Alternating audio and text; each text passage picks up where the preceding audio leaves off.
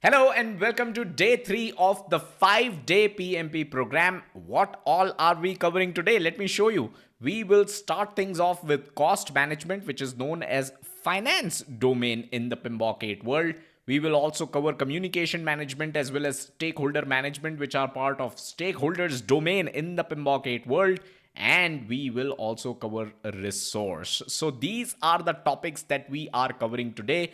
Before we start, let me ask you, did you finish the homework from yesterday? Did you go over our lounge access playlist? Do you have any questions related to anything that we have discussed in the last 2 days? Drop those questions in the comments below. And I also asked you to subscribe to us if you haven't done so already. So do that and let's get started. Let's go with what we have to cover today. Hello and welcome to PMCLounge.com. Today we are looking into the basics of cost management knowledge area. So this video should be your first video when you start to study about the cost management knowledge area. All right, without any further ado, let's get started.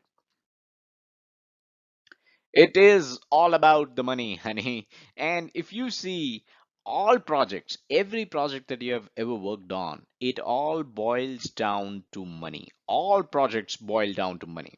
Why do I say so? Because if you had a bigger budget, let's say you had a bigger budget, what all could you do? You could get more people on the job. You could deliver early. You could deliver so much more. Of course, it all boils down to money. It all boils down to the budget that your project has. And that is why coming up with a budget for your project, that is one of the most important tasks of this knowledge area, the cost management knowledge area. So in this knowledge area, one of the most important output is the budget of the project. Now, let's look at where does this cost management knowledge area fit into the grand scheme of things, fits into the PGKA mapping or the process groups knowledge areas mapping. So this is the PGKA mapping. And as you can see, cost management knowledge area, here it is, project cost management. And this has 4 processes, 3 in planning and 1 in monitoring and controlling. By the way, we have already covered the other knowledge areas that you can see above cost management. Links to the playlist for these knowledge areas will be available in the description of this video. And by the way, if you are into reading, if you would rather read than watch a video on the basics of cost management, first link in the description is going to take you to our website pmclounge.com, where you'll find the related article in text and you don't have to go through the entire video. All right, let's zoom in on this. Let's zoom in on the processes of cost management knowledge area. So these are the processes of cost management. 3 processes in planning process group and 1 process in monitoring and controlling process group. You've got cost management, plan cost management, you've got estimate costs, determine budget, and then finally control costs. So seems like this is not a very heavy knowledge area, but when you start studying and when you understand the concepts of cost management, you realize that this is actually one of those knowledge areas which are going to take more time and require more time for your PMP preparation as compared to other knowledge areas. Stay tuned with us as we cover the cost management knowledge area and you'll understand what I'm saying. All right, now let's talk about the first process, the plan cost management process. So this is where you plan all the processes and methodologies that your project is going to use to perform cost management. Now, this will also give you a cost management plan, and this cost management plan is actually a subsidiary plan of your project management plan. So project management plan has several different subsidiary plans. One of them is cost management plan, and that is the key output of this process known as plan cost management. Typically, the first planning process in every knowledge area is going to give you as an output a subsidiary plan, which becomes an input of the entire project management plan. A quick reminder before we move ahead, if you're looking for PMP preparation book recommendations, head over to pmclounge.com/resources. That is where we have listed the best resources available for your PMP preparation. Now, let's talk about the other process, the second process in cost management knowledge area, which is estimate costs. And as the name goes, this is where you are going to figure out how much the project is going to cost. We are basically estimating the cost, right? Now, if you want to do so, if you want to estimate the cost of your entire project, you will have to start with estimating the cost for each activity of the project, right? You cannot give a ballpark figure for your project as a whole. You will have to estimate cost for each of your project activity. Now, when you do so, you need to have, when you do so, and when I say do so, I mean to say when you're estimating the cost for every single activity, you need to have two things. You need to have two things that you know in detail, and those are, number one is the work you're going to do as part of this activity, and the time it would take. So we are referring to the scope management knowledge area and the schedule management knowledge area. So that is why cost management knowledge area comes after scope and schedule, right? Because you need to know, if you want to estimate the cost of a project activity, you need to know how much work you're going to do, and you need to know the amount of time it will take. Now, once you know these two, you will be able to successfully estimate the activity's cost. So as part of estimate costs process, you are going to estimate the cost for every single project activity. So the next process is the determine budget process. And do you remember the schedule baseline or the scope baseline in their respective knowledge areas? This is the process. The determine budget is the process where you come up with a cost baseline. Now, what is a cost baseline?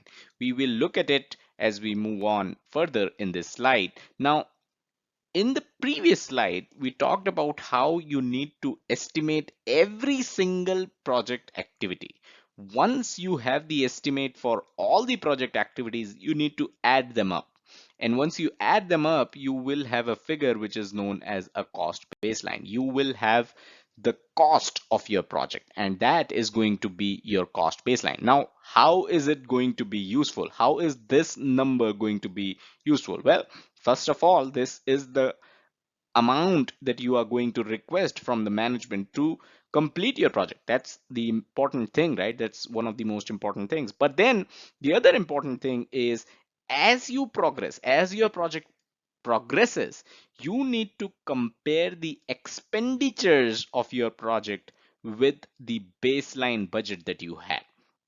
Right now, some project managers would do it once a month, some project managers would do it every week, some project managers would do it at every important project milestone, but they will see how much money they have spent on the project versus this baseline figure, right, where they were supposed to be. And this is why this baseline, the cost baseline, becomes so important. In fact, we will look at this in more details in the next slide when we talk about the process that comes in from the monitoring and controlling process group. So what are we waiting for? Let's go there. Control costs is actually the only process in the cost management knowledge area which belongs to the monitoring and controlling process group. This is the final process in the cost management knowledge area.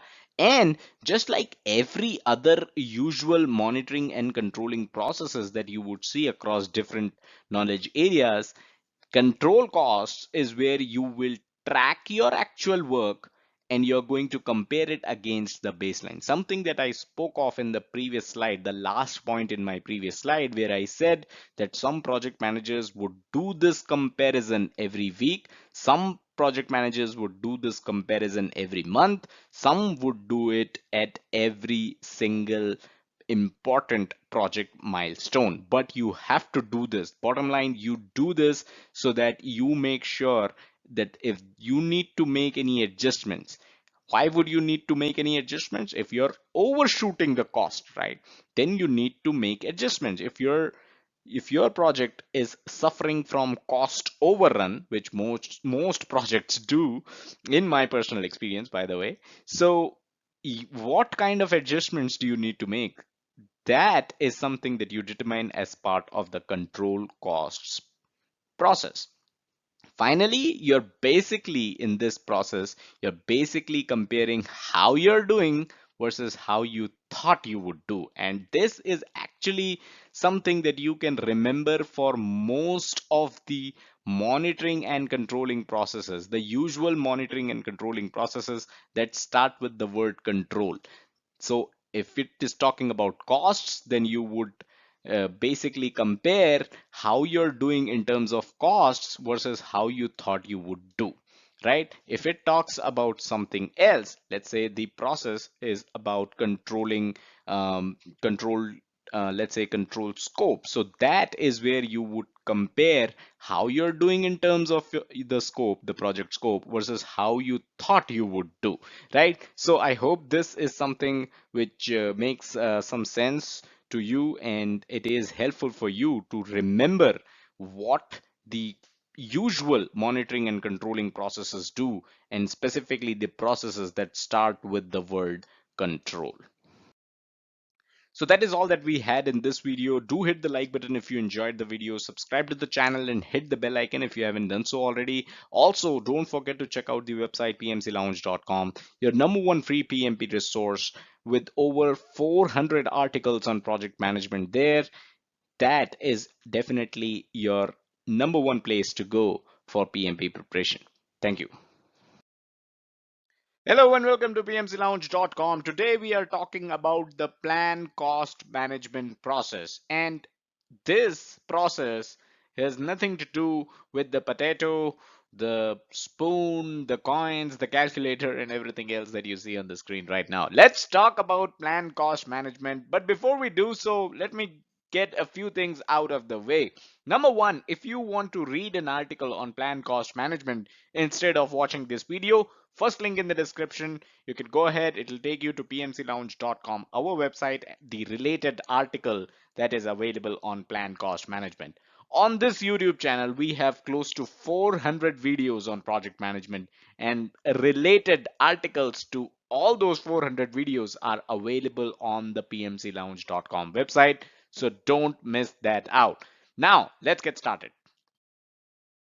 All right, so first of all, where are we? The plan cost management, it is the first process in the cost management knowledge area, and it falls under the planning process group. So the knowledge area is cost management knowledge area, and the process group is the planning process group. In fact, let's look at it in pictorial format so that it is easy to understand. So this is the knowledge area, the project cost management knowledge area, and this is the process group, planning process group, and this is where what we are discussing today, the process that we are talking about, plan cost management. If you recall the schedule and scope management knowledge areas, which we have already talked about, you will recall that we have already discussed the first processes of those knowledge areas, which are actually similar to this one because they are called plan schedule management and plan scope management respectively, right? So similarly for cost management knowledge area, we have plan cost management. Now, what is this process about? So like I mentioned in the previous slide, the previous knowledge areas like the scope management knowledge area and the schedule management knowledge area, if you have read them, if you have already covered the processes of scope and schedule management knowledge areas, all the inputs and all the tools and techniques that are used as part of the plan cost management process, you already know them. So over here at PMC Lounge, we don't really cover the tools and techniques, the inputs and the outputs, because we don't believe in learning them to clear the PMP exam. You need to understand the concepts behind these inputs, outputs, and tools and techniques. And we have already discussed the concepts of every single input and every single tools and technique that you are going to use as part of the plan cost management process. So we are not getting into it. And like I mentioned in the previous slide, if you're already aware of the first planning process of the previous knowledge areas like schedule and scope, you already know that the output of plan cost management process will also be same as the previous processes, which is the cost management plan. So in the schedule management knowledge area and scope management knowledge area, the output of the first planning process is schedule management plan and scope management plan respectively. So similarly here in the cost management knowledge area, the output of the first planning process is the cost management plan. So let's talk about cost management plan a bit here, because this is an output, the only output of this process. And like I mentioned in the previous slide, all the inputs and all the tools and technique that you're going to use as part of this process are already discussed. So you're already aware of it if you have studied scope and schedule management knowledge areas. So this is the only differential, and we must discuss the cost management plan. So this is a document and it is a subsidiary plan of the project management plan. So just like your schedule management plan, scope management plan, this cost management plan is also a subsidiary plan of something which is known as the project management plan. We have already covered the project management plan in great detail when we were talking about the integration management knowledge area. In fact, let me drop a link in the description below to the playlist of project management plan. So the output cost management plan, like I said, is a subsidiary plan of the wholesome project management plan. Now, what is this document used for? And this is important. So as a project manager, you're going to use this document. This document means the cost management plan. So as a project manager, you're going to use this document to specify three things: the accuracy of your cost estimates, because you need to come up with the cost estimates as part of this knowledge area; the rules you'll use to determine whether or not the cost processes are working. So you have rules here as well in this plan. And finally, how you're going to track your budget as the project progresses, right? So as the project moves forward, how are you going to track the expenses that you're making against the budget that your project has? So all these are mentioned as part of the cost management plan. All these are mentioned in this document. Something more that you should know about cost management plan is that the cost management plan is also used to determine the unit of budget. Now, what do I mean when I say unit of budget? So you have your project budget, right? What is the unit of that budget? That is something which is determined in your cost management plan. So let me give you an example. It could be person hours or it could be actual value in money. So you may talk about your project as saying that the project costs 200 person hours, right? So that means the the cost of the project, the unit that you're using, is in person hours. Or you may say the cost of the project is 100,000 US dollars. That means the budget that you're proposing for the project, right? The budget that you have come up with is in terms of money. So what is the unit of your project budget is something which should be defined in your cost management plan. So this is something, of course, the unit of the budget, this is something which should be clearly defined in your cost management plan, and all stakeholders should know this upfront, right? So you cannot have a stakeholder, an important stakeholder, like let's say your project sponsor, expecting the unit of the budget being in terms of US dollars, but then you go ahead and you provide person hours and the sponsor has no idea how to translate person hours to US dollars, right? So this is definitely something that you should define in your cost management plan, and this is definitely something that your stakeholders should be should be in agreement of using this very unit of your project budget. So in conclusion, let me tell you that this process, basically what you do is that you plan all the work that you will do to ensure the project doesn't cost more than what you have budgeted. This is a very important conclusion, and I'd like you to read it again. So you're basically planning out all the work that you're going to do, right?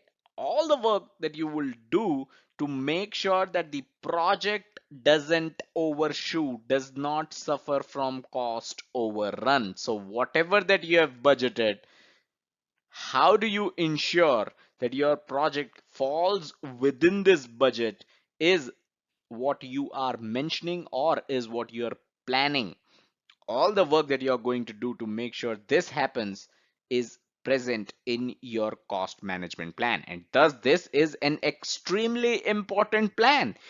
So many projects that you will see around overshoot on cost. So many projects, especially government projects across the world, you will see suffer from cost overrun. That means their cost management plan is something that can be improved, because the cost management plan should contain the plan for everything that you would do to make sure that your project does not cost more than what you have originally budgeted for. So if you know of a project manager, if you know of projects that he or she delivers, and they do not suffer from cost overrun, take a look at their cost management plan. That is going to be an absolutely fantastic cost management plan, because their projects are running within the budget, which is every project manager's dream come true. So before I end this video, let me remind you, pmclounge.com/resources is where I have listed my favorite PMP preparation books. You can check that out. Also, if you enjoyed the video, do hit the like button. I'd appreciate it. Subscribe to the channel and hit the bell icon so that you get notified whenever we upload new videos. And don't forget to check out the website pmclounge.com, your #1 free PMP resource. Thank you. Hello and welcome to pmclounge.com. Today we are discussing the estimate costs process. And as always, if you would want to read an article on estimate costs rather than watch a video, first link in the description is going to take you to the related article over at pmclounge.com. Second link is the entire playlist of the cost management knowledge area, all the videos that we have covered. So that is also very, very important. Anyways, let's get started and let's understand the estimate costs process.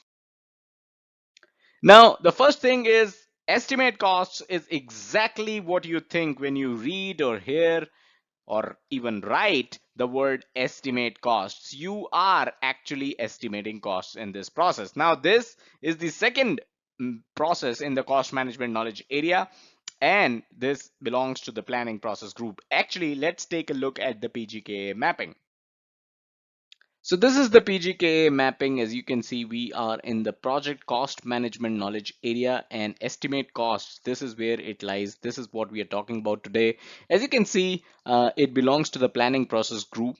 There are three processes in the planning process group, and there's one process in the monitoring and controlling process group. So a total of four processes only in the cost management knowledge area. But don't take this lightly. Don't consider cost management knowledge area as something which is lighter than other knowledge areas, because there is a lot to study in this knowledge area, which we are going to cover.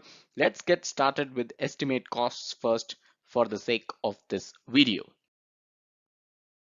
Okay, so from definition perspective, this is the process of estimating funds required. Remember, it is estimate costs process, right? So this is where you estimate the funds required to complete project activities and achieve the project goals, achieve the project objectives, right? So what are the funds that you would need to do so? That is exactly what you do in estimate costs process. Now, but before you can actually estimate costs, what you need is who's doing what work and how long it will take.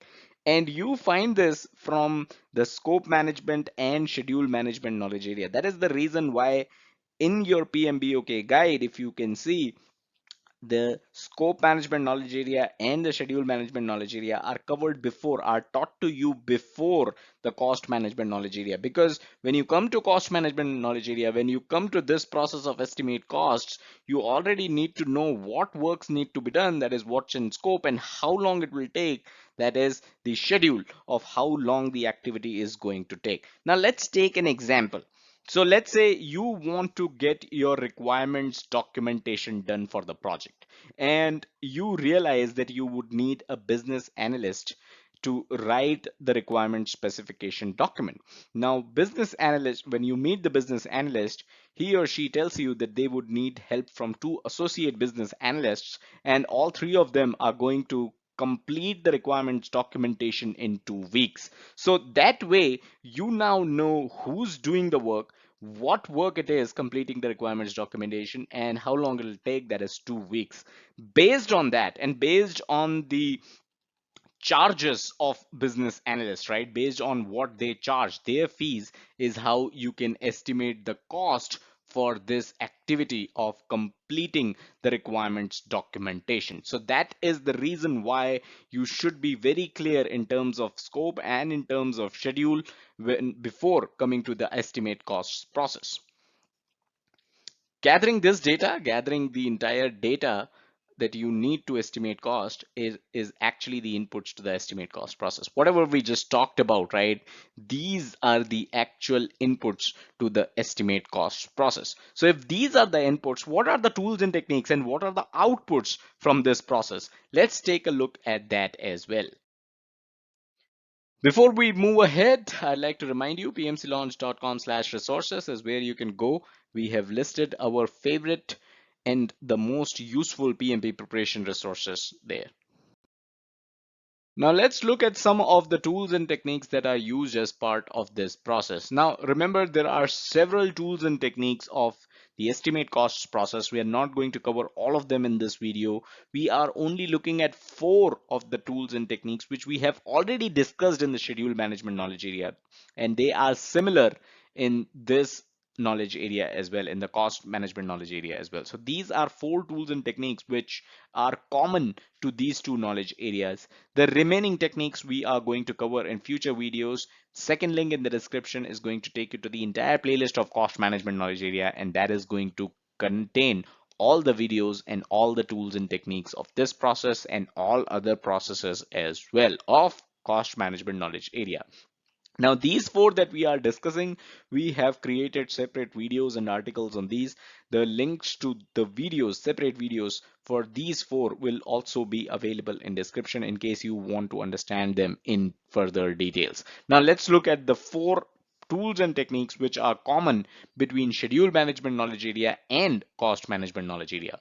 Number 1 is analogous estimation, which means using similar previous projects to take reference from. So if you have done let's say construction project of 10-story building already, and then your next project is also construction of a 10-story building, you can make use of the estimates that you have done in the previous project in your current project as well, right? So that is known as analogous estimation. Second is parametric estimation. That is where you use a variable like lines of code or LOC. Let's say, for example's sake, let's say per line of code your company charges $1 per line of code, and if the software is something that you estimate will take 1000 lines of code, then the cost of the software that your company should cite is going to be 1000 US dollars. So that is parametric estimation. That is where you're using a variable. Now next is 3-point estimates. The PERT method, that is P plus 4M plus O divided by 6. This is the formula for 3-point estimates. P stands for pessimistic estimate, M stands for most likely estimates, O stands for optimistic estimate. So these are the estimates that you basically gather, obtain from your project team, and then you divide them by 6 to get a value which is your 3-point estimate. And finally, reserve analysis. There are 2 types of reserves. One is contingency reserve.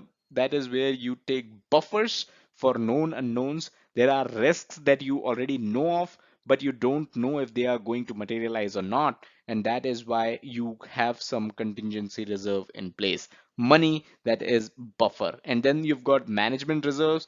These are reserves for unknown unknowns. So these are with the management.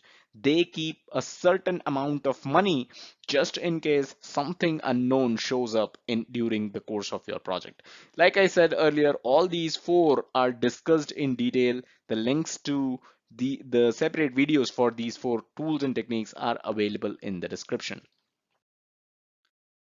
But wait, here's a good question that you should ask. How can same tools be applicable to both time management knowledge area as well as cost management knowledge area? How is that possible? How are we using similar tools and techniques to calculate both time as well as cost? The thing is, at the end of the day, the four tools and techniques that we saw in the previous slide, they are known as estimating techniques. And in both the knowledge areas, schedule management knowledge area as well as cost management knowledge area, what you're essentially doing is estimating the time it will take and estimating the cost it will take. So since these four, the ones that we discussed, are estimating techniques, you can use this for both time as well as cost. Now, I'll give you one more example which is going to clarify this point further. But before that, you should note that not all techniques, like I said, there are several other techniques in the estimate cost process itself, which we have not covered and which we are going to cover later. So not all techniques are same between these two knowledge areas. So of course, there are certain techniques which are specific to estimating time, and then there are certain techniques which are specific to estimating cost. We have not discussed them in this video. The four that we have discussed are the ones which are common between the two. And like I said, I'll give you an example of why we are using similar techniques, and that is in your real life. Let's say you are planning a project. Let's say you want to renovate the kitchen. What do you think about? You think about the certain amount of time it is going to take, so that you know how long you have to order for food from outside because your kitchen is under renovation, right? And how much money is it going to take? So even on your personal projects, the two things that you think of often together is the amount of time and the amount of money required to complete those projects, right? So that is the reason why time and cost estimating techniques are pretty similar and they overlap. That's all that we had in this video. Do subscribe to the channel if you haven't done so, and hit the bell icon so that you get notified whenever we upload new videos. Hit the like button if you enjoyed the video, and don't forget to check out the website pmclounge.com, your number one free PMP resource. Thank you.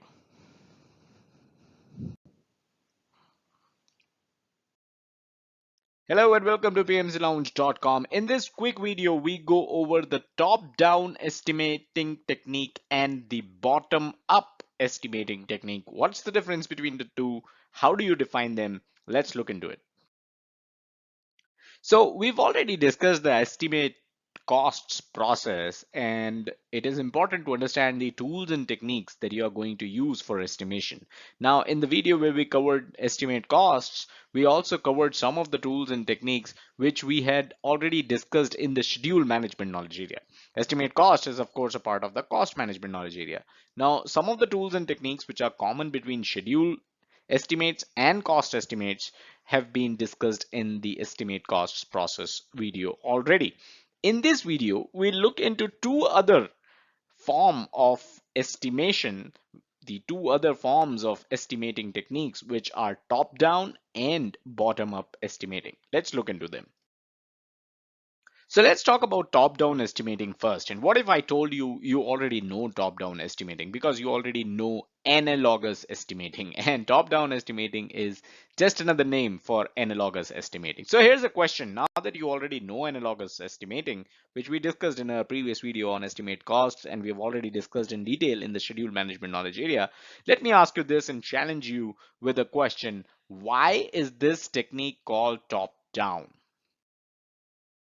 So when you refer to a similar project already delivered in the past, you estimate the cost of the current entire current project at once. That is basically the whole idea behind top-down estimating, where you look at a similar project which was delivered already, which is already delivered in the past, and then you compare that project with the current one that you have. So you look at the current project and you find a similar project which was delivered in the past, and then you try to understand what was the cost of that past project, and you kind of make out that similar cost will apply to this current project because both the projects are basically similar. So that is the crux of the top-down estimating technique or the analogous estimating technique. So this is the analogous estimating technique. Why is it being called top-down? Is because you are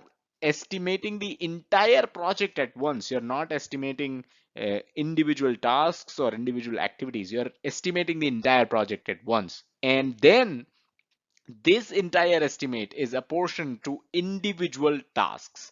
So you have a certain value at the top, which is being apportioned to several other uh, tasks, right? Individual tasks of the project. And that is why this is known as top-down estimating. Another thing to note here is an example. So let's say you have had a previous e-commerce app and it cost you around 2000 240,000 US dollars.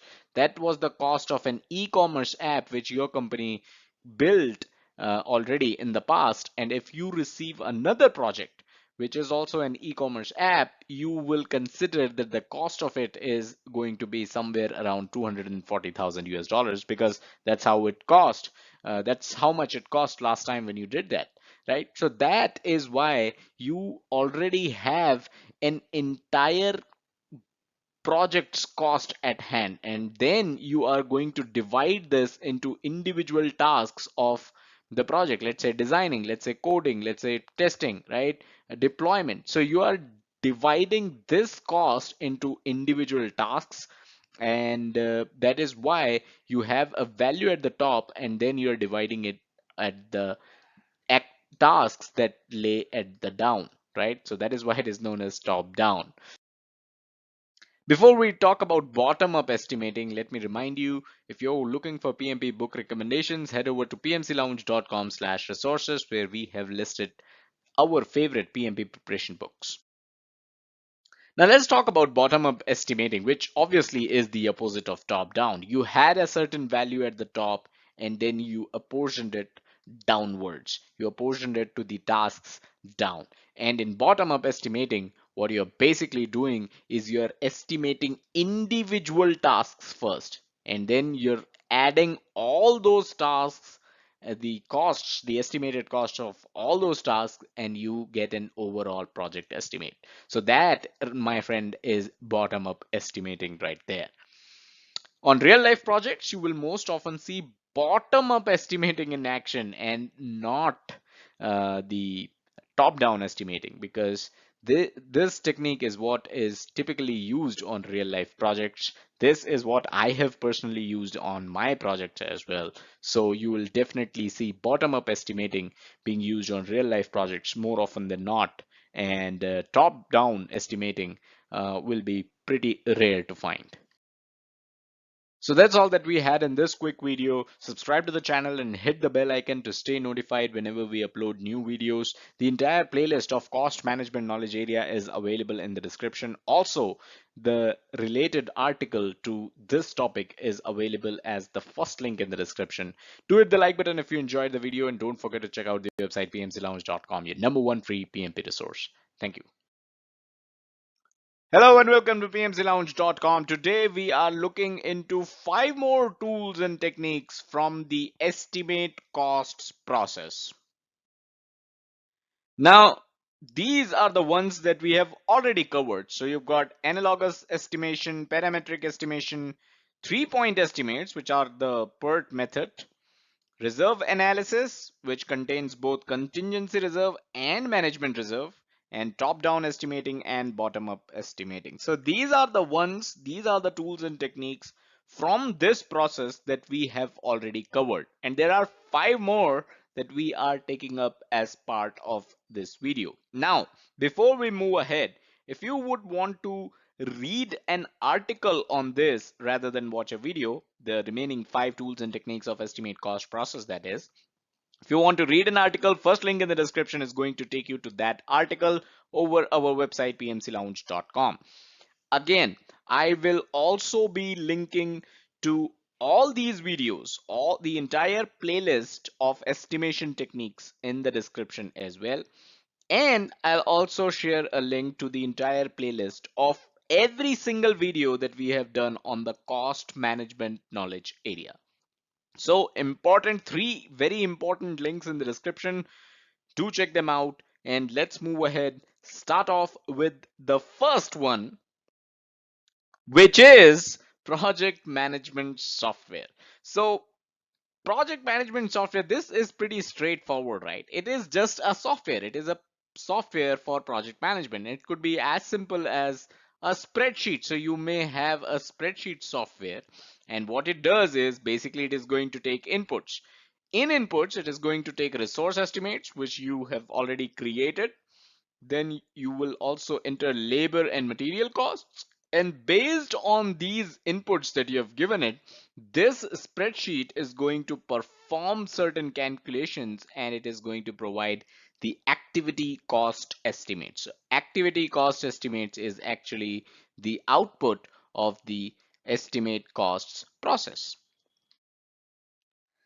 Second is vendor bid analysis. Now, there are projects that require you to select and work with an external vendor. So you may have to select a vendor first, and then you'll have to work with that vendor. So the entire procedure of how you select a vendor, that the external contractor, that is vendor bid analysis. So you will invite bids from the vendors, and those vendors are going to provide bids. You're going to perform analysis of those bids, and once you're done with the vetting of the different bids, you can assign the the contract to an external contractor, and that contractor becomes your vendor. So that is how vendor bid analysis works.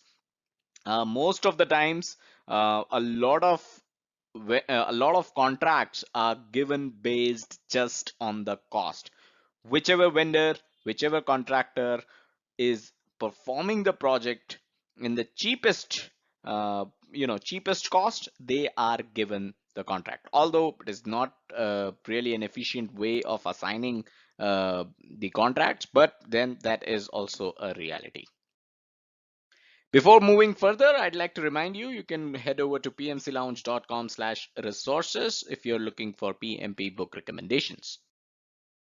Now, the third tool is cost of quality. What do we mean by cost of quality? So, several activities in your project are performed just to maintain the quality of the project. The quality of the project. And what are we talking about here? So, it is always cheaper to find bugs earlier in the project than later. So let's talk about our software projects. If you are able to find bugs earlier in your software, let's say you have a code freeze date and you're able to find bugs before the code freeze date with the unit test that your developers perform, if you're able to find bugs there, nothing like it. After your code freeze, you may have a testing cycle. Let's say you do that testing cycle. Within those, when you're performing that testing cycle, when you're executing the testing cycle, you find a lot of bugs. Those are also fixed. What are we doing here is you are performing activities to find bugs early, because when you're able to find bugs at this stage in your project, you will ship a product which is of good quality, and you will ship a product wherein the bugs will not be found by the customer but by yourself. And the cost of these activities is the cost of quality. The cost of testing, the cost of unit testing, the system test cycle, all that is the cost of quality. So here's a casual definition of the cost of quality. The money it takes to do the project right. The money it takes to do the project right. Finding all the bugs as early as possible and shipping a product of high quality. That whatever that you need to do to ship the product of high quality, to ship the project right, that money is the cost of quality. So group decision making techniques is actually nothing new. We've already covered this in the past, but this is where you will work with a group of people. You will work with your project team and you will figure out the cost. So you're making use of the group decision making techniques in estimate costs process. Although this technique can be used in several other processes as well and is actually used in several other processes, but for estimate costs, when you are estimating costs as a group, estimating cost of the project as a group, that is group decision making that you are basically employing as part of your project. The other good thing about group decision making technique is that the project team gets the sense of ownership. They tend to feel that they are responsible for a certain budget of the project or the certain schedule of the project because it was them who were involved while creating the budget and creating the schedule of the project. So if a developer tells you that X will be the cost for his or her activity and Y is the amount of time that is required to perform his or her activity, then they will feel more accountable to the budget and the time that they have given to you. So that is why group decision making technique is a very important technique, specifically in terms of cost and schedule of the project.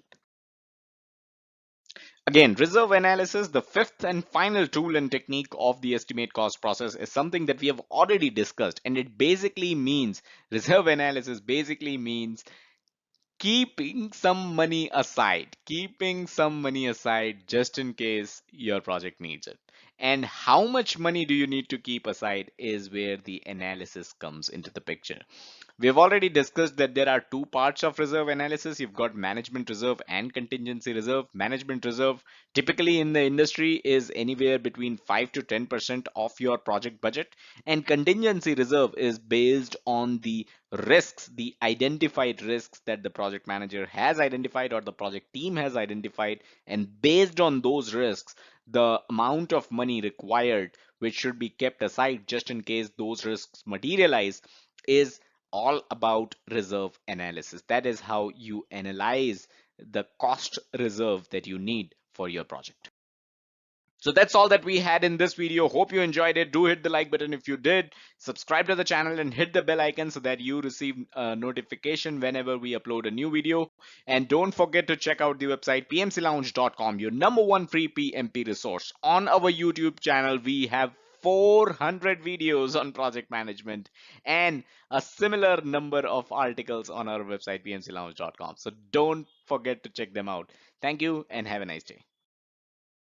Hello and welcome to pmclounge.com. Today we are looking into the different types of cost estimates. And as you can see, three different beautiful looking fruits on your screen. That means there are three types of cost estimates that we are going to look into. Now, before we begin, let me remind you, if you would rather read an article about the different types of cost estimates than watch a video, if you are into reading, then first link in the description is going to take you to the related article on this topic on our website pmclounge.com, and you can check that out. Second link is actually even more important because that is a playlist of all the videos that we have done on the cost management knowledge area. This topic, of course, is a part of the cost management knowledge area. All right, with that being clear, that being said, let's get started. Now, there are some questions that you should ponder upon before we introduce this topic. And these questions are, you can try to answer them from your real life perspective as well, your real life project management experience as well. So how do you provide cost estimates? If somebody was to come to your cabin and ask you, you have a new project that you're working on, what will be the cost of that project? What is your estimate? Are you going to give them a single number, let's say 100,000 US dollars? Or are you going to say, well, it could be somewhere around 90,000 US dollars to maybe 110,000 US dollars. Are you going to give a range or a single number? Now, when you're working on the project, would you like to provide the cost estimate just once, maybe during the beginning of the project, or would you like to revise those estimates as you go further in the project, as you get to know more details about the project? What would you prefer to do? Let's look into the answers to these questions. Now, one thing is that you should definitely note is that the answers to the questions we just talked about largely depend on what industry you're working in, what organization you're working in, and what is the type of project you're working in.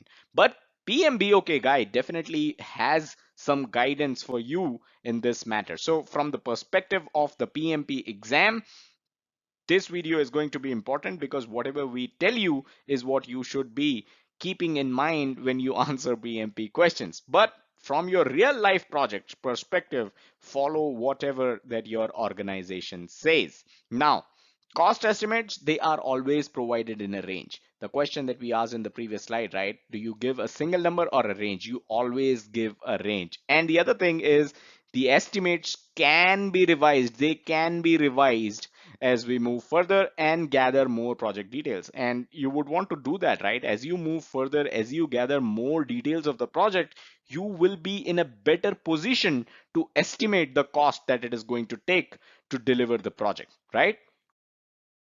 So there are three types of cost estimates as indicated in the beginning of this video with those three beautiful fruits that we saw.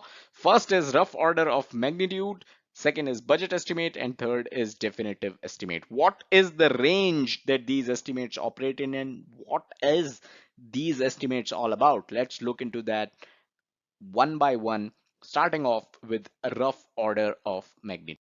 But before we go there, let me remind you pmclounge.com/resources is where we have listed our favorite PMP books. If you are looking to start your preparation, all the resources that you can buy are available on this link. Now let's talk about rough order of magnitude, ROM, which is also known as a ballpark estimate. Now this should be clear, right? That the name itself is a rough order of magnitude. It is also known as ballpark estimate, and this should fairly give you an idea that this is a pretty rough estimate and this is provided at an early stage of the project. So you may not have a lot of details about the project when you provide the rough order of magnitude estimate. The range of this estimate is minus 25% to plus 75%. This is the range you are dealing with when you talk about ROM or the ballpark estimate or the rough order of magnitude estimate. So what this means is if you submit a cost estimate of 100,000 US dollars, what it means is if this is your rough order of magnitude, if this is your ROM, the actual project cost could be anywhere between 75,000 US dollars to 175,000 US dollars, minus 25% to plus 75%. So this is taken. And again, this is something that you are submitting at the very beginning of the project, and thus this long range is allowed in the rough order of magnitude. It is a ballpark estimate. So the next is budget estimate, and this is where you have better knowledge of the project. Some time have passed since you submitted your ROM, the rough order of magnitude estimate. Some time have passed. You have done some project activities. Now you understand the project better and you can submit one more estimate, which is known as budget estimate. And the range that you have for this is minus 10% to plus 25%. Let's look at the same example. So if you submit 100,000 US dollars cost estimate as your budget estimate, this is your budget estimate, then it is understood that the actual project cost could be somewhere around 90,000 to 125,000 US dollars because that is the range of a budget estimate. Moving on, the final estimate that you can submit as part of your project is definitive estimate, and standing true to its name, this is where estimates get most accurate. Now you have gone even further. some more project activities have taken place, have completed, and you have the best knowledge about the project that you have ever had since the beginning of the project. So today you have the most amount of project knowledge since the beginning of the project, and this is the point where you can submit a definitive estimate, and the range is -10% to +10%, a minus here which actually is showing up here. So a -10 to +10% estimate is what you can submit as your definitive estimate.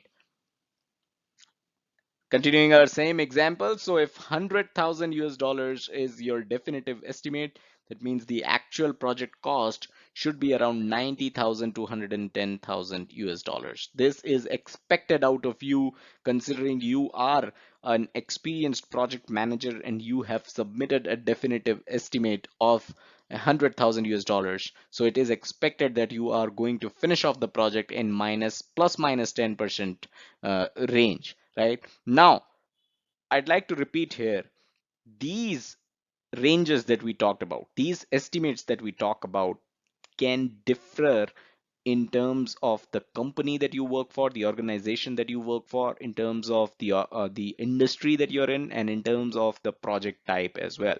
So all of this can change based on the variables that I just talked about. So a lot of people have this question. That is why I thought about taking this up. Are these ranges fixed? And like I just mentioned, these ranges are not fixed. These ranges are definitely not fixed. And based on your industry, your project type, your organization, these ranges can definitely change. So it is quite possible that in your organization, instead of the ±10% range that you have for definitive estimate, you get a ±5% range, right? It is also possible that you don't get to provide the estimates thrice, but twice, or maybe even once. That is also possible. So everything that we have just read is from the perspective of PMP exam. Those ranges, those names, you should learn for your PMP exam. But in on your real life projects, you should follow whatever your organizational guidelines are. Like I said, it is very possible that in your industry you provide estimates only once, and the range could be ±15%. That is also possible. All things are possible. So like I said, whatever we just discussed is based on the best practices proposed by the PMBOK. It is possible that your project, your organization, and your industry follows something very, very different.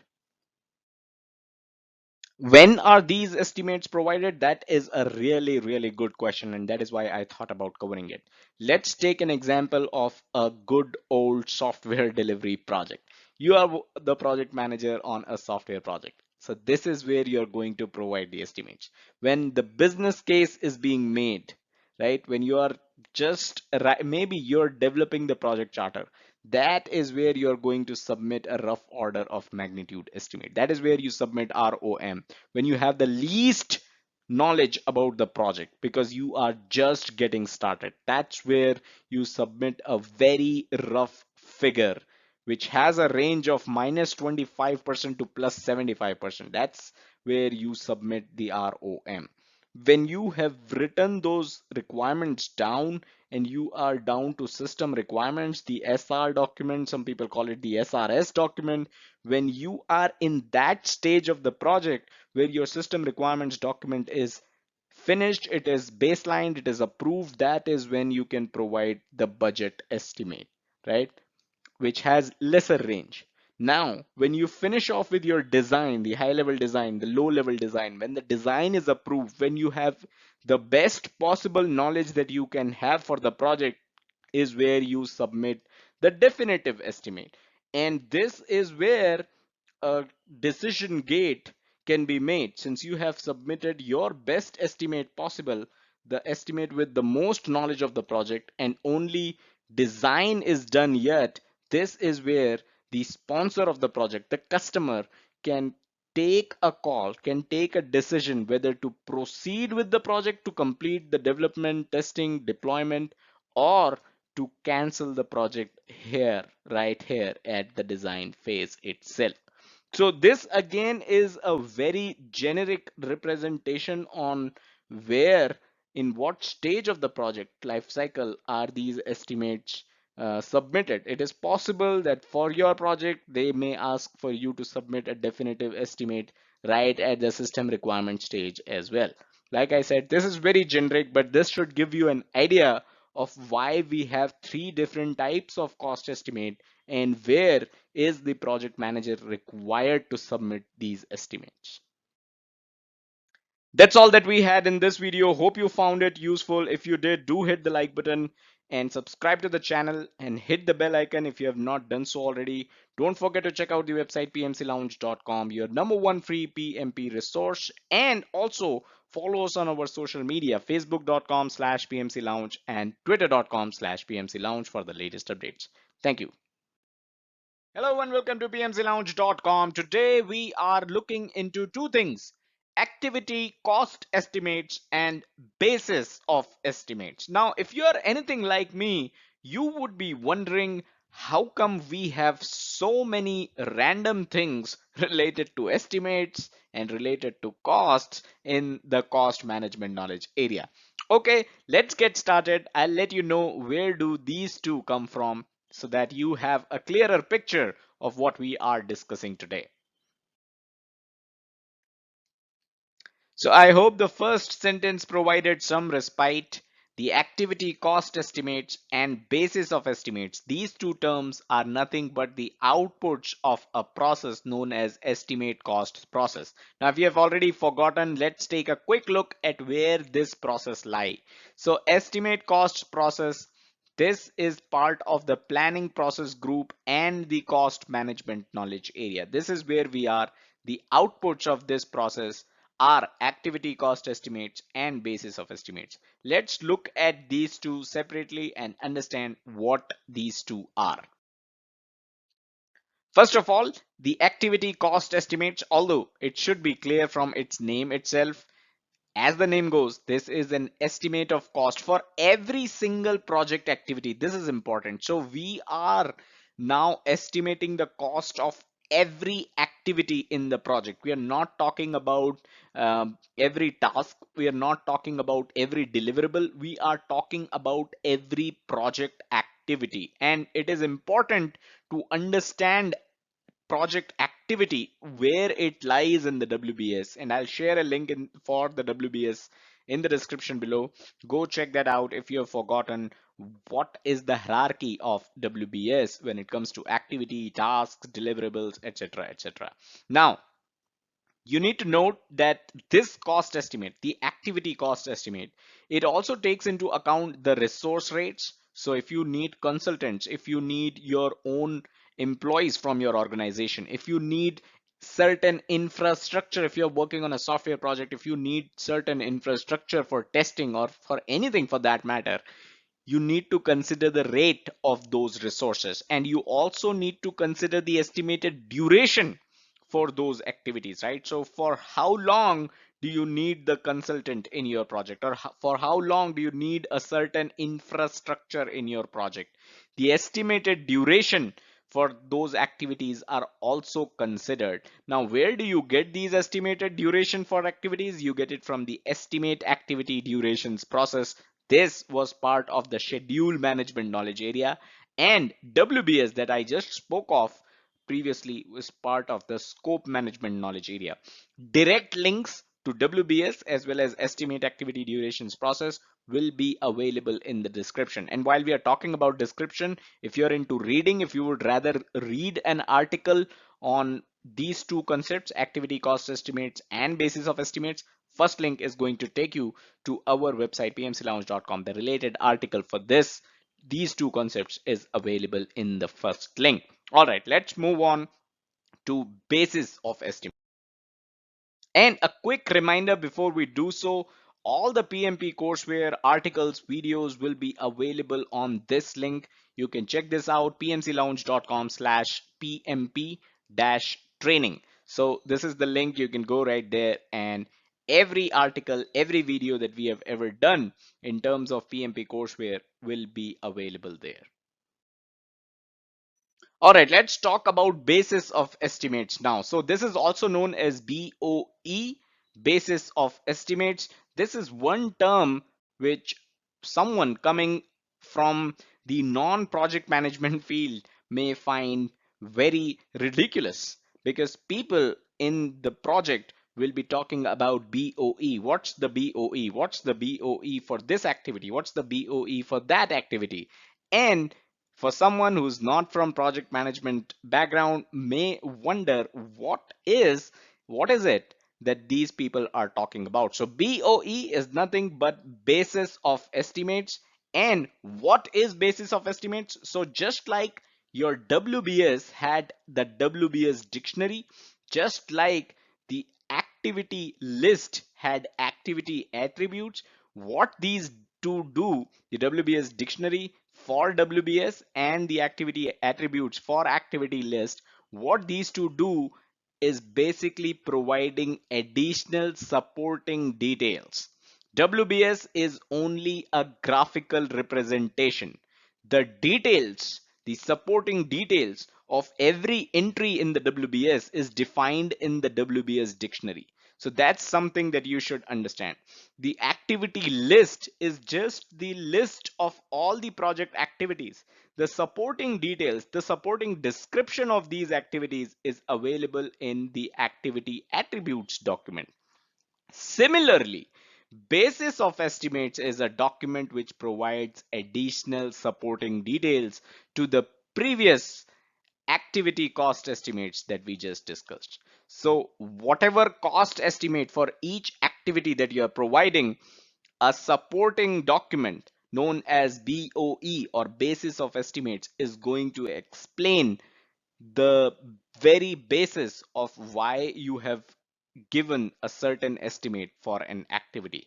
A point to note here is that the basis of estimates is what is going to include your resource rate, and it is also going to include an explanation of how these activity cost estimates were derived. So if you look at an activity cost estimate document and you ask the project manager, how come activity number 34 has such high cost? Then he or she, the project manager, is going to direct you to the document known as basis of estimates, and there will be a corresponding entry in the basis of estimates document which will explain you why the cost for certain activity is so high, what are the resource rates, and any additional explanation that the project manager thinks is important to be included.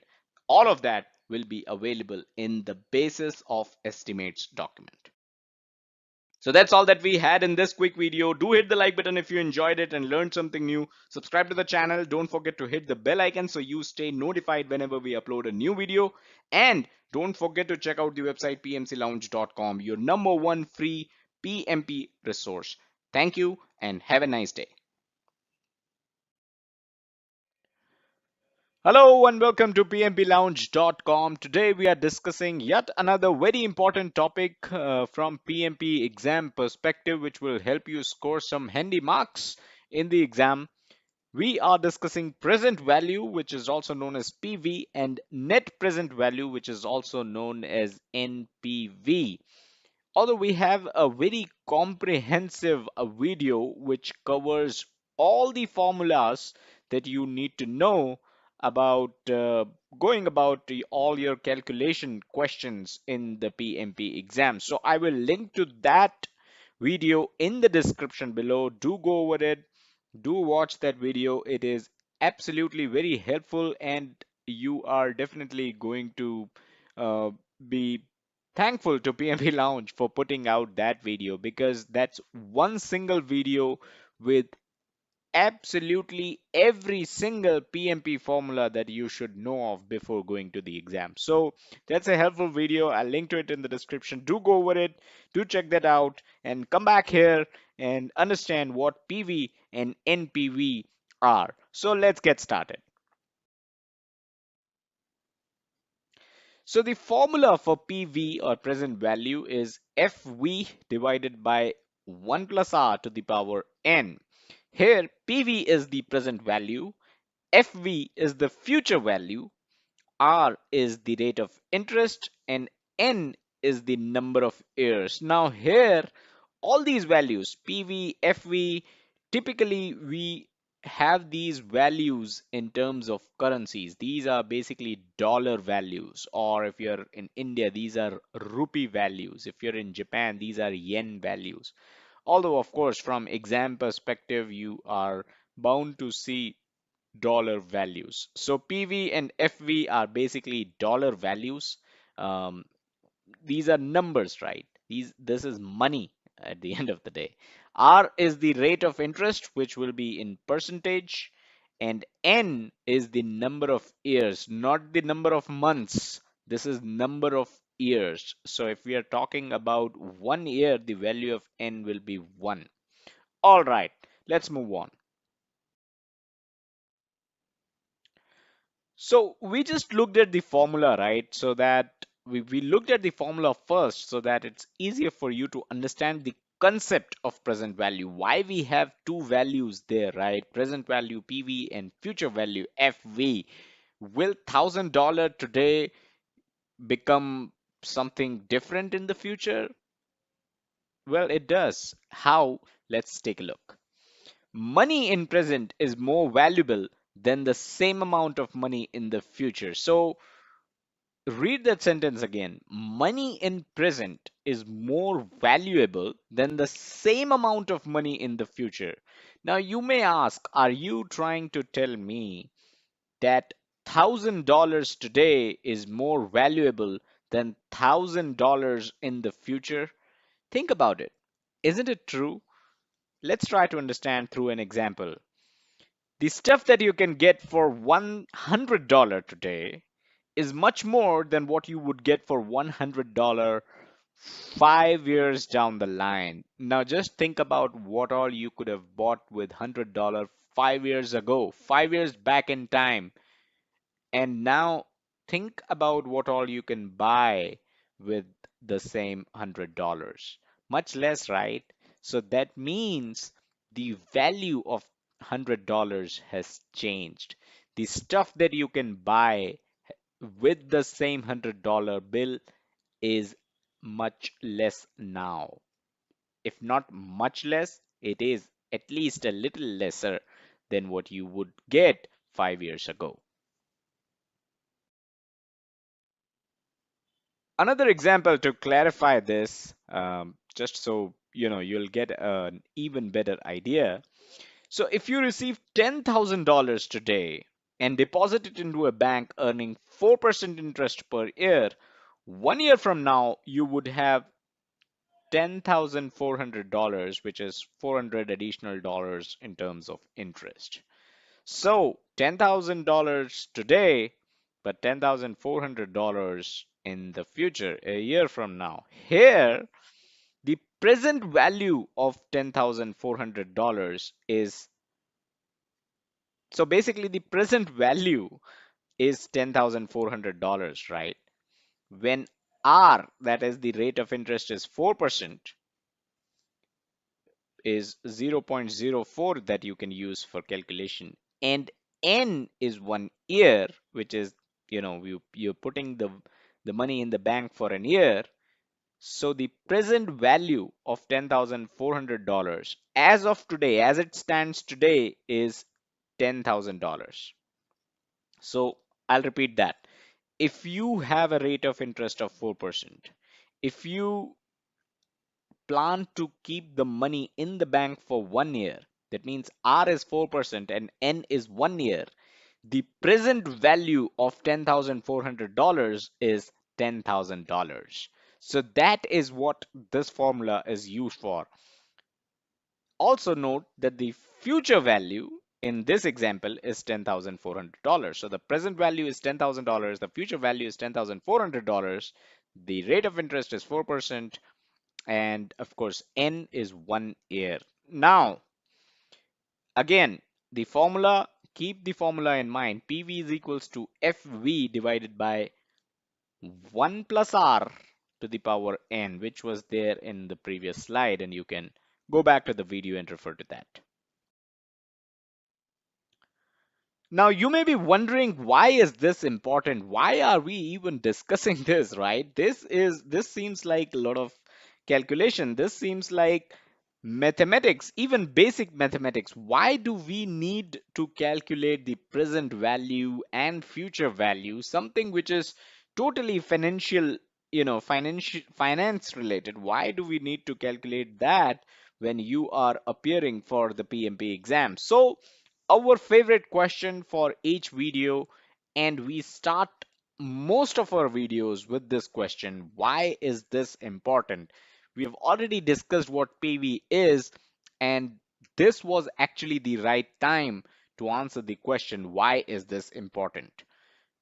Number one, in the exam, you may receive a question or two that asks you to calculate the present value. So you will have the values, the future value, the rate of interest, and the number of years, and you might be asked to calculate PV. Now, at the same time, you can also come across a question or two based on NPV, which is net present value. Now, of course, next question is, what is NPV? What is net present value? Where did this come from? So let's discuss NPV. Net present value is basically used as a project selection technique to make sure the project is worth doing. Now, you won't be asked to calculate NPV. So the thumb rule is to select the project with the highest net present value. Makes sense, right?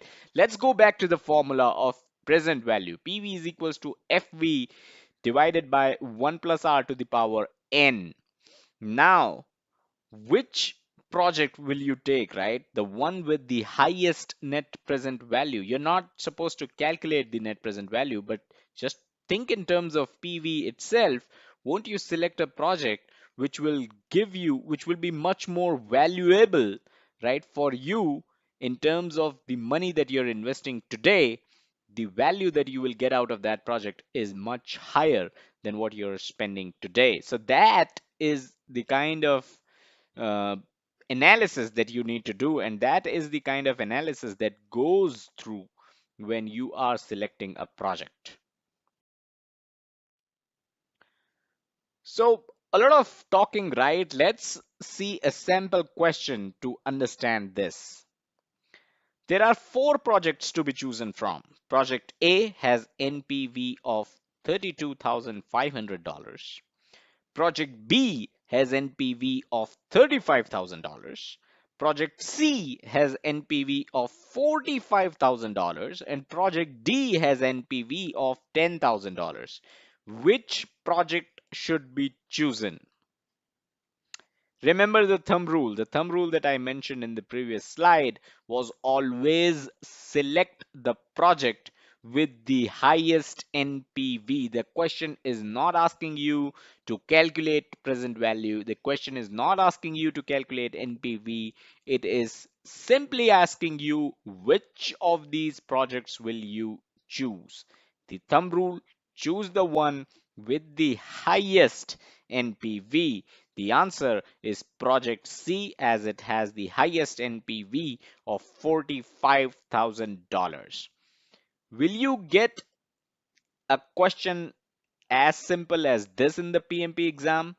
Not likely, but you will get certain questions based on NPV, and it might be twisted around, and you may have to play with numbers. You might have to select the PV first and stuff like that. There are other concepts of project selection, which are IRR, internal rate of return, payback period, which we will discuss in the future videos. But for now, it's important to understand what PV is, what the formula of PV is, and what NPV is, and how you can select a project based just on the value of NPV. So that is all that we had in this video. Hope you liked it. Do hit the like button and do subscribe to this YouTube channel, youtube.com/PMP Lounge. If you haven't done so already, click on the bell icon to make sure you receive all our videos. Check us out on our social media, facebook.com/PMP Lounge and twitter.com/PMP Lounge. As always, do check out the website pmplounge.com, your number one free resource for PMP certification as well as project management industry information. Thank you.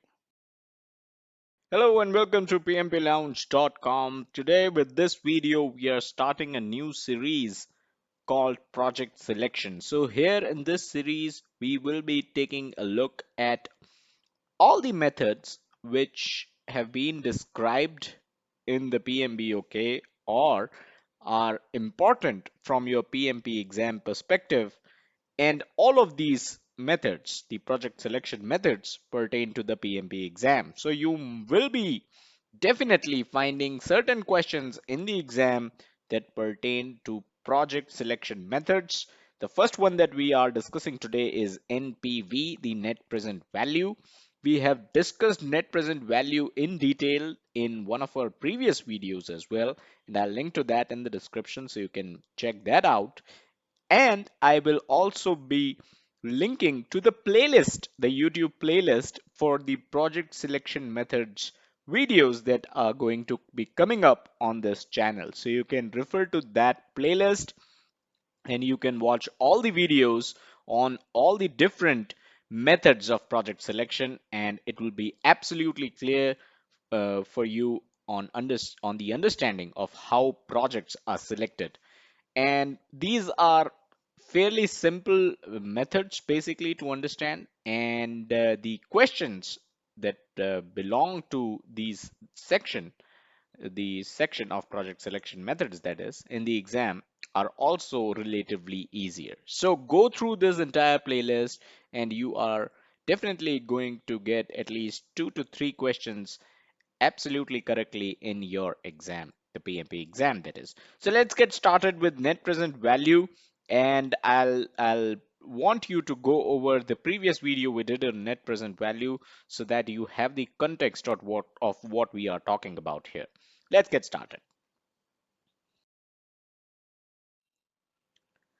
So what is the definition? The net present value, or NPV, is the sum of all cash inflows. So we are talking about inflows here, cash that is coming in present value, that is, on the present day of the project, minus the initial cost, that is benefits minus cost. So we are basically subtracting the benefits that we are going to receive when we complete the project in dollar values from the cost in dollar values, right? Of the cost is of course the cost of the project. And like I said, we have done a video on NPV before as well, because this is a bit harder to understand as compared to the other project selection techniques, the other project selection methods. So do go over the previous video as well. And I'm pretty sure those of you who have gone over the previous video and the article that we did on present value can understand what we are talking about here. So you will not be asked to define NPV in the exam, of course. You will not be asked to calculate NPV in the exam. For most likely you won't be asked, that is.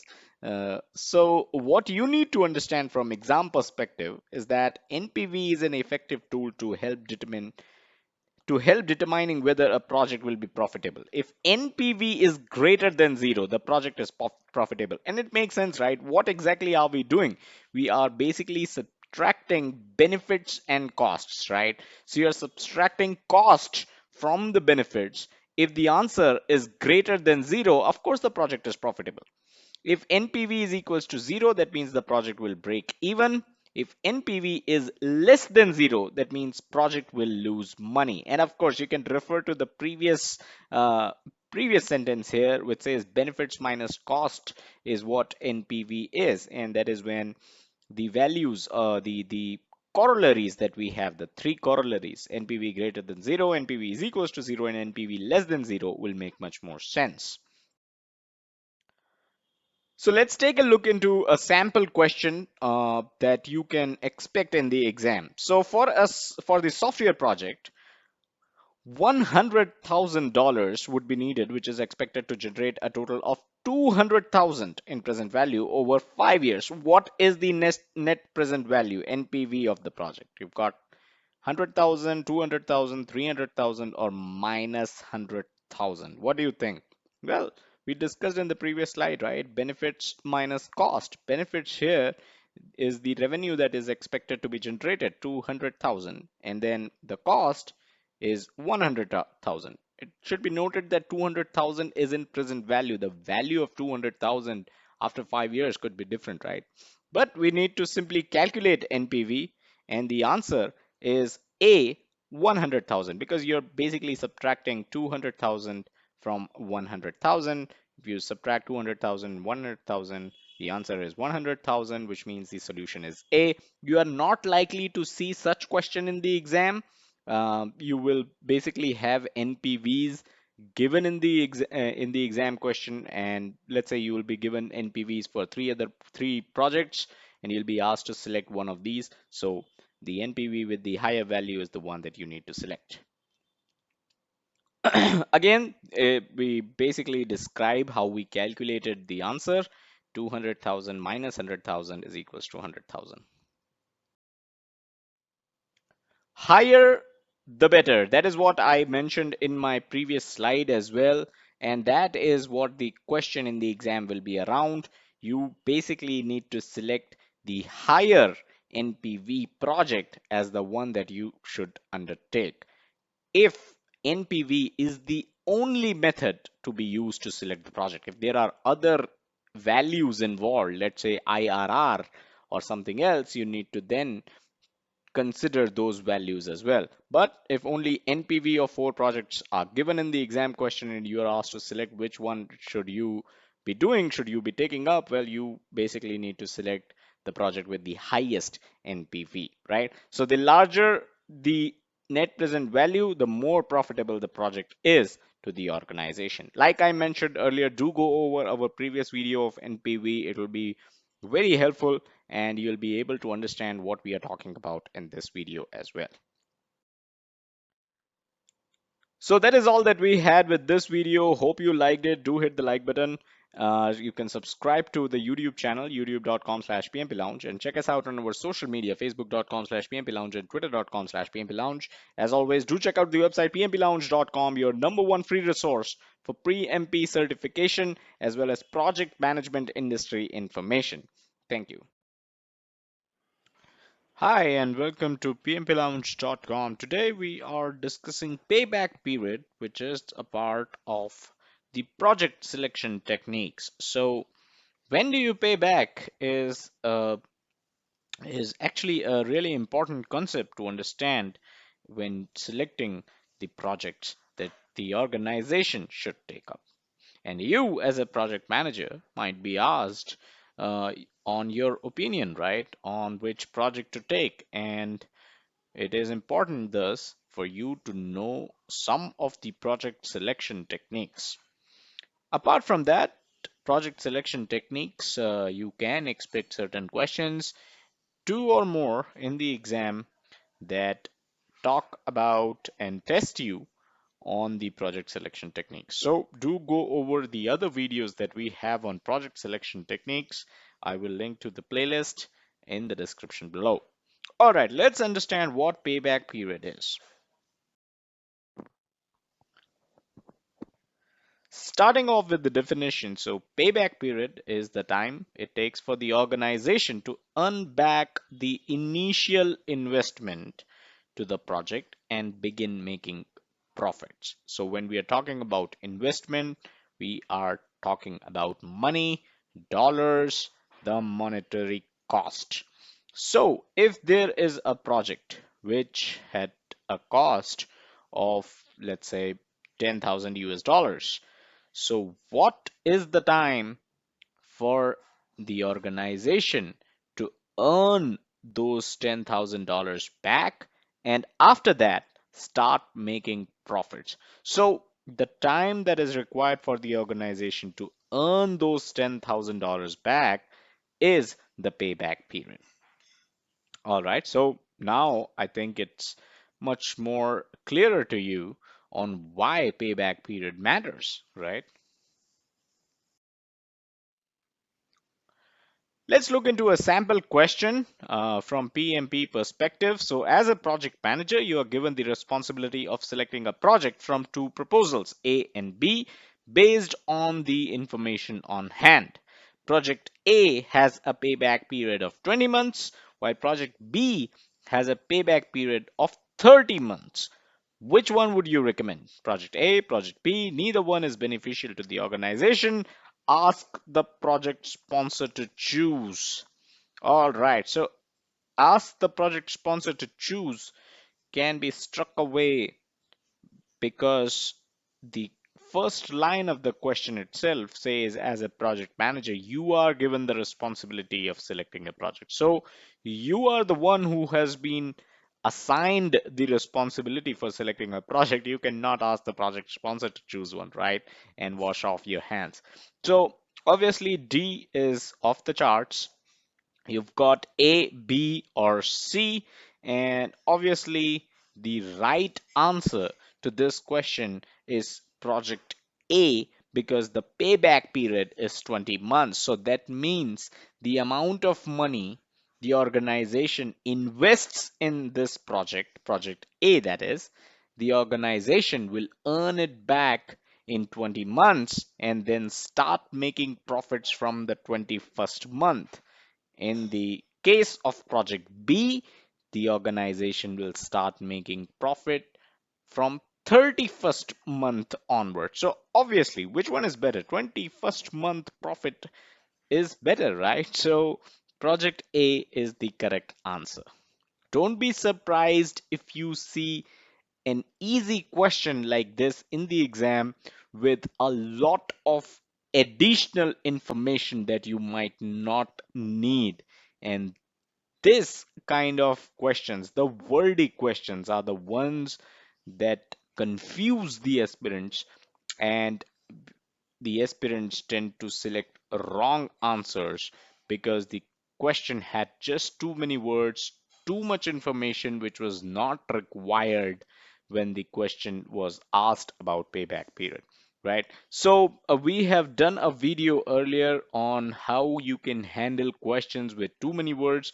This question, the one that you see on the screen, does not have too many words, but there are certain questions that you will see in the exam which will contain information which is not required at all. So that is why I brought that point up. I'll link to the video that we did on how to solve questions that have too many words in the description below, so you can go over and check that video out.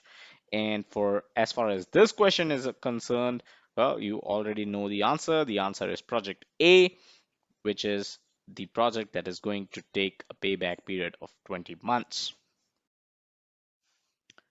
So obviously you must have realized by now that the lesser the payback period is, the better it is, the easier it is to select that project. So the shorter the payback period, the more favorable the project financially is to the organization. So it's nobody's guess now that whichever project has a shorter payback period, that is the project that you should select hands down.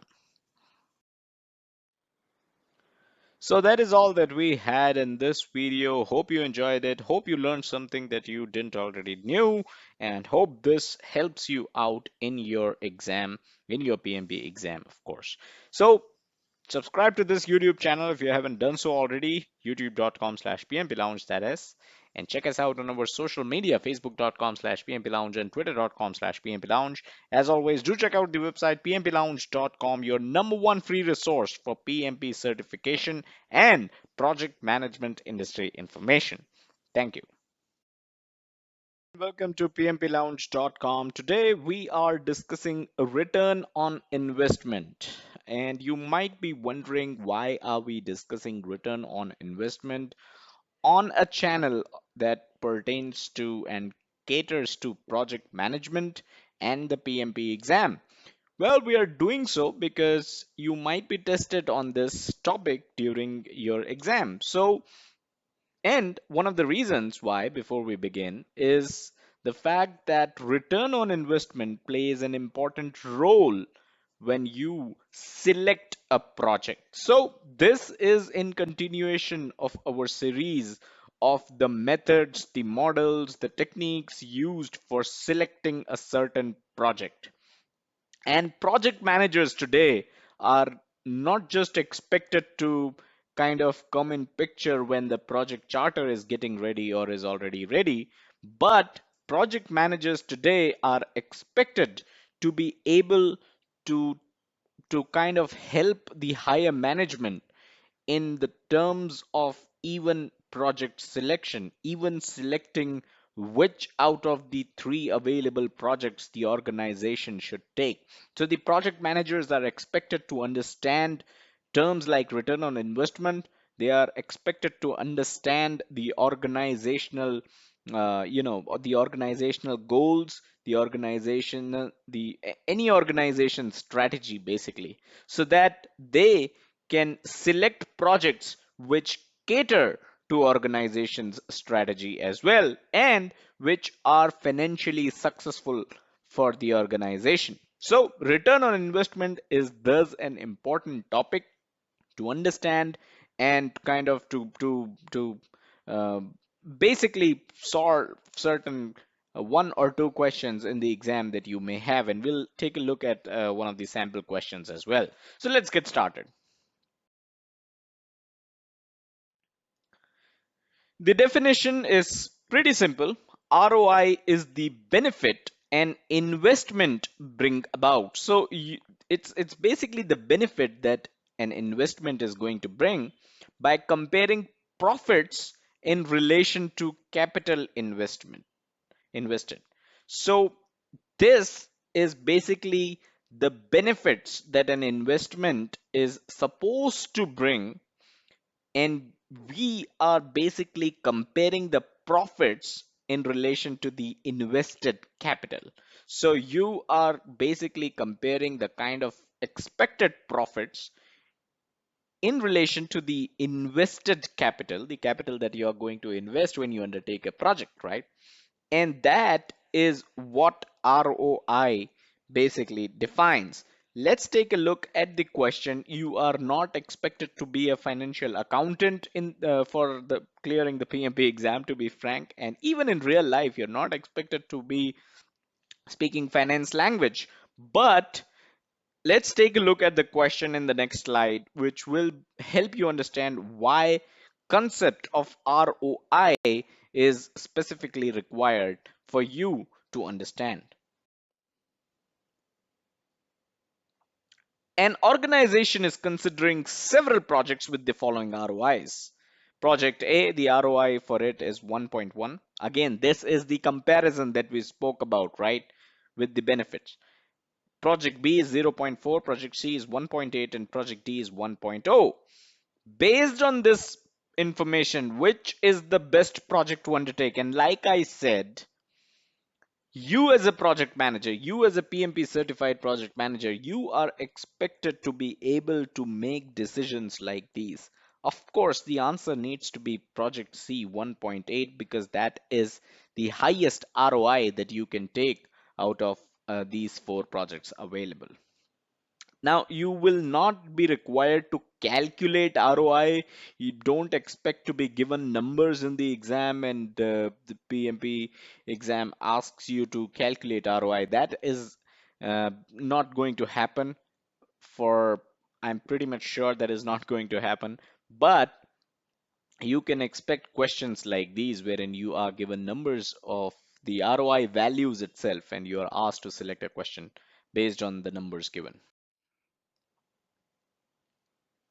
So it goes without saying, higher the better. The higher the ROI, it is more favorable the project will be financially for the organization. So you need to aim for the project with the highest ROI, because the higher the ROI, the better the project is suited financially to the organization. I hope you understood the concept of ROI. It's pretty simple. You will not be asked to write definition of ROI. You will not be asked to calculate ROI in the exam, but you might get a certain question in the exam which gives you ROI values of certain projects, and it asks you which project to select or which project to avoid. And the higher the ROI, the better it is for the organization, of course.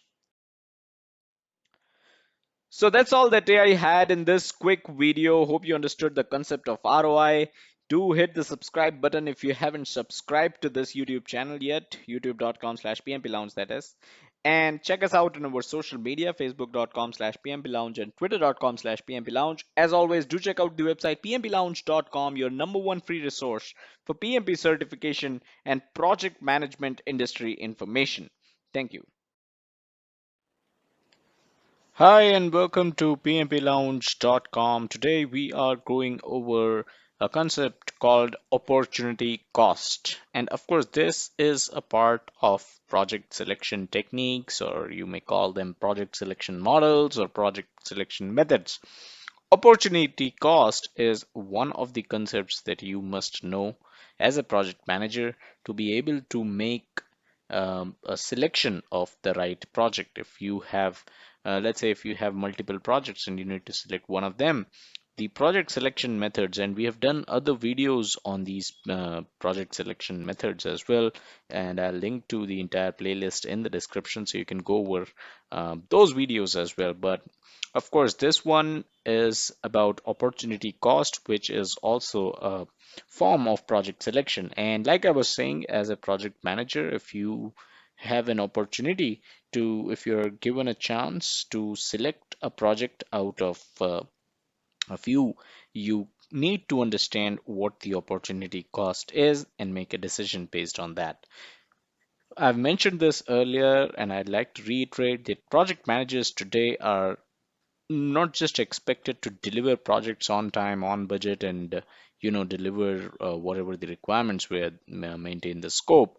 But project managers today are expected to be much more smarter, and they are expected to have an understanding of the higher management as well, and they are expected to make decisions like these, wherein they are invited to meetings and are expected to add their knowledge and their inputs, give their inputs on things like project selection. So let's get over this. Let's try to understand what opportunity cost really is.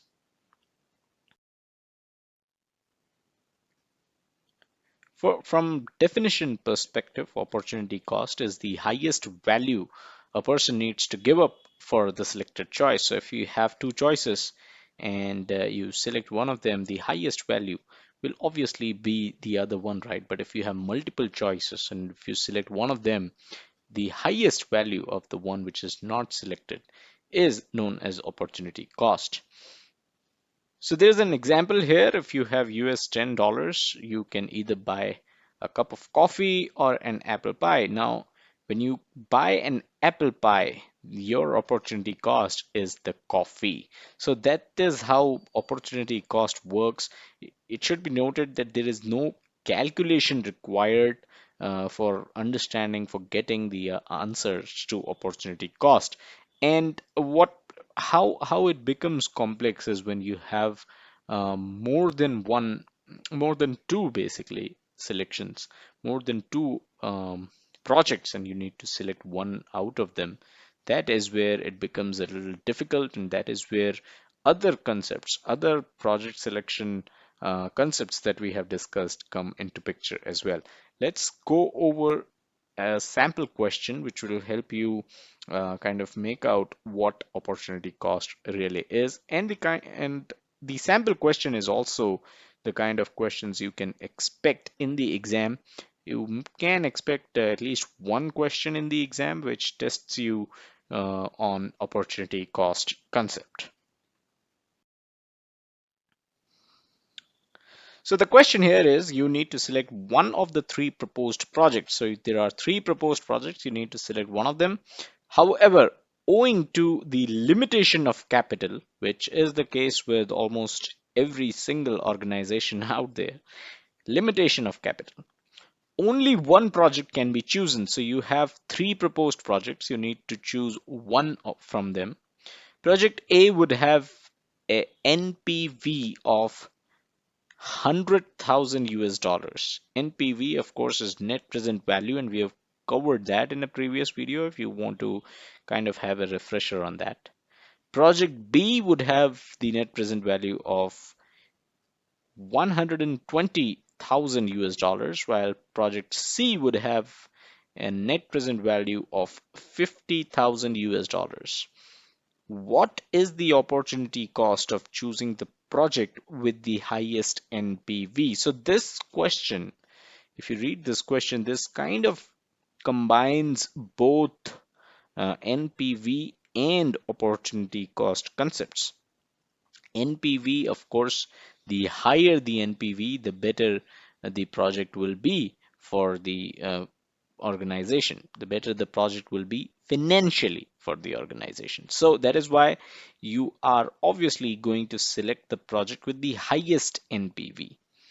But the question not just asks you that the question has already told you that you are going to select the highest the project with the highest NPV, but the question here asks you what would be the opportunity cost when you select the project and kind of go over and implement the project with the highest NPV. The project with the highest NPV here is of course project B, which is 120,000 US dollars. So when you select this project with the highest NPV, what would be your opportunity cost? So option A is 120,000, which is of course wrong because you're already selecting the project. So project B, so that is not the opportunity cost, that is the project that you're selecting. Option B is 50,000 US dollars. Option C is 100,000 US dollars. And option D is 150,000 US dollars. Now the confusion here could be between C and D. A is wrong because this is the project that we are actually selecting. So the project cost is 120,000.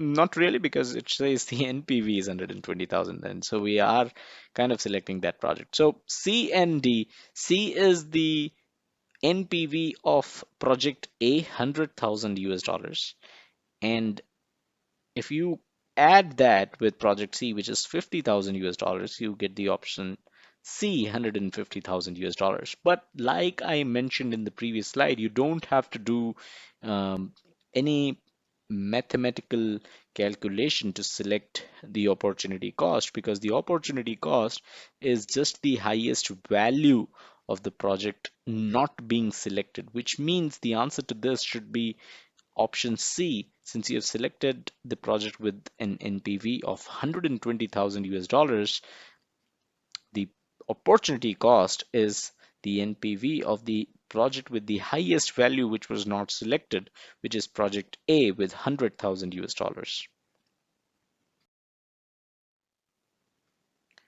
So let's sum this up. You need to note that opportunity cost is simply the highest value of the project not being selected, which is what we saw in the question, right? The highest value of the project which is not selected. No addition, subtraction required. Like I mentioned, no mathematical calculation is required. You simply need to select the highest value of the project which is not selected. That is your opportunity cost. And the question that we saw in the previous slide is the kind of questions you can also expect in the PMP exam as well, wherein you are being tested on whether you understand the concept of opportunity cost or not. So that is all that I had in this video. Hope you liked it. Do subscribe to the YouTube channel, youtube.com/pmplounge if you haven't done so already. And check us out on our social media, facebook.com/pmplounge and twitter.com/pmplounge. As always, do check out the website pmplounge.com, your number one free resource for PMP certification and project management industry information. Thank you. Hi and welcome to pmplounge.com. Today, continuing our discussion on the project selection methods or project selection techniques or project selection models, whatever you want to call them. Basically, these are certain concepts that you need to be aware of in order to select a project out of a few that you may have. So, as project managers, we are all expected to understand these project selection concepts in order to make the right decision of selecting the right project for yourself and for your organization. So, one of the concepts is benefit cost ratio, and I'll link to the other concepts that we have already discussed here at PMP Lounge in the description below, so you can go over them and kind of understand this entire topic. It is an important topic. You can expect a question or two on the project selection models in the exam. So today we are discussing benefit cost ratio. So what is this ratio about? What are your benefits and what has been the cost? As simple as that. Let's try to get into the thick of benefit cost ratio. First up, the definition. So the BCR, or the benefit cost ratio, is basically the ratio of the benefits of a project compared to the costs calculated in terms of present value, which is PV, and we have already discussed PV in our previous video. So go over that. I'll try to share a link to directly to the PV video, the NPV, net present value, and present value video that we have done. But the entire playlist will be there in the description for sure. So go over them.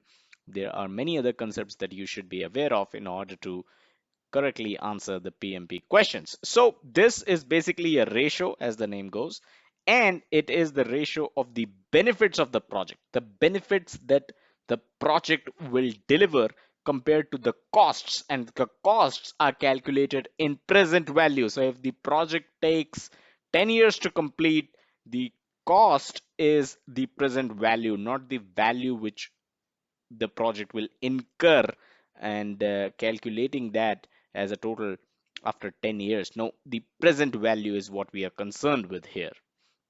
So if BCR is greater than 1, that means the ratio is greater than 1. And yep, just to remind you, when you calculate the ratio, you need benefits of the project in numbers as well, in monetary numbers, right? And the costs in monetary numbers again. So you're calculating the benefits as not as something in paragraphs, not something that you're calculating the benefits and mentioning the benefits of the project in a form of a short description or something. You need absolute numbers. What will the benefit of the project be to the organization? That number to the cost is what the ratio of BCR, benefit cost ratio, basically is. If this ratio is greater than 1, that means the project is profitable, and the higher the BCR, the better. If BCR, which is the benefit cost ratio, if it is equals to 1, that means the project will break even. If BCR is less than 1, that means the benefits, the numbers, right, that reflect the benefits of a project divided by the cost of the project. If the answer you get is less than 1, that means the project will cause the organization to lose money and is generally considered as not a good investment option. So there you have it. BCR, benefit cost ratio. This is the definition, and it is simple ratio. Let's take a look at a sample question to understand what kind of question you can expect in the PMP exam. The total cost of a project being undertaken is, wow, I believe 1 million. Yep. So $1 million, which is the net present value. It is expected that an increase in revenue of $2 million net present value would be realized once the project is complete. So the cost is 1 million. The revenue that the organization can realize after the project is complete is 2 million. So what is the benefit cost ratio, BCR, of the project? Is it 0.5? Is it 20? Is it 2? Or do you not have enough information to calculate, not to calculation, a mistake there. So what is the formula of BCR? Of course, benefits to the costs. The benefits is 2 million. The cost is 1 million. That means the answer should ideally be C, which is 2. So again, the last line basically tells you how you can calculate it. Benefits is 2 million, costs is 1 million. Since BCR is equals to benefits divided by costs, 2 million divided by 1 million is equals to 2.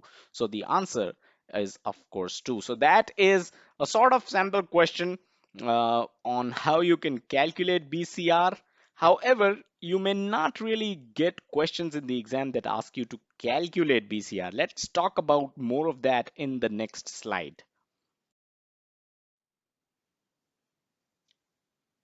So the number one thing that you need to remember is the fact that the larger the BCR, the better it is. The more favorable the project financially is to the organization. The larger benefit cost ratio, the more favorable the project financially is to the organization. And like I mentioned earlier, you will not be required to calculate BCR in the PMP exam. The value of the BCR could be given in the question, and you will have to select the highest of that, the highest value of the BCR, as that is the most favorable. So what could be a sample question, right? We just calculated the BCR. It is not possible. It's in an ideal scenario, you may not get a question that asks you to calculate the BCR, right? But it is possible that you might be given 4 projects and BCR of each of those 4 projects could be given, and you will be asked to select which of the following would you kind of select as a project to go ahead with based on the BCR values given. Of course, you need to select the project with the highest BCR, and that's that. Expect the question to be as simple as that. Like I said earlier in my previous videos on project selection methods, PMP is not testing you on your mathematical knowledge. It is not testing you on your accounting skills. PMP wants to make sure that you as a project manager know the concepts of BCR, the concepts of NPV and PV and other such concepts of project selection, right? So that you can be the best project manager around.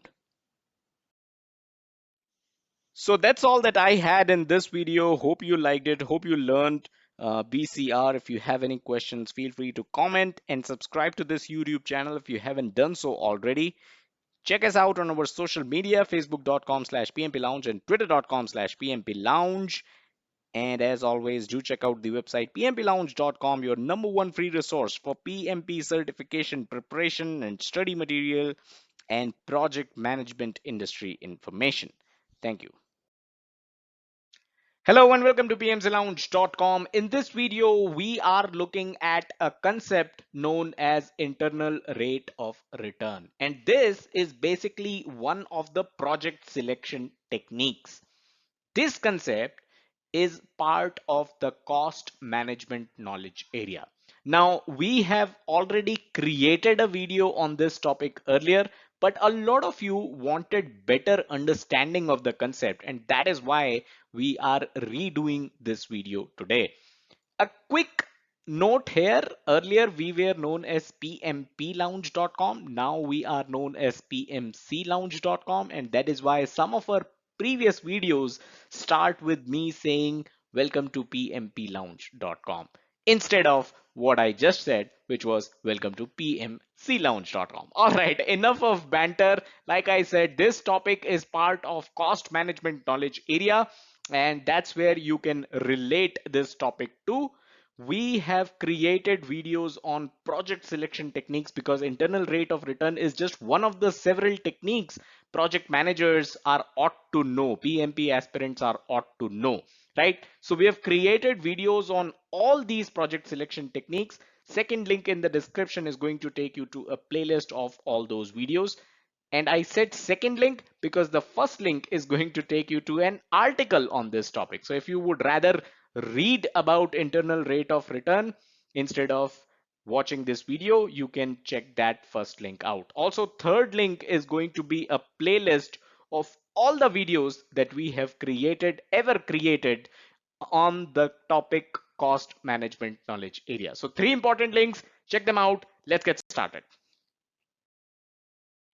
So first things first, internal rate of return is an important concept. This is a number that you as a project manager should take a look at, should understand what the internal rate of return of a project is, because a lot of stakeholders are definitely going to do so.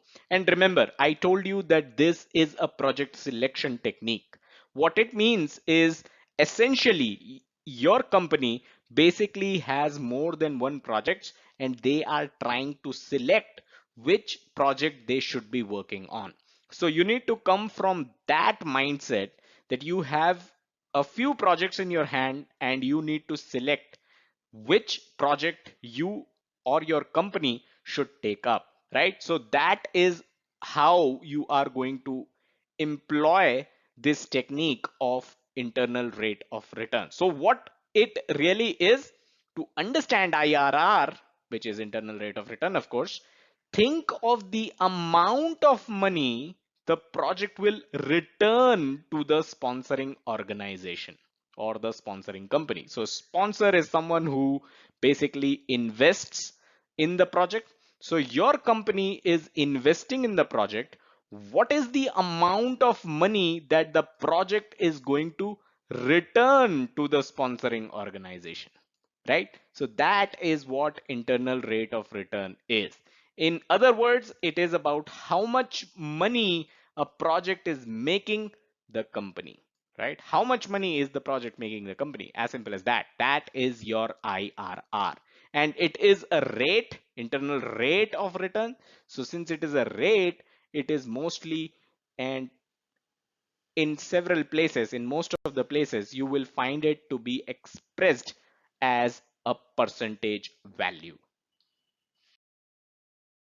So here is a more complex definition of the concept of internal rate of return. And this is the definition that I had shared in the previous video that I did on this topic. And looking at this definition, you guys wanted me to do an easier version of the video. So this is what IRR is. The more complex definition tells you that IRR is the interest rate, or simply the rate at which the cash inflow and cash outflow of the project equals zero. Now, I understand this is a definition which is still complex, which is still difficult to understand, but like I said in the previous video also, you don't have to understand that. What you have to understand when it comes to internal rate of return is simply the fact that whichever project is giving you a higher rate of return, a higher value, you should be selecting that project. That's how simple PMP questions are going to be. And in fact, let's take a look at one of the sample questions from the PMP exam around internal rate of return. So here's the question. There are three projects for you to choose from. Project A has an internal rate of return of 15%, project B 20%, while project C has minus 20%. So these are the three IRR values that you need to look at. And based on this information provided, which is the best project? So this is actually a real PMP question. And like I said in the previous slide, all you need to do is select a project that has higher internal rate of return, which is project B, and that is the correct answer to this question. So very simple question. All that you need to remember and know to answer this question is the fact that higher internal rate of return is better. Now, to make questions more complex, sometimes PMI is going to combine two or three concepts of project selection. Like I said, internal rate of return is just one concept of project selection. It is just one technique of project selection. There are several other techniques, and you can check the second link in the description out to have to look at the entire playlist of all the project selection techniques. So sometimes PMI is going to create more difficult questions, and they are going to combine 2 3 project selection techniques, and they'll use all those techniques and give you figures around all those techniques in a single question, and then they'll ask you to select the best project. So that is how it becomes a difficult question. But there have been cases where participants or the PMP aspirants have got easy straightforward questions on internal rate of return, just like the one that you see on your screen right now. So if you still didn't understand what IRR is, if you still didn't get the definition of IRR, it is absolutely fine. The one thing that you need to remember about IRR is the fact that the higher the internal rate of return, or the larger the internal rate of return, the more favorable that specific project with the larger IRR or the higher IRR value, that project is more favorable financially to the organization, right? So the organization here means the organization that is sponsoring the project. So higher the better in terms of IRR. That is the one thing that you should remember when it comes to this concept. And that's all that we had in this video. I hope you got value out of it. I hope you were able to understand what internal rate of return really is. Subscribe to this channel if you haven't done so already. Smash that bell icon to stay notified every time we upload new content. And don't forget to check out the website pmclounge.com, your #1 free PMP resource. Thank you. Hello and welcome to pmplounge.com. Today we are going over a concept known as murder board. Now the name could be interesting and could seem like something which is antisocial, or could also seem like something which is a name of probably a next Hollywood flick, right? But murder board is actually a concept in project management, and it's one of those concepts where you might you might read the entire PMBOK guide and you would never find a word like murder board mentioned anywhere. But come the exam day, or you know your mock test day, and you are seeing murder board as one of the options, and probably, and it's also possible that that option is also the correct one for the question being asked, right? So it's important to understand concepts like these, which might not be featured in the PMBOK guide, right? They might not be covered in the PMBOK guide, but they are important concepts. And the best way to avoid, seeing concepts like this in the exam for the first time and not studying them while your PMP preparation time, is to write up mock tests so that you are aware and you have an understanding of the kind of questions you can expect to see in the exam. So let's try to go over murder board. What exactly is this, and why such a strange name for a concept in project management? So let's start with the what. What is murder board? So it might not sound like it, but this is actually a project selection process. So, murder board, it might not sound something like a project selection process, but that is what it exactly is. It is a process where projects are presented, and projects are selected or rejected. And that's my next point, right? Going by the name, it can also be called the project rejection process, because murder board, you're probably murdering a project in its very initiating phase, right? In its initiation, you're kind of murdering a project, and that is why it is called murder board, right? So instead of selecting, it can also, going by the name, it might also be considered as a project rejection process rather than a selection process. So again, what is it? So a murder board is basically a committee. So that means there is a group of people, and all of them, they play the devil's advocate, and they ask questions majorly seeking the justification for approving the project. So they'll question everything in the project. They'll ask hard questions. They'll basically you need to basically justify that your project is worth it, and they'll ask every question that they can think of to reject your project, because that is what their job is. They are playing the devil's advocate here.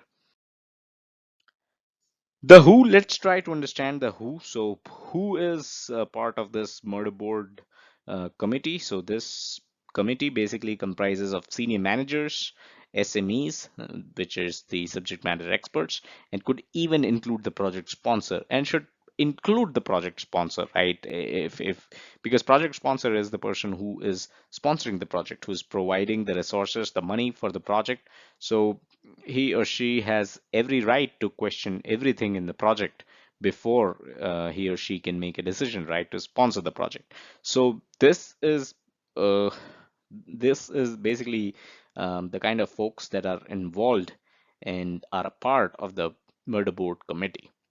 Now, the focus here is to find reasons why the project should not be selected. And that is why in the previous slide we spoke about it, right? That this is more of a project rejection process, right? Rather than a selection process. So their focus, the focus of the senior managers, the SMEs, the project sponsor, their focus is to find reasons why they should not select a project, right?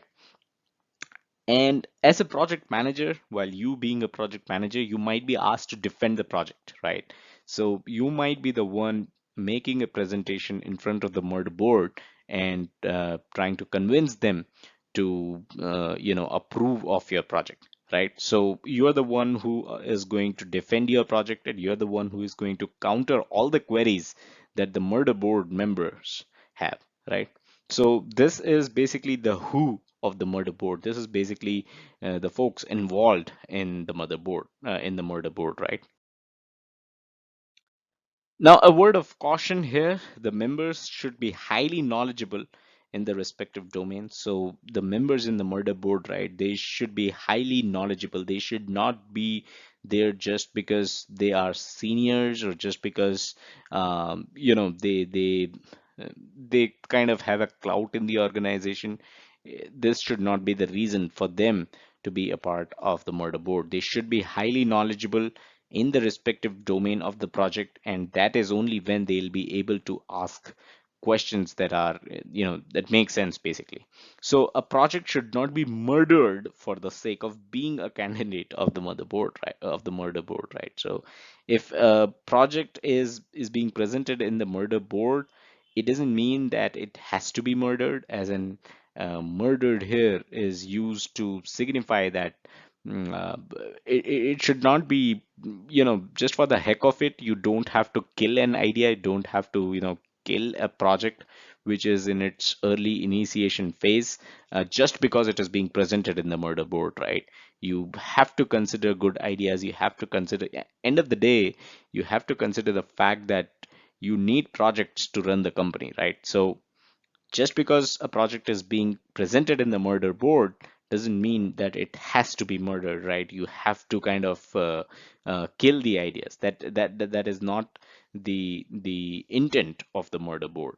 And the presenters, right, must take any constructive criticism very positively. So there will be instances, right, in this entire process where the presenter might feel as if his or her project is being criticized for no reason at all, right? So whatever the reasons be, the criticism should, and that this ties back to the first point in the slide, right?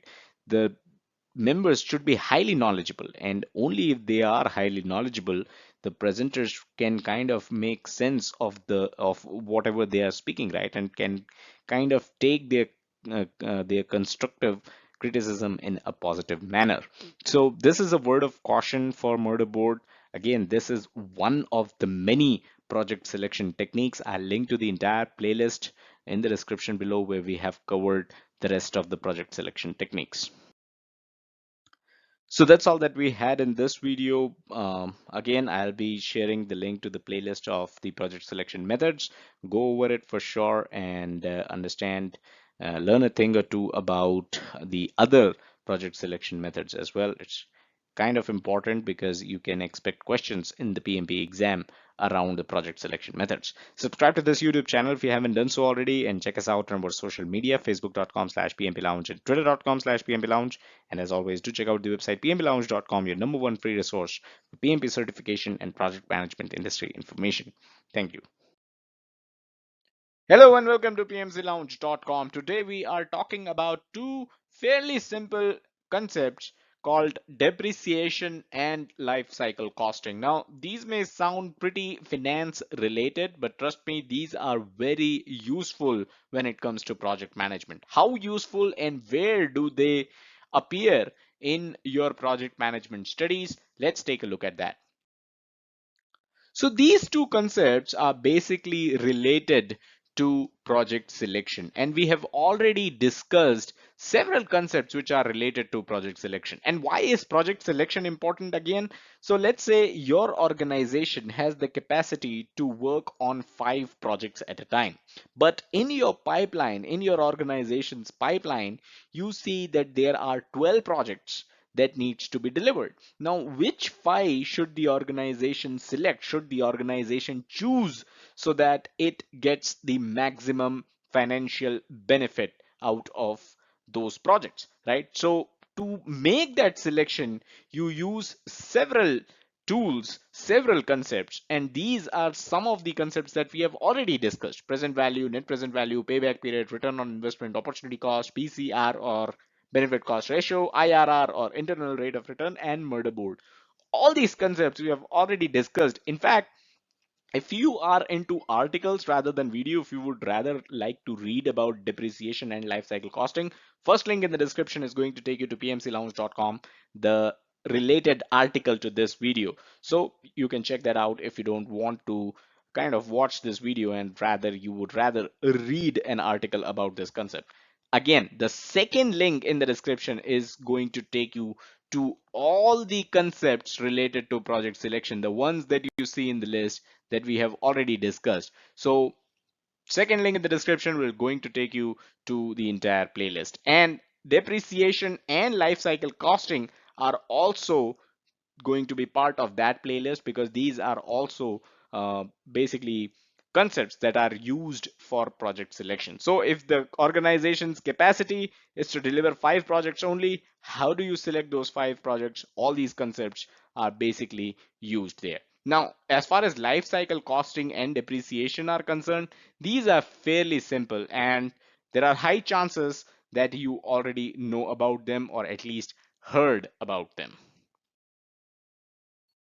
So depreciation is pretty simple. It is the rate at which the outcome of your project loses its value over the course of time. Now we are talking about the outcome of the project. So we are either talking about a product that your project created, a service that your project created, or any other outcome that basically went live after your project was over, right? So that outcome, the rate at which it is going to lose its value as the years pass by is known as depreciation. Let's take an example.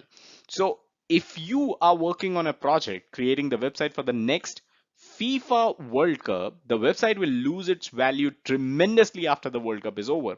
What value here means is that it is going to lose traffic, it is going to lose earnings, right? The money that this website can generate while the World Cup is going on, or even when the World Cup is about to begin, is going to be very, very high. But as soon as the World Cup gets over, the traffic is going to go down. The money that you're going to generate through this website is also going to go down. So it is very important that if you are selecting this project over any other project, and by this project we mean creating the website for FIFA World Cup, if you're selecting this project over any other project, it is extremely important that you consider the return on investment this project is going to generate before the World Cup ends, right? So you cannot assume that this website is going to earn revenue for you for, let's say, 5 years after the World Cup is over. That might not be true. considering that the project that you have created, the website that you have created, is about a certain event, and once that event is over, the traffic is going to drastically go down because not a lot of people are going to go back to that website. So it is very important to consider depreciation when you are selecting a project over another project that your organization can do, which may have a lesser rate of depreciation, right? Maybe your organization can create a social networking website which can generate traffic throughout, right? Even 10 years after the World Cup ends, because that has nothing to do with any event. That project has nothing to do with any event. That has nothing to do with FIFA or the World Cup. That is something which will go on for a longer period of time. Before we talk about life cycle costing, I'd like to remind you, if you're looking for PMP exam preparation resources, head over to pmclounge.com/resources. We have listed our favorite resources there. Now, let's talk about life cycle costing. So, what is life cycle costing? So, this concept takes into account not just the cost of delivering the project, but also the cost of customer support services required to be in place after the project goes live. So, cost of delivering the project plus the customer services that you need to provide after the project goes live. That is known as, this addition is known as life cycle costing. Now, let's take an example. So if you create a one of a kind online banking mobile phone app, now the important point to consider here is one of a kind. This is not something which is generally used by the customers, right? This is one of a kind. This is unique. So if you have created a unique app, you should also consider the cost of catering to the customer questions and request after the app goes live. So since you have created something which is one of a kind, which is unique, which the customers have never experienced before, and since it is an online banking app, so that means it concerns with the money of the customers, they are definitely going to call and they are definitely going to be looking for answers if they are confused at any stage in using the app, right? So if you're creating something unique, definitely you need to consider the cost of customer support services as well after the project goes live. So that's all that we had in this video. Do hit the like button if you enjoyed it, and subscribe to the channel and hit the bell icon to stay notified whenever we upload a new video.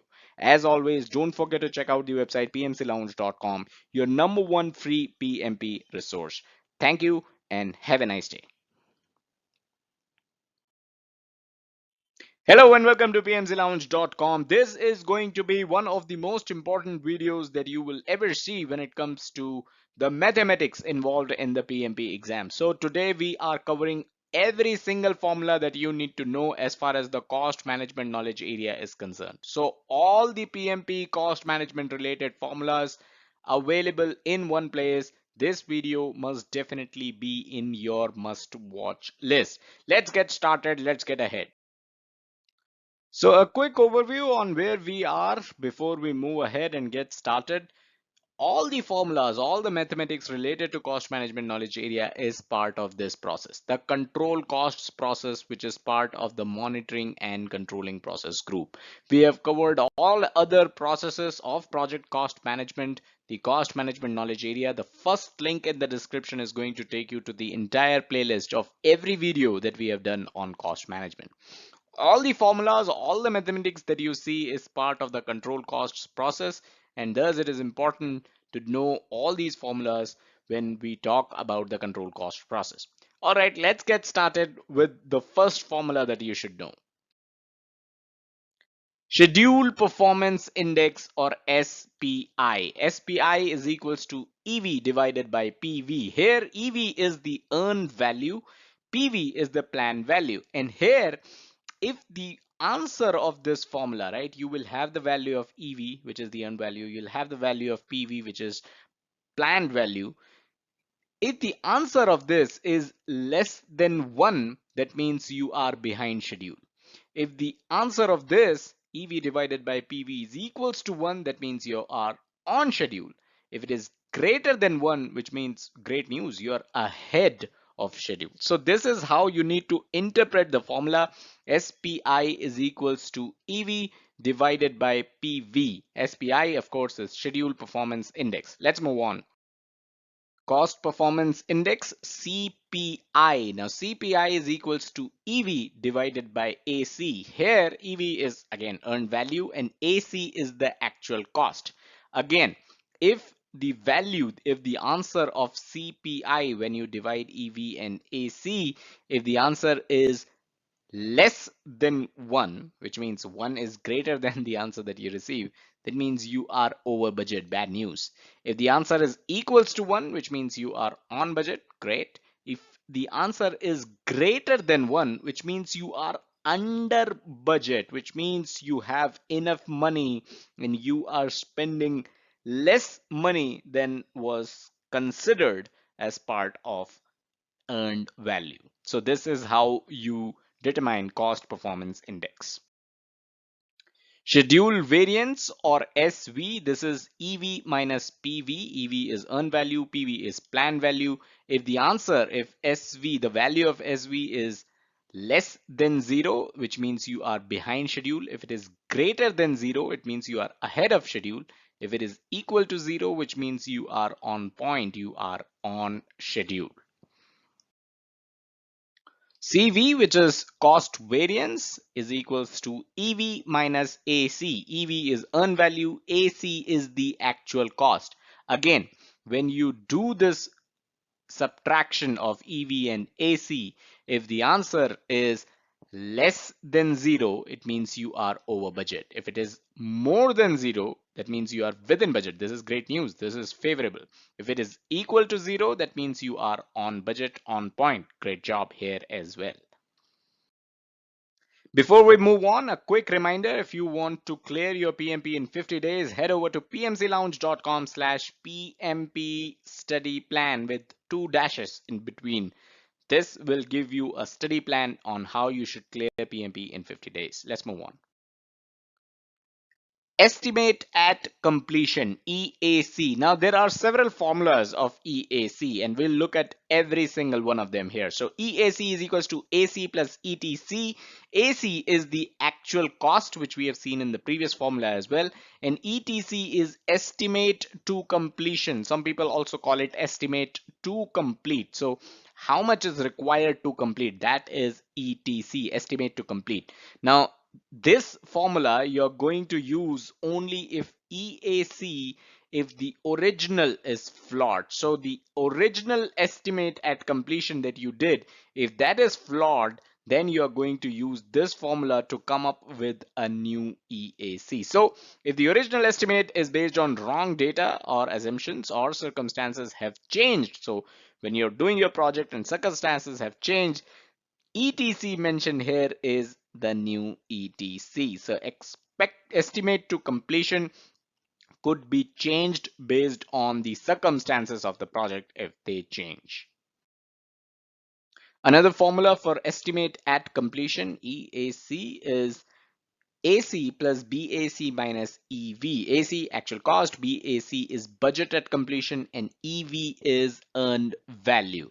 So you will use this formula if BAC remains the same. So budget at completion, if this does not change, the variance is caused by a one-time event and is not likely to happen again. So you will estimate the EAC, you will calculate the EAC because the variance that has happened between your older value and the value that you're going to get after you apply this formula is caused by a one-time event, and this is definitely not likely to happen again. Another formula for EAC is going to be BAC divided by CPI. BAC, budget at completion. CPI is the cost performance index. Remember, we calculated cost performance index. We looked into its formula in the previous slides. So BAC divided by CPI is also a formula of EAC, and you're going to use this formula if your CPI remains the same. If the CPI has not changed, but maybe the budget at completion has changed, and that is the reason why If CPI would remain the same till end of project, that is the original estimation is not accurate. So if your CPI, if it remains the same, the cost performance index, it remains the same till the end of the project all as well. So the original estimation was definitely not accurate, and you will use this formula to calculate EAC. Estimate at completion, the last formula that you should know is AC plus BAC minus EV divided by CPI into SPI. So this is AC plus all of this. Okay. So there's a constraint that we have when you're creating slides and all. So AC plus all of this, the entire value of BAC minus EV divided by CPI into SPI. This is the formula for EAC. Again, you already know AC is actual cost, budget at completion, earned value, CPI, SPI, you know both these. We have discussed both of these in the previous slides, and you are going to use this formula if substandard performance continues. So if both of your CPI and SPI is giving bad news, both these formulas are giving you bad news, then you'll have to use this formula if the substandard performance of your project continues. So use when the question gives all the values. So if you see a question in the PMP exam that gives you all these values, AC, BAC, EV, CPI, and SPI, chances are they want you to use this formula. Okay, so this formula is not likely to be used in general scenarios. Usually you'll not be able to use this formula because you will not have all these values in a PMP question. But if you do, then remember this is the formula that you need to use. To complete performance index, TCPI. Now TCPI is equals to BAC minus EV divided by BAC minus AC. Simple formula, you already know. BAC is budget at completion, EV is earned value, AC is actual cost. TCPI is remaining work divided by remaining funds. So this is a good way to remember the TCPI formula. Whatever is the remaining work of the project, you divide it by the remaining funds that you have. So if the value is less than 1, you are under budget. This is great news. If the value of TCPI using this formula is greater than 1, that means you're over budget. This is a warning. If it is equals to 1, then you are on budget, on point. Again, great job. So if it is greater than 1 is the only issue that you may have with TCPI.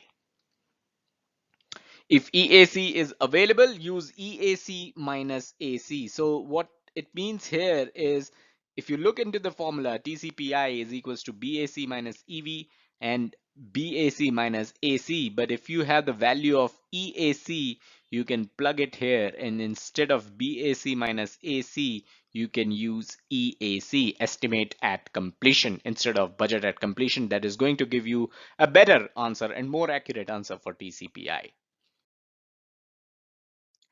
Estimate to completion, or some people call it estimate to complete, ETC. We just have a formula for it. ETC is equals to EAC minus AC.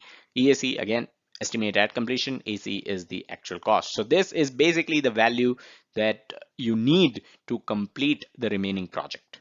Let's move on to the last formula, which is variance at completion, VAC. VAC is equals to BAC minus EAC. So BAC is budget at completion and EAC is estimate at completion. So basically what you're doing is variance at completion. At the completion phase, what is the difference between your budget and your estimate?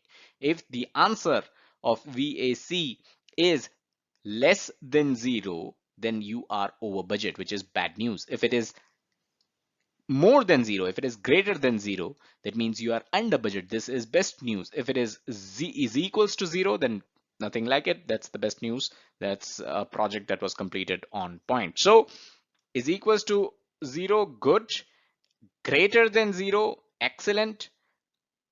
Less than 0 is where the problem is. Let's look at an inference here. This is going to be helpful. So for variances, SV, CV, VAC, For variances, negative is bad, the negative value is bad, and positive value is good. This is going to be helpful for you to remember during the exam. For SV, CV, VAC, variances, everything that it has a variance in it, negative is bad, positive is going to be good. For indexes like CPI and SPI, value which is less than 1 is bad and value which is more than 1 is good. So this is how you differentiate between variances and indices and kind of remember for a quick reference for your exam. One other thing is for TCPI, the opposite of above is true. So for TCPI, what you read here, just the opposite of it is true for TCPI, to complete performance index.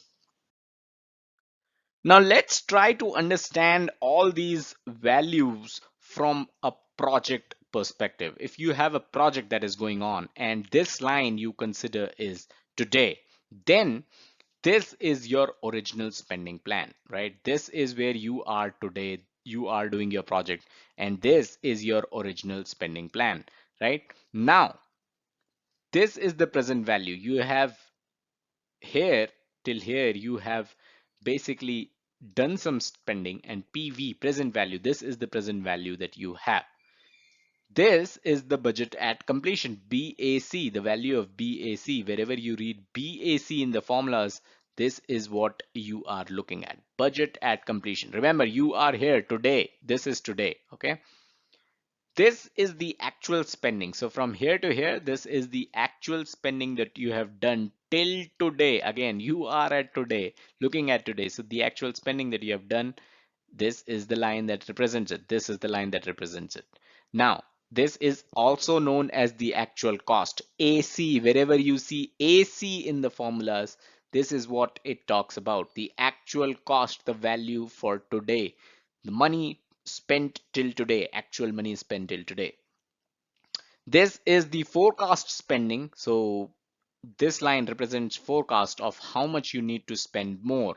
And this is known as estimate to complete. So this value, the forecast of how much you need to spend from here to here, this is ETC, estimate to complete. And the final value that you will get is estimate at completion, or EAC. So this figure is going to be very helpful in having all these formulas fall into a perspective. What is AC? What is ETC? What is EAC, right? All these is going to be helpful. What is present value? What is budget at completion? All these will fall into perspective if you remember this formula, and that is why I thought it'll be helpful to share this.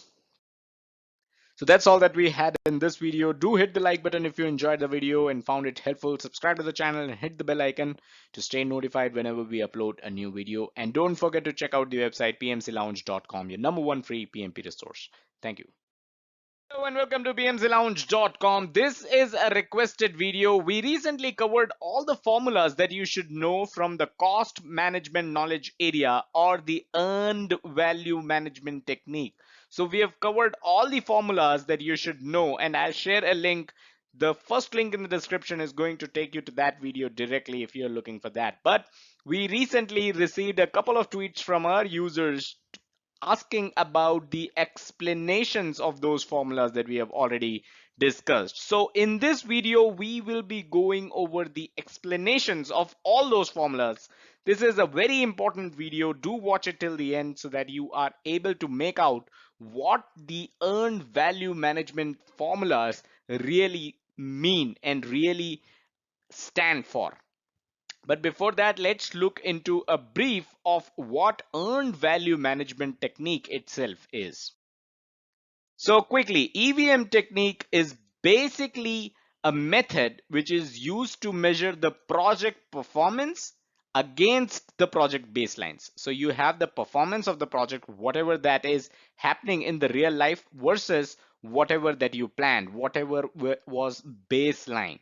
And when we say baselines, we are talking about schedule, we are talking about cost. So the result is from an earned value analysis, and to perform this earned value analysis is where you used all the formulas indicating potential deviation. In case there is any deviation of the project from the cost and schedule baseline. So whatever is the deviation of your project performance against the baselines is basically calculated through earned value analysis. So let's look at all the formulas using which you perform the earned value analysis. Now, I understand this slide could be a bit overwhelming, but I can guarantee you, if you sit through this slide with me, you will have a lot of clarity in terms of earned value management, why these formulas are used, and how these are helpful, both from your PMP exam perspective as well as real life project management perspective. So let's start off with PV, planned value. And this is basically the authorized budget assigned to scheduled work. So this is the authorized budget for your project, right? Whatever the work that is scheduled, whatever is the money authorized for it is known as planned value. The formula for it is BAC into planned percent complete. Let's talk about EV. EV is the earned value, the actual project value you have earned, which means how much project has completed in terms of dollars. That is known as earned value, EV, and the formula for it is BAC into actual percentage complete. Moving on, AC, actual cost, is the actual cost. So the actual amount you have spent on the project so far. There's no formula for it because as a project manager, you should know the actual cost that you have spent, the amount that you have spent on the project so far. Now, do you see the difference between AC and PV? AC is the actual money you have spent, while PV is your authorized budget, the planned money that you should have spent. So that's the difference between the two. SPI, Schedule Performance Index, to find out whether you are behind or ahead of schedule. This is why SPI is used for. You will be able to find out whether you're behind or ahead of schedule. The formula for this is EV divided by PV. Now, this is a very good explanation. We are progressing at X% of the rate originally planned. So you planned a certain rate originally, and are you able to meet 100% of the rate that you planned, or are you able to meet only 80% of the rate that you have planned? In that case, you're doing bad. So that is why you are behind schedule, and that is what you are able to find out when you apply the EV divided by PV formula of schedule performance index. SV, schedule variance. This is used to find out how much behind or ahead of schedule you are. So the first formula, SPI, you are able to find out whether you're behind or ahead. In SV, you are able to find out how much behind or ahead you are, right? Now the formula is EV minus PV. EVPV, we have already discussed, earned value, planned value, right? So those are also available on this screen. And that's the beauty of this screen. If you sit through this, you can relate all these terms that we are using within this slide itself and be able to make out why these terms are used, why we are using certain formula for calculating certain items that are there on the screen. Now, CPI, cost performance index, this is used to find out whether you are within or over budget. So this is cost, this is schedule, SPI and CPI. In SPI, you're finding out whether you're behind or ahead of schedule. In CPI, you're finding out whether you're within or over budget. The formula is EV divided by AC. Now, this again is a very good explanation. We are getting X dollar worth of work out of every $1 spent. So if you are getting $1.2 of worth of work every $1 spent, nothing like it. You're doing great. If you're getting $1 worth of work at every $1 spent, great job. But if you're getting only $0.8 worth of work out of every $1 that you're spending, then of course you need to work on something and make sure that your project gets back on track. CV, cost variance. This is used to find out how much above or below budget you are. Just like SV, that helps you find out how much behind or ahead of schedule you are. CV helps you find out how much ahead or how much above or below budget you are. The formula is EV minus AC. Now let's move on to some more useful formulas. TCPI, to complete performance index. This is used to forecast whether you or not you can stick to your budget or do you need to make some changes. If you stick to your budget, you'll be able to complete the project within the budgeted cost that you had, right? But if you're not able to stick to your budget, then this forecast is going to help you make amendments, make changes. And by the way, whenever you make change, don't forget that you need to go through the integrated change control process, right? I hope you remember that. In fact, I'll share a link to integrated change management, the change control process, in the description below. So the formula for TCPI is BAC minus EV divided by BAC minus AC, or if you have the value of EAC available, you can use that as well. Why can you use that? And that is when it'll be helpful when you understand what EAC and what BAC are. So again, TCPI, this is the formula, and like I said, this is basically used to forecast whether or not you can stick to your original project budget. Let's talk about BAC, budget at completion, the budgeted amount for the total work. So this is the budgeted amount that you have for the total work of your project. There's no formula for it because this is just the budget, right? Now, what is the difference between BAC and PV, the planned value? BAC is the authorized budget for scheduled work, whichever work that is scheduled. You have the money for the scheduled work, while BAC is the overall amount of the total project work. So this is a single value. BAC is a single value. PAV, you can get values for every scheduled work of the project. You know, there could be several scheduled work for your project. For all of them, you can get planned values separately, while BAC is just one figure, which is the total budgeted amount for the total project work. EAC, the estimate at completion, the expected total cost for the project. And this is extremely important. That is why you have 4 different formulas for it, because at any point in time, you as a project manager should have a fair idea of what is the estimate of your project at completion. The formulas are AC plus ETC, AC plus BAC minus EV, BAC by CPI, and AC plus BAC minus EV divided by CPI into SPI. So these are the 4 different formulas. But again, in one line, what is estimate at completion? EAC, it is the expected total cost for the project. Let's talk about ETC, the estimate to complete. Now this is the expected cost to finish all the remaining project work, right? So do you see the difference between EAC and ETC? EAC is the expected total cost for the project, while ETC is the expected cost to finish the remaining project work. So that's the difference. Remaining project work and the total cost of the project. That's the difference between ETC and EAC. The formula for ETC is EAC minus AC. Why EAC minus AC? Because EAC is the total budget of the project, the total expected cost of the project, not the budget.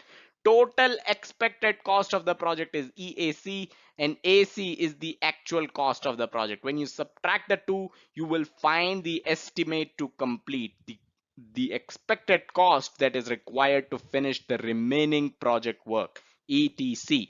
Then you've got VAC, which is variance at completion. What is the difference when you complete your project, right? So projected budget surplus or deficit. So it could be plus or minus at the end of the project. And that is when you use BAC minus EAC, the total budget at completion minus the estimate at completion, right? The budgeted amount minus the total cost of the project.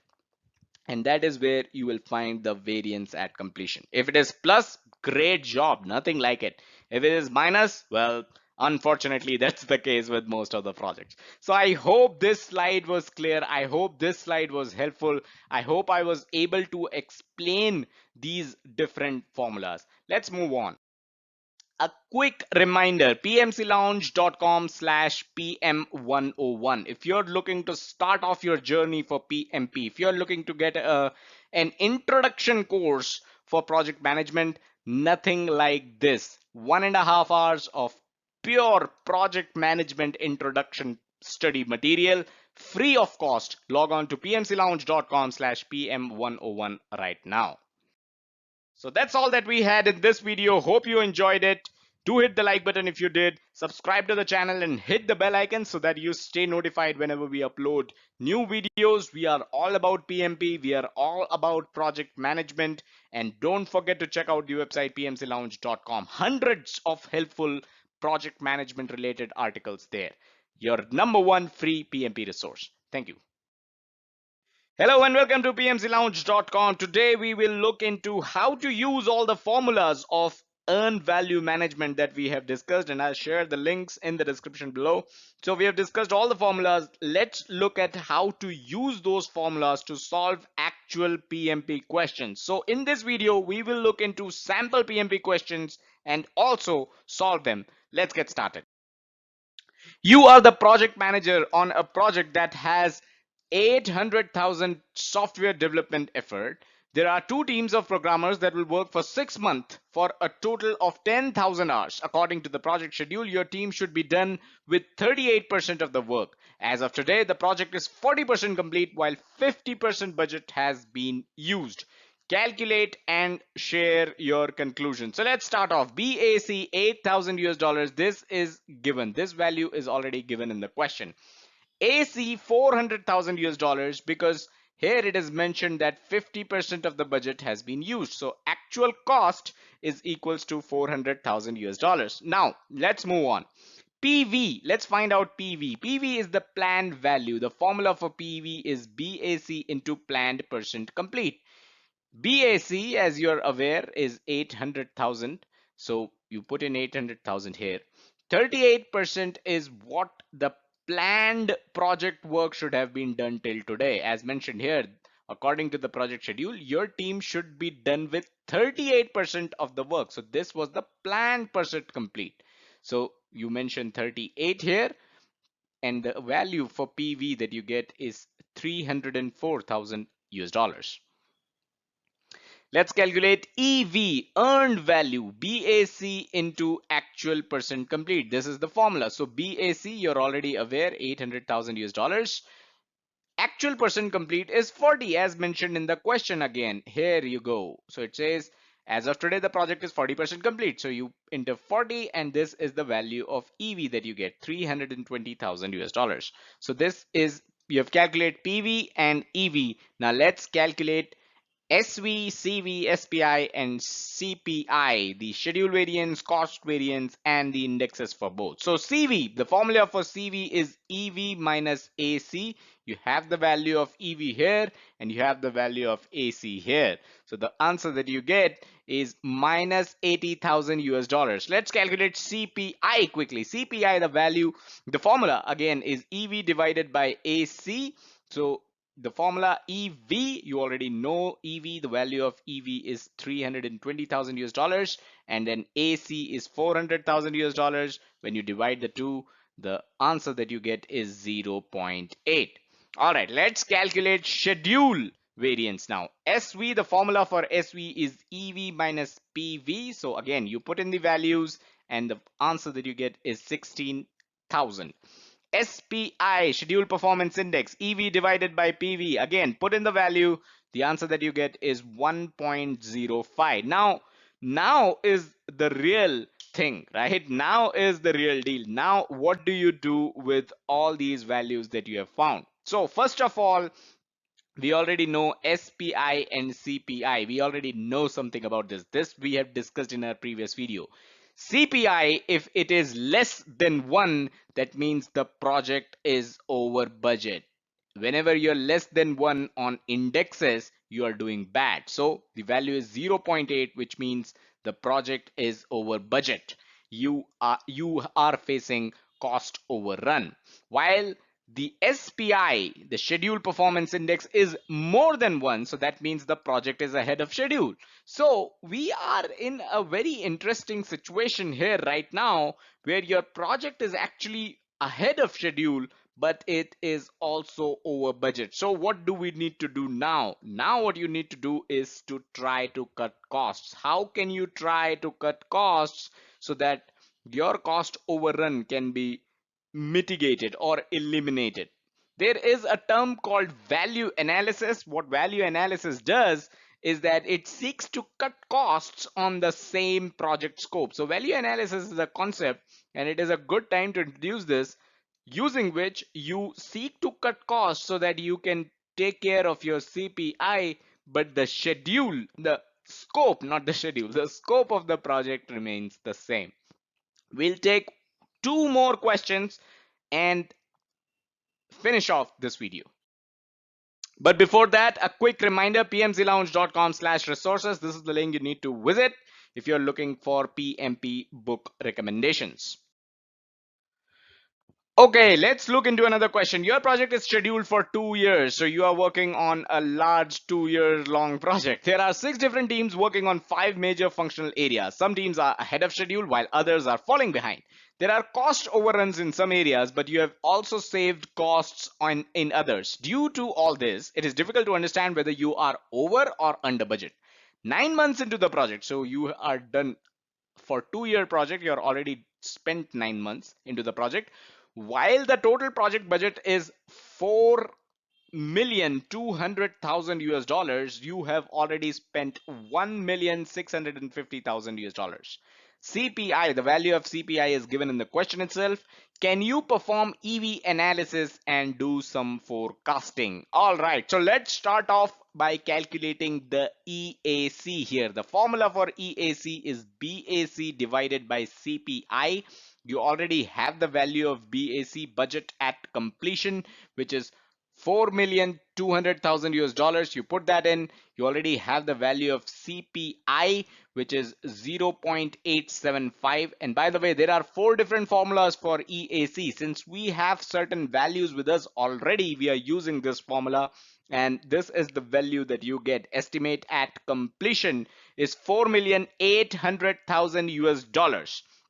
Now let's also calculate ETC, the estimate to complete. So the formula for ETC is EAC minus AC. EAC, the value you have here, and AC is given in the question itself, where it says you have already spent 1,650,000 US dollars. So when you put in the formulas, you get the value for ETC. Now this is the EV analysis that we have done. Let's do some forecasting, and by forecasting, the best way to do and the best formula to calculate is the variance at completion, VAC. The formula for VAC is BAC minus EAC. You have both the values, you put in both the values for BAC and EAC, and the answer that you get is minus $600,000. What does this mean? If your variance at the project completion is minus 600,000 US dollars, this means that the project will be over budget by 600,000. So if you go on, this is a 2 year project, you're already done with 9 months. If you go on with this pace, if you continue with this path, you will end up spending 600,000 US dollars more. So that means you need to do some course correction here. The path that you are going on is leading to disaster. Let's move on. Let's look at a final question where you need to calculate TCPI. Now this is a pretty simple question. I just wanted to use the formula for TCPI, so I've taken this up.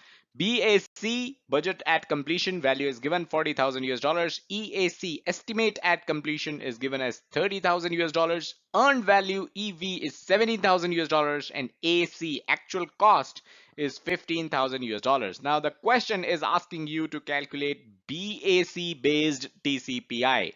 What is BAC based TCPI?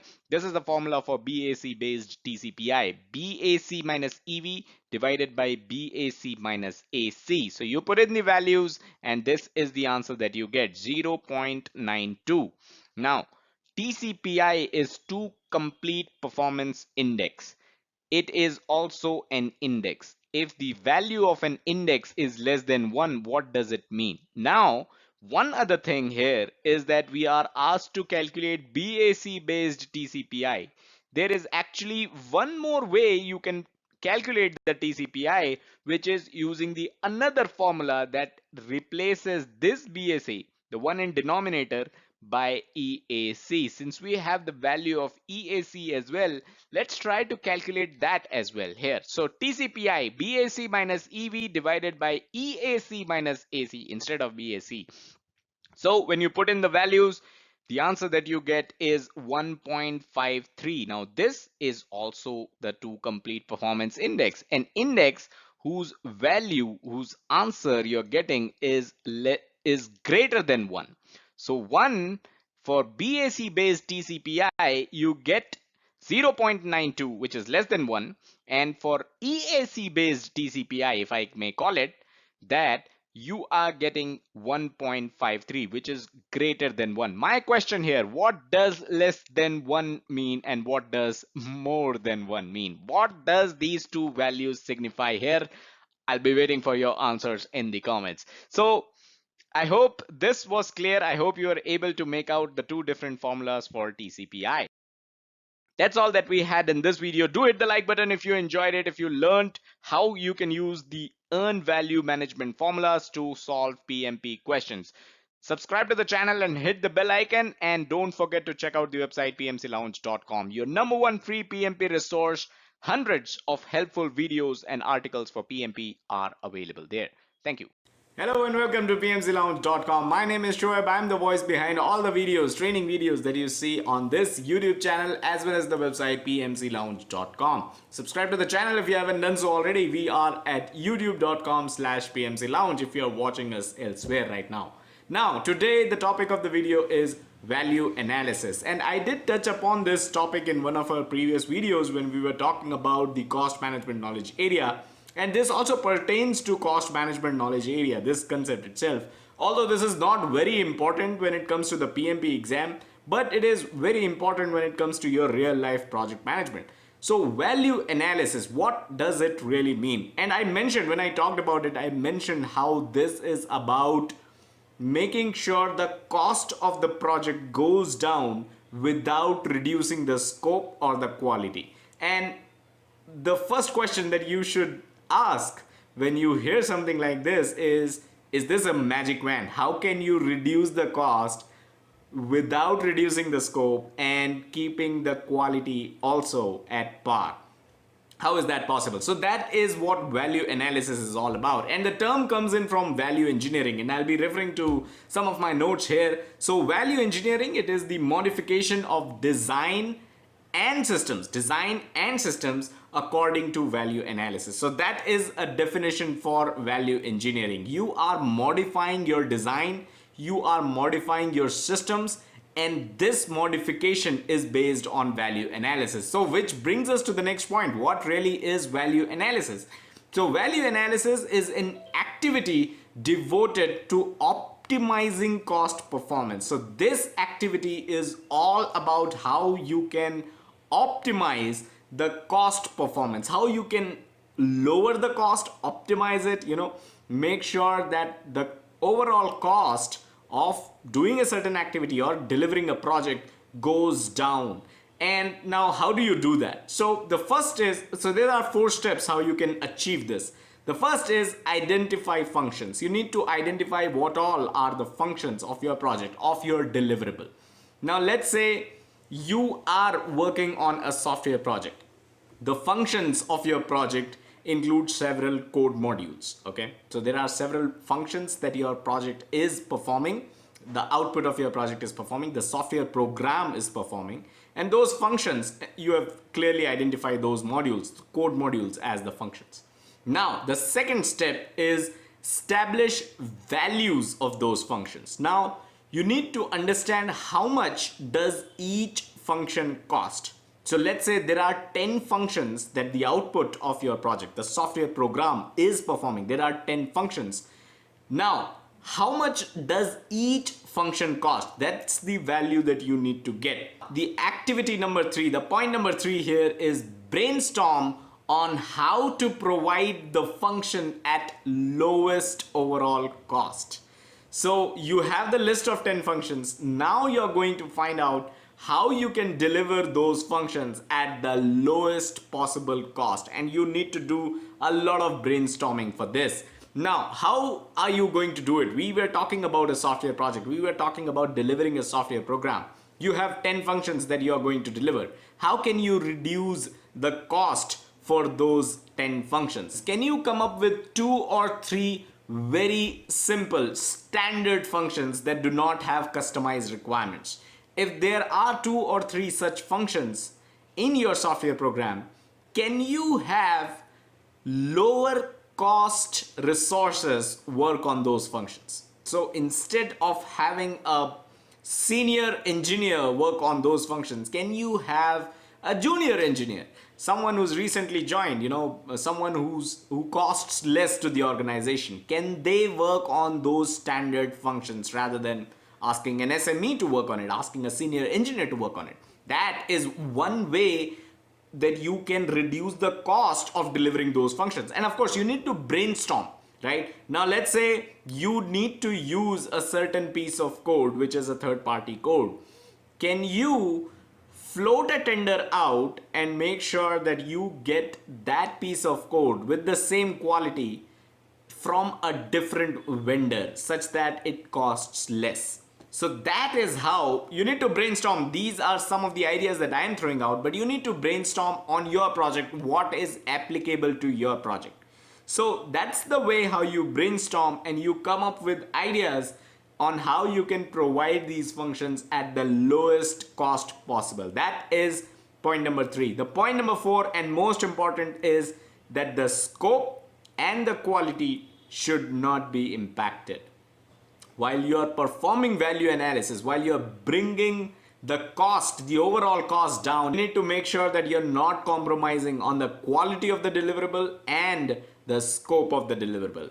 After all, the whole idea behind value analysis is bringing the cost down by keeping the scope in place. So I hope this video was helpful. We received a comment on creating this video, so I did this. And if you have any other comments, if you have any other questions, feel free to drop them in the comment and I'll definitely respond or create a separate video on those questions just like this one. Subscribe to the channel and hit the bell icon to stay notified, and don't forget to check out the website pmclounge.com, your #1 free PMP resource. Thank you and have a nice day. Hello and welcome to pmclounge.com. Today we are looking into the determine budget process, and while we discuss this process we will also try to understand the concepts, important concepts related to this process. So cost aggregation and funding limit reconciliation are important tools and techniques used in this process, while cost baseline and project funding requirements are important outputs of this process. So when we study determine budget process, we will also talk about these important tools and techniques and outputs of this process. As always, first link in the description is going to take you directly to the related article for this process. So if you're into reading an article rather than watching a video, first link in the description is going to take you there. Second link in the description will be the entire playlist of the cost management knowledge area. So every video that we have done, everything that you should know about this knowledge area, second link in the description is going to take you to the entire playlist. So do check that out. All right, with that being said, let's get started with the determine budget process. So once we are done with estimate costs, this is the process that comes after the estimate costs process. So after estimate costs is where you come to determine budget process. So now you may ask, what is the difference between estimate and a budget? We have already covered this. So I'll share a link to the video that I've already done on the difference between estimate and a budget. So that will be linked in the description. Do check that out. So there's a difference between estimate and budget, and that is why we have a separate estimate costs process after which we come up with the determine budget process. But just to make sure that you understand where we are right now in the cost management knowledge area, let's look at the PGKA mapping, the good old PGKA mapping. So this is the knowledge area, project cost management, and this is where we are at determine budget process. We've already discussed estimate costs and planned cost management. These processes are of course part of the planning process group. There's just one more process This is involved in the project cost management knowledge area, which is control costs, which we will be covering. So determined budget is what we are looking into today, and this is where it lies in the PGKA mapping. So let's move on. What are some of the inputs of the determined budget process? So this process is all about taking the outputs of the estimate costs process. So whatever that you generated as outputs of the estimate cost process, specifically the activity cost estimates and the basis of estimates, these two are very important inputs in the determined budget process. In addition to that, there are other inputs as well, which are part of the determined budget process, but these are actually the same inputs that you used in the estimate costs process. So nothing new to learn here. And over here at PMC Lounge, we don't really look into every single input, every single tools, every single output. Instead, we try to understand what this process does and how it achieves the goal of project management, how it basically contributes to the entire picture of project management, which is much more important. If you understand, if you learn, if you simply rot memorize the inputs, outputs, tools, and techniques, you will not be able to clear the PMP exam. But if you understand what the process does, how it helps in the and how it fits into the larger picture, then and only then you'll have a fair chance at clearing the PMP exam. So the other inputs, like I said, are similar to what we have used in estimate cost process. The output of the estimate cost process, which are activity cost estimates and basis of estimates, also act as an input in this process that we are talking about, which is of course determined budget. Let's move on. So let's jump into the tools and techniques of the determined budget process. And the first one that we are discussing is cost aggregation. So this is something important, something new, and thus you should know about it. So what is cost aggregation all about? So in the cost aggregation process, you are rolling up the estimates of all activities up to the control account level, and this entire process is known as cost aggregation. So all that you're doing is adding up all the estimates below the control account so that you have a value of the control account. Now what is control account? I'll share a link in the description to the video where we have already talked about control account, but just for a quick reference, let me remind you that control accounts are predetermined points where scope, cost, and schedule are integrated and compared to the earned value for performance measurement. So where are these points? Where are these predetermined points? We are talking about the WBS here. So in the WBS, you have predetermined points which could be above the work package level as well, and up to the control point, whatever estimates that you have for each activity, you roll it up, you add all of them, and this process is known as cost aggregation. So once you have used the cost aggregation tool, you will have the cost required for each control account, the budget required for each control account, and that is why cost aggregation is an important tool. So how much each control account or work package is going to cost is what you will get to know once you apply the cost aggregation tool. An important point to note here is that one control account may have more than one work package as well. So here, when you perform cost aggregation, you will get to know how much each control account is costing, not just the work package. It is possible that one control account may have multiple work packages, but it is also possible that one control account may have just one work package. So in that case, you will get to know how much that work package costs, making use of course, the cost aggregation tool. Before we move further, a quick reminder, head over to pmclounge.com/pmp-training. This is where we have linked all the PMP courseware articles and videos. Okay, the next tool that we are going to talk about is known as Funding limit reconciliation. Again, this is also very, very important, and this is also important from PMP exam point of view as well. So funding limit, it is pretty straightforward. This is the limit of your funding, right?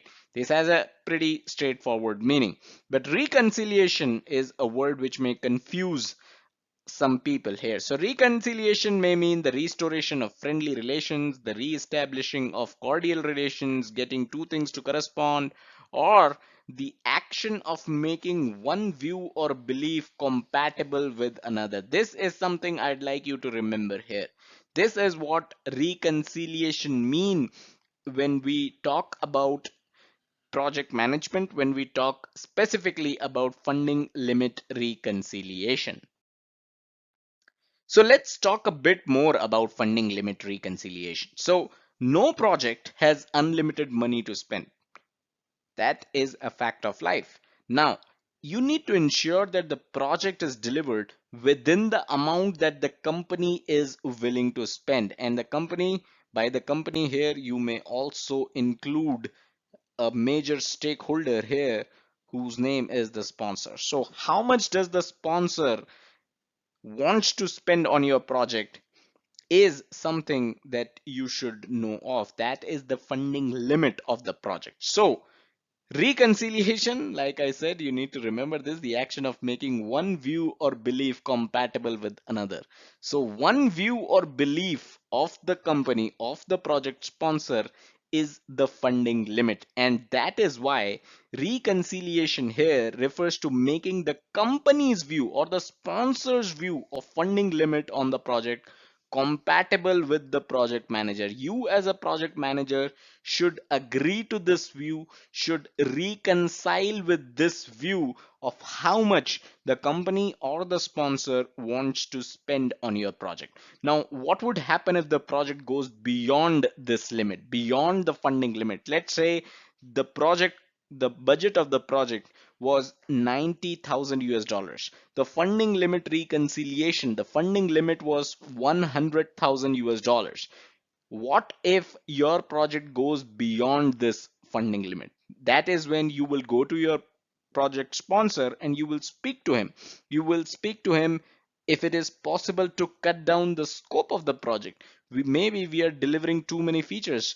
Can we cut down the scope? Can we reduce the number of features going out as part of this project so that you can meet the funding limit of 100,000 US dollars? Or is it possible that the sponsor can increase the funding limit from 100,000 US dollars to 150,000 US dollars so that the scope need not be cut and you will be able to deliver the entire project with the new funding limit. So this is all about funding limit reconciliation.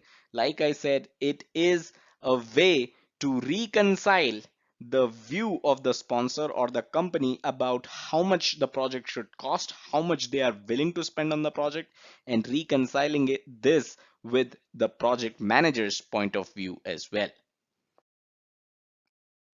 Some of the other tools and techniques that are used in this process are reserve analysis and expert judgment, both of which we have already discussed. Links will be available in the description to both of these. Let's move on. All right, let's talk about the outputs of this process. The first one is cost baseline, and this is an important output of the determined budget process. So cost baseline is a snapshot of the planned project budget. Just like schedule baseline, just like scope baseline, they are also snapshots of how much the baseline cost of the project, the baseline scope or the baseline schedule of the project look like. Now we call it a snapshot because at certain point in time when you are planning the project, this is what the baseline cost looks like. But when you actually perform the project, so this was the snapshot of the project, the cost of the project, the baseline cost of the project in the planning stage. But 3 months down the line, when you have done 3 months worth of work in the project, what does your cost now look like? And you are going to compare this actual against the baseline. This baseline is of course the snapshot. So This comparison is important, and to do this comparison is why you have baseline, right? So it is similar to scope and schedule, like I said earlier, where the whole idea is to measure, and this measurement, this comparison is done in the monitoring and controlling process. And this is where you measure how you are doing versus what you planned. So whatever you planned was the snapshot, and how you're doing is the actual progress that you have made. The other important output of this process is project funding requirements. Now, how helpful is a single number for the overall project budget? So if somebody came to you and asked, what is the budget of your project? And you say 100,000 US dollars. How helpful is that? If that person who asked this question is the CEO of the company, he might be good with that number. He doesn't really care to know more details. But if that person who asked you, what is the budget of your project, is your immediate manager, he would need more information, right? He wouldn't be down with understanding and knowing just a single number for the overall project budget, right? So a plan on how and when, these are important questions. How, when, and how much of the $100,000 project budget that you have will be spent is absolutely required. So you need a plan of how, when, and how much of the project budget will be spent. Now, these plans are documented in the project funding requirements, and that is what makes project funding requirements so important. So, to your immediate manager, to the CEO of the company, you will give a single number. To your immediate manager, you will give the project funding requirements, wherein it will contain the plans of how, when, and how much money your project requires. Based on these project funding requirements, the sponsor may decide to allocate funds for your project at several intervals or project phases, right? So it is possible that the sponsor of the project allocates certain money out of the 100,000 US dollars for your design phase, certain money for your development phase, certain money for your testing phase, right? So he or she may allocate funds to your project based on the project phases or in several other intervals. So this is also important, that you have the project funding requirements with you so that the sponsor can make such decisions. Moving on, this is a very important formula. The project funding requirements is equals to cost baseline. Now the cost baseline also includes contingency reserve plus the management reserve. What is the difference between contingency reserve and management reserve is available in the reserve analysis video, which is also linked in the description. A quick few points here. Based on the project funding requirements, you will be able to ensure that your project has money when it's needed and have enough to cover risks, that is the contingency and management reserves, because the project funding requirements includes both contingency reserve and management reserves. The risks, right, the unknown risks, the known risks, both of these are covered with contingency reserve and management reserve. If you're still wondering what known unknown risks are, what contingency and management reserves are, link is in the description for the reserve analysis video. Do check that out. Finally, you should note that in certain texts you will find project funding requirements named as the cost budget. So if you get a question in the PMP exam that talks about cost budget and not about project funding requirements, you should know that these two are actually the same thing, right? So this is also important from PMP exam questions perspective. That's all that we had in this video. Hope we were able to cover the entire process in this video. Do hit the like button if you enjoyed it. Subscribe to the channel and hit the bell icon to stay notified whenever we upload a new video. And don't forget to check out the website pmclounge.com, your number one free PMP resource with so many different helpful articles and videos. Thank you. Hello and welcome to pmclounge.com. In this quick video, we are going over a topic known as project financing. Now, this topic may have different meanings in different domains. We are specifically focusing on what financing really is when it comes to project management from the perspective of the PMP certification. So I just wanted to make that clear. This topic is part of cost management knowledge area. This is part of one of the articles that we have already done, and the first link in the description is going to take you to that article. Second link in the description is going to be a playlist of all the videos that we have done on cost management knowledge area. That being clear, that being said, let's get started. A quick reminder, please like this video. That seems to be the only way YouTube is going to let you know every time we upload new content. What is this? This is actually a good question to start this topic off. What is project financing? Why are we talking about finance when we are supposed to be talking about project management? So, we are talking about this because project financing is actually a tool in the determine budget process. Now, if you're wondering where is this process, let me show you the PGKA mapping, which is the process group and knowledge area mapping. So we are talking about cost management knowledge area. In this knowledge area, under the planning process group, there is a process known as determine budget. And in this process, one of the tools is financing or project financing. So that is the tool that we are talking about today. We've already covered this process in detail. Like I said, first link in the description will take you to an article where we have talked about this process in detail.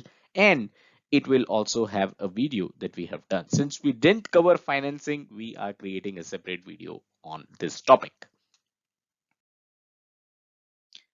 If you haven't seen the playlist section of the YouTube channel, youtube.com/PMC Lounge/playlist, this is where the gold is. Check it out. So now that we know the fact that financing is basically a tool in the determined budget process, here's the next question. Isn't the sponsor responsible for money? The answer to that is absolutely yes. The sponsor is the person who ensures that your project is funded, who ensures that money is available for your project.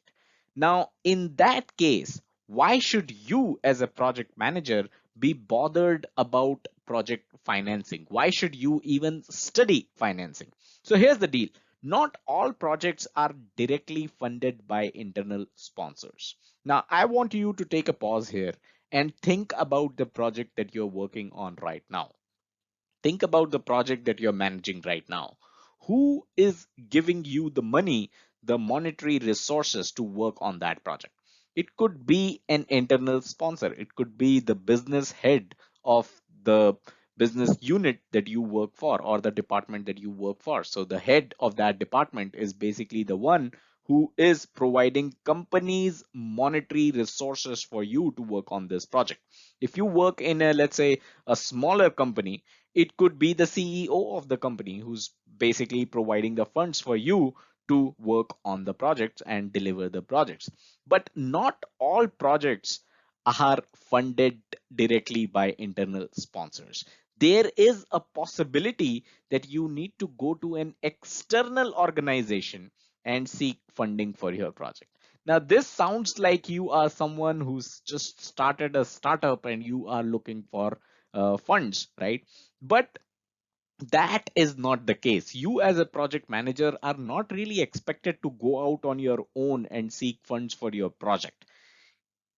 Even if that is the case, you will always be accompanied by other team members. You will have your business analyst, you will have your system analyst, you will have, let's say, the leads from design department, from architecture department.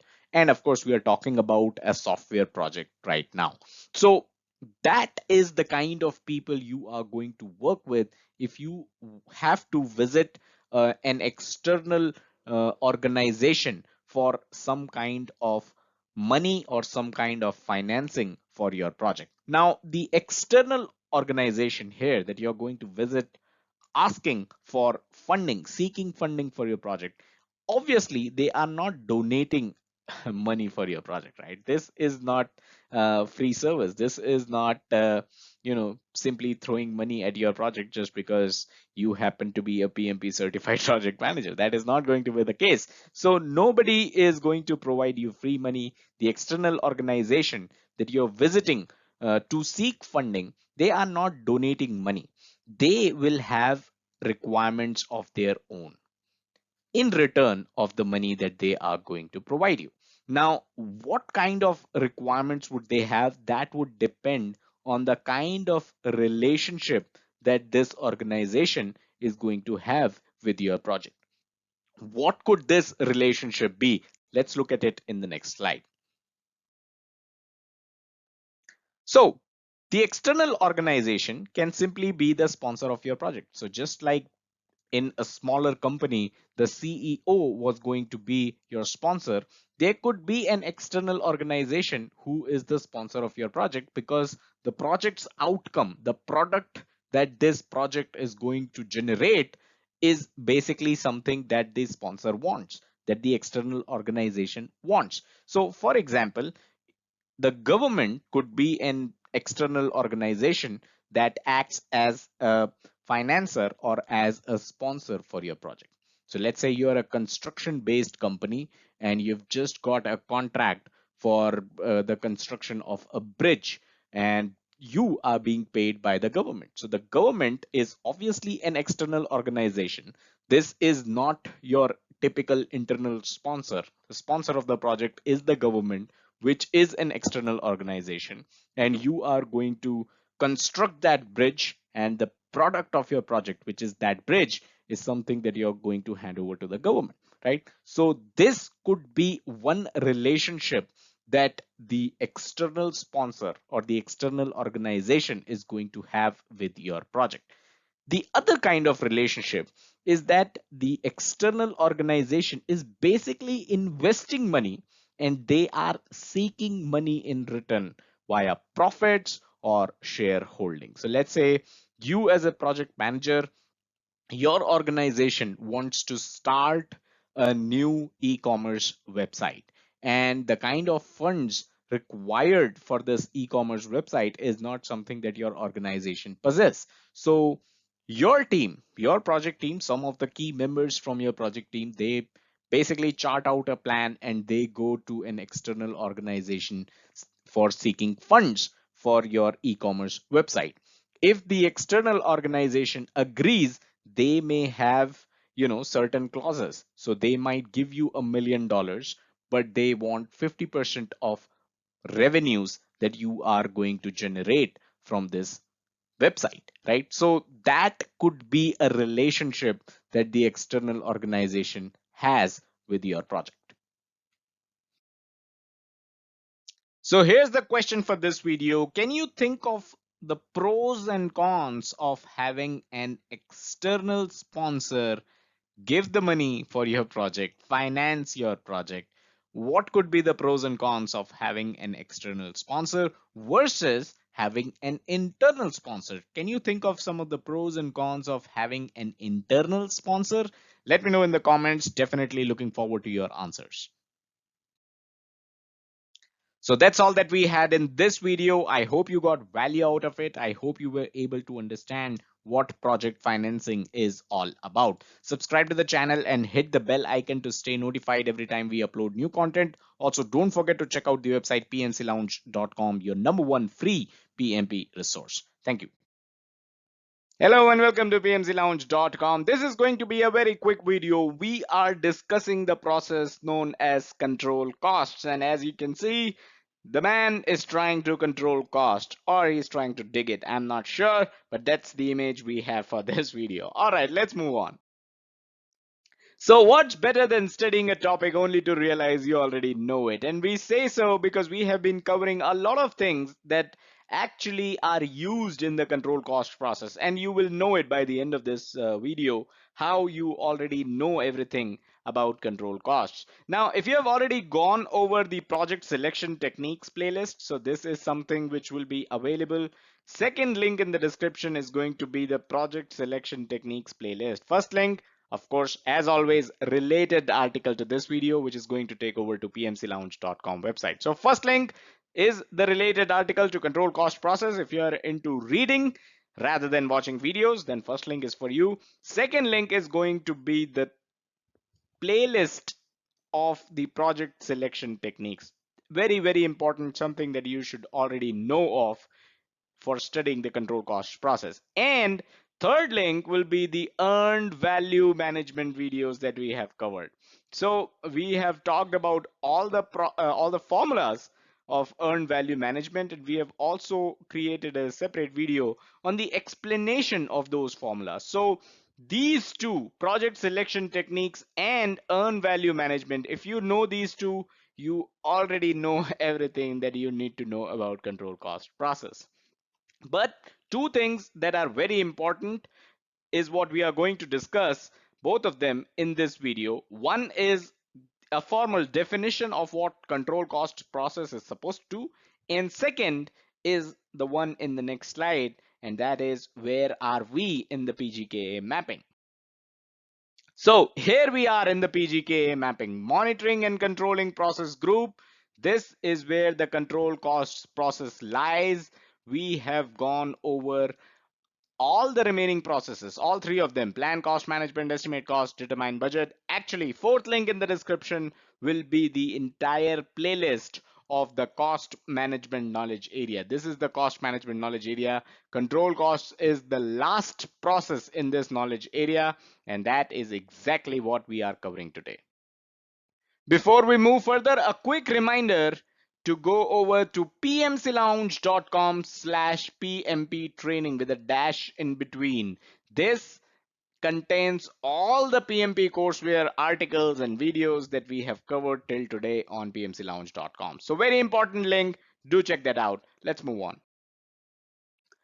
The definition of control cost process. So this is the process of one, monitoring the status of the project so that you can update the project budget, whichever budget that you have right now. If it is required to be updated, you need to monitor the status of the project first to be able to update the project or keep it the same. If everything's going fine, it remains the same. If things are going down south, well, then project needs to be updated. And second pointer here is manage changes to the cost baseline. So there's a baseline cost attached to the project. If there are any changes to it, you have to manage those changes. And by the way, how do you manage changes? Any increase to the authorized project budget can only be approved through the perform integrated change control process.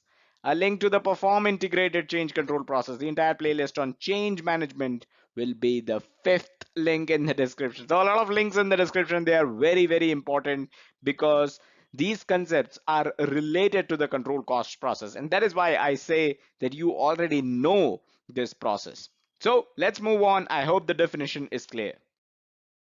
So quickly, the inputs, tools and techniques and outputs for this process. Like I said earlier, you already know all the ITTO that are used in this process. Earn value management, that is the most important technique for this process. So if you have gone over the link in the description, you already know the important tools and techniques which are used as part of control cost process. And finally, work performance information, which is going to be the sixth link in the description directly to the video where we have discussed work performance data, work performance information, and work performance reports. Work performance information is something, like I said, we have already discussed, and that is one of the most important output of this process. So I hope it's clear. I hope you now know how you have already covered whatever that you need to know as part of control costs process. So that's all that we had in this quick video. Do hit the like button if you enjoyed it, subscribe to the channel and hit the bell icon. Don't forget to check out all the important links in the description. Here's one more I'd give you. Seventh link in the description are all the frequently asked questions, the Lounge Fever series for cost management knowledge area. So don't forget to check that out. And as always, don't forget to check out the website pmclounge.com, your number one free PMP resource. Thank you. I know cost management can be a bit tricky, but you have made it through. If you want to go back, feel free to do so. Go over cost management again, go over certain concepts that you didn't understand again, before moving on to the next topic that we have for today, which is communication management as well as stakeholder management, because both of these are now part of stakeholders domain. So we will cover both of these, and I will see you the next time you see my face. You would have already covered both communication management as well as stakeholder management. So if you don't need a break, then just let's keep going. Hello and welcome to pmclounge.com. Today we are starting off on our journey of another knowledge area, which is the communications management knowledge area. Something very, very important. A lot of people think this is an easy topic, but this is the most important topic if you personally ask me when it comes to project management. So, as always, if you're into reading articles, first link in the description will take you to a relevant article over at our official website pnclounge.com about communications management basics. So check that out. First link in the description, and second link in the description will take you to an entire playlist of every single video that we do under the communications management knowledge area. So two very important links. With that being clear, that being said, let's get started. All right, so I said communications management is important, and this is the reason. 90% of a project manager's job role is communication. So this is how important communication is. Now, obviously, from PMP exam point of view, this is a relatively easier knowledge area to study. It only has 3 processes, and that's all. But from real life project management point of view, when you are doing project management, 90% of the time you'll find yourself doing communication, and that is why this is an area which is worth investing, which is worth exploring, reading more about, practicing more about, and that's something I definitely recommend to each and every one of you. All right, so let's start off with the basics. Communication is a two-way process of transferring information. Two-way is the key here. So, sometimes we as project managers are so busy with our work, so busy with managing projects that we forget that communication is a two-way street. It's a two-way process. You don't just deliver your message and walk away. You need to get a feedback as well. You need to get an acknowledgement as well, and you need to listen to what the other party has to say. So communications, you are 90% of the time you are involved in communications, but that doesn't mean 90% of the time you are speaking or you are the one relaying the information. That includes the time where you have to listen what the other party has to say, the other stakeholders of the project have to say, right? So it is a two-way process. That's something that you need to understand and keep in mind as always. And the next topic that you should read or understand about communications is the communication model. So let's look at that. Now, the communication model is something that you might have read in the past as well. It starts off when the sender, let's say you are the sender, you are basically encoding a message to be sent across. So what is encoding? Encoding is translating your thoughts or ideas into a language that is understood by others.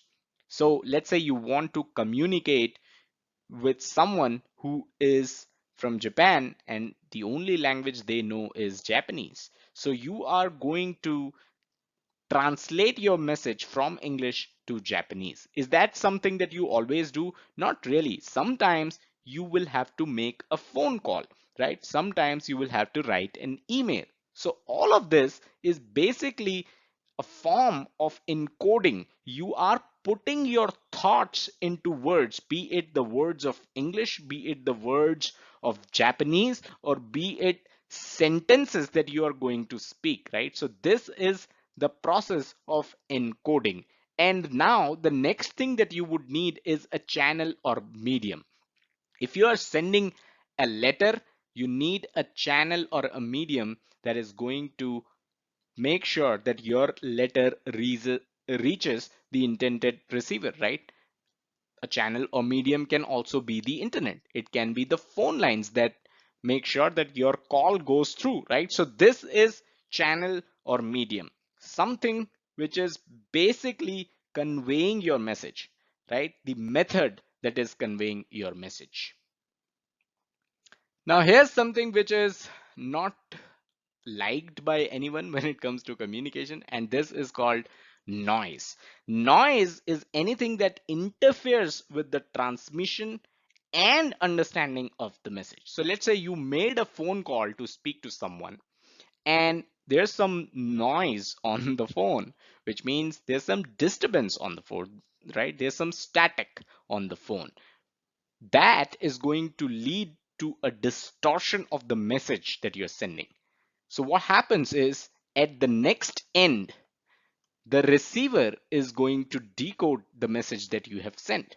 Now, if there was noise involved, the message that you have sent might be distorted, right? If there was no noise and you sent a message, the receiver is going to decode it and understand it fully. Whatever be the case, after the receiver decodes the message, he or she is going to encode his or her message and send you a feedback or a message from their end as well.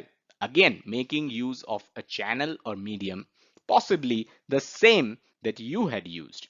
And if there's noise, obviously it can occur the second time as well. And at your end, you are then going to decode the feedback and understand what the receiver is trying to tell you. So this is the entire model, which is known as the communication model. You've got encoding, which is basically translating your thoughts or ideas into language, be it the English language, be it to translate it to some other language, translate it to the sign language, or just jotting it down, putting it into words, right? That's encoding. Then you've got decoding, which is basically translating the message back into meaningful thoughts and ideas and reciprocating, right? Then you've got the medium, which is the communication method, of course, and then noise, which is something that is going to interfere with the transmission and understanding of the message. Hope this was clear. All right, before we discuss further in the communications management knowledge area, I'd quickly like to remind you, if you're looking for ideas on what books to buy to prepare for your PMP exam, head over to pmclounge.com/resources. That is where we have listed our favorite books. All right, let's talk about communications management. So the whole idea behind managing communications, or the communications management knowledge area, is to ensure that everybody gets the right message at the right time. Very, very important. This line basically summarizes why communication is important. Everybody gets the right message at the right time. You, as a project manager who is involved in doing communications 90% of his or her time, you need to make sure that everyone is getting the right message at the right time. So there are three processes in this knowledge area, the communications management knowledge area. These are plan communications management, manage communications, and monitor communications. So one in the planning group, other one in the executing group, and finally one in the monitoring and controlling process group. Obviously, the knowledge area is the communications management knowledge area. No processes in initiating and no processes in closing. So only three processes, relatively smaller or a lighter knowledge area. But like I said, something which is extremely important for you as a project manager. All right, so plan communications management. This is the process of determining the information needs of stakeholders by developing an appropriate approach and plan for project communication with the available organizational assets and the needs of the project. So I've highlighted some important words here.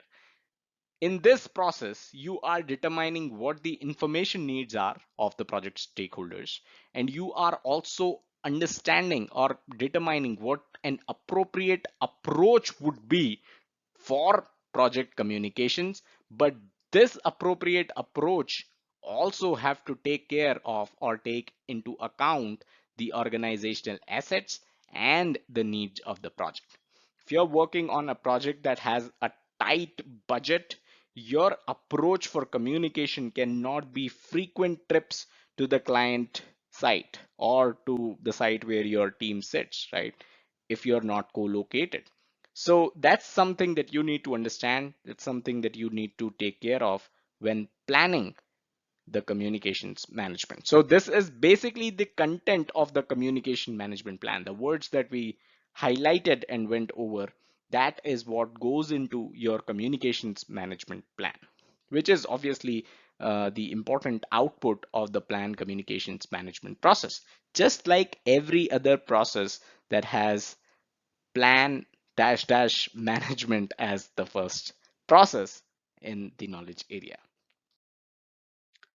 All right, second is manage communications, the process of ensuring timely collection, creation, distribution, storage, retrieval, management, monitoring, and the ultimate disposition of project related information. So, all these activities related to the project information is basically what you do when you are managing communications. This is done in accordance to the communications management plan, the content of the communication management plan that we have already spoken of. Whatever that you do with the project information, it has to be in accordance with the communications management plan. Finally, we have monitor communications, and this is the process of ensuring that information needs of the project stakeholders are met. We have determined what the information needs were in the first process, which was plan communications management process. And in this process of monitoring communications, we are ensuring that those needs are actually met. So that is what you're doing as part of monitor communications. Now, this process in the pre-PMBOK 6 world, this process was known as control communications, which is now renamed to monitor communications.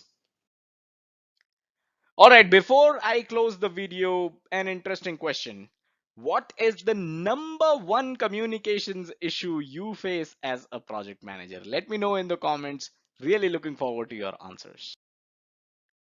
So that's all that we had in this video. Hope you got value out of it. Hope it was a good start to what is going to be an even better discussion of the communications management knowledge area. Smash that like button if you got value out of it. Subscribe to the channel and hit the bell icon to stay notified. And don't forget to check out the website pmclounge.com, your number one free PMP resource.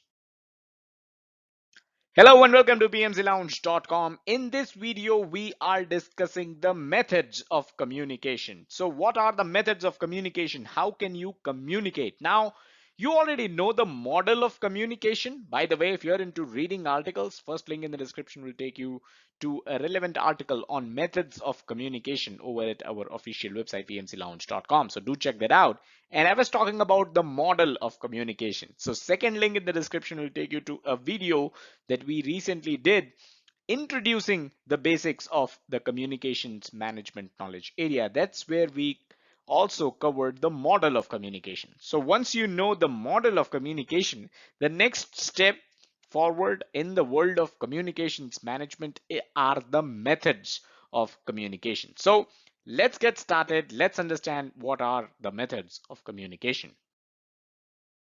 So basically, there are three methods of communication: push, pull, and interactive communication. What do you understand just by looking at the names of these communication methods? Let me know in the comments. We will obviously be covering all these three in the next slides. So let's move. All right, so let's start things off with push communication. So this is basically sent to specific stakeholders and only on need to know basis. A big downside to that is that there is no guarantee whatsoever that the information is understood as intended. So you might be intending something, but the receiver could understand something else. Examples are emails, memos, faxes, and so on. So these are some of the examples of the push communication method. I hope you can understand by reading this that this is a one-way communication, right? This is not a two-way communication. This is one way. You are basically relaying certain information. When you send an email, you are basically relaying an information that you want to convey. The problem is there is no guarantee that someone who reads this email will understand what the information you wanted to convey, right? So this is obviously one of the downsides of written communication as well. Now, push communication, like we discussed in the first line itself, it is only sent to specific stakeholders on need to know basis. So if you're working on a project and you work in an organization that has 10,000 employees, you're not going to send your weekly status reports by emails to those 10,000 employees, right? So it should go out only to specific stakeholders, and that's how push communication method works. Before moving on, let me remind you, if you're looking to clear your PMP exam, we have a study plan that will help you clear the exam in 50 days itself. So head over to pmclounge.com/PMP study plan and grab your free copy. All right, so let's talk about pull communication now. So this is the best option available when the information needs to be transmitted in large volume and must also be accessible to large number of stakeholders. So two things here: the volume that you want to transmit, this is large, and the stakeholders, this is large too. So when we talked about email in the previous example, if you have 2 GB of data that you need to send to 1000 people, obviously you're not going to send an email and choke the life out of companies intranet, right? The content, however, can only be accessed at the discretion of the stakeholders. This is a downside, and is thus not a guarantee that the message has been conveyed. Examples include intranet, libraries, e-learning. So let's say you have an intranet website that you make use of to track everything related to your project. So although this is something that anyone can access if required, if they need the status of the project, they can just access the internet website that you have created. But this is not a guarantee. Merely putting together a website is not a guarantee that people are actually visiting your website to see where your project stands, right? So this is the issue with pull communication, because it is at the discretion of the stakeholders. And that is why when you create a website to report your project status, it is not a guarantee that your status has actually been conveyed. Finally, the best of the lot, interactive communication. So unlike the other two that we discussed, push and pull communication, which were both one-way communication only, by the way, interactive communication is actually a two-way communication. And this is the most efficient way to make sure all parties involved, all the stakeholders, they all have the same understanding of what is being communicated. Examples are meetings, conferences, phone calls. So you can have 20 people on your team meeting, and chances are they all will understand what you are intending to convey if you have them in a meeting, rather than you sending out an email to 20 people or putting everything on your intranet website and hoping that those 20 people will come in and access your website. So that is why interactive communication is one of the best ways, one of the best methods of communication. It is a two-way communication. People can also speak for themselves if they don't have the same understanding that you are trying to convey. So that is why interactive communication is something that you should vouch for. All right, so question for this video: which communication method do you use most frequently on your real life projects? Let me know in the comments. And that is all that we had in this video. Hope you enjoyed it. Hope you got value out of it and understood the three different methods of communication. Smash that like button if you did so. Subscribe to the channel and hit the bell icon to stay notified whenever we upload new content. And don't forget to check out the website pmclounge.com, your number one free PMP resource. Thank you. Hello and welcome to pmclounge.com. Today we are discussing the types of communication, and specifically the four that you see on your screen. Formal, which contains written and verbal, as well as informal, which also contains written and verbal. Let's get started. So in certain texts, this topic will be known as communication methods. Now I'm telling you that you should be studying communication methods or types of communication, whatever text that you're reading. But these four you should definitely study because these are important when it comes to the PMP exam. And we are also going to look at some of these sample questions of sorts. I won't say multiple choice questions, but one-liner questions that are going to help you understand what kind of questions you can expect in the exam as far as this topic is concerned. So there are several ways to get your message across. The four that you need to know from PMP are, let's look at them in the other slide. All right, and before we look at all four of them, let me remind you, if you're into reading articles, then head over to the description because first link in the description will take you to the related article on this topic over at our official website, pmclounge.com. So do check that out. Don't miss that. Also, second link will take you to the entire playlist of every single video that we have done on communications management knowledge area. So two very important links. Do check them out. Let's understand the first type of communication, which is formal written. So some of the examples of this are your project charter, your project management plans. That means all your project documents, the artifacts, they are actually formal written communication. Legal documents, contracts, these are all formal written. Informal written, the examples include emails, memo, sticky notes. Now, how many of you communicate with your spouses by sticking a sticky note on the refrigerator? Let me know in the comments. If you think it's too personal, it's okay. You can keep it with you. But this is an informal written type of communication. Now, I am more interested in this example, which says emails. Do you think email can also be a formal written form of communication? Let me know in the comments. Of course, it is informal written in most cases, but do you think can you draft an email and send it across and ask it to be considered a formal written form of communication? Let me know in the comments. What do you think? Formal verbal. So examples include presentations, prepared speeches. So you see all those politicians making speeches that they have already prepared. Those are formal verbal type of communication. Then you have informal verbal. The examples include meetings, phone calls, conversations, planning sessions. So when you're hanging around with your project team, planning something, you are basically doing an informal verbal type of communication.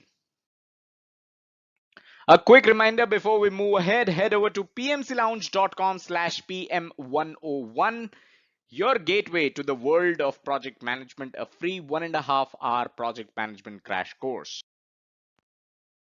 All right, two quick points before we see some examples. Wherever you see contract, client, or the sponsor, the project sponsor, a rule of the thumb that you can remember is that communication regarding these three will always be formal, be it formal verbal, be it formal written. But wherever you see contract, wherever you see a client or a sponsor, the communication is going to be formal communication. Now, you also need to note that meetings are always informal. So, no matter what you're discussing, no matter how important the topic of the meeting is, a meeting is always considered informal verbal type of communication. All right, let's look into some examples and you can also try to solve them. You can also try to guess in the comments which ones are formal and which ones are informal. All right, so you prepare an RFP, which is request for proposals, for vendors to determine which one of them would get a chance to contract a new project with your organization. So you're basically preparing a document, a project artifact known as RFP. So what kind of communication are you going to be using here? This is obviously formal written. We've already talked about how project artifacts come under formal written type of communication. So you call up your supplier to check if they are on track to ship the items you have procured. What do you think? You're basically calling them up and checking where they are. This is informal verbal.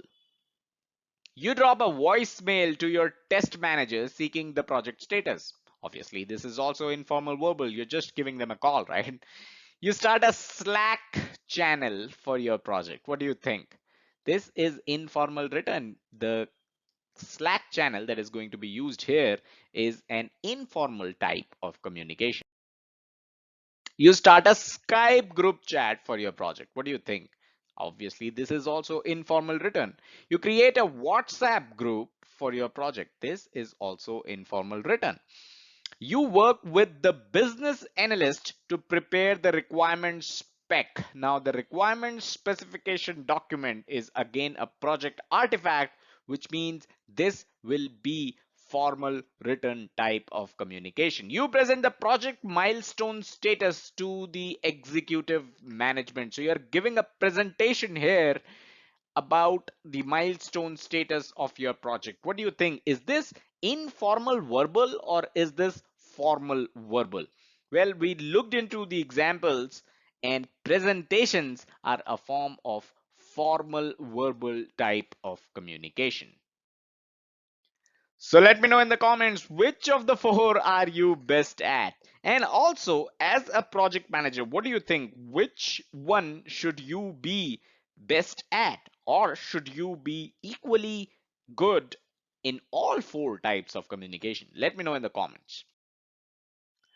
So I hope you got value out of this video and we're able to understand the topic. Smash that like button. It keeps us motivated and helps us create more free videos like this one. Subscribe to the channel and hit the bell icon if you haven't done so already. Also, don't forget to check out our website, pmclounge.com, your number one free PMP resource. Thank you.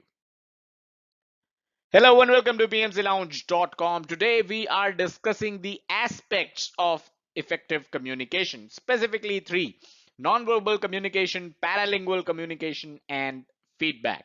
As always, if you're into reading articles, then first link in the description will take you to a related article on this topic over at our official website pmclounge.com. So do check that out. Also, second link in the description will be the entire playlist of every single video that we have done on communication management. All right, let's get started and understand this topic. So first of all, what do we mean by effective communication? We have already covered the methods of communication. We have already covered the types of communication, but this is just the beginning, right? Communication is actually much more than writing and speaking. We talked about formal and informal verbal communication. We talked about formal and informal written communication. But communication as a whole, the word is much more than writing and speaking. So your gestures, your facial expressions, your tone of voice, all of this will play a big role in putting across the message that you're trying to convey to the audience, right? So effective communication, this word, actually two words, effective communication, this takes into account all of this, not just your writing and speaking part, but all that you do when you're not writing or speaking as well. So this is why effective communication is important. All right, so the first aspect of effective communication is non-verbal communication, which means communicating without speaking anything. Now, if you have ever noticed, whenever you're communicating with someone or a group of people, you are actually making use of a lot of your gestures and a lot of your facial expressions as well. Even physical appearance can do non-verbal communication for you. Let's take this for example. So would you trust a shabbily dressed surgeon if they were to operate you? Let me know in the comments. So when somebody says surgeon, you have a certain image in your mind about how a surgeon should look like or how a lawyer should look like. But the surgeon shows up and they are shabbily dressed. How likely are you to trust them? Because you have never seen a shabbily dressed surgeon in your life. So you're very less likely to trust them. Remember, they have not even spoken to you yet. their physical appearance did the communication part, and this communication was non-verbal communication. Maybe when they speak to you, you feel like they are one of the best surgeons you have ever spoken, but just by their physical appearance you had a certain impression about them, and that is why non-verbal communication is important. So you might not realize it, but when you're communicating, you're actually doing more non-verbal communication than verbal. How interesting is this point? And now let's talk about the second aspect of effective communication, which is paralingual communication. How likely are you to watch this video if I continue to speak like this with zero energy and zero enthusiasm? Very less likely. Did you see what I just did there? That's exactly what paralingual communication is all about. It is about the tone and the pitch of your voice and how it makes a difference while you're communicating with someone, right? So if you sound upset while communicating a really good news, the audience is going to be confused, right? So if you're happy and you're communicating a good news, you have to sound happy. If you're upset, you cannot sound happy while you're communicating an upsetting news, right? So this is a part of verbal communication. This is obviously not part of written communication, because the tone and pitch of your voice doesn't matter when you're doing written communication. It only matters when you're doing verbal communication. And if you observe carefully, you use paralingual communication all the time, and that is the reason why I speak like this when I'm creating a video and not like this. All right, before we move further, let me remind you, pmclounge.com/pmp training is where you'll find all our PMP courseware, articles, and videos. Everything is free. Check it out. The third aspect of effective communication is feedback. So responding is also another word for feedback, but feedback can actually have deeper meaning when we talk about official communication, when we talk about an office environment as well. So asking questions to better understand what was told to you is also feedback, right? So it is not just about responding. It is not just about commenting on someone's performance. It is also about asking questions. That is also a form of feedback. So feedback is going to be the best way to let people know that you are actually listening to them. That's why you have something to ask, or that's why you have something to add, right? So when you give a lot of feedback to someone who is speaking, you are actively listening. You have to actively listen to give any kind of feedback. And let's talk about this active listening for a bit. So this is all about taking into consideration everything that the speaker says and does, and also asking question when you don't understand. So when you are listening actively, you are understanding everything that the speaker says and does, and you are also asking question when you don't understand, right? So you're not sleeping when the speaker is saying something. You're actually actively listening, and if you don't understand something, you're going to be asking question. That is what active listening is all about. And if you haven't made that out yet, active listening is an important part of effective communication, because no matter how effective the person in front of you is, if you're not actively listening, the effective communication between you two is not happening at all, because he or she, the speaker, may be an effective communicator, but you, if you're sleeping and if you're not actively listening, no communication is taking place here.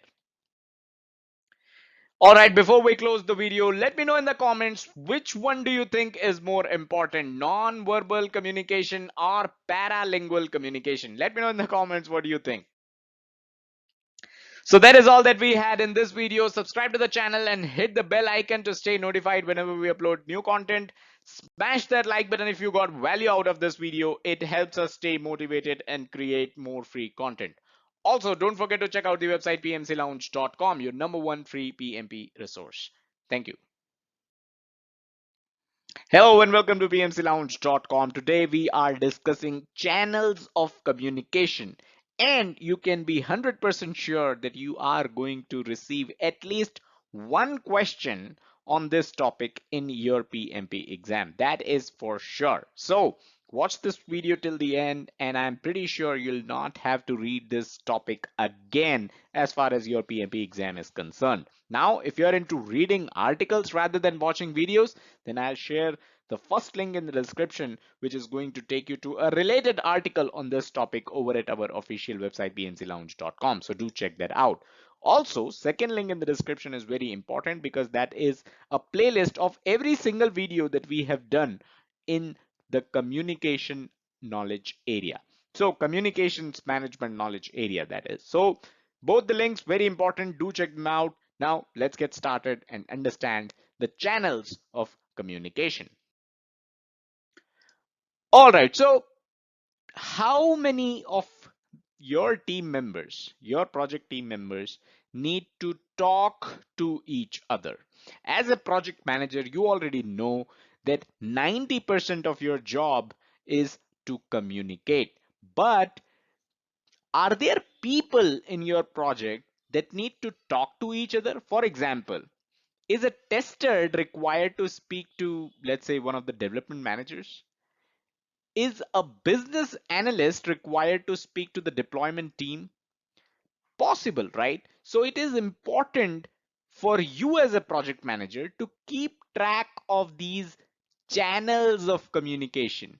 How many channels need to be there for your project team to speak to each other? This can be part of your communications management plan as well, right? So this is where the channels of communication topic comes into the picture.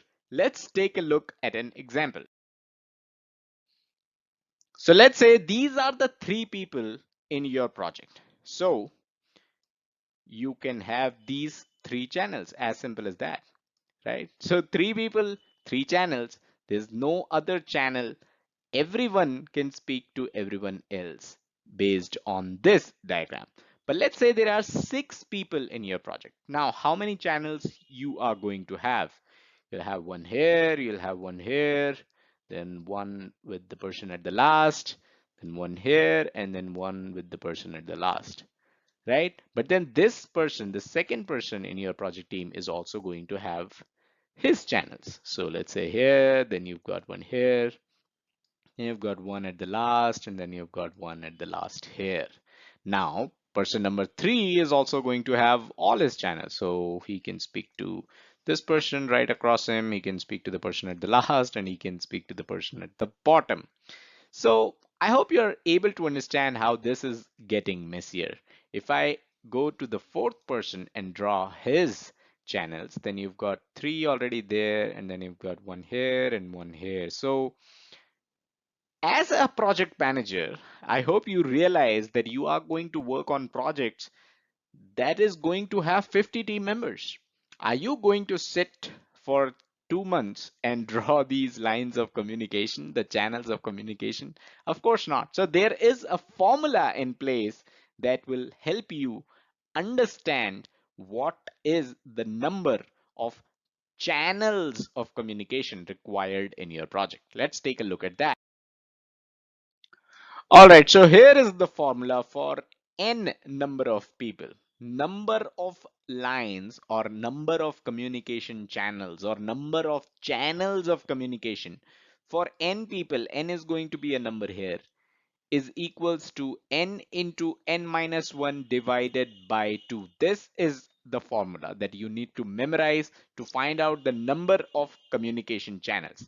Here's the formula again, and if you're lucky, you may actually get a question in the PMP exam which is going to be as simple as what is the formula to calculate the number of communication channels. So memorize this, very, very important. Now, in the previous slide, we had six people in the project, right? So number of lines for six people is going to be 6 into 6 minus 1, that is 5. 6 into 5 is 30 divided by 2, which is 15. So if we go back to the previous slide and count all the lines after drawing all the lines first, you will find that there were 15 channels of communication or 15 lines that are required for six people. Now, let's look into some of the practice questions.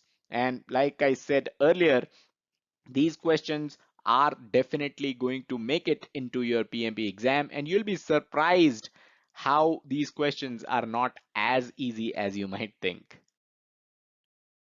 A quick reminder before we look into the practice questions, if you're looking for a starter session, head over to pmclounge.com/pm101. This is a free project management class, 1.5 hours, totally free, your gateway to the world of project management. All right, so here's a practice question for you. You are managing a project with 5 people on the team. There is one additional stakeholder, which is the sponsor. How many lines of communication are there? So you've got 5 people, you've got the sponsor there, I guess 15, right? Because we just looked into how many channels of communication are required for 6 people. But what if I told you this answer is incorrect? Why, you may ask? The correct answer is 21, because you are managing a project with 5 people. So there are 5 people here, and then you have one additional stakeholder who is the sponsor, which means 6, but you are managing a project, which means you are also a person. Don't forget the project manager. So a total of 7 people are there on the project. So 7 into 7 minus 1, which is going to be 6, divided by 2 is going to be 21, and that is why 21 is the correct answer. So this is the kind of question you can expect in the PMP exam. Don't forget to count yourself. Don't forget to count the project manager. Let's look at one more example. So here's a practice question again. If 4 more stakeholders joined the 7 people already in the project, how many lines will be added? Now remember, this 7 already includes the project manager, right? There were 6 people, and I told you to count yourself, to count the project manager. So we have 7 people already. This is perfectly fine. And you've got 4 more people who have joined the project team. So you've got 11 people now, which means 11 into 11 minus 1, that is 10, divided by 2. So this is going to be 55. Is that correct? What if I told you this is also incorrect? Because the question asks how many lines will be added, not the total number of lines. So we had, when we had 7 people, the lines were 21. Now the lines are 55, the total number of lines. So 34 lines have been added with the addition of 4 people. So this is the correct answer. So this is how the PMP exam is going to trick you, and that is why I wanted to cover these practice questions.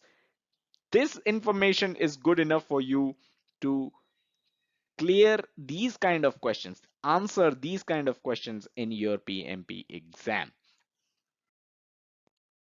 All right, I hope you found this video valuable. Before I ask you to like this video, subscribe to the channel and hit the bell icon. Before I do that drill, I'd like to ask you and request you to share this video with someone who's preparing for their PMP exam. They will definitely thank you back. All right, that's all that I had. Thank you. Hello and welcome to pmclounge.com. Today we will be discussing the first process of communications management knowledge area, that is the plan communication management process. As always, if you're into reading articles, first link in the description will take you to a related article on plan communication management process over at our official website pmclounge.com, so do check that out. Also, second link in the description will take you to a playlist which will contain every single video that we have ever done on the communication management knowledge area. So two important links in the description, check them out and let's get started. So if you're feeling lost, let me remind you where we are. The knowledge area that we are covering is communications management knowledge area. The process group that we are talking about is the planning process group. And the process that we are talking about is plan communications management knowledge area. This is the PGKA mapping, the process group knowledge area mapping of communications management knowledge area. And as you can see, we only have 3 processes here. The first one is what we are covering in this video. Like I mentioned previously, second link in the description will take you to a playlist where you'll find every single video on communications management knowledge area. So check that out. So let me introduce this process to you. Now, if you see the PGKA mapping, you'll realize that across all knowledge areas, the first process of the planning process group typically talks about putting a plan together. For example, in the scope management knowledge area, the first process of the planning process group is going to be plan scope management. For schedule management knowledge area, it is going to be plan schedule management. For cost management knowledge area, it is going to be plan cost management. So similarly, in the communications management knowledge area, the first process of the planning process group is going to be plan communications management, whereby you are putting together a communication plan. Now, when you're doing so, you need to make sure that the information requirements, the information needs of the project stakeholders are taken care of. Additionally, you also need to understand what kind of organizational assets you have at your disposal, right? And what are the needs of the project communication as well. So these are some of the things that you need to consider when you are creating the communications management plan and you're performing the plan communications management process. A few other points to note here is this process, the plan communications management process, it basically documents the approach to engage with the stakeholders, ensuring that they have relevant information available to them in a timely manner. So you're basically documenting how you're going to achieve this feat. Now, this process is performed periodically throughout the project. So this is not a one-time thing where you perform this process and be done away with it, right? Which makes a lot of sense, right? Because you have to communicate throughout the project. It cannot be a one-time activity. All right, before we move further, I'd quickly like to remind you all our PMP courseware articles and videos are available on this link, pmclounge.com/PMP training. Everything's free. Check it out. All right, so communications management plan. This is the most important output of the plan communications management process. If you look at the inputs, the tools and techniques and outputs, we have actually covered everything over at pmclounge.com. So the only thing that we should be covering in this video is the most important output, which is communications management plan. So let's try to understand when is this created. So typically it is developed early on in the project life cycle. So this is something that you do when you're kicking off the project, right? When you're just getting started. So it is reviewed periodically. Obviously it has to be reviewed because as the time passes, the communication needs of the project stakeholders may also change. So this change needs to be documented in the communications management plan.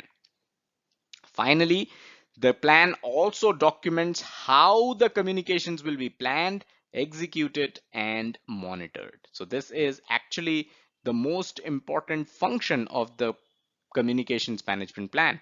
How do you how are you going to plan the communication? How are you going to execute that plan? And how are you going to monitor how well the communication is happening across the project? All right, so let's look at the content of the communications management plan. So first of all, it is going to contain templates. Templates for sending minutes of the meeting, be it your status meetings or your team meetings. It can also contain templates for sending out general notifications. Notifications like, let's say your project has just completed coding and you need to send a notification out to the broader audience, letting them know that coding is complete. So what kind of template are you going to use while sending this notification out can also be present in your communications management plan. Not just that, right? The requirements, the communication requirement of these stakeholders will also be defined in detail when it comes to the communications management plan. So you will have what kind of information, what type of information need to go to whom, right? What language should it go out in? The format. This ties closely to the templates that we spoke of in the previous point. The level of detail. So let's say you want to present your project status to the CXO executives. The level of detail needs to be a very high level, right? It cannot go into minute details. But when you're communicating the project status to your team members, your own project team, then it should be highly detailed, right? The distribution frequency. So your project team might actually welcome if you send out the project status twice or thrice a week. That's actually something that they may appreciate. But the CXO executives might not appreciate it. They might want the status of your project only once a week or once every 2 weeks. What are the methods and technologies to be used? Now, of course, most of us are going to use emails, but then there are projects that require written communication, right? That require memos, that require the use of press releases, that require the use of even social media technologies, right? So, whatever the methods and technologies that you plan to use to make communication happen across your project should be a part of your communications management plan. And not just that, we have the escalation process that is also part of the communications management plan. Who is the team resource who is responsible for communicating the information, right? Sending all these emails out, sending all these memos out. Who is the team resource responsible for it? This person's name is also present in the communications management plan. What are the time and budget that your project has allocated for communication? Specifically for communication, this is process of updating the communications management plan. So we spoke of previously in the previous slide that the communications management plan, this document also requires to be updated, right? This document also needs to be updated based on the change in the information requirement of the stakeholders. So what is the process that you're going to use when you want to update the communications management plan? This process is also detailed in the communications management plan document itself. Glossary of common technology. Raise your hands. Let me know in the comments. How many times has it happened to you that you are sitting in a team meeting and the team members are using certain abbreviations, certain short forms of technologies or words or processes that you're totally unaware of? How many times has it happened to you? For me, it has happened like hundreds of times. So if you want to make sure that this doesn't happen with other team members and everyone knows what is being talked about, what is the topic of the discussion, then having a glossary of the common terminology, the common abbreviations, right, the common short forms is going to be very helpful for everyone. Flow charts detailing the flow of project information, right? Where does the project information go when it reaches the development team manager, right? It could go to his or her higher management. This needs to be detailed out in the flow charts that are present in the communications management plan.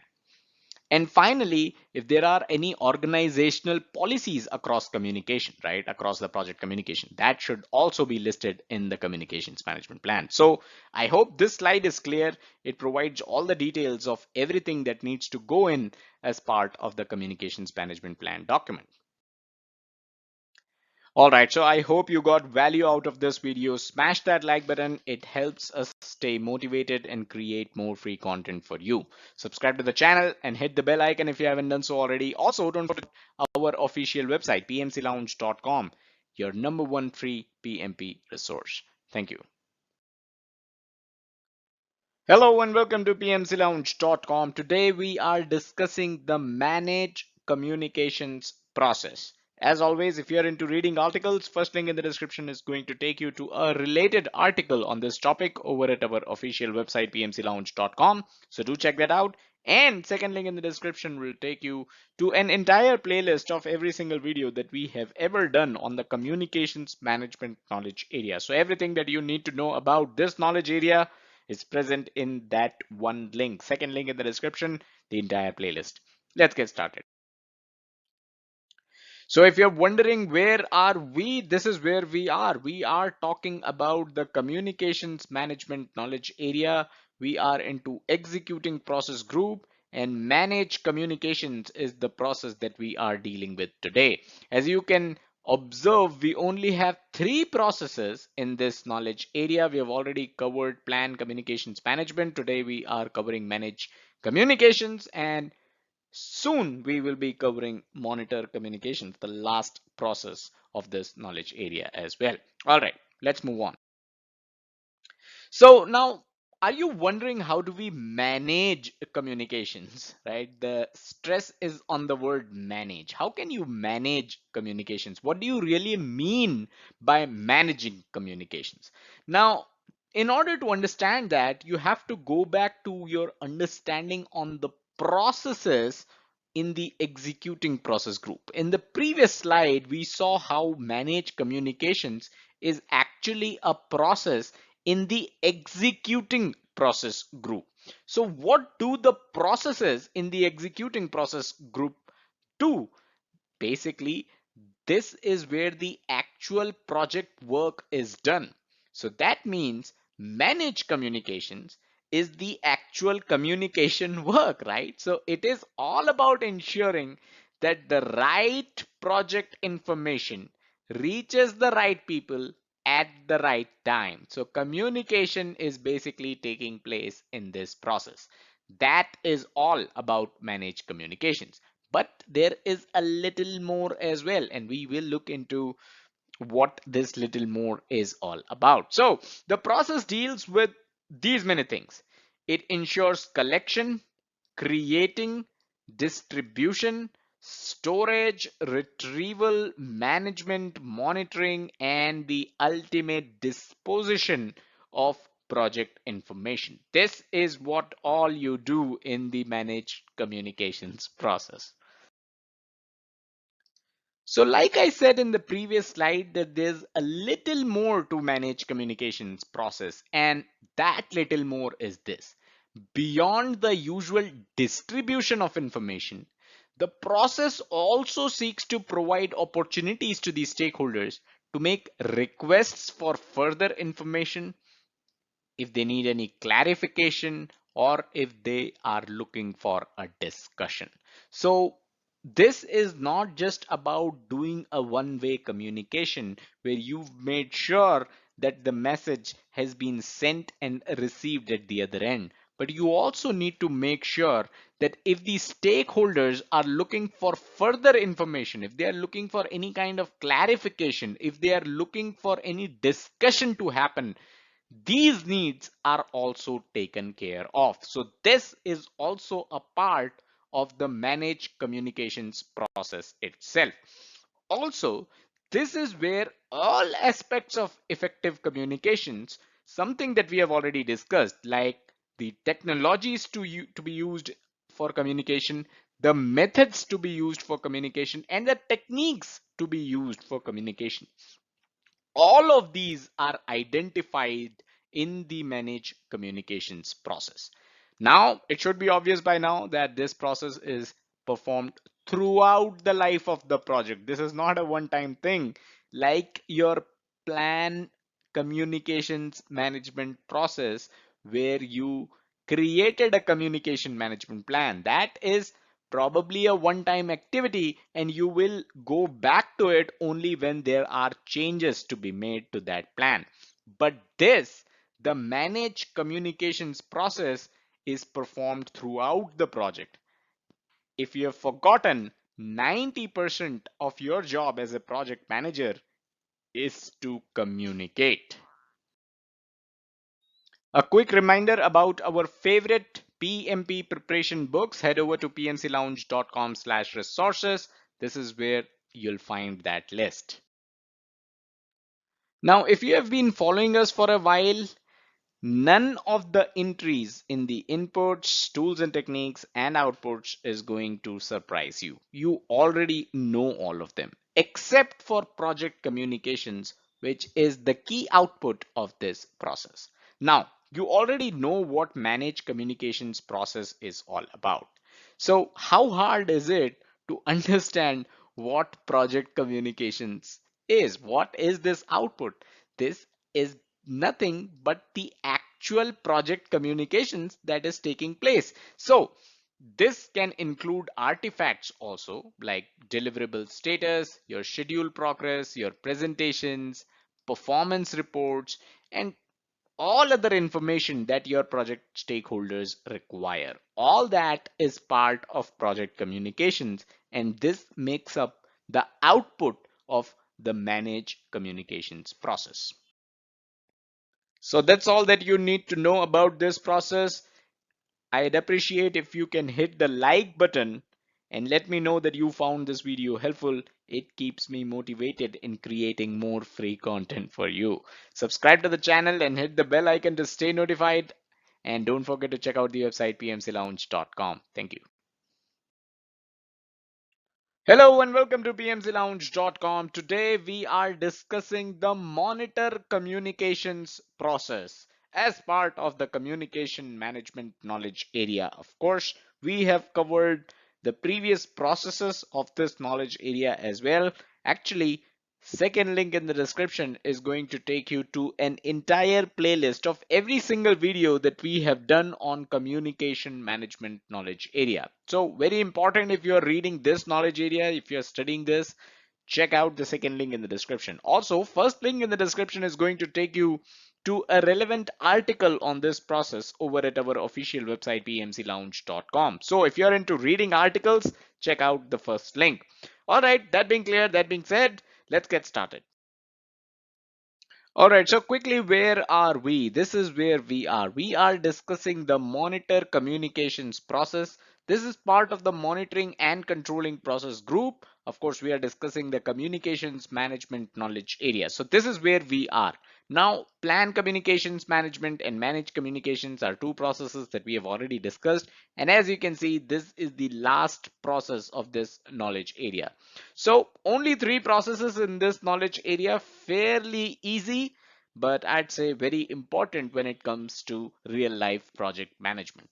Also, before PMBOK Guide Edition 6 came out, the PMBOK guide that is, this process was known as control communications, but as part of PMBOK Guide Edition 6, this was renamed to monitor communications. All right, let's move on. So this process is basically the same as other usual monitoring and controlling process group processes that you might have seen. So what these kind of processes basically do, the processes under the monitoring and controlling process group, they basically ensure that the information requirements of the project stakeholder is being met. So this is of course something that the monitor communications process too.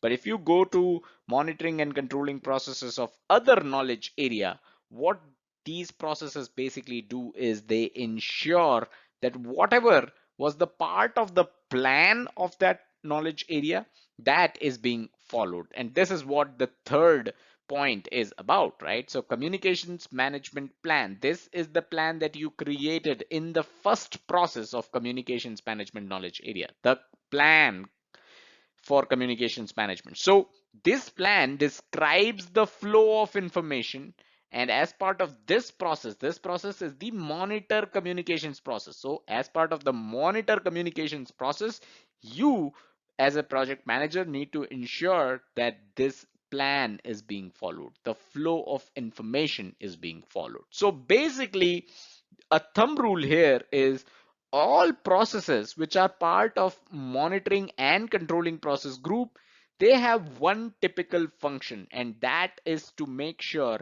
that the plan which was created in the respective knowledge area is being followed.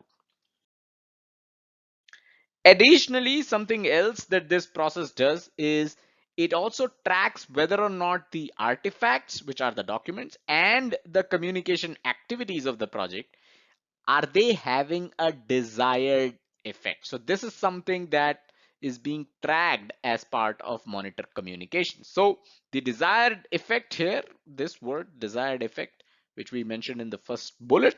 So the desired effect, it could mean maintaining or even increasing the support of stakeholders for project deliverables and activities. So how engaged are your project stakeholders?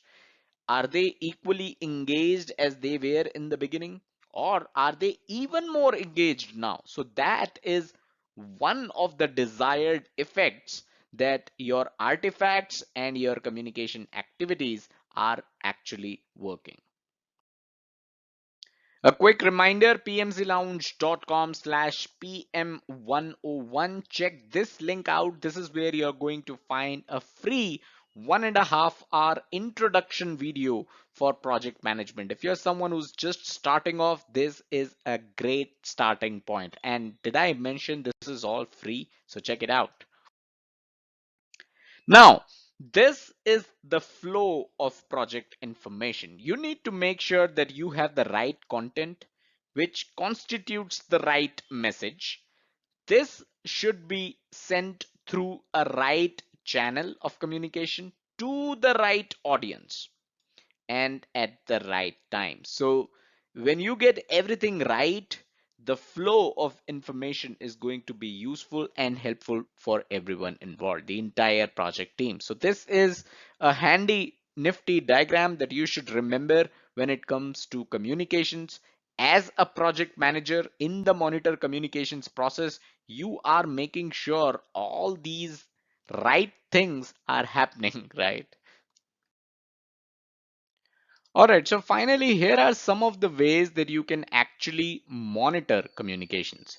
One is customer surveys, customer satisfaction surveys, that is, or stakeholder surveys. So not just the customers, but even the project stakeholders can be surveyed to see how the communication requirements, the communication needs of everyone was met on the project.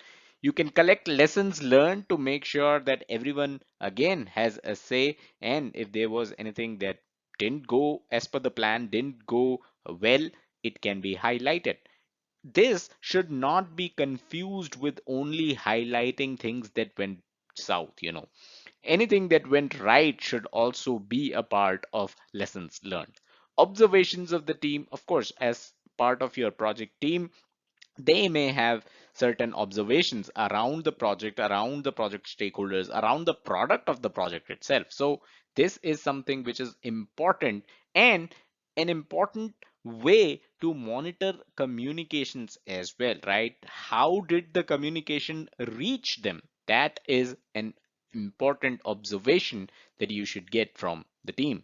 Reviewing issue log, how is the issue log data, how many issues could have been avoided just by correct communication, right? So all these are important methods that can be used to monitor communications. So that is all that we had in this video. Hope you understood the monitor communications process. Smash that like button if you got value out of this video. It helps us stay motivated and create more free content. Subscribe to the channel and hit the bell icon. Also, don't forget to check out the website pmclounge.com, your number one free PMP resource. Hello and welcome to pmclounge.com. A quick topic from the communications management knowledge area, which is known as Albert Mehrabian's 73855 rule. Now, this is something which can show up in the PMP exam as a nifty little question, and it is important that you know the basics of this rule to be able to correctly answer the question. All right, let's get into it. So the rule is pretty simple. The basis of this rule is that words are not everything when it comes to communication. And we are talking about spoken communication here, verbal communication. And words are not everything, which might be a bit surprising, right? So the elements of personal communication as per this rule are: spoken words make up only 7% of verbal communication. 38% is voice and tone, and 55% is body language. So that's how important body language really is when it comes to verbal communication. Let's get deeper into the understanding of voice and tone and body language. By the way, from PMP exam point of view, these are the three numbers that you should know, as this may show up as a question in your PMP exam. So that's why 7% spoken words, 38% voice and tone, and 55% body language. So let's talk about voice and tone.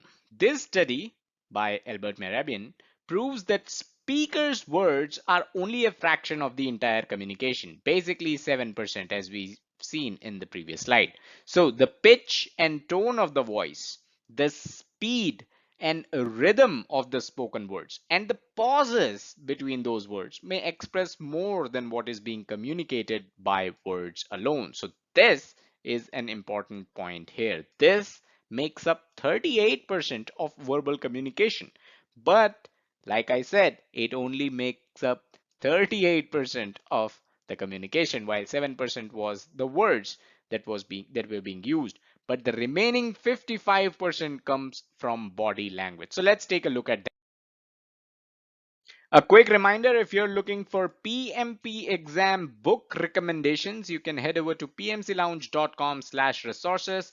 That is where the favorite books of folks that have cleared the PMP exam have been listed. Let's talk about the 55% chunk of verbal communication, that is body language. This includes the gestures, posture, pose, and expressions of the speaker. These actually convey a variety of subtle signals. So, these nonverbal elements can present a listener with important clues to the speaker's thoughts and feelings, and thus substantiate or contradict speaker's words. So let's say you are communicating a sad news, and your gestures, your postures, your expressions is that of a sad person. This is going to substantiate the message that you're trying to convey. But if you're communicating a happy news and your expressions are that of a sad person, this is definitely contradicting the words that you're speaking. So this makes up 55% of verbal communication, which is why this is the most important part of communication, body language. A question before we end the video. Can you think of situations where conference calls can actually be a better option than face-to-face communication? Now, we've just seen in this video that 55% of communication, verbal communication, is body language. But when you're on conference calls, you cannot see body language of a person. So, can you think of situations where conference calls are still better than face-to-face communications? Let me know in the comments. Looking forward to your answers. So that's all that we had in this quick video. Subscribe to the channel and hit the bell icon to stay notified whenever we upload new content. Smash that like button. It helps us stay motivated and create more videos. Also, don't forget to check out the website pmclounge.com, your number one free PMP resource. Thank you and have a nice day. Hello and welcome to pmclounge.com. Today we are discussing the basics of stakeholder management, the very basics. So if you have not read about stakeholder management at all, then this should be your first video to understand this knowledge area known as stakeholder management. If you have read something about stakeholder management, forget all of it and focus on this session. This is going to be a primer for your understanding of the entire stakeholder management knowledge area. Now, if you are into reading articles, if you would rather read about stakeholder management, then first link in the description will take you to a relevant article on this topic over at our official website pmclounge.com. So you can check the first link out. Second link will be the entire playlist of every single video that we have done on stakeholder management knowledge area. So two important links, just wanted to let you know about it. Stakeholder management, let's get into the basics of this knowledge area. This of course is the last knowledge area that you're going to study as part of your PMP courseware. So let's get started. All right, let's talk about stakeholders now. Who really are stakeholders? What is the definition of a stakeholder and what are some of the examples of stakeholders for your project? So let's look at a definition first. So stakeholder is any person, group, or organization whose interests may be positively or negatively impacted or even perceived to be impacted by the project. The keyword here is impacted. So if someone who is going to be positively or negatively impacted by your project, they are definitely your stakeholders. Someone who even perceives that they may be impacted by your project, they are also your stakeholders. Now, this definition is actually not complete. The other part of this definition is that a stakeholder is also someone who can exert positive or negative influence over the project. So the keyword in this sentence is going to be influence.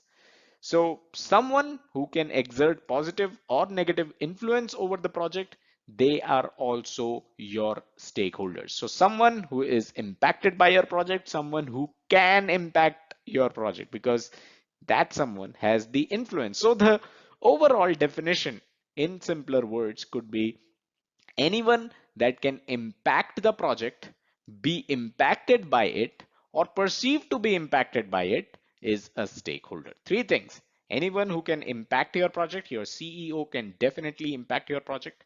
Anyone who can be impacted by your project, let's say your project automates a certain operation which is going to result in reduction of jobs in a certain industry, right? So those people whose jobs are going to be impacted, they are the ones who are impacted by your project.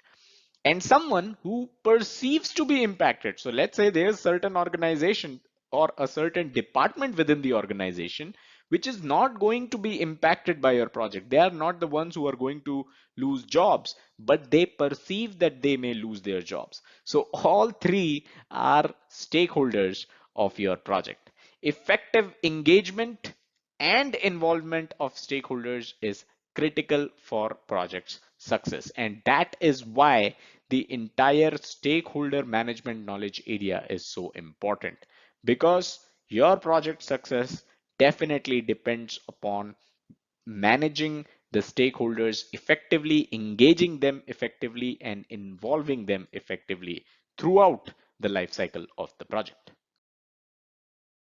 Okay, so let's take a look at some of the examples. Who are these stakeholders anyway? Project manager, you're the project manager, you're definitely a stakeholder of the project. Congratulations. The project team members, they are also stakeholders of your project. Project team members can include everyone, right? Everyone who's part of your project team, they are stakeholder. And these two are actually the kind of people, the project manager and the project team, that would come to your mind the first when you think about project stakeholders. But let's take a look at some others. Senior management is also a stakeholder of your project. Remember, we talked about the CEO in the previous slide. CEO is definitely a stakeholder in your project. Project sponsor, the one who's paying for the project, is definitely a stakeholder. The customer is a stakeholder. Remember the definition, someone who can impact or someone who can be impacted by your project. Customer definitely falls in that category. End users, so if your customer plans to sell the product of your project to end users, they can also be stakeholders in your project. Vendors, suppliers, we talked so much about procurement management knowledge area recently. It was the previous knowledge area. You already know who the vendors are. You already know what suppliers mean. They are definitely stakeholders of your project. Competitors can also be your stakeholders. Why? Remember the definition. Someone who can impact your project or someone who can be impacted by your project, even someone who perceives that they may be impacted by your project. They are all your project stakeholders, and competitors definitely fit in this definition. People who might be impacted by the project. So anyone that we have left out, any kind of people that could be impacted by the project, they are also stakeholders. People who perceive that they may be impacted by the project, this is right out of the definition we discussed in the previous slide. Social pressure groups, that can impact the project, like environmentalists. So let's say your project is about constructing a shopping mall at a place which is right now a park. Very cliched example, but just taking it for the sake of simplicity. So if you are constructing a mall at a place which is right now a public park, a public garden, definitely environmentalists could be a stakeholder of your project.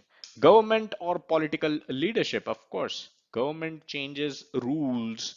If government changes rules, your project may be impacted. If the government says you cannot build a mall on top of the park, on top of the garden, right? Your project can be stalled overnight. So government or political leadership, they are also stakeholders as part of your project. So these are some of the examples of who can be stakeholders in your project. Now, I know what you're thinking. Every person under the sun could be a possible stakeholder of your project. Well, not really. If you chalk down, if you sit down and start to jot down who all are going to be stakeholders of your project, you'll definitely have a long list, but it is not going to be as big as everyone under the sun. All right, so let's take a quick look at what the stakeholder management knowledge area is all about. So the processes of this knowledge area helps you identify stakeholders, keep them engaged, and ensure that stakeholder satisfaction is achieved. So this is what the processes of stakeholder management knowledge area is all about. This is what these processes focus on. This is the PGKA mapping. You have four processes in the stakeholder management knowledge area. The initiating process group process is known as identify stakeholders. Then you've got planning process group. The process is called plan stakeholder engagement. Executing process group, you've got manage stakeholder engagement. Monitoring and controlling process group, you've got monitor stakeholder engagement. So these are the four processes of stakeholder management knowledge area. We will take a quick look at all these four processes. It is going to be very brief, and we will definitely have videos that are going to explain these processes in an elaborate manner later on. Okay, before we go there, I'd like to remind you youtube.com/PMC Lounge/playlists. That's where the gold is. All our videos, all the knowledge areas, all important topics are arranged cleanly in playlists here. So do check it out. Okay, so the first process of stakeholder management knowledge area is identify stakeholders. This is the process of identifying the people, groups, and organizations that could impact or be impacted by the project. So remember the definition of stakeholder. We said people, groups, or organization that can impact or can be impacted or even perceived to be impacted by the project. They are all your project's stakeholders. And in this process of identifying stakeholders, that is exactly what you're trying to do. You're trying to come up with a list of all the stakeholders of your project. Now, an important point here is this can include the decision, activity, or outcome of the project. What do we mean here? So when we say someone who could impact or be impacted by the project, when we say project, we mean here any decision that you're going to take as part of the project, any activity that you are going to carry on as part of your project, and the outcome, the very outcome of your project, right? All of this.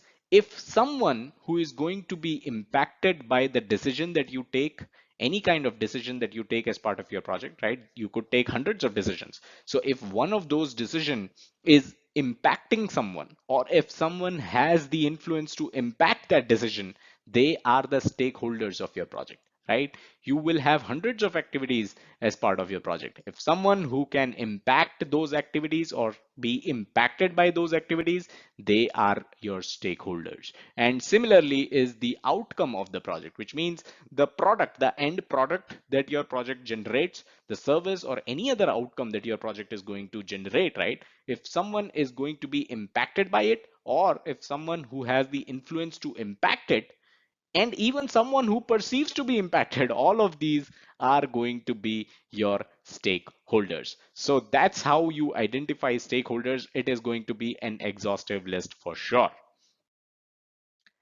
The next process in stakeholder management knowledge area is plan stakeholder engagement. So this is where you're engaging your stakeholders. And this is the process you are going to develop appropriate management strategies. So this is the process where you're developing appropriate management strategies to effectively engage stakeholders throughout the project lifecycle, throughout the entire life cycle of the project. You want to make sure that your stakeholders are engaged with the project. So you are coming up with management strategies on how you can engage those stakeholders. That's all that you're doing in plan stakeholder engagement process. Next is manage stakeholder engagement. This is the process where you are communicating and working with the stakeholders to meet their expectations and ensure that their engagement in the project remains alive, right? So you are basically communicating a lot.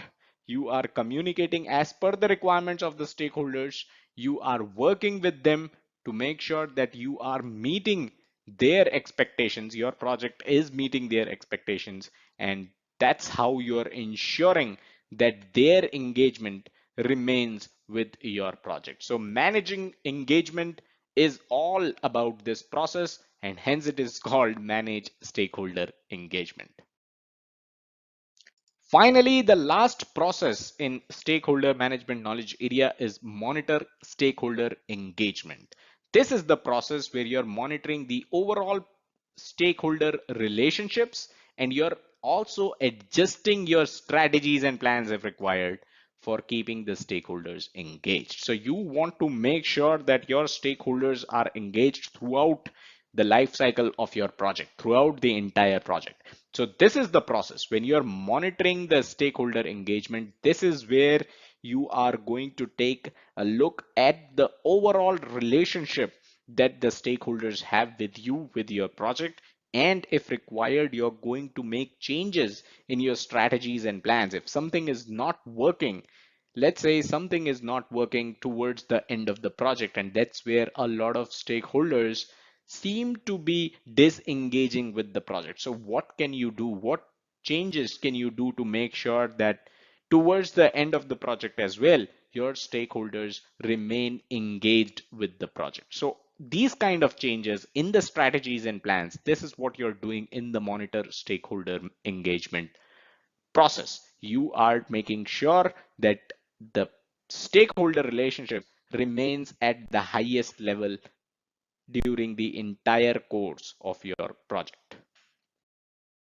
So that's all that we had in this video, the basics of stakeholder management. I hope it was clear to you. It was a good primer for you. Smash that like button if you got value out of it. Subscribe to the channel and hit the bell icon to stay notified whenever we upload new content. Also, don't forget to check out the website pmclounge.com, your number one free PMP resource. Hello and welcome to pmclounge.com. Today we are discussing the identify stakeholders process as well as the key output of this process, which is stakeholder register. Now, as always, if you're into reading articles, first link in the description below is going to take you to a relevant article on this topic over at our official website pmclounge.com, so you can check that out. Second and third links will be the playlists of every single video that we have done on stakeholder management knowledge area, as well as your questions answered. That will be the third playlist, your questions answered about stakeholder management. So your FAQs, which we call the Lounge Fever series, that will be the third link in the description below. So three links, you can check them out whenever you feel like. For now, let's get started. So what do you really do when you are assigned a project in real life? You try to find out who all are the people that you're dealing with, right? You identify stakeholders. So this is basically one of the first few things that you're going to do on your project, and that is to identify stakeholders. This is the first process in the stakeholder management knowledge area. Another important point to note is that this is the second of the only two processes in the initiating process group. The first one was develop project charter, which we have already covered. Of course, it is part of the integration management knowledge area. The only second process, the two processes that we have in initiating process group are develop project charter and identify stakeholders. So this is the second one. This is the PGKA mapping, focusing just on the stakeholder management knowledge area. We have four processes in this knowledge area. And of course, today what we are discussing is identify stakeholders, part of the initiating process group. So, since this process is all about identifying stakeholders, that's what you're doing, you're identifying stakeholders. The result of this process, the output, the key output is going to be a list of stakeholders because you would have identified the stakeholders by the time you are done with this process. So this list of stakeholders is known as stakeholder register. So that's something you need to understand. This is a key output of this process, which is also the second topic that we are going to discuss in this video, stakeholder register. As far as the inputs of this process, the identify stakeholders process, that is, as far as the inputs are concerned, this is nothing that you haven't already studied. In fact, it will be a good exercise to try to figure out on your own what documents do you need as an input to identify all the stakeholders of your project. Do you need the project charter? Let me know in the comments.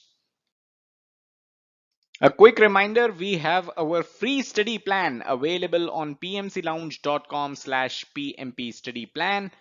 This will help you clear your PMP exam in 50 days. So grab your study plan right now on this link, pmclounge.com/pmp study plan. All right, so let's talk about the second topic of this video, which is the stakeholder register. Like I said earlier, this is a key output of the identify stakeholders process.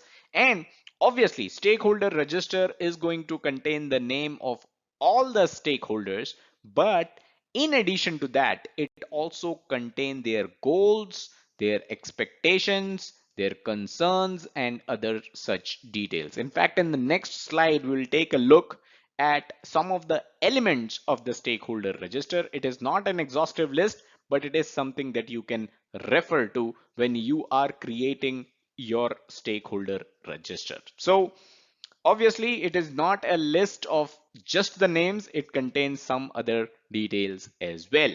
You should note here that most projects succeed or fail based on how well the project manager knows and manages the stakeholder expectations. Expectations was something which was mentioned as part of the stakeholder register as well. So that means you have the stakeholders expectations documented and you need to manage and know the stakeholders expectations.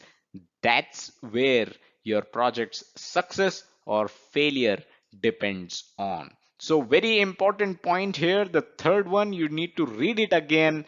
Most projects succeed or fail based on how well the project manager knows and manages stakeholders' expectations. These expectations are jotted down, are documented in the stakeholder register. So we just talked about how the expectations of the stakeholders should be documented in the stakeholder register.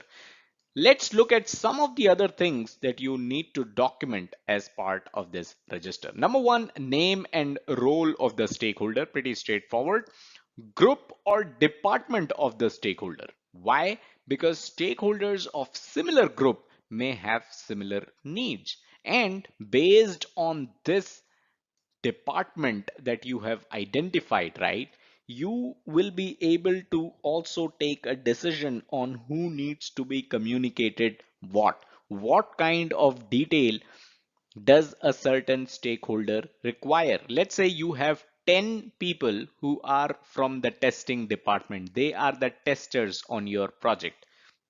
They are going to test the code. So in the code review meetings with other coders, do you need to invite these testers as well? Do you need to invite someone from the testing department? Not really. This is something just for the coders. This is a peer review that the coders have organized. So you need not communicate about this with the people from the testing department. So that's why if you have the department of your stakeholders clearly documented, you will be able to involve them only when it is required.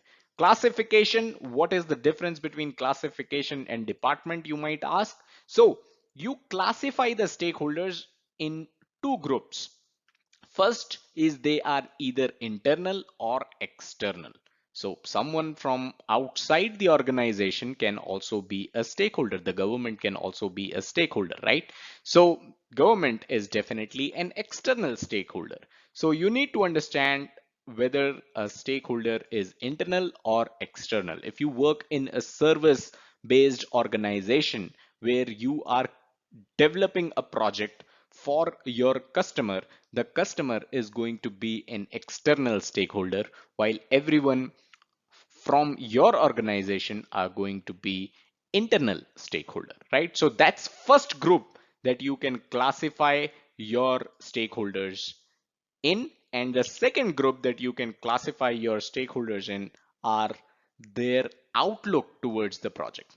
How do you think they perceive the project? Are they a supporter of the project? Are they neutral to the project? Are they resistor of the project? So you need to classify every stakeholder as either internal or external, and one of these three: a supporter, a neutral, or a resistor for your project. So that's also something that you document as part of the stakeholder register. Now, this gives you a hint. Do you think this stakeholder register is a document that should be publicly available for everyone to review and see? Let me know in the comments and give your reasons as well. All right, number four, the fourth element of stakeholder register is responsibilities. So what are these stakeholders responsible for? It could range from attending meetings. They are someone from, let's say, higher management.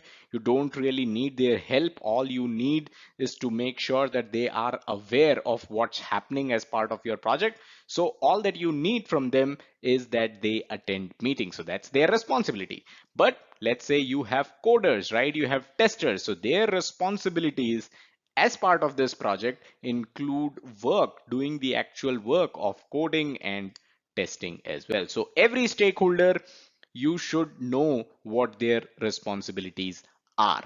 Finally, expectations, something that we spoke of in the previous slide. Expectations, it could basically mean what the stakeholders believe would be the result of the project. What is the output that the stakeholders expect from the project?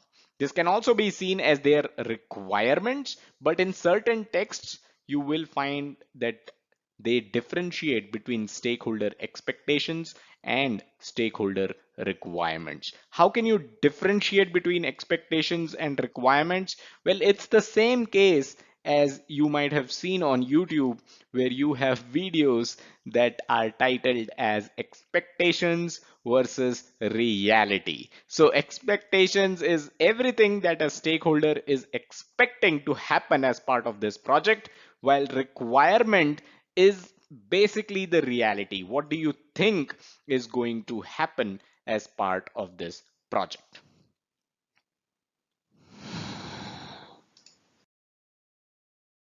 So finally, overall, the stakeholder register should be able to tell you what is the value that every individual stakeholder can gain out of the project. Value is the keyword here. What is the value that every individual stakeholder is getting out of your project? So ideally, you should be able to look at the stakeholders entry, one stakeholders entry in the stakeholder register. You should be able to look at their name, their department, their classification, what do they expect out of the project, and you should be able to understand what is the value that they are getting out of this project. That's the whole idea behind creating this exhaustive document known as stakeholder register.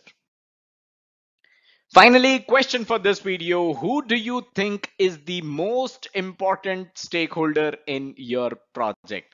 There are no wrong answers here. Let me know in the comments. Who do you think? Who is that one person that is most important stakeholder of your project? Don't write project manager. You are really important, but you are the one creating this stakeholder register. So apart from you, who do you think is the most important stakeholder? Let me know in the comments. Definitely looking forward to your answers. So that's all that we had in this video. I hope you were able to understand the process of identifying stakeholders as well as the output, which is stakeholder register. Hit that like button if you got value out of this video, subscribe to the channel and hit the bell icon to stay notified whenever we upload new content. Also, don't forget to check out the website pmclounge.com, your number one free PMP resource. Thank you and have a nice day. Power interest grid. What is this topic all about? That's what we are going to discuss in this video today.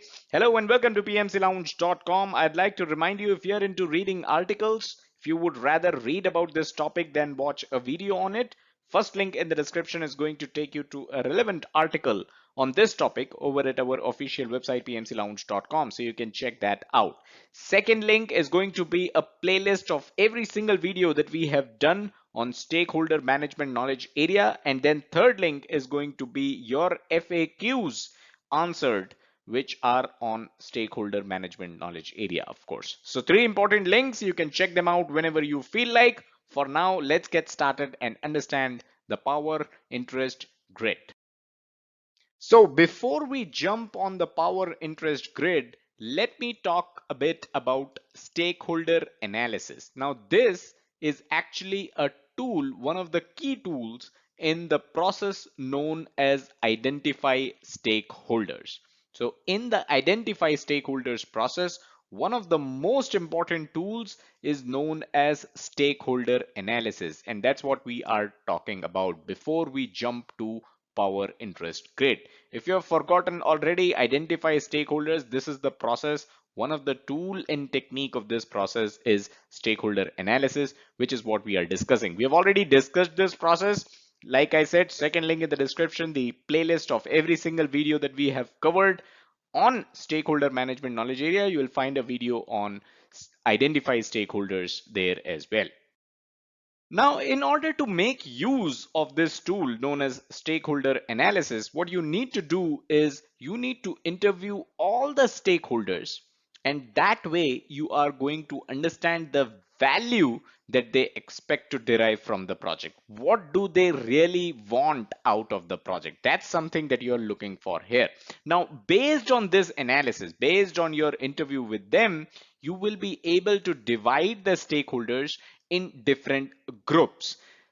When you do so, your focus should be on what motivates these stakeholders, right? This is obviously linked to the value that they are going to derive out of this project, right? So you can then, once you know what is the value that they want to extract out of your project, that they are expecting from your project, and you kind of understand that this is the value that is motivating them to be a part of this project, that's how you can divide them in different groups. Now, when you do so, this division is going to help you in what you communicate with them, right? So you need to communicate only the relevant information to these stakeholders instead of sharing extraneous details which could be useless for them and they might find it boring. So let's take an example.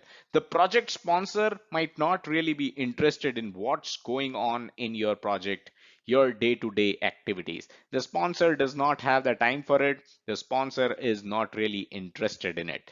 The project sponsor is the most important stakeholder of your project.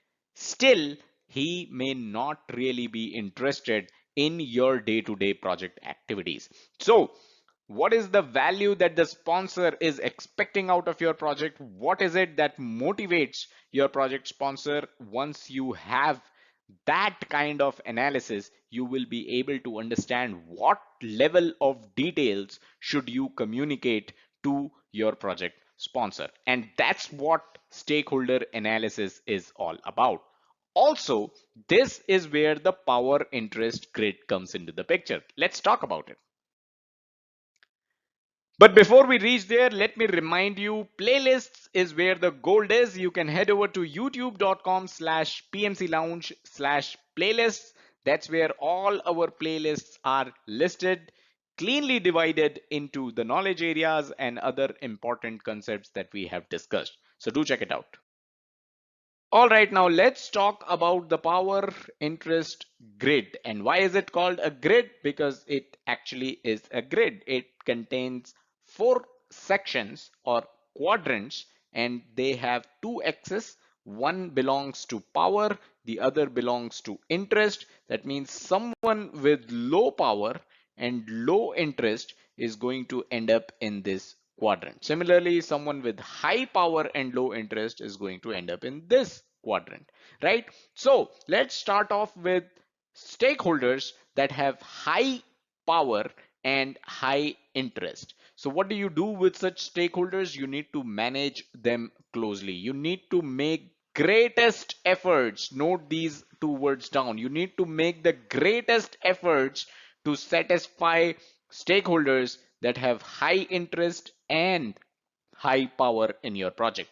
You need to communicate with them regularly. You need to make sure that they are on your side at all times. So these are the stakeholders that you're going to basically spend most of your time on managing closely. Some examples are the project sponsor, the customers. These are your most important stakeholders, high interest and high power. Let's talk about stakeholders that have high interest but low power. So you need to keep them informed, right? You need to make sure that no issues are arising. They are most likely interested in as well as possess helpful project details. So they are the ones that have the details.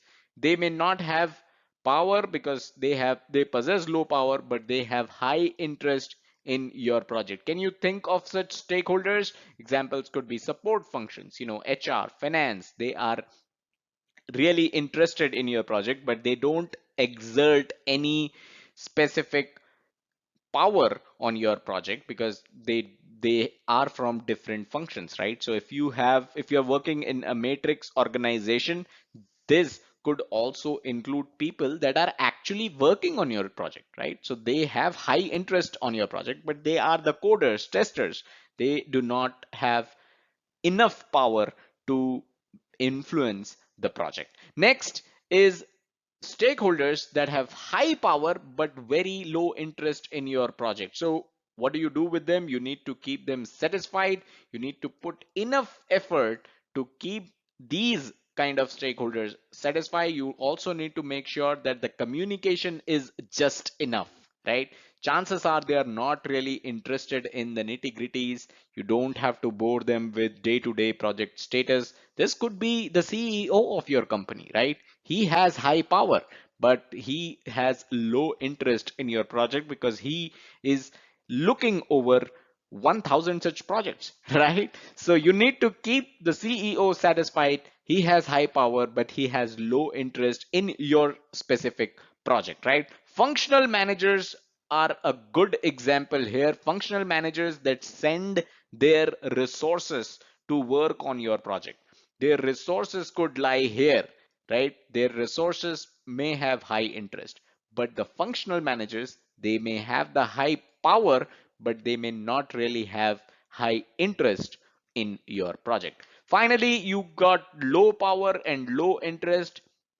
These are the stakeholders that you need to monitor closely. You need to touch base with them timely, but not too often. Once in 2 weeks, once a month is also fine. And you need to make sure that there aren't any problems. So they have very low influence on your project. They have very low interest in your project as well.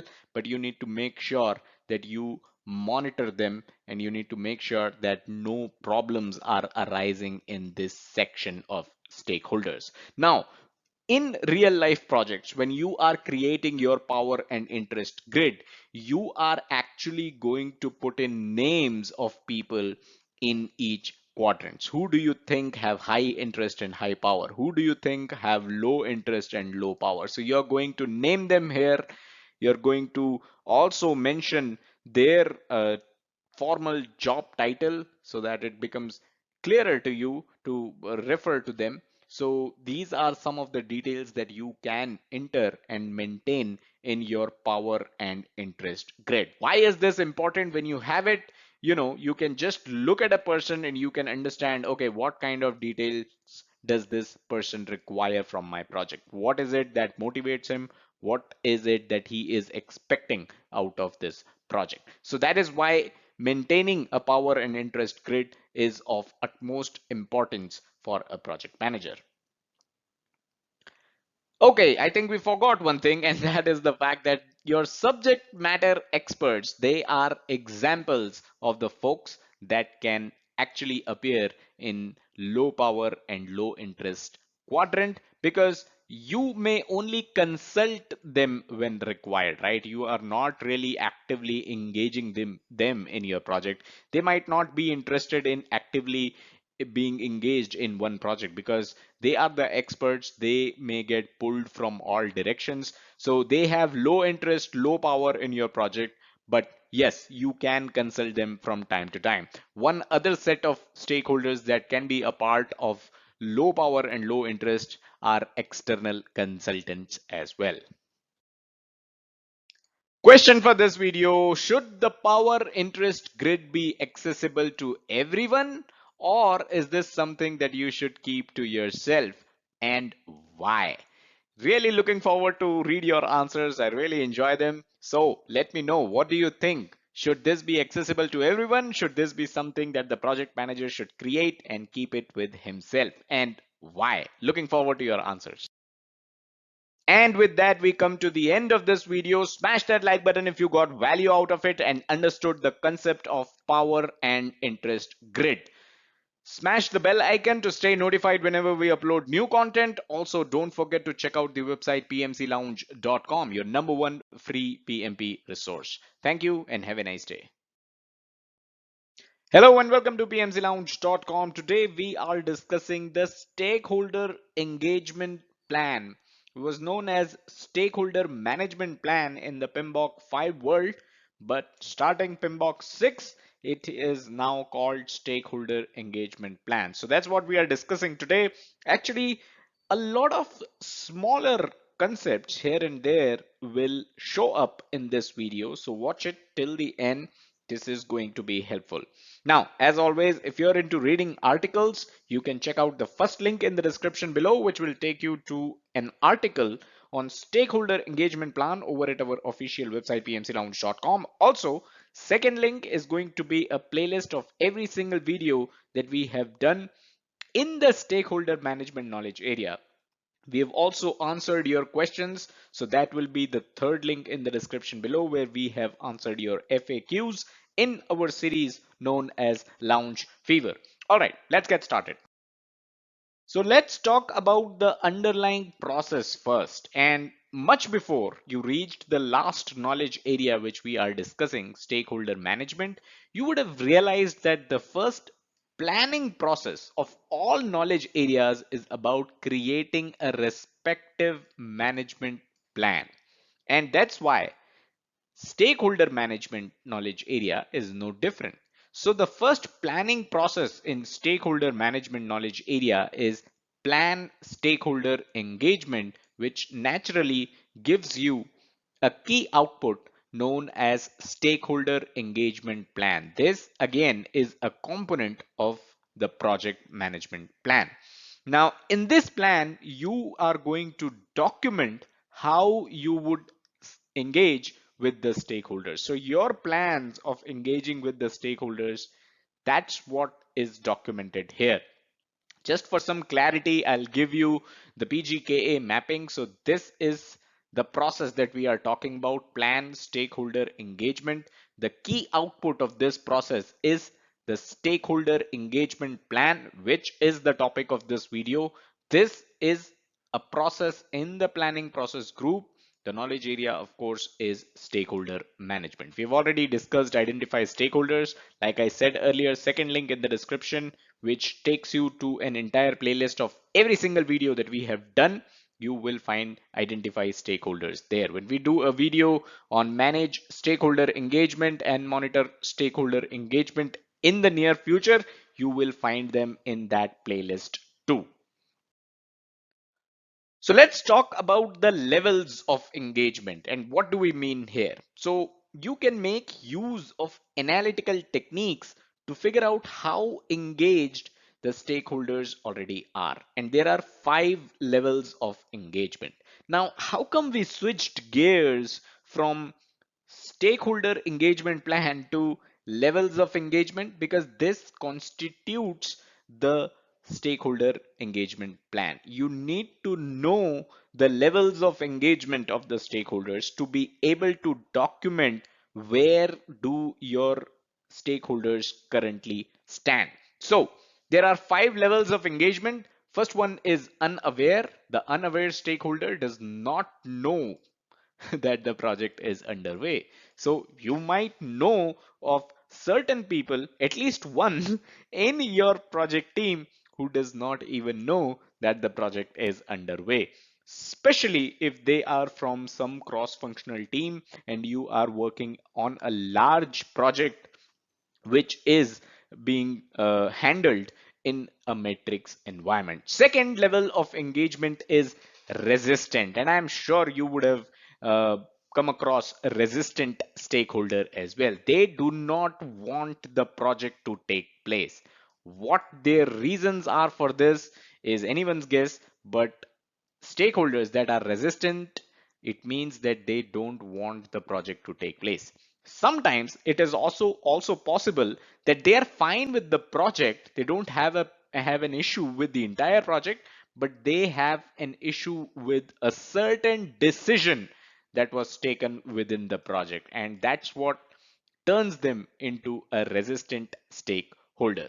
Number 3 is neutral. A neutral stakeholder is actually fine. He's okay with the project. He's okay with any decision within the project that you're taking. It's almost as if the neutral stakeholder is not concerned with how things turn out. Now, here's a question for you. Which of the two do you think is a worst stakeholder? Resistant stakeholder or neutral stakeholder? Let me know in the comments. Definitely looking forward to your answers on this one. Okay, number 4 is supportive stakeholder. So supportive stakeholder, they want the project to succeed. Any decisions taken as part of the project are also supported. So these are extremely positive people. They are the ones that are going to push you towards success. So you should have as many supportive stakeholders as possible. Finally, the fifth level of engagement is leading. They are leaders and they are the ones that are actively helping the project to succeed. So they can lead you. If you want them to run a meeting because you are busy, they can possibly do that too. So they are leaders in your project team. You should have as many leaders as possible, but then if you have all leaders in your project team, that is also not a good sign. You need all kinds of people, but definitely if someone is a resistant stakeholder, you should think how you can turn them into a supportive stakeholder. And we'll talk about this in a bit. A quick reminder, our 1.5 hour session, Project Management 101, is totally free. You can check out pmclounge.com/pm101, your gateway to the world of project management. Now let's talk about the stakeholder engagement matrix. And what does this mean? We just talked about the 5 levels of engagement, right? And when you map the stakeholders into their respective levels of engagement, you are not only identifying their current standing, whether they are resistant, whether they are supportive, whether they are leaders, you're identifying that. But in addition to that, you also get an idea of where you would want them to be. And that's something we'll talk about on this slide itself. So this is how you can create the stakeholder engagement assessment matrix by putting everyone based on their level of engagement on the project. So this is an example stakeholder engagement assessment matrix. So you've listed out the stakeholders here. You've listed out the 5 levels of engagement here. And now you are trying to understand where does this stakeholder stand. So let's say product manager, currently he is a supportive stakeholder. You would want the product manager to lead, and that's the desired standing. That's the desired uh, stage that you would want the product manager to be in. Then you've got architect, you've got engineering manager, you've got quality manager, and this way you can list out all your primary stakeholders at least, and you can try to gauge what is their level of engagement in the project. And like I said, not only that, you will also be able to get an idea of where you would want them to be, which is most important, because once you get that idea, that's when you can work towards making sure that they move from their current standing to wherever you want them to be. Okay, let's talk about a nifty little concept known as turning around negative stakeholders. What is this turning around? Basically, in the stakeholder engagement matrix, you can see that the quality manager is someone who is at the level of resistant, and you want the quality manager to turn around into the level of supportive. So that's what you want. That is what turning around is all about. And obviously, you would want that because you don't need negative stakeholders, people who are, let's say, resistant to your project. You don't need them, right? You want to make sure that as many stakeholders as possible in your project are positive stakeholders. None of them are negative. It is next to impossible. It is almost impossible. You may have certain teams that work together for project after project, and they may become, all of them may become positive stakeholders. That is a possibility. But in a projectized environment where people come in together for just one project, it is definitely a much more difficult task to have all stakeholders be positive stakeholders. So you should put in a lot of efforts to make sure that you turn around a negative stakeholder into a positive stakeholder. But you might want to do so especially if the negative stakeholder, the quality manager, is someone with a lot of clout, with a lot of influence. So even in the projectized environment, if you see that there is a stakeholder who has a lot of influence, then you need to make sure that then it becomes much more important for you that this stakeholder turns from a negative stakeholder to a positive stakeholder. Finally, another element that you should know of when it comes to the stakeholder engagement plan is the communication requirements. And this is basically all about making sure that the stakeholders which we listed in the stakeholder engagement matrix, how often, that's the first question, and in what detail, that's the second question, should you be communicating with every stakeholder listed in the stakeholder engagement matrix? I repeat, how often should you communicate to all the stakeholders? And number two, in what detail should you communicate with them? That is part of the communication requirements. This is also something which is documented in your stakeholder engagement plan. Okay, so the question for this video, have you ever turned around, we're using that term, have you ever turned around a negative stakeholder, and how did you do it? Now, obviously, you're not going to find the answer to this question in the Rita Mulkey book or in the PMBOK guide. This question may not even show up in your PMP exam, will most likely not show up in your PMP exam because this has nothing to do with bookish knowledge. This is real life project management experience, and your experience is what I would like to read in the comments. So, would love to engage with you on this question. Let me know if this has ever happened to you. So that's all that we had in this video. We covered a lot of little concepts here and there, and that is why this video is very important. You might want to see it again if you missed something out. Smash that like button if you got value out of it, subscribe to the channel, and hit the bell icon to stay notified. Also, don't forget to check out the website pmclounge.com, your number one free PMP resource. Thank you. Hello and welcome to pmclounge.com. Today we are discussing the manage stakeholder engagement process. So this process of course is a part of stakeholder management knowledge area. As always, if you are into reading articles, the first link in the description below is going to take you to a relevant article on this topic over at our official website pmclounge.com. So check the first link out. Second link is going to be a YouTube playlist of every single video that we have done in the stakeholder management knowledge area. Also, third link is going to be a playlist of all your FAQs that we have answered regarding stakeholder management knowledge area. So three important links, just wanted to remind you about them like I always do. Anyways, let's get started. So first of all, like I said, this is a process in stakeholder management knowledge area, but this is the only process in the executing process group. Here is the PGKA mapping. So this is the process that we are talking about today, manage stakeholder engagement. This falls in the executing process group.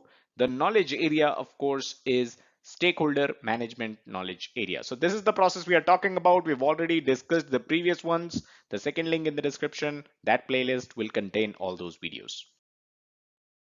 Okay, so let's try to understand this process. Manage stakeholder engagement process. First of all, the inputs, tools and techniques and outputs of this process aren't something that you don't already know of. You already know them. Why?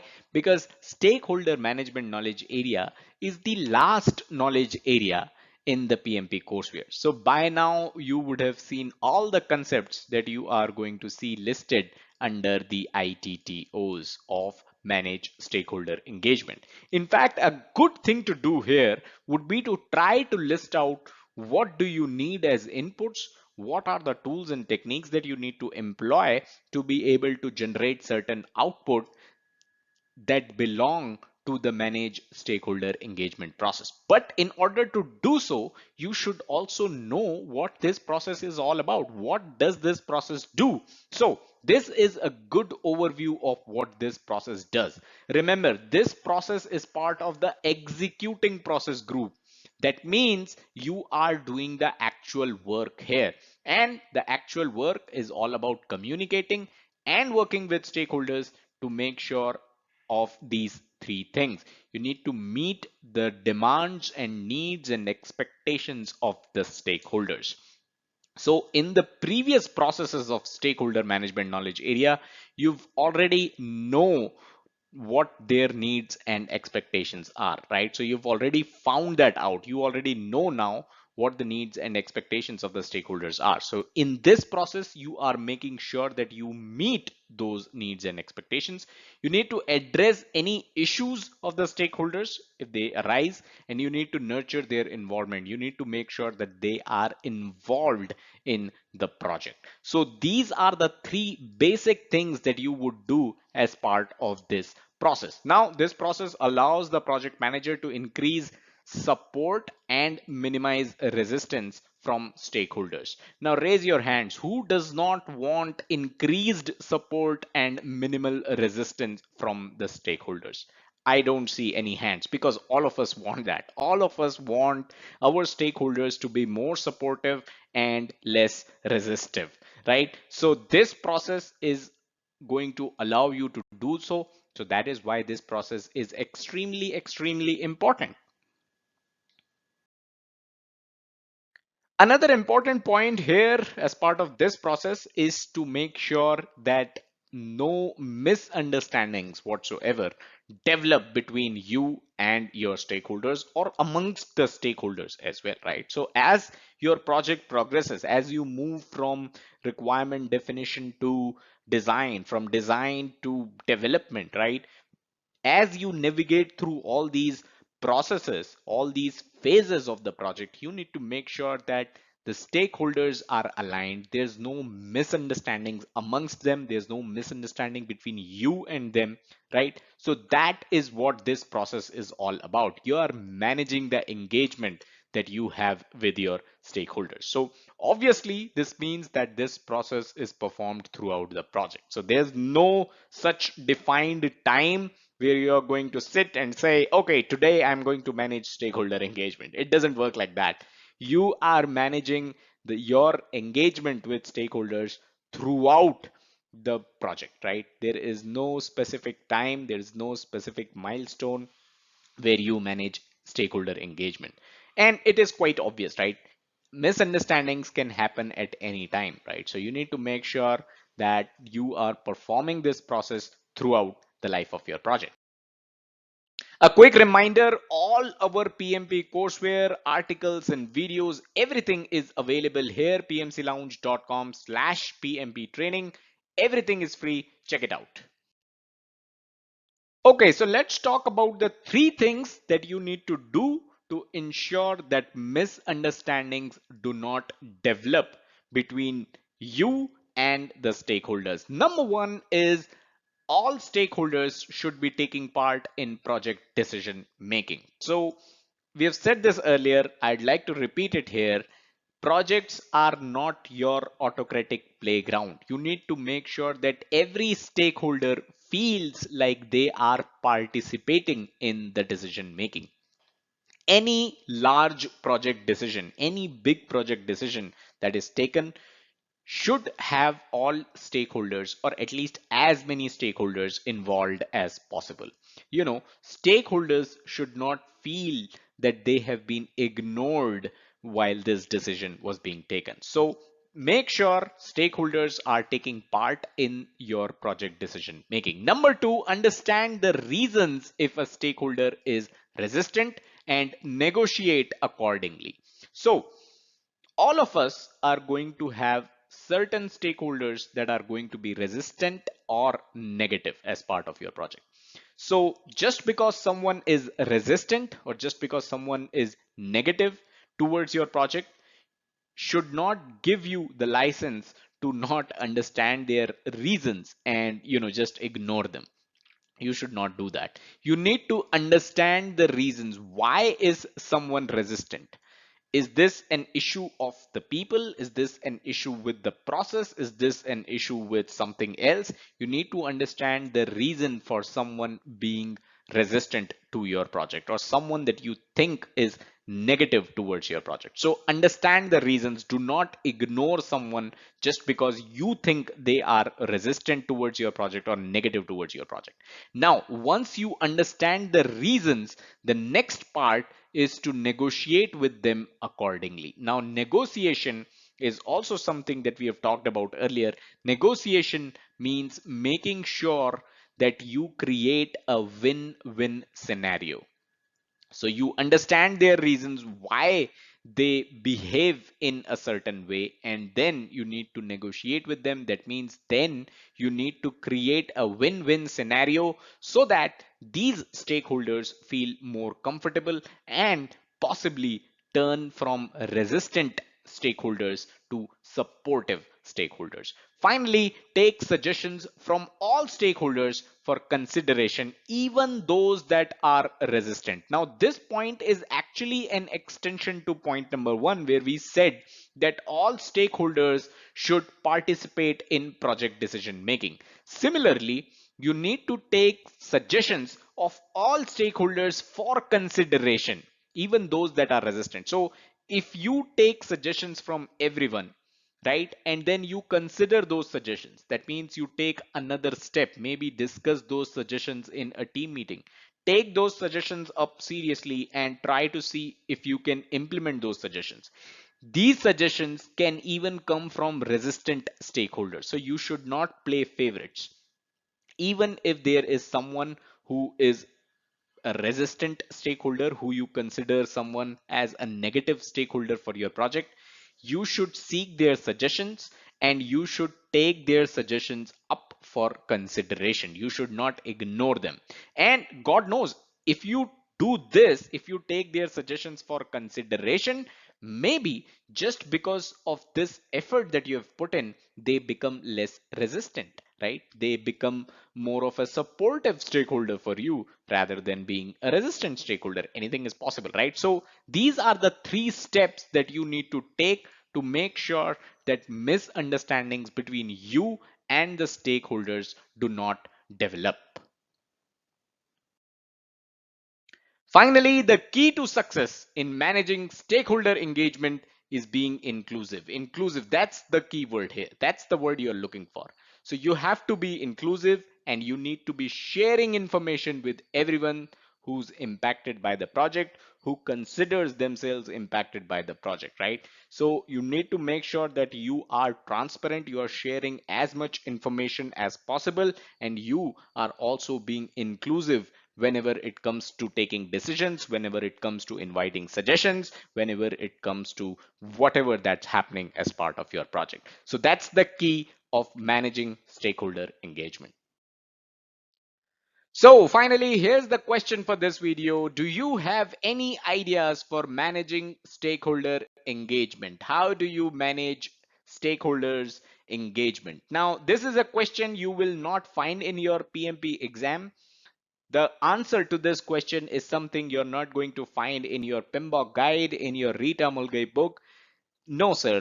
This is a question, the answer to which needs to come from your real life project management experience. And that is why I really love questions like these. And I really, really love looking forward to answers from you on questions like these, because these are the questions that are ultimately going to make us grow in our careers in the field of project management. So let me know in the comments any of your real life project management examples, experiences of how you managed stakeholder engagement. Definitely looking forward to your answers. And that's all that we had in this video. Smash that like button if you got value out of it. Subscribe to the channel and hit the bell icon to stay notified whenever we upload new content. Also, don't forget to check out the website pmclounge.com, your number one free PMP resource. Thank you and have a nice day.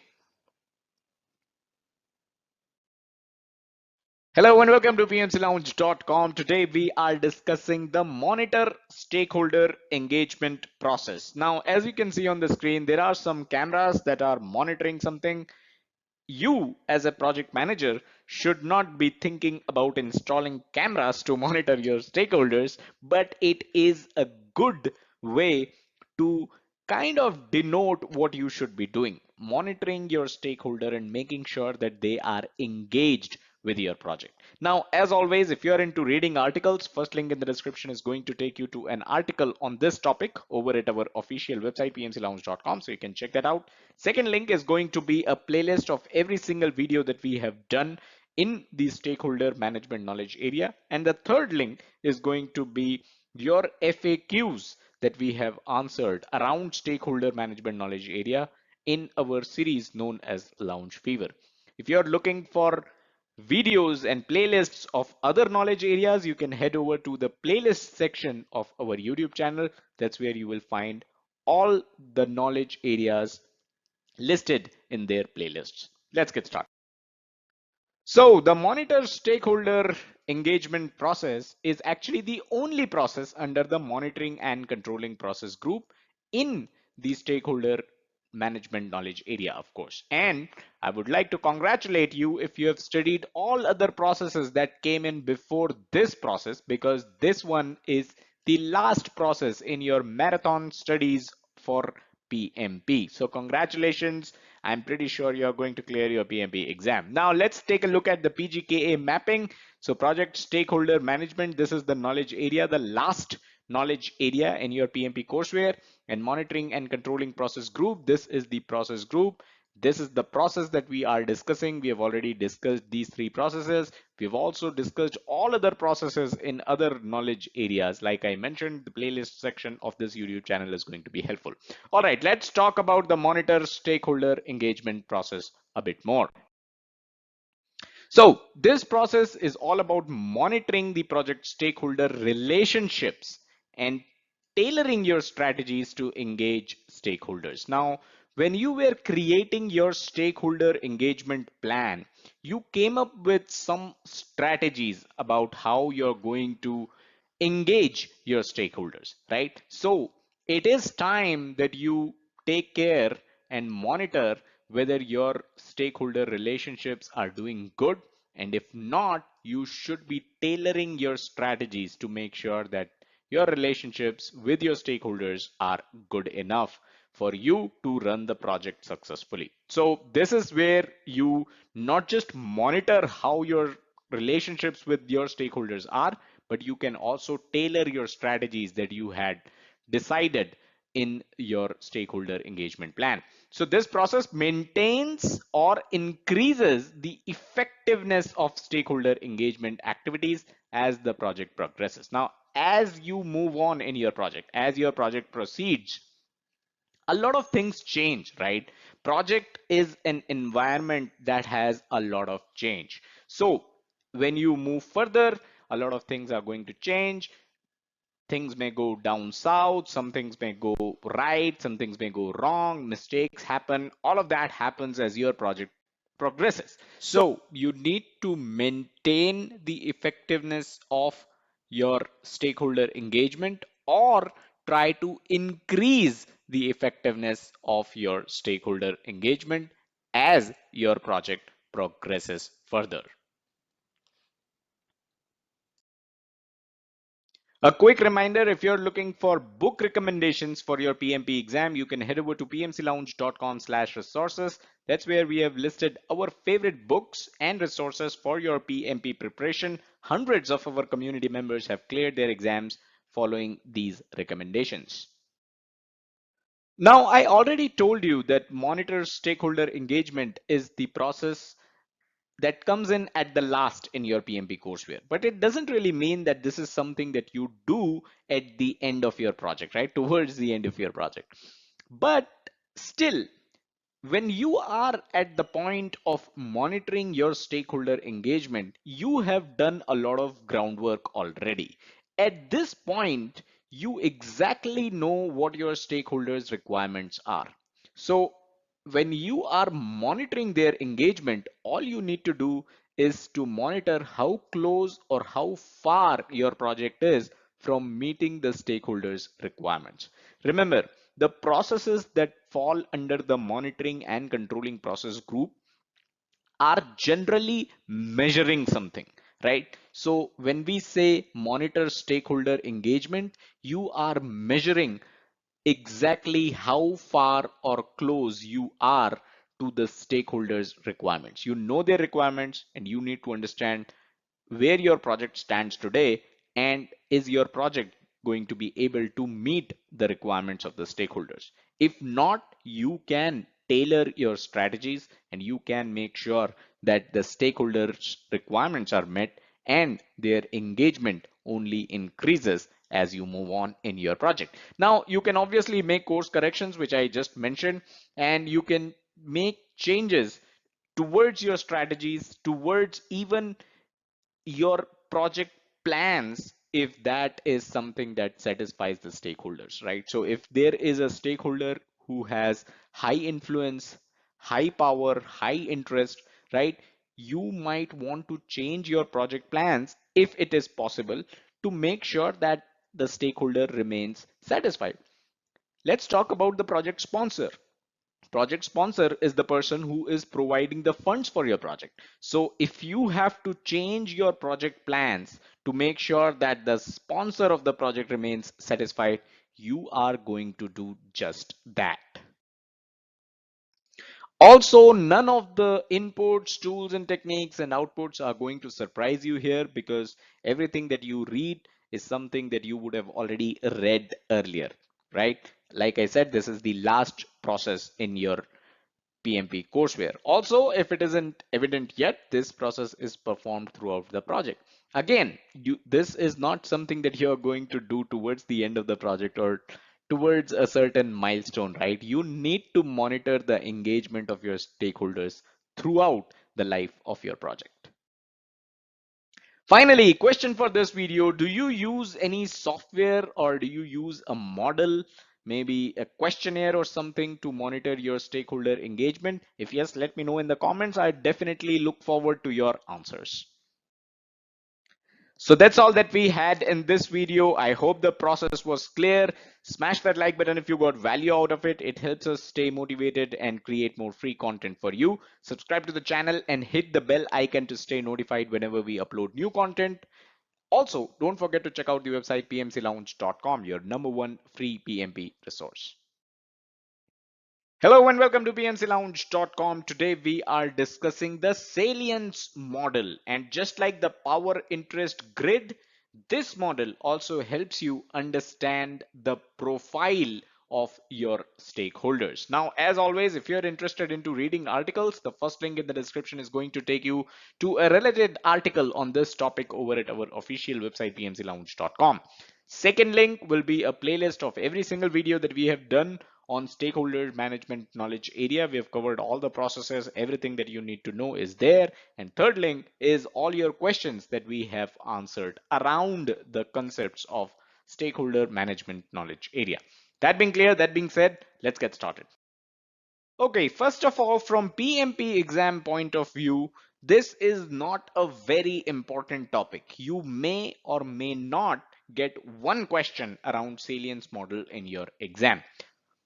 Now, like I was saying, this is one way of identifying as well as analyzing the requirements of your stakeholders. That's what Salience Model does, just like the power interest grid. But unlike the power interest grid, which has four parameters to categorize the stakeholders, Salience Model has only three parameters, right? Power interest grid, if you remember, it had high power, low power, high interest, and low interest. Those were the four categories. Salience model is going to have only three parameters. Okay, so quickly let's take a look at these three parameters of the salience model. Number one is power, and power is similar to the power interest grid. So stakeholders' ability to influence the outcome of a deliverable or the entire project, that is what power is all about. So someone at a higher position in the organization is definitely going to have a lot of power. So that's what power does. Next is legitimacy, and legitimacy is sort of similar to the interest part in the power interest grid. So the stakeholders' authority or the level of involvement in the project is what legitimacy is all about. Someone could be heavily involved in your project. It could be the only project that they are working on, let's say a developer, right? And they are going to have very high level of involvement in the project. Third parameter is urgency, and this one is different from the power interest grid because power interest grid does not talk about urgency at all. Urgency is basically the stakeholders' expectation of the response time.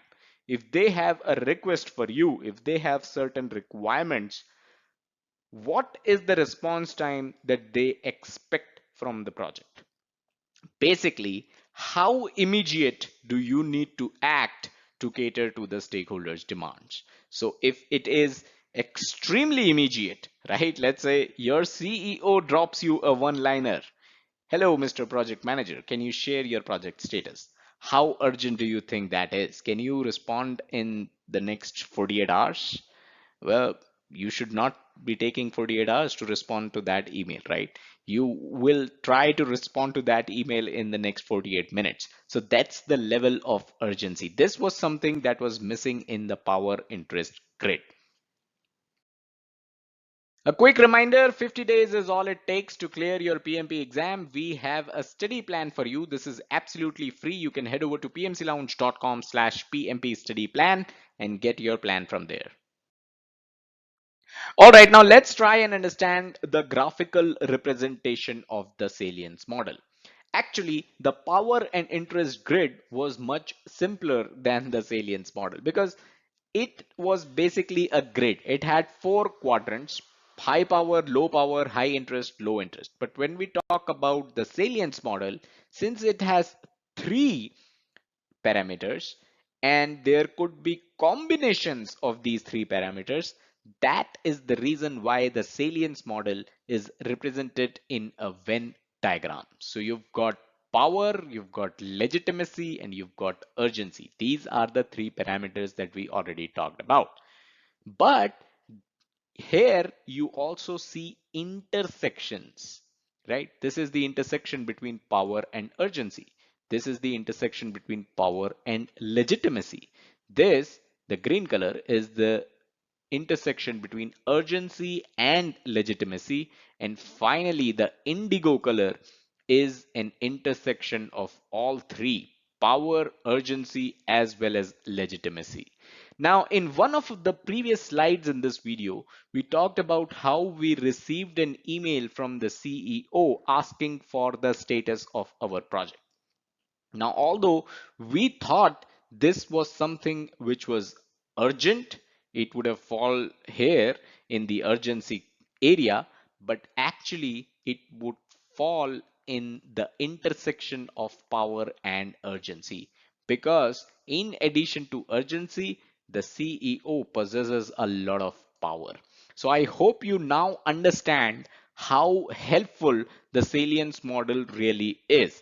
So in fact, these colors actually represent different types of stakeholders. So the red color, someone with only power, is a dormant stakeholder.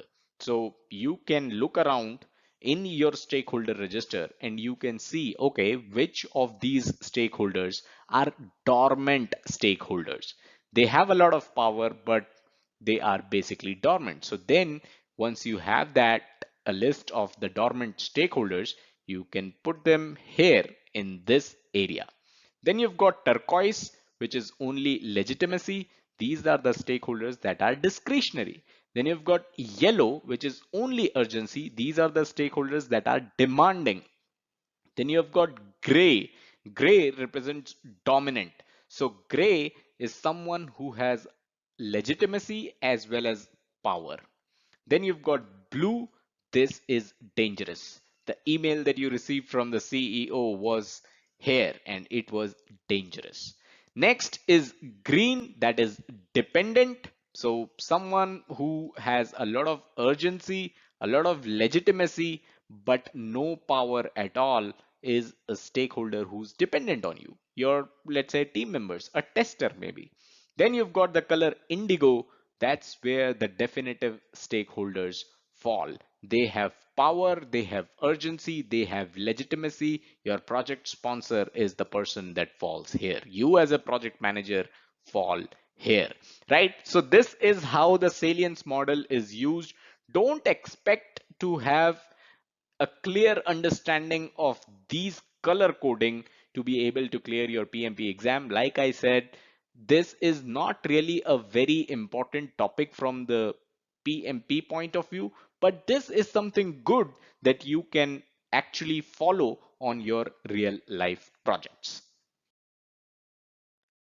And talking about real life projects, here's the question for this video. Which one do you think is more usable on real life projects? What do you think you are going to use? Would you use the power influence grid, or are you going to use a salience model? And have you used any of these two before on any of your projects? Let me know in the comments. Looking forward to your answers.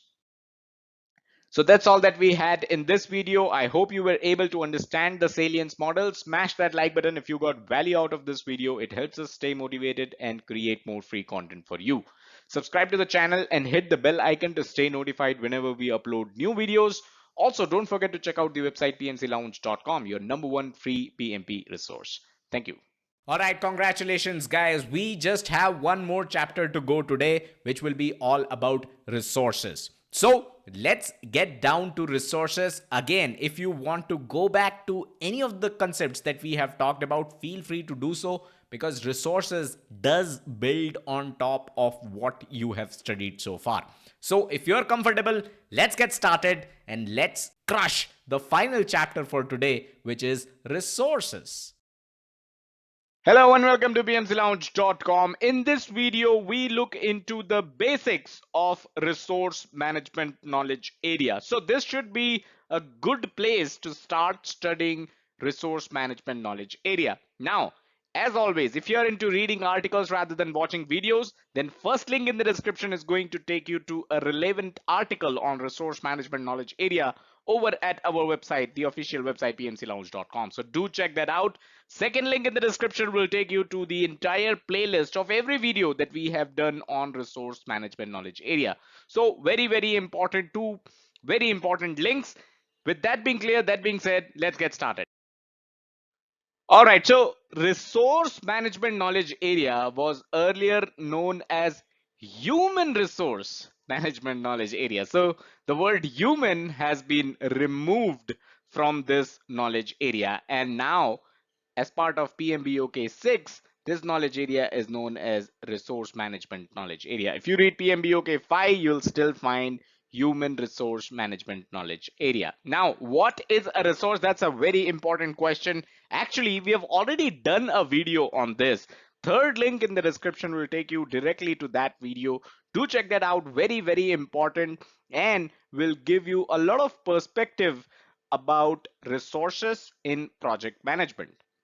Now, the processes of resource management includes identifying, acquiring, and managing the resources that are needed for the project. So this is what all the processes of this knowledge area, resource management knowledge area, deal with. Finally, these processes ensures that right resources, not just human resources, but the word used here is resources. Right resources will be available to the project manager and the project team at the right time and right place as well. So very important. If you don't have the resources, you cannot deliver the project, you cannot work on the project. And this knowledge area is all about making sure that you have the right resources at the right time and at the right place. All right, now let's talk about the PGKA mapping and how many processes does this knowledge area really have. So as you can see, this is the knowledge area, project resource management, and these are the 5 process groups in your PMP courseware. So no processes in the initiating process group and no processes in the closing process group. You have 2 processes in planning process group, which are plan resource management and estimate activity resources.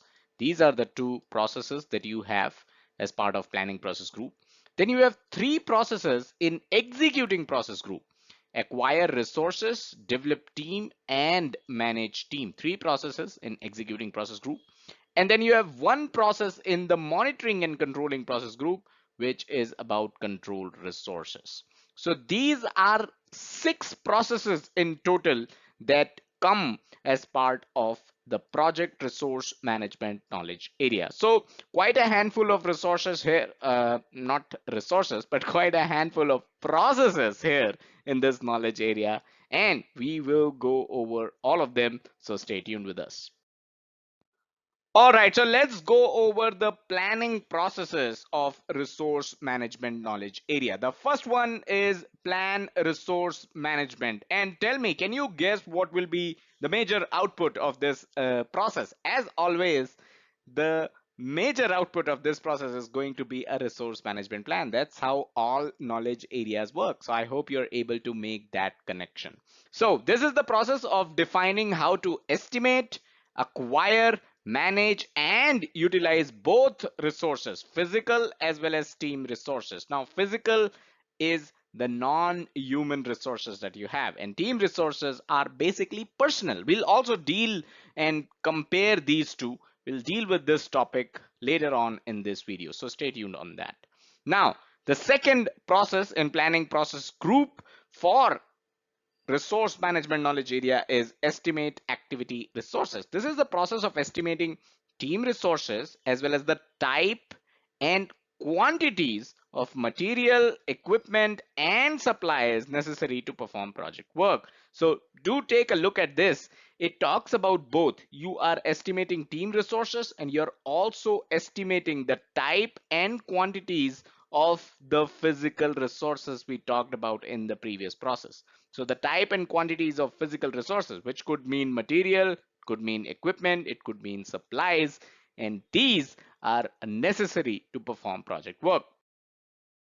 All right, before we move further, a quick reminder, head over to pmclounge.com/pmp training. All the PMP courseware, our articles and videos are available on this link. So don't miss them out. All of them are free. All right, so if you still remember the PGKA mapping that we saw earlier in this video, you should remember that there are three processes that belong to the executing process group in the resource management knowledge area. Let's quickly go over them. Number one is acquire resources. So this is the process of obtaining team members, facilities, equipment, materials, supplies, and other resources necessary to complete the project work. So I hope you can make out the difference here. You have team resources here, and then you have physical resources in the form of facilities, equipment, materials, supplies, and all that. So this is physical resources, and then you have team resources, both kind of resources. How are you going to acquire them? What is the process to do so? That's exactly what you deal with in the acquire resources process. The second process is develop team. So no mention of physical resources in this process because it is all about team. So we are talking about team resources here. So this is the process of improving competencies, team member interaction, and the overall team environment to enhance the project performance. So like I said, no mention of physical resources here. This is all about developing your project team. And the final process in executing process group is manage team. So you need to manage the team as well. Physical resources need not be managed as such.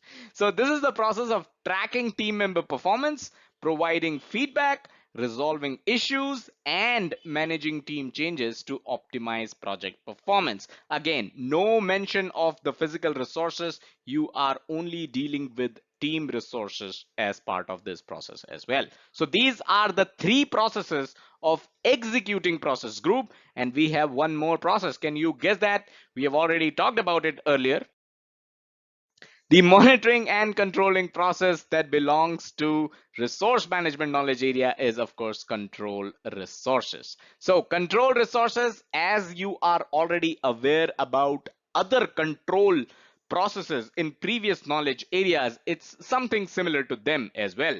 This is the process of ensuring that the physical resources assigned and allocated to the project are available as planned. So we are talking about physical resources here, but this process also includes monitoring the plan versus actual use of resources. Now it just says resources. This means it can include physical as well as team resources and performing corrective actions as required. So control resources as such deals with both physical as well as team resources, and it does something similar to other monitoring and controlling processes of previous knowledge areas.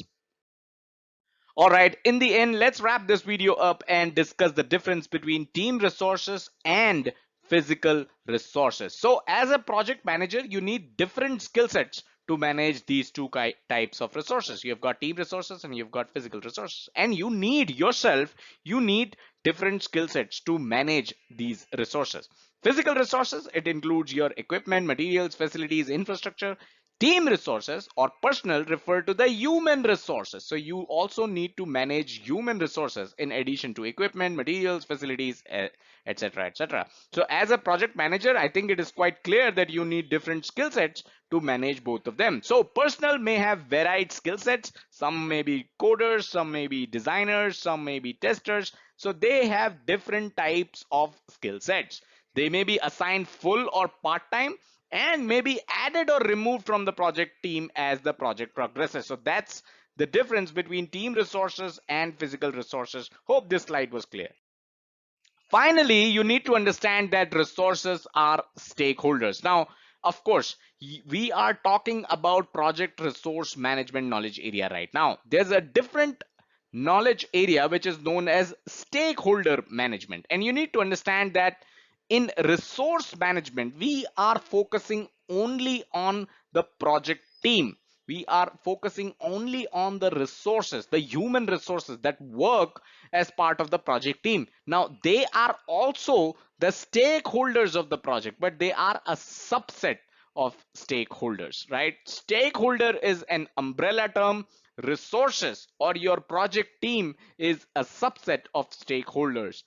The bottom line is resources are also stakeholders. Some of our viewers have this confusion, so I thought of basically covering this in the end of this video.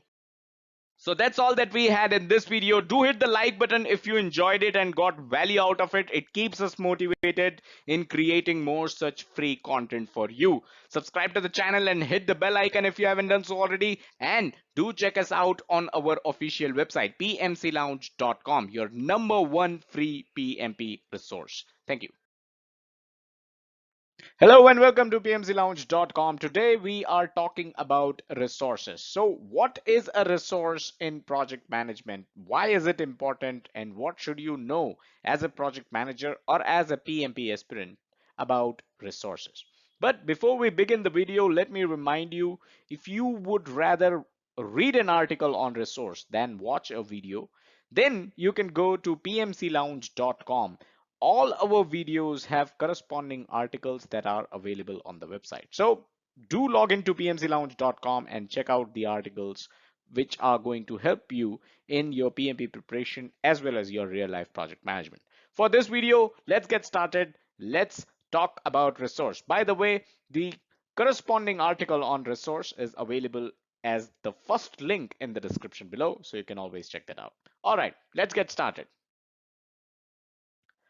The first thing we will start off with is a quote from Tony Robbins. And Tony Robbins mentioned it's not the lack of resources, it's your lack of resourcefulness that stops you. And why are we talking about philosophical quotes here in this video, which is about project management? Because this is something which is definitely going to help you in real life project management.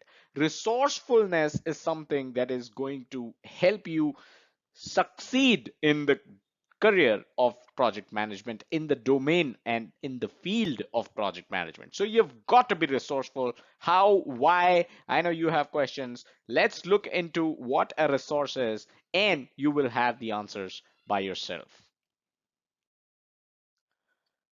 By the way, did I say resource management? What about human resource management? So let me clarify here. In the world before PMBOK 6, right? Before PMBOK edition 6 came out, the resource management knowledge area was known as human resource management. So if you are not someone who's new to PMBOK and PMP, you might be wondering how come it is resource management and not human resource management. So newsflash, the name has now changed for this knowledge area.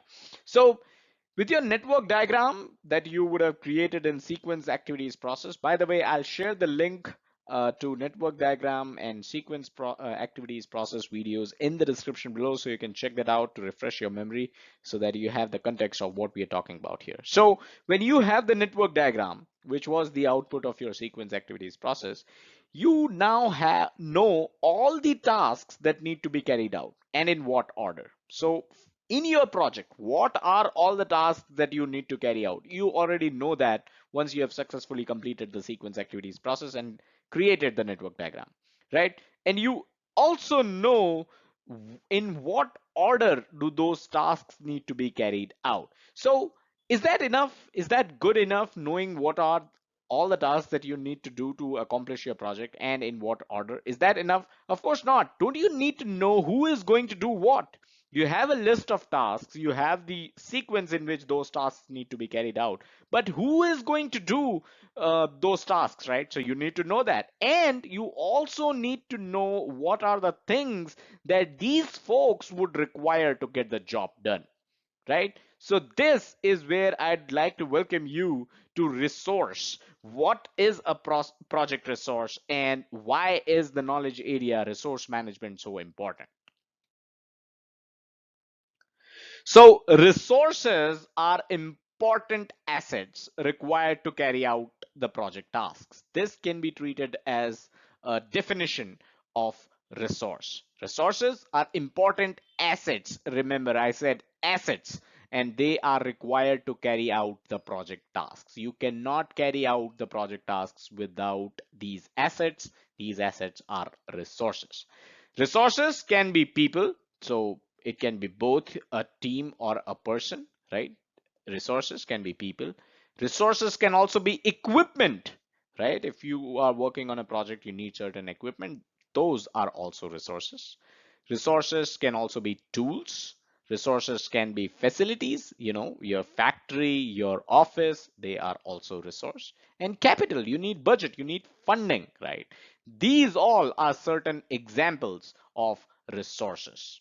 So do you realize now how it is important to how it was important to rename the knowledge area human resource management to just resource management, because there are different kind of resources and you need to manage them to be able to successfully complete the project. So you depend on resources to get the work done.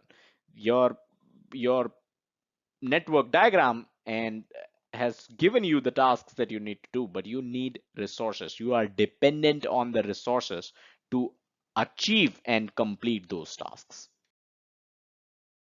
By the way, before we proceed further, let me remind you pmclounge.com/resources. This is the link that you can go to, and we have listed all our favorite PMP preparation books here. So do check this link out. All right, let's move ahead.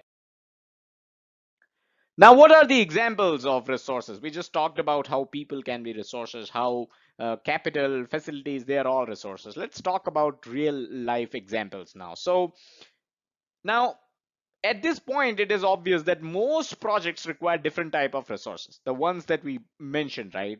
Capital. All projects will require capital. All projects will require human resources, facilities, tools, equipment. All projects require different type of resources to be successfully complete. So let's say an example. Let's take an example of an IT project. So let's say you're doing an IT project.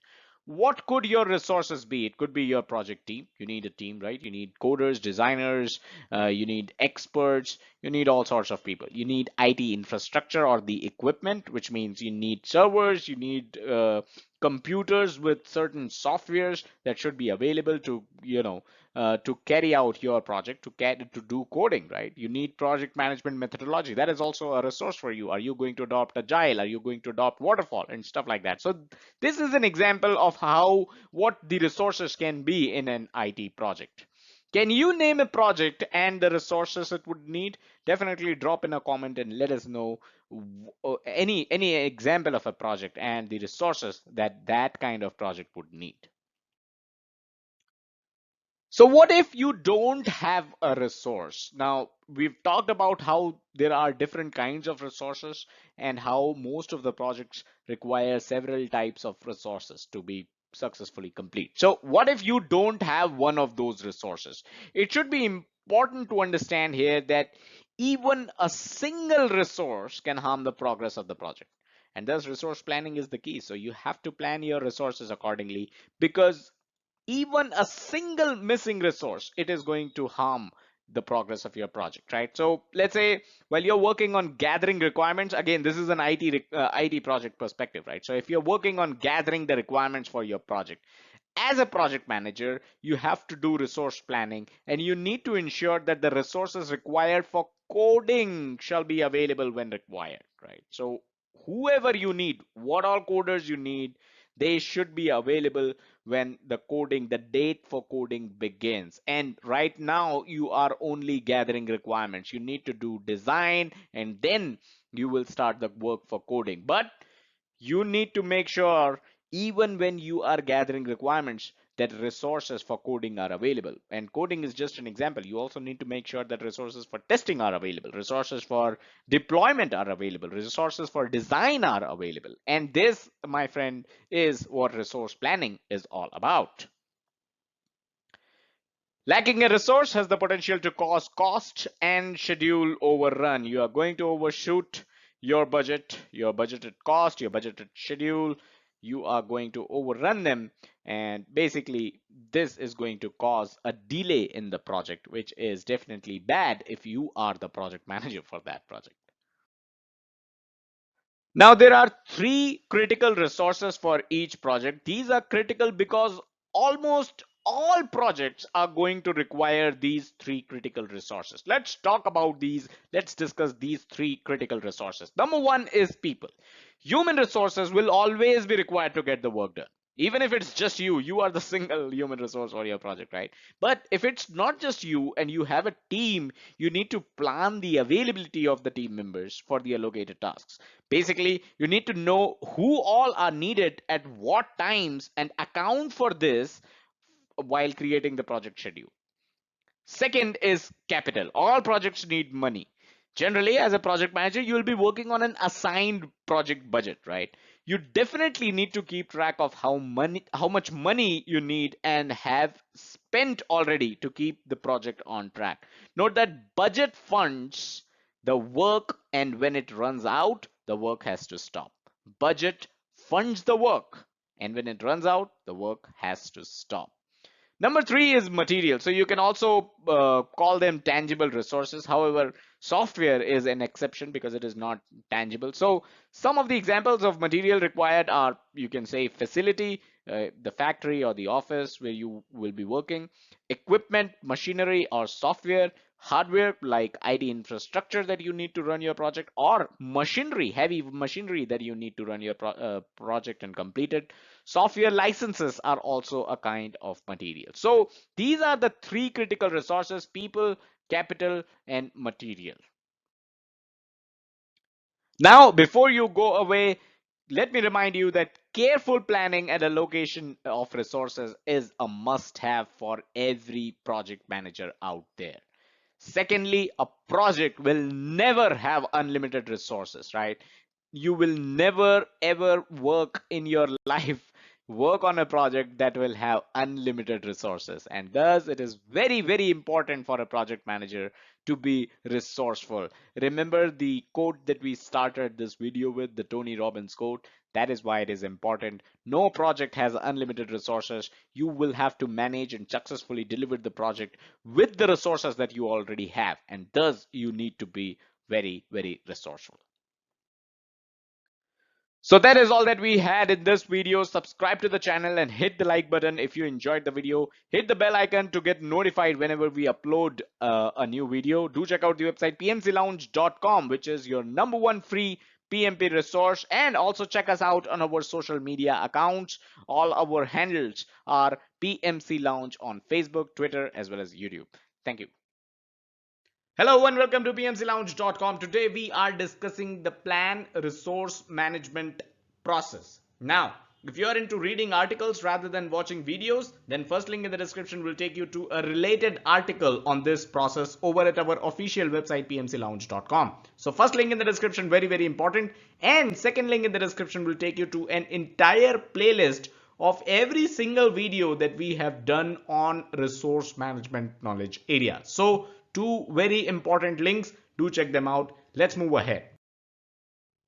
All right, so the first thing to consider here is the fact that just like every other, not every, but many other knowledge areas, the first process, even in this knowledge area, which is the resource management knowledge area, comes from the planning process group and is known as plan resource management process. So if you look into, let's say, scope management knowledge area, schedule management knowledge area, even cost or quality, all of these we have discussed previously.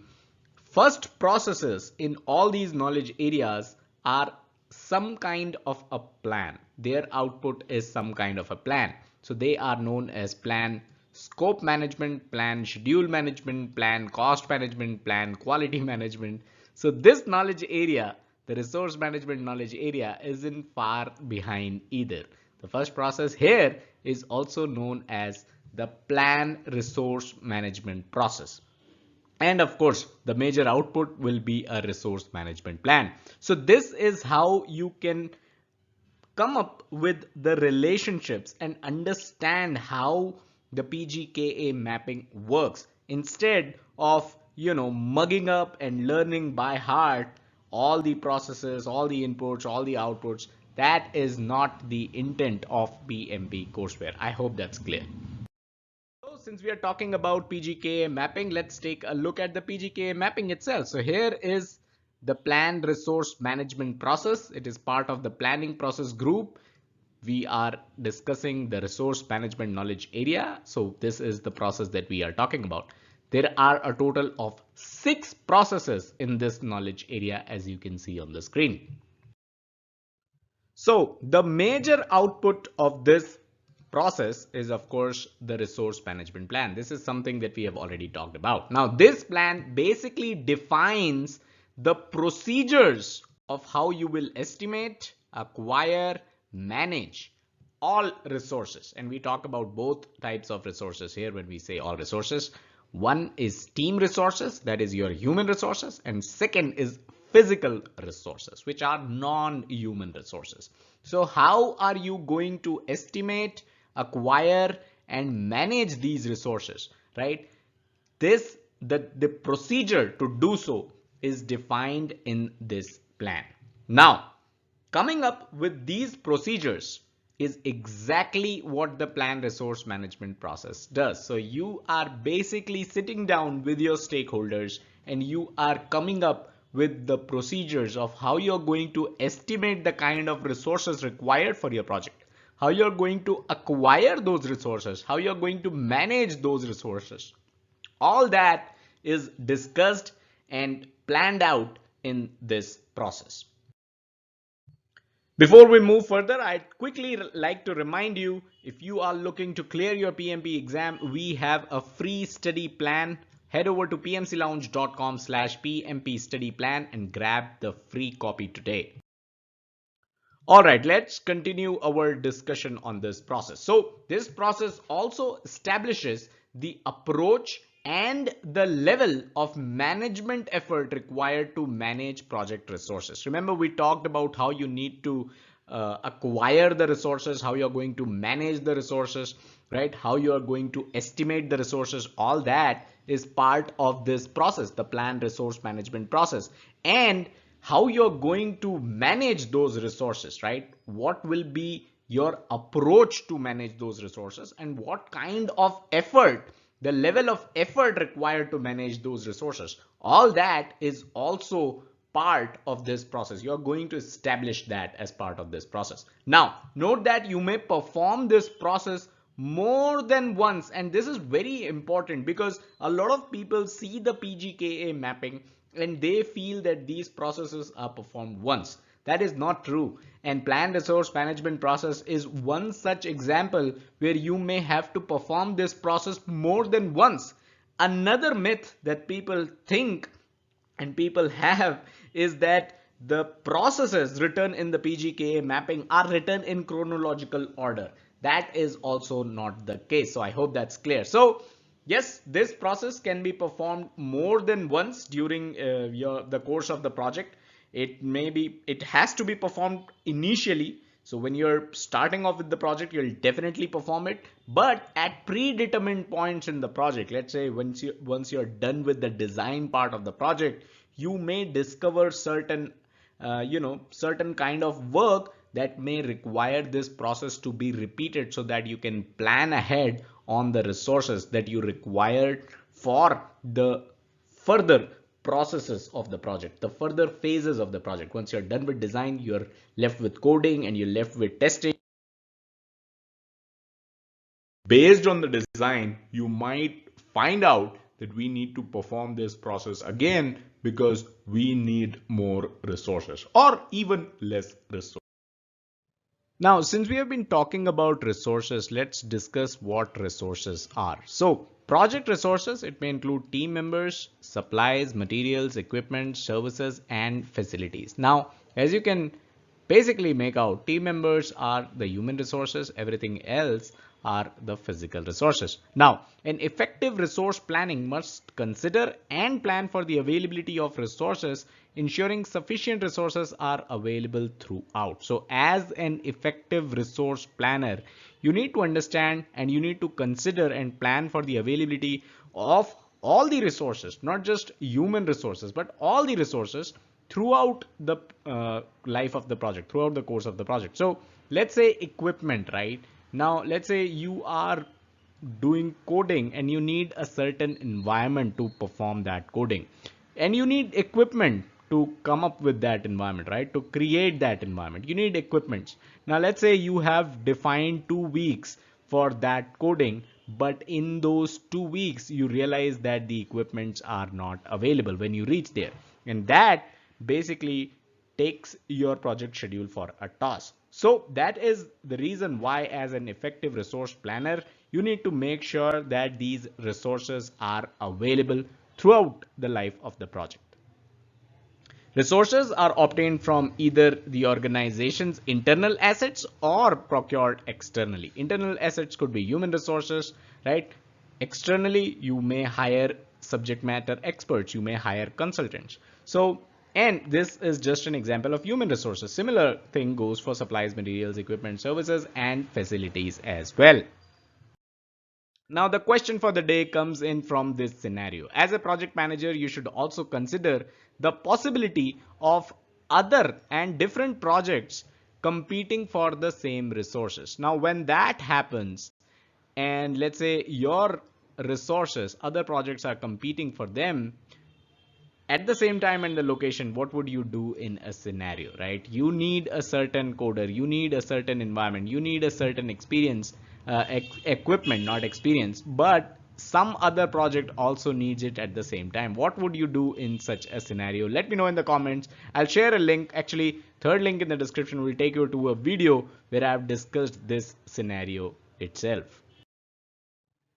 And that's all that we had in this video. Do check out the links in the description. They are very, very important. Do hit the like button if you enjoyed the video and got value out of it. It keeps us motivated. Subscribe to the channel and hit the bell icon to stay notified whenever we upload new content. And as always, don't forget to check out the website pmclounge.com, your #1 free PMP resource. Thank you. Hello and welcome to pmclounge.com. Today we are discussing data representation techniques. Very important topic. You'll find it very interesting. Let's get started. So first of all, where are we? The tools and techniques of plan resource management. That is where we are. So in the planning process group and the resource management knowledge area, this is the process, plan resource management. By the way, we have discussed everything that there is to know about this process already.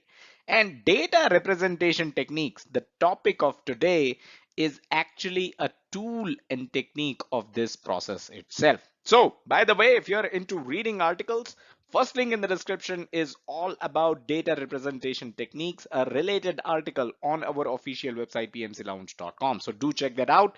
Second link in the description will be about plan resource management process. Like I said, we have already discussed this. And third link in the description will be an entire playlist of every single video that we have done on the resource management knowledge area. So three important links, do check them out. Now, data representation techniques. So this is one of the tools and techniques, like I mentioned, of the plan resource management process. But why here? We are talking about resource management. We are talking about planning the resource management. Why do you need data representation techniques here, right? A legit question. Now, charts, be it hierarchical, metrics, or text-based, are used to document and communicate the roles and responsibilities of the team members. So this is the biggest use of data representation techniques in this process, which is communicating and documenting the roles and responsibilities of the project team members. And that is why data representation technique holds an important place in this process. So regardless of the method used, there are three methods: hierarchical, metrics, or text-based. Regardless of whichever method that you use, the objective here is to ensure that every work package, remember WBS, I hope you do, fourth link in the description, all about WBS by the way. So the objective here is to ensure that every work package of the WBS has a clear owner and everyone in the project team understand their roles and responsibilities. So you don't have someone from the documentation side being responsible to code something that is, not correct roles and responsibility assignment. You cannot expect someone from the legal team to do some kind of testing, right? So that is why to have a clear owner on every work package and to make sure everybody understands what their roles and responsibilities are, data representation techniques are used. So now let's look into the types of charts: hierarchical charts, responsibility assignment metrics, and text oriented format. So these are the three types of charts which are used to represent the data. And what data are we talking about? Like I mentioned, the roles and responsibilities of the team members. These are the three ways to represent them. Now, before we discuss the three kinds of charts, I'd like to remind you, head over to pmclounge.com/PMP training. All the PMP courseware, all the articles, videos, everything is available on this link, categorically divided. So do check that out. All right, so let's talk about hierarchical charts. Now, these are your classic chart structures that is used to show relationships in top-down format. So someone at the top coming down somebody else, right? And then they report to some more people, right? Some more people report to them. So this is a typical hierarchical structure. Now, the examples of this structure include work breakdown structure, WBS, organization breakdown structure, OBS, and resource breakdown structure, RBS. Let's look into each of these. Work breakdown structure, WBS, and like I said, fourth link in the description is about WBS, so do check that out. We have already discussed that, but briefly here for the sake of this video, WBS shows how project deliverables are broken down into work packages. So if you have deliverables, right, if you have, let's say you need to deliver a website and there are several web pages that you need to deliver. As part of it, you need to deliver a database, you need to deliver, let's say, an e-commerce cart as well as part of it. So those are the work packages of this single deliverable, which is a website. So WBS, it basically shows how these project deliverables are broken down into work packages. Let's look at an example. So website development project, you've got UX, you've got servers, you've got database, and then database are further divided into schema and tables, servers further divided into servlets, action handlers, UX further divided into web pages, CSS, images, graphics. So this is how you have broken down a deliverable, which was a website, into work packages, which are basically the final line that you see here, the final level that you see here, the last one. All right, let's talk about organization breakdown structure, or OBS. So OBS lists the project work packages or activities according to the organization's existing departments or teams. Very important. The work packages here are listed according to existing departments. So an example could be the purchasing department can look into its portion of the OBS to understand the expected work packages or activities required from them as part of the project. So if you have a project, let's say you have a construction project, and you need to do a lot of purchases, right? So everything that the purchasing department needs to do, all their activities, all their work packages are listed under the purchasing department portion of the organization breakdown structure. So this is again one of the hierarchical charts that can be used as data representation technique. And then comes resource breakdown structure, or RBS. Remember, we are still discussing point number one, which is hierarchical charts. And there are three kinds of charts within hierarchical charts. We talked about WBS, we talked about OBS, and now we are talking about RBS, or resource breakdown structure. What it does is it represents team as well as physical resources related by category and resource type. Now, every descending level in the RBS represents an increasingly detailed description of the resource until the information is good enough to be used in conjunction with WBS. So this can be used in conjunction with WBS as well. An example here is number one, engineering, and then remember it says every descending level represents an increasingly detailed description. So number one was engineering, and here is an increasingly detailed description. Mr. Fred Jones, who is a manager, and another level down you see Ms. Jane Wagner, who is architectural lead. You've got software design team and resources. Then you go further down in software design team, you've got the names of the software design team and resources. It has resources as well. You've got engineer, you've got UI designer, and then you've got physical resources. Standard time, timesheet, Microsoft project, SQL server. So it lists both team members as well as physical resources. So this is how RBS looks like. Now let's move on to responsibility assignment metrics. A lot of people call it RAM, RAM, shows the connection between work packages or activities and the project team members. So what is the relationship between the work packages or activities and the team members of the project? One of the biggest advantages of this is the fact that this ensures only one person is accountable for a task. So this avoids any confusion as well. So one example of RAM is RACI metrics, or responsible, accountable, consult, and inform metrics. Let's look at an example of this metrics in the next slide. But before that, the simple chart, this simple chart of RACI metrics lists all the activities in the first left column, as we will see in the next slide, and resources in the first row, followed by RACI entries in the metrics.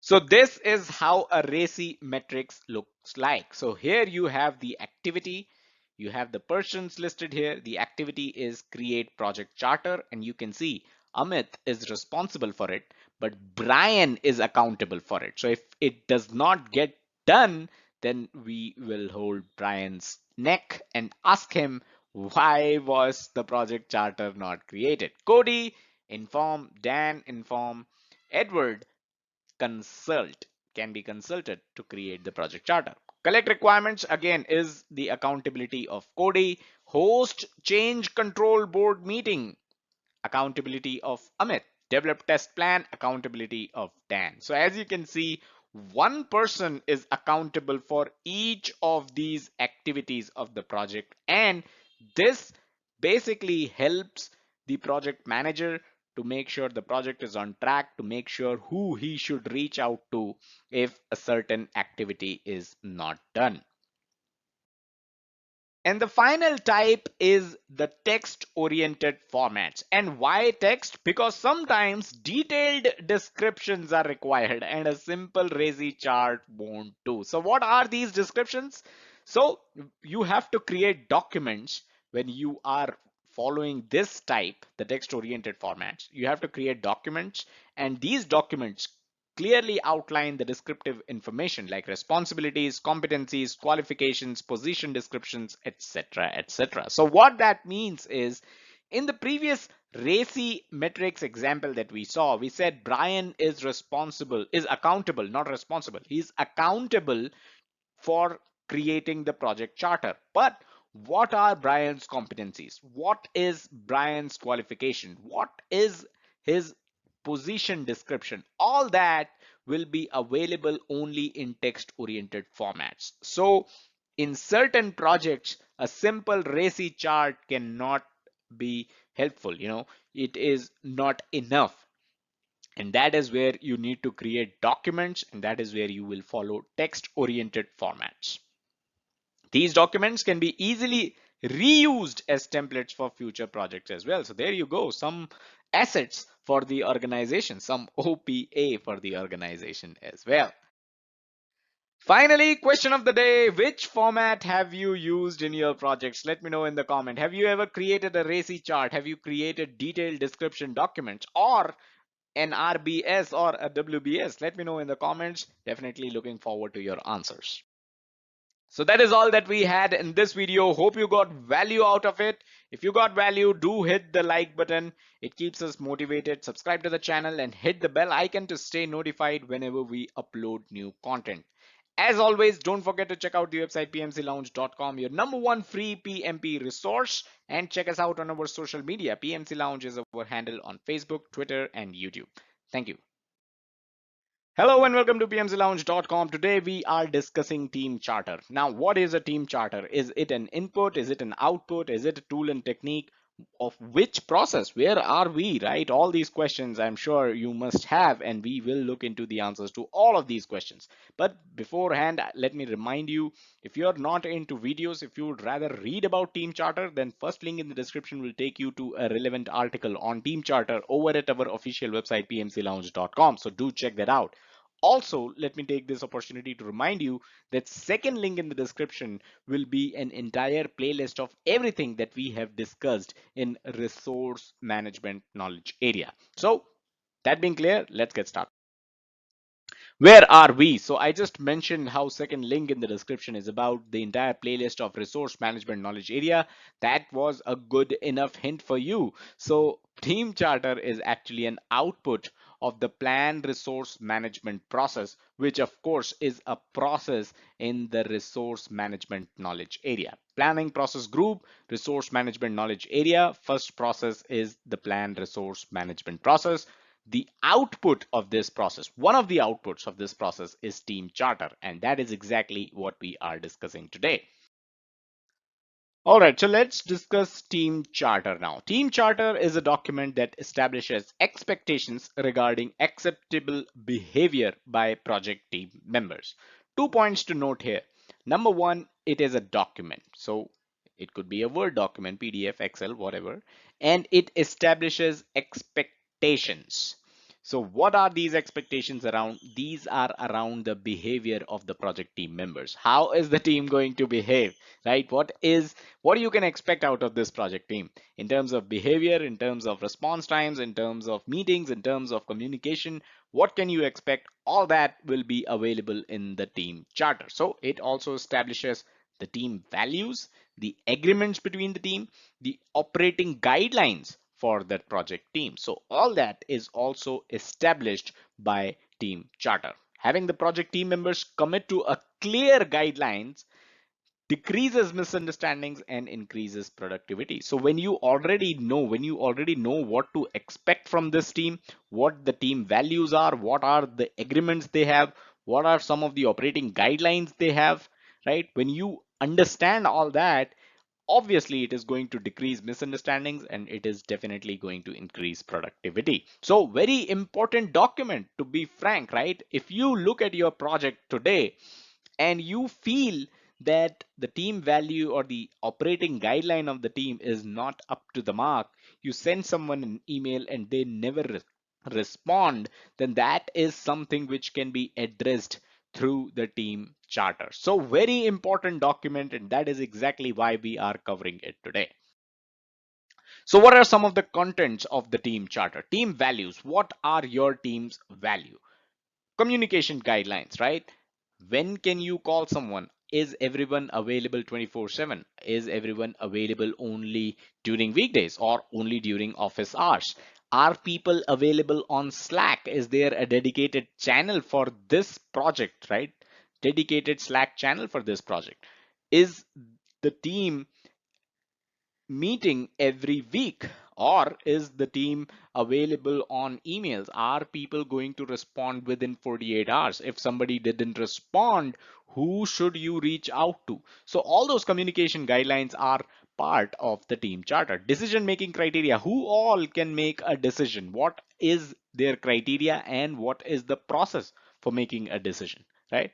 Conflict resolution process. There will be conflicts. If you're working on a large project with large number of team members, then definitely conflicts are going to arise. Then, if that happens, what will be your process to resolve the conflict? What kinds of tools and techniques are you going to use? One could be taking votes, right? If there's conflict and there are two solutions, will you be taking votes of all the team members, or will there be a certain part of those team members, only certain stakeholders who are going to vote and resolve conflict, right? I'm just throwing things around, but that is one of the processes of resolving conflicts. Meeting guidelines. When is the team going to meet? How often is the team going to meet? Will the team have marathon 3 hours meeting every week? Or is the team going to do a stand up meeting every day for half an hour? Team agreements. What are some of the team agreements? All of them can be mentioned as part of the team charter. A quick reminder before we move ahead, head over to pmclounge.com/resources. We have listed our favorite PMP preparation books on this link, so do check that out. All right, so as a project manager, do you create the team charter alone and have the team follow it? Well, that sounds pretty autocratic, right? So, of course, you don't really do that. The team charter works best when the team develops it. So, you have to involve the team to develop it, or at least has an opportunity to contribute to it. So, if the top 10 stakeholders of a project have created a team charter, at least the rest of the team should have an opportunity if they want to contribute something to the team charter. By distributing the responsibility of creating the document, you also distribute the responsibility of ensuring that it is followed, right? So you don't have to be the watchdog all the time. The team members should follow the team charter, and if they have created the team charter, if they you have distributed the responsibility of creating the team charter, then definitely the team members are going to have take the responsibility to follow the team charter as well. The team charter is also used to orient and integrate new team members. So if a new engineer has come in, is joined, and he doesn't know the team values, he doesn't know the meeting guidelines, well, of course they can refer to the team charter and they will be able to integrate with the project team. So, question for the day before we close this video. Can you think of some instances where a team charter will have to be updated? Now, this is of course not set in stone. Team charter can be updated as well. So, what are some of the instances? Let me know in the comments where a team charter has to be updated. So that's all that we had in this video. Hope you enjoyed it. If you got value out of it, do hit the like button. It helps keep us motivated and bring to you new content related to PMP and project management. Subscribe to the channel and hit the bell icon to stay notified whenever we upload new content. And don't forget to check out the website pmclounge.com, your number one free PMP resource. Thank you. Hello and welcome to pmclounge.com. Today we are discussing the estimate activity resources process. So the process is called estimate activity resources. Let's get into it. So typically when we discuss a process, we like to show you where we are. Where are we with estimate activity resources? So this is where we are. Estimate activity resources is a process in the knowledge area known as project resource management. Earlier, this process was actually part of the schedule management knowledge area, but now it is part of the resource management knowledge area. Also, this knowledge area up till PMBOK 5 or PMBOK 5 was known as human resource management, right? But now it is only known as resource management. So this process is part of resource management knowledge area and the planning process group. So this is where it falls, estimate activity resources. And like I mentioned earlier, this was earlier a part of the schedule management knowledge area and not the resource management knowledge area. So what do we do in this process? It's pretty simple and you can make it out from the name itself, right? You are estimating resources. That is what you're doing. And You already know all the inputs for this process except one, which is resource calendars, and we will discuss resource calendars in this video. But before I proceed, I'd like to let you know that over at pmclounge.com, we don't deal with processes talking about their inputs, tools and techniques, and outputs. That is not something we like to do. We try to understand the concepts behind these processes instead of making sure that you superficially just learn the ITTOs. That is not the intent of the PMP exam, and that is not the intent of this video. By the way, a related article on this process is also available on pmclounge.com. The first link in the description will take you there. If you want to read and not watch a video, then go ahead and read that article. First link in the description. Also, before we discuss further, pmclounge.com/resources is where we have listed our best and most favorite PMP preparation books. So if you're looking for them, head over to pmclounge.com/resources. All right, let's talk about resource calendars, the one thing that I mentioned in the previous slide. So the most important thing about resources that you would need for your project is their availability, right? So you need a lot of resources. And by the way, what is a resource is something we have discussed in a previous video. I'll share the link to that video as well in the description. So if you want to refresh your memory, you can check that video out. So we have already discussed what is a resource, and we already know that you need all kinds of resources. You need different kinds of resources for your project to complete your project. And the most important thing to know about those resources is their availability. When are they available? So resource calendars, which is an input in this process, is going to give you the information of the availability of these resources. Now, you need to note that resources like consultants, so testing environments, training rooms. So we have discussed this in the previous video on resource as well, that resources are not just human resources. Resources can be a lot of other things as well. So testing environment is also a resource. Your training room is also a resource. So resources like these are not readily available all the time. Your project team could be something which is readily available, but testing environment, right, is something which might not be readily available, and you need to schedule these kind of resources in advance. And that's the reason you need to know when these resources are available so that you can create a schedule for your project. Now we'll quickly go over the tools and techniques that are used in this process. Like I mentioned earlier, we don't typically go into detail of every input, every tools and techniques, and every output, because that is not how you study for PMP. But in this process, we would like to do so because there are a certain new tools and techniques which have been mentioned as part of this process. So expert judgment, you already know about this. We have a dedicated video on expert judgment. I'll share the link to that as well in the description if you want to check that out. There's another tool which is alternative analysis, and what you basically do here is you consider different options of assigning the resources for a project, both the number of resources and the amount of time they would need to be used as part of the project, right?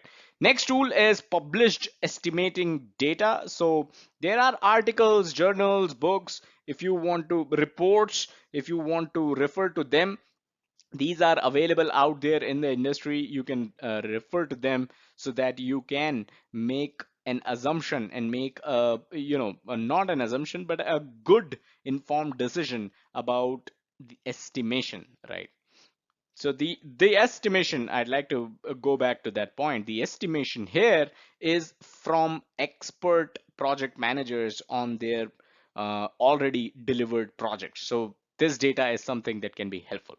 Next one is project management software, as simple as MS Project. You would need that for, as part of this process. And finally, bottom-up estimating. And you might have already used this tool. You might have not realized that it is called bottom-up estimating. So what you basically do is you break complex activities. Let's say you have a complex activity, you can break it down into simpler pieces, and for each single simple piece, single and simple piece, each of that you do estimation. So this is known as bottom up estimation. You do estimation for simpler pieces, which are broken down from a complex activity, and you add them up so that you get an estimation of the entire complex activity. So these were some of the tools and techniques that are used as part of this process.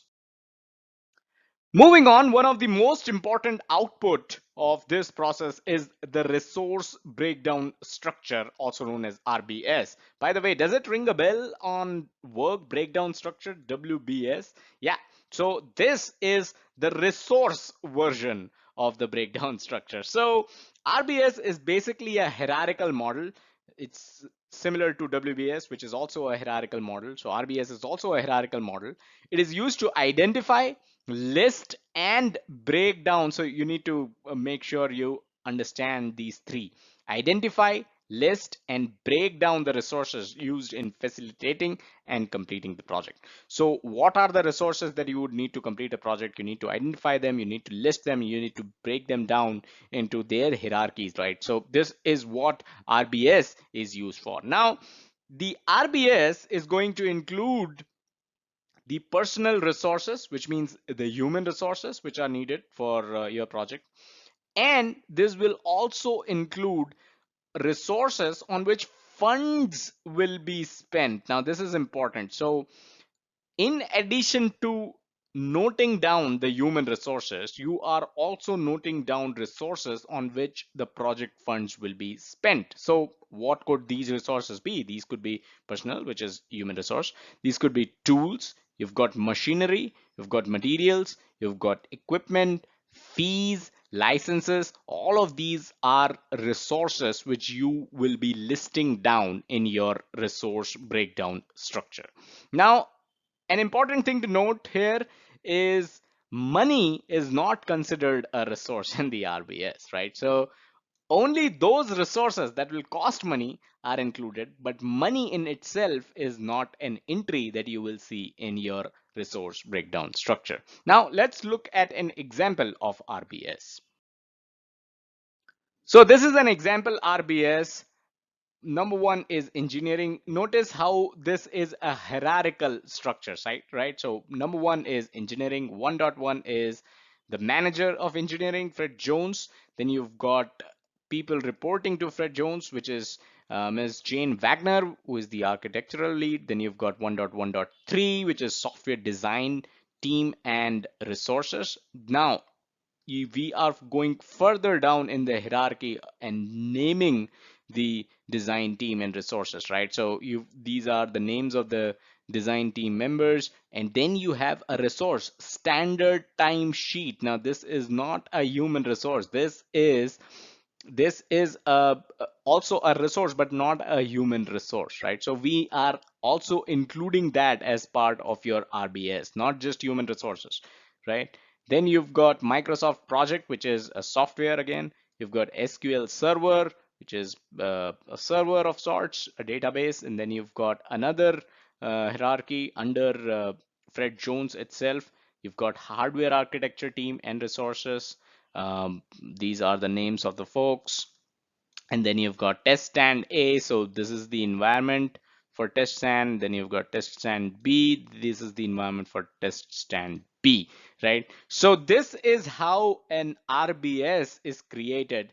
And an RBS is an important output of this process because it will give you an idea of all the resources that you would need, and with resource calendars you are going to get their availability as well, and that is going to help you create the resource breakdown structure. So I hope this video was helpful. Hit the like button if you enjoyed it, subscribe to the channel, and hit the bell icon if you haven't done so already. And do check us out on our official website, pmclounge.com, your number one free PMP resource. As always, check us out on our social media. Our handle is PMC Lounge on Facebook, Twitter, as well as YouTube. Thank you. Hello and welcome to pmclounge.com. Today we are discussing the acquire resources process. So this is the process in resource management knowledge area. In fact, let me show you where it is in the next slide. But before that, Let me also remind you, if you're into reading articles, first link in the description will take you to a relevant article on acquire resources over at our official website, pmclounge.com. So do check that out. And as always, second link in the description will be the entire playlist of resource management knowledge area. Every video that we have done on resource management knowledge area. So two very important links, first and second, do check them out. That being clear, that being said, let's get started. So where are we? The PGKA mapping. This is where we are. The acquire resource process. This is where it falls. Executing process group and resource management knowledge area. We have already discussed the previous resources. This is the first executing process group resource that we are discussing. So let's move on.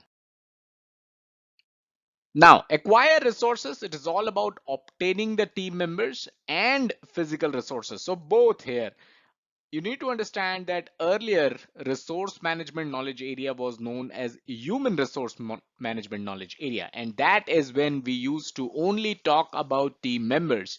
But now it has been renamed to resource management knowledge area, and that is why it represents or includes physical resources as well, not just human beings, but physical resources as well. And these physical resources could be facilities, it could be equipment, materials, etc. So whatever resources that are required, be it team members or be it physical resources necessary to accomplish the project work, obtaining them is what you are basically doing in the acquire resources process. This process also helps with the selection of resources and their assignment to the project activity. So let's say you need a certain environment, test environment that you need to set up, right? You have the authority to select what hardware you would need to create that environment, right? Or let's say if you need certain team members, if you need people who are really good in Java programming, you have that right to make that selection and select team members, select human resources which are going to help you accomplish your project work. Let's also look at internal as well as external resources. So internal resources, they belong to the organization performing the project. So that is why they are internal. The organization that is performing the project already has these resources. And of course, these resources means human resources as well as physical resources. So every resource that you need which is available within the organization is known as internal resources. Now, internal resources are assigned by functional or resource managers. So in matrix environment, you already know there is a functional functional manager who has a team that performs a certain function, and you will go to that functional manager, ask for certain resources, and they are going to assign those resources to you. Similarly, when you need physical resources, there will be resource managers that you need to reach out to. So internal resources, they are assigned by these two types of managers. External resources are sourced. So you need to source these resources because they are not available in the organization that is performing the project. So external resources are either acquired or they are leased for a certain time period. And this is done through the procurement process. Procurement management knowledge area is a knowledge area in itself. So I won't delve deep into the procurement process here, but you need to understand that external resources are sourced and they could either be acquired in terms of, let's say, hiring a new person or buying the hardware, the IT infrastructure required for creating an environment or something of that sort, or it can be leased, hiring contractors or hiring or leasing IT infrastructure for a certain time period, for the time period of the project normally. Now, you as the project manager or your project team may not is the keyword, may not have the authority to select vendors here. So when you want to, let's say, acquire a resource or lease a resource, you as a project manager may not have the authority to select the vendor. And this could be because of reasons like existing organization wide agreements. So there are existing organization wide agreements wherein a vendor is already engaged to support every project of this organization. And I'll give you an example, right? So let's say your organization, the kind of projects you deliver pertain to creating IT infrastructure. So you need to create IT infrastructure for, let's say, office settings. When you need to do so, you need certain kind of equipments, right? You need networking devices, you need maybe telephone devices, maybe you need servers, maybe you need switches and stuff like that. So those networking devices, there could be a set of certain vendors who provide those devices to your organization for every single project. So as a project manager, you as a project manager do not have the authority to go out and select a vendor on your own, because there could be an organization wide agreement with certain vendors who are going to help with all projects that your organization performs. Another reason could be matrix environment. You could be working in a matrix environment where you are not working in a projectized environment, right? You're working in a matrix environment, which means uh, resources have a permanent home, right? Resources are required to be part of the organization itself. There are organization wide agreements, there are vendors that are already selected, the environment is totally set. All you need to do is deliver the project rather than sweating on the stuff of selecting vendors. A quick reminder before we move ahead, head over to pmclounge.com/pmp study plan and grab your free copy of the study plan to clear your PMP exam in 50 days. So let's look into some of the importance of this process. So the importance of this process comes from the fact that not having resources may impact the project schedule, it may impact the project budget, customer satisfaction, quality, and other areas, right? So if you don't have the resources, if you don't have uh, the resources when you need, right, all these domains of the project, all these areas of the project are going to be impacted. And not just that, insufficient resources, right? Let's say you need 10 servers and you only have 8, then that means you have insufficient resources. Or capabilities, you needed certain types of testers, but the capability of the testers that you have is not at par, and this also decreases the probability of project success. So this is why acquire resource is such an important process. You need to make sure that you have sufficient resources, and you also need to make sure that the capability of those resources are at par with what is required to deliver the project successfully.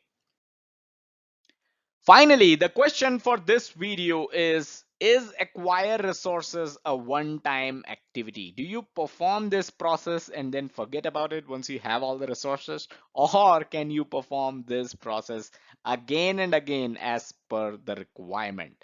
So head over to our article on this topic to find the answer if you don't have it. And if you have the answer, let me know in the comments. I'd definitely like to respond and have a conversation around this. So that's all that we had in this video. Do hit the like button if you enjoyed it and got value out of it. It keeps us motivated. Subscribe to the channel and hit the bell icon to stay notified whenever we upload new content. And as always, don't forget to check out the website pmclounge.com, your number one free PMP resource. Thank you. Hello and welcome to pmclounge.com. Today we are discussing decision making, and this is an important topic when it comes to the acquire resource process, something that we have already covered in the past. Now, if you are into reading articles rather than watching videos, so first link in the description will take you to a relevant article on decision making over at our official website pmclounge.com. And as always, second link in the description will take you to the entire playlist of resource management knowledge area. So two important links, do check them out. With that being clear, let's get started. So where are we? I told you that decision making pertains to acquire resources process, and this is actually one of the tools and techniques of this process. Acquire resources, this is where the process lies: executing process group, resource management knowledge area.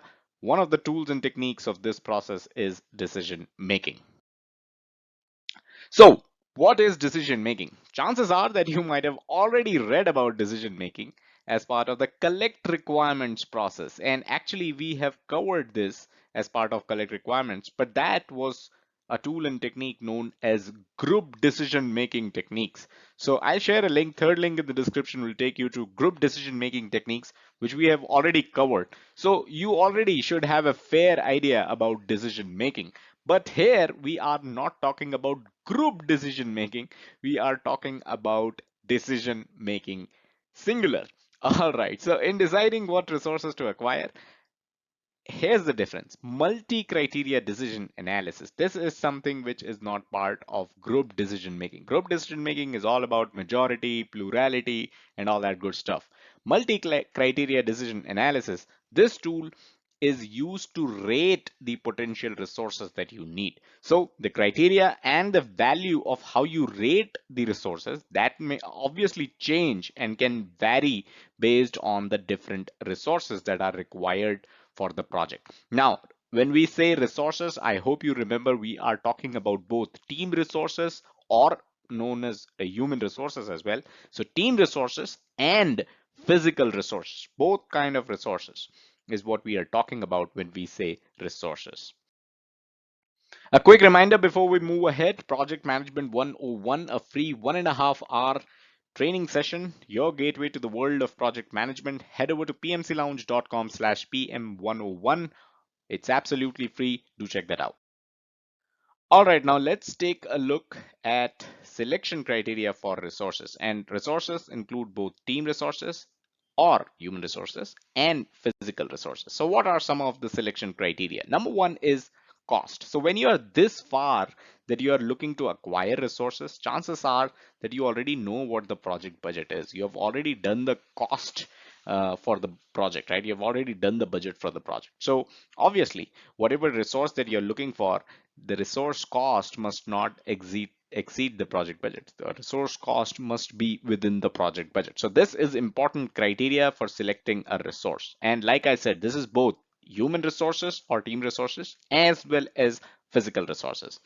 Availability. So a resource being fairly available, and this is a common speaking language kind of usage of the word fairly here, right? So let's say somebody tells you, oh, you need this resource or you need this server. This is fairly available, but that is not enough. The resource needs to be available at the specific time when you need it. That is most important. So let's say you need a server to create a customer environment and you have invited the customer on 30th of August to test the new product that you have created.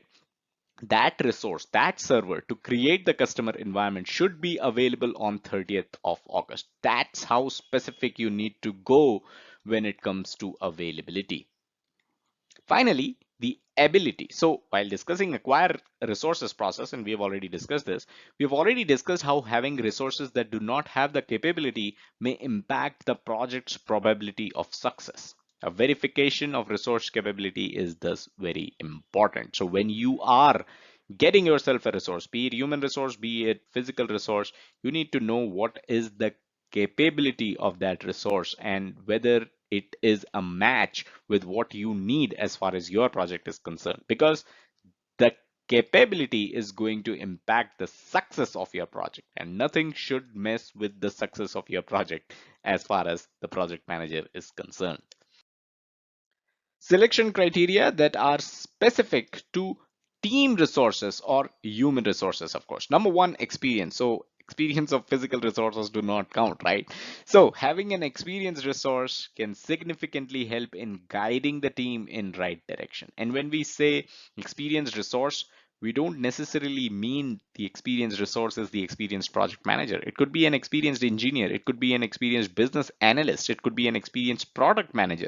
As long as someone who has a lot of experience in the kind of project you are dealing with, he or she being part of the project will be significantly helpful, and they can definitely guide the project team whenever they are going on the wrong path. Knowledge. So knowledge need not be tied to the subject matter or the domain of the project. A resource with a good knowledge of the customer can be an asset of the project team too. So someone who knows the customer in and out, someone who knows how the customer is going to behave in certain situations, right? That kind of knowledge is also an asset to the project team. So someone with the knowledge of subject matter is of course going to be helpful. Someone with the knowledge of the domain of the project is definitely going to be helpful, but someone with the knowledge of the customer is also very, very helpful. So that is why knowledge pays, knowledge is power. Someone with knowledge, if he or she can be part of your project team, that is definitely an asset. International factors, so non-compatible time zone and very limited communication skills. These are two things. If you have a team member like that, you know that it is not good for anyone. Someone who's fast asleep when you are scheduling your team meetings or when you are working during your office hours, it doesn't help, right? Someone who does not understand the language of the rest of the project team, right? Let's say everyone in the project team speaks only Chinese and you have someone who has no idea about anything related to Chinese, then obviously their communication skills are of no use to your project and they are definitely not a good match for your project.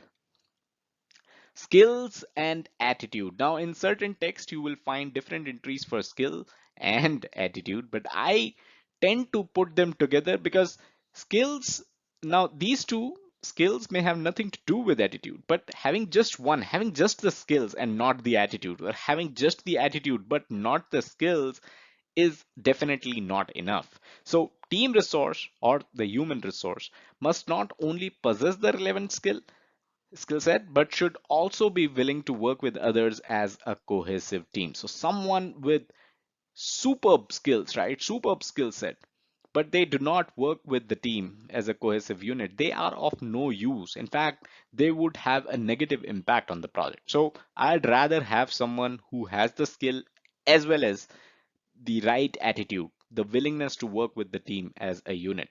That is what is required, and that's why I put these two together, skills and attitude.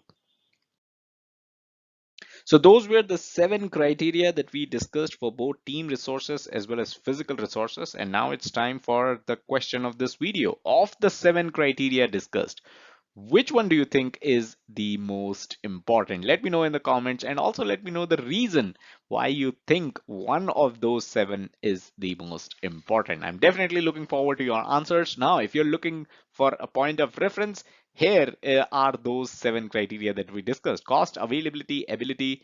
These 3 apply to both physical resources as well as team resources, while the last 4 apply only to team resources, which are experience, knowledge, international factors, skills, and attitude. So which one of these 7 do you think is the most important?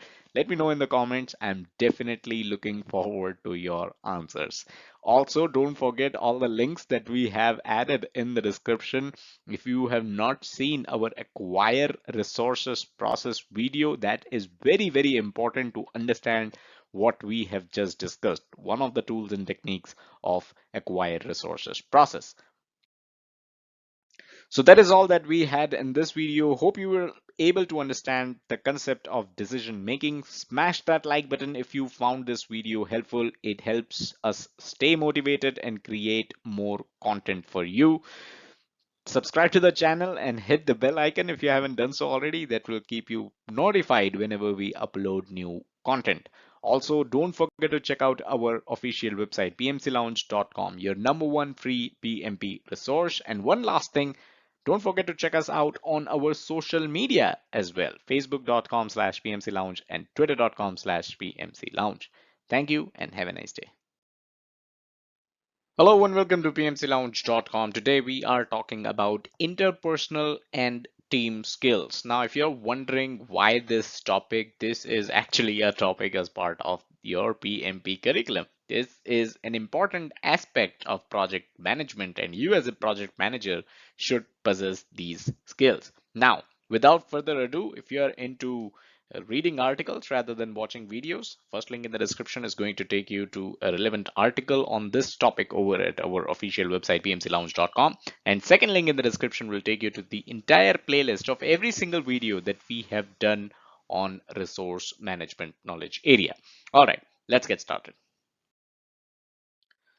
So why is this important? Now, as a project manager, one of the most important abilities that you need is the ability to influence others. And influence is part of interpersonal skills, right? Influencing others, that's part of interpersonal skills. Now, why do you need to be good in this skill? Let's take an example. If you need the best programmer for your project, you need to convince the functional manager. By the way, the best programmer reports to the functional manager in this case. So you need to convince the functional manager that your project is the most important project on the floor. If you have that influencing ability, if you have that convincing ability, if you have the required interpersonal skills, chances are this functional manager is going to agree to assign his or her best programmer to your project. Once that happens, the chances of your project being a success increases multiple fold, right? So it is very important that you possess this skill called influencing others. Now, this is not just limited to human resources. Let's say you need a server which is always in high demand, and I'm trying to create a drawing, trying to draw a server here. I'm pretty bad at drawing, so please bear with me here. But if you need the most important, the most high demand server for your project, you need to make sure that the functional manager who is the owner of this server understands, is convinced that your project is the most important one, and this server, this resource should be available to your project. So based on those examples, I hope you understand that these are the reasons why interpersonal skills, team skills are extremely important. They count as one of the major tools and techniques of the acquire resources process. If you have forgotten, we are actually discussing the tools and techniques of the acquire resources process. One of the tools and techniques, of course, is interpersonal and team skills. So this is part of the executing process group, resource management knowledge area. Like I mentioned, second link in the description will take you to a playlist where we have listed every single video that we have done on resource management knowledge area. So do check that out. All right, let's move on. A quick reminder, all the PMP courseware articles and videos are available on this link, pmclounge.com/PMP training. Everything's free. Go check it out. So one thing that you should note here is when we say interpersonal skills, we don't really mean just the influencing or convincing ability, that these kind of skills, right? We also have to develop negotiating skills. And in the next three slides, we look into the three different kind of people that you may have to negotiate in the course of your project. And number one, as you can see on the screen, is functional managers. So as we have seen in the example, when you could basically speak to functional managers to get their best resource on your project, you might also have to negotiate for the time frame that they will be available, right? And like I mentioned, when we say resources, we don't just mean human resources. It could also mean servers in IT project. It could also mean certain kind of machinery in civil construction projects, right? So till what time would you have access to those resources? This is something you may have to negotiate with your functional managers, right? And even the ability, if you don't have the best resources possible, can you have the second best, right? So these are some of the things you may have to negotiate with the functional managers, right? And let's say these resources might work on multiple projects. It happens a lot of times in IT projects where a certain programmer, a certain tester is assigned to multiple projects, and you may have to negotiate for their availability to work on your own project. You have to negotiate with the functional managers here. Other project managers. Now, we just talked about how resources might be assigned to multiple projects, and I hope you understand the situation here, right? So, you may have to negotiate for the availability of these resources from the project managers of these multiple projects, right? So, again, this is a problem when it comes to sharing resources, but like I mentioned, other project managers are also in the list of some of the people you may have to negotiate with during the course of your project. So you can understand how competitive it may get when we say that every project manager must have interpersonal and team skills. They must have influencing skills. They must have negotiation skills. So then it comes to how good of a project manager with these kind of skills you are to get these resources. And finally, we have suppliers. Now, when we talk about suppliers, since they are external to the organization, whenever you're negotiating with suppliers, you need to take care of an additional layer here. And this layer includes your organizational policies, it includes your organizational guidelines, your legal terms and conditions based on which you have engaged with these suppliers. And these kind of criteria, right, should be considered when you are negotiating with the suppliers. Very, very important.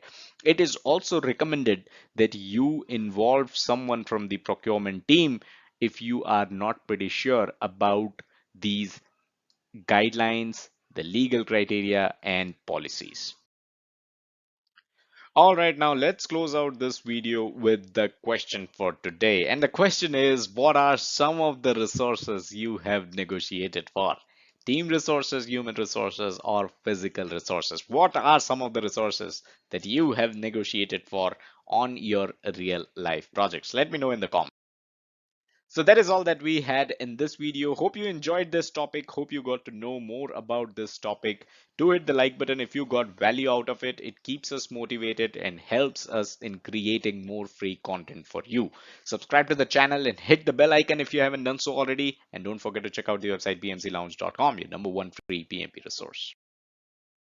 Hello and welcome to pmclounge.com. The topic for today is virtual teams. Now, as always, if you're interested in reading articles rather than watching videos, first link in the description will take you to our official website, pmclounge.com. It's a direct link to the article on virtual teams. So do check that out if you're not into watching videos. But if you're into watching videos, you'll like the second link much better because that takes you to the entire playlist of every single video that we have done on resource management knowledge area. So that being clear, that being said, let's get started and understand virtual teams.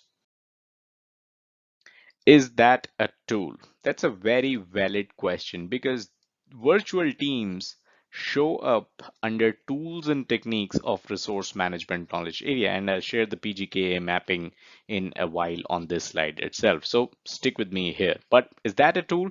Yes and no. Why? Because the way virtual teams aid in project delivery, you will see how it can be termed as a tool because it is very, very helpful. Virtual teams are very, very helpful, and that is why they can be termed as a tool as well. But on the other hand, the flip side of this is the sheer usage of tools, right? Specifically communication tools that you need to use makes to make virtual team possible, right?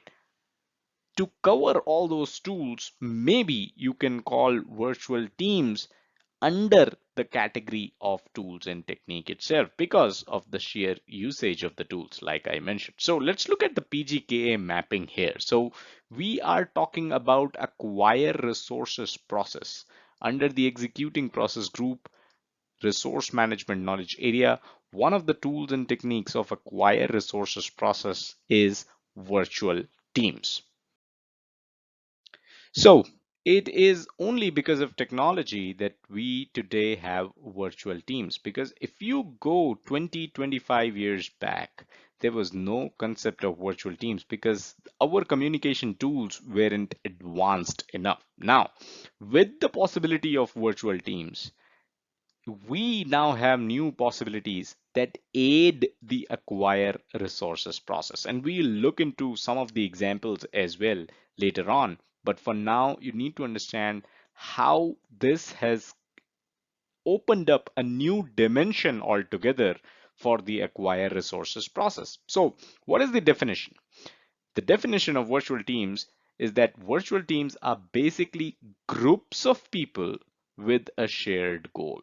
Now, these people fulfill their roles with little or no time spent meeting face to face. This is the whole concept of virtual teams. No face time, they did not meet face to face, but it is a group of people that have a shared goal, and that could be project delivery, of course. Now, communication technologies such as email, audio conferencing, social media, video conferencing, and others have made virtual teams feasible. These days, we even see the use of virtual reality when it comes to virtual teams. A quick reminder before we move ahead, if you're looking for your PMP preparation book recommendations, head over to pmclounge.com/resources. That is where we have listed our most favorite PMP preparation books. Now, thanks to virtual teams, it is now possible too. Some of the advantages of virtual teams here are number one, form teams of people that work different shifts or from home offices, right? So, remote offices working from home, folks like those can also be part of the team, right? People that work in different shifts can also be part of the project team. Include SMEs, the subject matter experts, or people with special expertise, even when they are not in the same geographic area. This happens a lot of times, specifically in IT projects, where you have people working from around the globe. People who are SMEs or are experts are in high demand and they may be situated anywhere in the world, right? But they can be part of a project team. Number three, move forward with projects that would have otherwise held or cancelled due to travel expenses.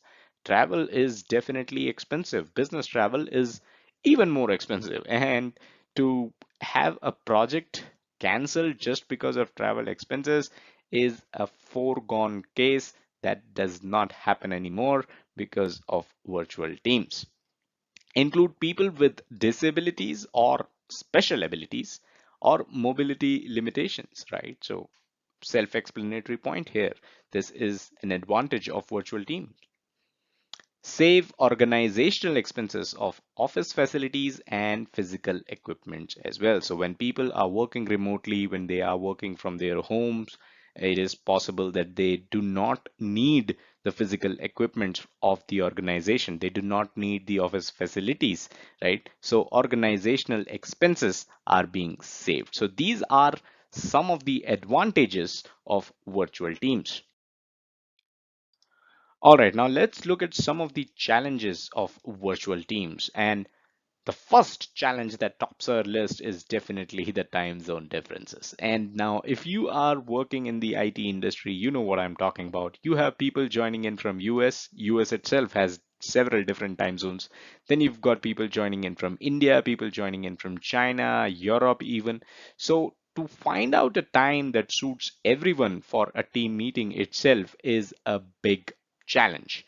Second is following project's ground rules for communication. Now, establishing the ground rules for project communication itself is easier when you have people at a co-location. You know, when you see people face to face, sit down in a meeting room and come up with the ground rules, it is easier for the team to follow it because they know how serious the situation is as compared to communicating the ground rules to someone who works remotely. Conflict resolution protocols, of course, FaceTime is very, very important when it comes to resolving conflicts as compared to speaking to someone over the phone or over audio conferencing, even video conferencing. Inclusive decision making. Now, a lot of times people in virtual teams do not feel inclusive when it comes to decision making. It could be a challenge with communication, it could be a challenge with putting across their own point. But since they are working remotely, some people in virtual teams may feel that their views are being neglected when it comes to decision making. In fact, let me know in the comments, has it ever happened to you? Have you ever observed this? That not 100% of the people working in virtual teams feel inclusive of 100% of the decisions of the project. Understanding cultural differences, of course, very, very important. Some of the colloquial language used in one part of the world may not ring a bell to the folks living on the other side, right? So, understanding cultural differences, there are definitely differences when it comes to countries, and understanding them, respecting them is one of the challenges people often face when it comes to virtual teams. Finally, for the question of today, let's do something casual. Do you have any funny experience about your virtual teams, right? Have you ever had a funny experience in a virtual team meeting? Because of the challenges that we just talked about, sometimes they do create funny situations. Let me know in the comments if you have any such experience. So that is all that we had in this video. Do hit the like button. It keeps us motivated and it helps us create more free content for you. Subscribe to the channel and hit the bell icon if you haven't done so already. And as always, don't forget to check out the website pmclounge.com, your number one free PMP resource. Also check us out on our social media. PMC Lounge is our handle on Facebook and Twitter. Thank you. Hello and welcome to pmclounge.com. Today we are discussing resource assignment. So a few primary questions for you. What is resource assignment? Where does it fall? What exactly are we doing? Is this a process? Is this an input, output, tool and technique? What exactly is resource assignment? What do we mean when we say resource assignments? Let's discuss all of it in this video. Now you already know the first and second link drill, right? You already know the first link is going to take you to our official website. An article which is related to resource assignment will be there, and second link is going to take you to the entire playlist of every single video that we have done on resource management knowledge area. All right, let's get started. So where are we? Good question. We are in the outputs of the acquire resources process. Let me pull up the PGKA mapping chart here. So we are in executing process group, resource management knowledge area, the acquire resources process. One of the output of this process is resource assignments, and resource assignments within itself is divided into two, which we will be looking into. So a handful of processes here, not resources, in the resource management knowledge area. And like I said, second link in the description is going to take you to the entire playlist of every single video that we have done on this knowledge area. Very important, do check that out. All right, and before we move further, let's hold on for a second, and you need to ask yourself, what could be the outputs of this process? Of course, I just mentioned resource assignment is the output of this process, acquire resources, which is pretty obvious, right? When you are doing a process called acquire resources, what should be the output? The output should be the acquisition of those resources, right? Let's move on.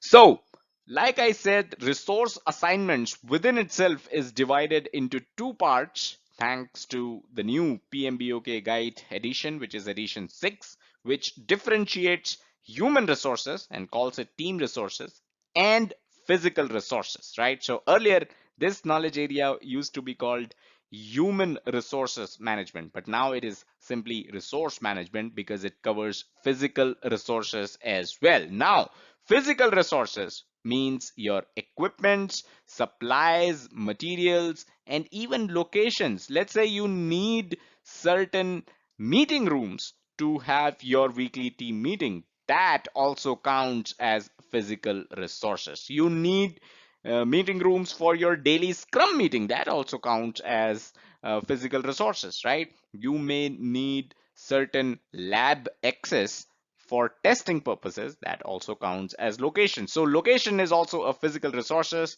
So these are the physical resources, and the documentation And what does the documentation do? The documentation confirms that these resources have been assigned to your project. This documentation is basically the output of this process, the first output of this process.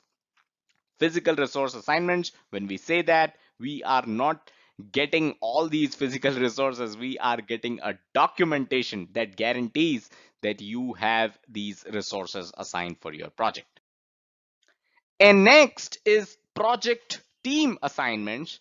You can also call this the human resource assignment. So as obvious as this is, like we mentioned in the previous slide, this will also be documentation of the team members or the human resources that are assigned to your project. But there's some extra information at play here as well. And what is this? With this output, you will get the team member names and you need to update those names in the project management plan and other relevant documents like your project schedule, your RACI metrics. Do you remember the RACI metrics, by the way? Third link in the description will take you where we have already discussed RACI metrics. So wherever you need the name of human resources or team resources, you will be updating them with the help of this output, the project team assignments. So those were the two outputs of the acquire resources process. There are other outputs as well, but you already know them. Resource calendars is something we have already discussed. Fourth link in the description. And change requests is also something that we have already discussed. Fifth link in the description. So check these important links out. You're already aware of these outputs if you have gone over our study material. So before we end this video, let me ask you the question for today. Which resources are most difficult to acquire? And I don't mean just the physical resources or team resources. Within them, which resources do you think are most difficult to acquire? Share your real life experience in the comments. That is definitely going to help the entire community out. A quick reminder, if you're looking to clear your PMP exam in 50 days, head over to pmclounge.com/PMP study plan and grab your free copy of the study plan. So that is all that we had in this video. Hope you got value out of it. Do hit the like button. It keeps us motivated and helps us create more free content for you. Subscribe to the channel and hit the bell icon to stay notified whenever we upload new content. And don't forget to check out the website pmclounge.com, your #1 free PMP resource. Thank you. Hello and welcome to pmclounge.com. Today we are discussing the develop team process. Now, as always, if you're into reading articles, if you would rather read about this process than watch a video, first link in the description will take you to a relevant article on this process over at our official website pmclounge.com. So first link, very important. Also, second link is extremely important as it contains every single video that we have ever done on the resource management knowledge area. By the way, develop team is a process in resource management knowledge area. Let's get started and let's understand what this process is all about. All right, so let's talk about develop team here. Now, developing the team is among the many skills that the project manager requires. Developing the team. And what do we mean when we say develop team? By develop team, the understanding or the inference is that the project manager is going to build, is going to lead, is going to inspire and keep the project management team motivated at all times. The project team motivated at all times. Now, where are we? The classic question, like I mentioned, we are in the develop team process. This is part of resource management knowledge area and executing process group. Every other process that you see is already covered. Second link in the description will take you to the entire playlist of this knowledge area. So do check that out. It is all about the team. Developing the project team should result in improvement of people skills, technical competencies, and overall team environment. These are the three major areas that the project manager is looking to improve when we talk about develop team. So team environment should be such that it improves the teamwork, which is a critical factor for project success. So everybody knows a project team that works together, that has good team working skills, will definitely lead to a success in the project. It is a critical factor. Now, team members often have diverse industry experience, that's for sure. Communicate in multiple languages. Now, if you're handling a global project, that is also going to be true. And they work in diverse cultural diversity. That is where they work from. So you need to understand that the team is not a uniform group of team members, it has diversity. And you need to, as a project manager, you need to create an environment that facilitates the teamwork by promoting a climate of trust, resulting in team members working together as well as interdependently, not independently, interdependently. So it is important that the team members that come from different industry experience, they use different communication languages, and they work in different cultural diversity. It is important that you as a PM create an environment of trust so that people from these varied cultures and backgrounds can come together and work together. Before we move further, I'd like to remind you pmclounge.com/pm101, a free 1.5 hour introduction to project management class. Do check that out. So, achieving high team performance. How do you create your team as a high performing team? That's the goal of every project manager out there. Trust me.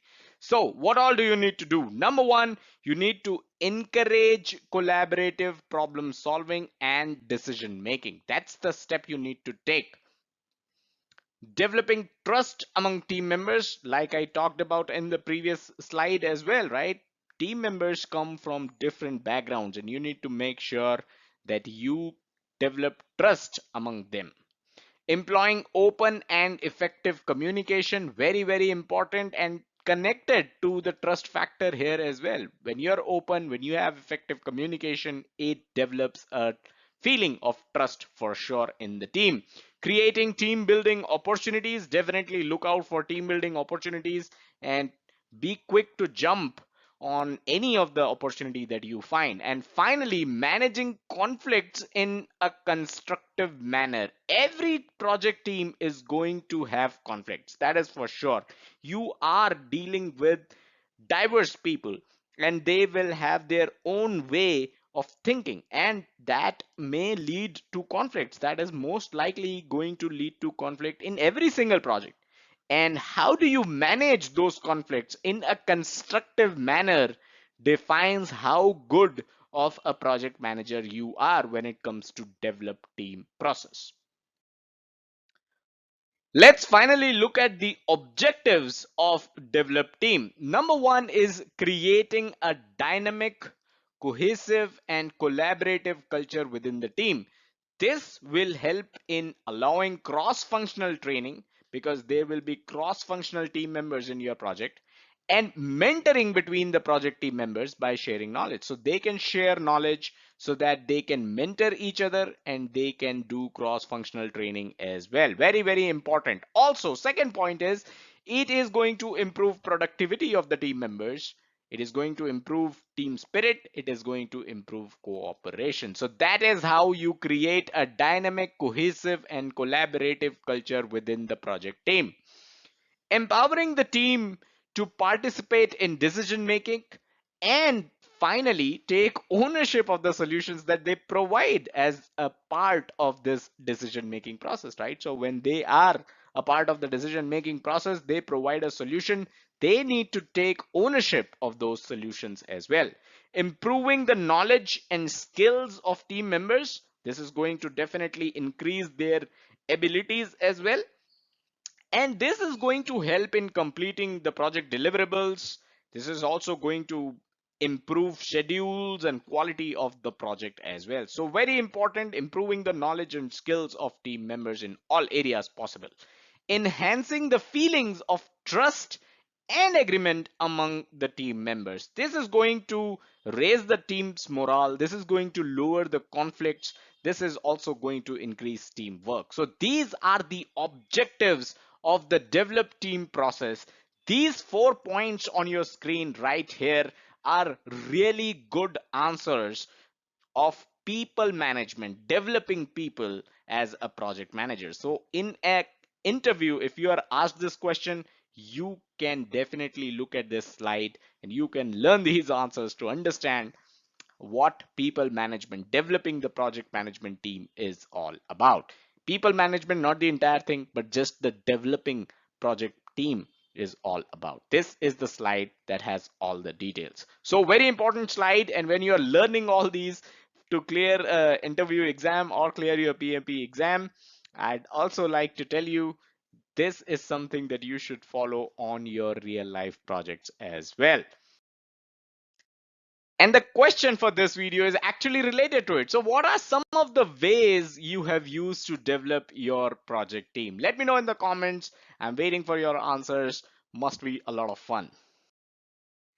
So that's all that we had in this video. Do hit the like button if you enjoyed it and got value out of it and you were able to understand the concept of develop team. Subscribe to the channel and hit the bell icon to stay notified whenever we upload new content. And as always, don't forget to check out the website pmclounge.com, your number one free PMP resource. Thank you. Hello and welcome to PMCLounge.com. Today we are discussing the Tuckman model, and this is something which is part of not just PMP courseware but other certifications as well. And this is in fact taught in management courses as well. If any of you is from the MBA background, it is possible that you would have already studied the Tuckman model. These are the 5 stages of the Tuckman model: forming, storming, norming, performing, adjourning. Some of the texts only talk about 4 stages: forming, storming, norming, and performing, and not the adjourning part. But PMP courseware and the PMBOK guide talks about adjourning as well. So we will look into all 5 stages. As always, if you're into reading articles rather than watching videos, first link in the description will take you to our official website and the relevant article on Tuckman model on the website itself. Also, second link in the description will take you to the entire playlist of every single video that we have done on resource management knowledge area. All right, with that being clear, let's get started and understand the Tuckman model. Develop team. Now, this is a process that we have already discussed, and thanks to this process, you now know how important team development really is. And as a project manager, it is very, very important, extremely important for you to work in this area and look into how you can develop your team. Now, this is where, when you're looking into how you develop your team, this is where Mr. Bruce Tuckman comes in. And like I said, this is part of the develop team process, which is part of executing process group and resource management knowledge area. So in the develop team process is where you will be studying about the Tuckman model. All right, let's get started.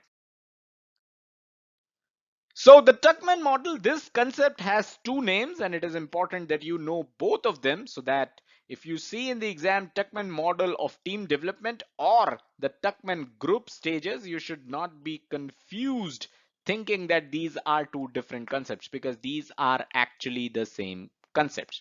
All right, so in certain texts, it is known as Tuckman group stages as well, but this is about the development stages that a team commonly goes through. So basically this model is talking about 5 different stages that we have seen in the first slide. Let's now look into every single one of those stages. All right, so the first stage is forming, and this is the stage when team members meet and learn about the project as well as their formal roles and responsibilities. So more of an introduction of sorts, right? You just meet new people, you just meet your team members, and you learn what the project is all about, what you are going to do as part of this project. That's all that you're doing. Introduction of sorts. So team members here in this stage are independent and they are not as open, which is obvious, right? When you meet someone new, you are not as open, right, in the beginning. So that is the forming stage. The second stage is storming, and this is where the team members begin addressing the project work and take technical decisions. So you are now starting to work on the project. You are now going to be taking technical decisions. And we have discussed in the develop team process how the team members, it is possible that they come from varied backgrounds. They come from different backgrounds, different cultures, different countries. They may speak different languages. They may have their own set of beliefs. And when you start working on the project, when you start taking technical decisions, those beliefs, and because of that varied backgrounds, all of that may come in the way of team working together as one unit. And that is precisely the stage of storming, aptly named, right? So the team members are not collaborative here, and they are also not open to differing ideas that other team members may have. All of this makes the environment counterproductive. So basically, this is the stage when things are going south. You, as a project manager, need to work and make sure that this stage is as small as possible, and the team moves over from this stage as soon as possible.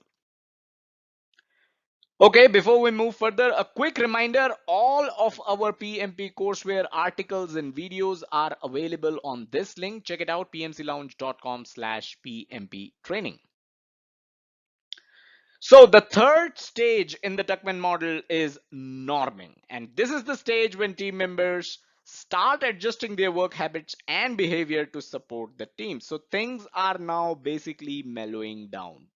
People understand that there's a project at stake here and they need to deliver the project. So they start adjusting and make sure that they start working as a team, right, to support the team. So typically this is where team members begin working together, and they also start trusting each other. So this is possibly the start of falling in love, right? So this is where norming stage comes in, and as a project manager, it is very important for you to make sure that the team moves from the storming stage to the norming stage as soon as possible, and they start trusting each other, and they start the work on the project in an effective way.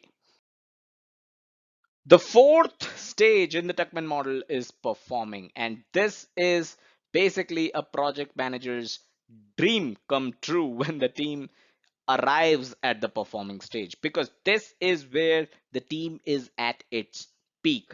This is the stage when team starts to work as a well-oiled machine, because the entire environment is of trust. The team members trust each other. The team members are totally interdependent, right? So team members, they also work through the issues effectively. So this is the best stage of your project, because your team is working as a unit. Your team is working at the peak of their performance. And finally, the last stage of the Tuckman model is adjourning. And you may actually not find this stage in certain texts, like I mentioned, but this is equally important. It is mentioned in the PMBOK guide, so we are going to cover it. So this is where team members move on from the project as the work is done. Your project is delivered, work is complete. This typically occurs when project team members are released from the project. So if you were working on uh, a project in a projectized environment, this is where project team members are released, and it is possible that you may never see them again, right? Because in the projectized environment, team members have no home. Now, this is a part of the close project or phase process, because this is where everything is done, the team is adjourning. So this is not part of the develop team process as such, but this is part of the close project or phase process. This is where you say your goodbyes and move on. All right, so a quick relook at the group stages. The first one is forming. This is where the introduction takes place. The second one is storming. This is where you're after each other's lives. Third is norming. This is where you get together. And fourth is performing, the peak performance of the project team. And finally, adjourning. Everything's done. We are good to go. This is a graph that talks about team effectiveness and the performance impact. So what happens to the project team's performance at different levels, the different stages of the Tuckman model? The first is forming, second is storming. Notice how the performance is at its lowest. Next is norming and then performing. Of course, this is where the highest performance the project team is able to produce. And finally, adjourning, everybody leaves for their home. We are all done. Now, some important points as far as Tuckman model is concerned.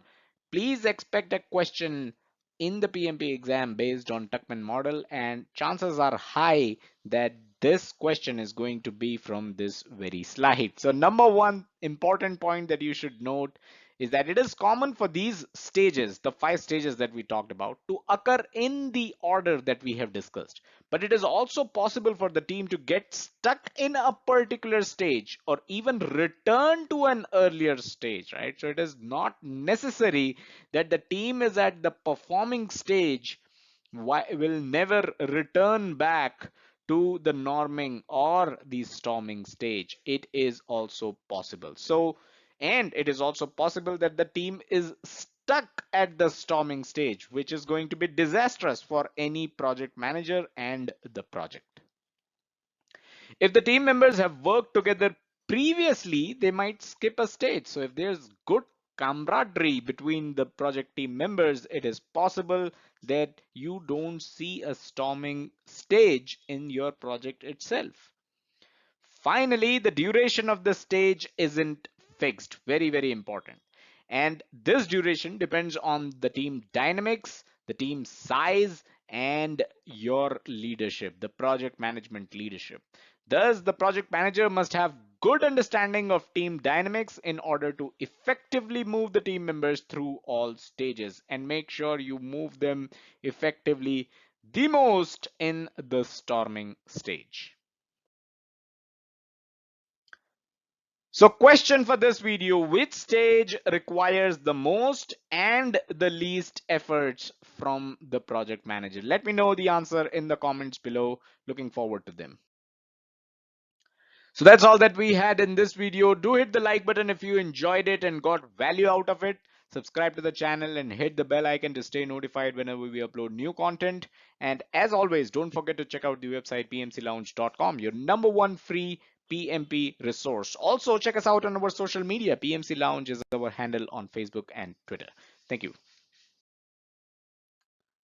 Team performance assessments. Hello and welcome to pmclounge.com. Today we are discussing the performance assessments of the team. Is this an input, output, or a tool and technique? We'll find that out. Which process is this part of? We'll find that out as well.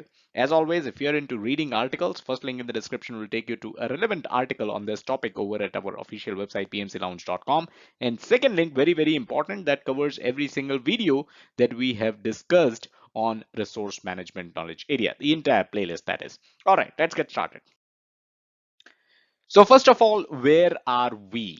This is actually the most important output of the develop team process. So this is the develop team process, part of executing process group, resource management knowledge area, and the output, one of the most important output of this process is team performance assessment. So I hope this is clear why we are discussing this and where we are in the PMP courseware.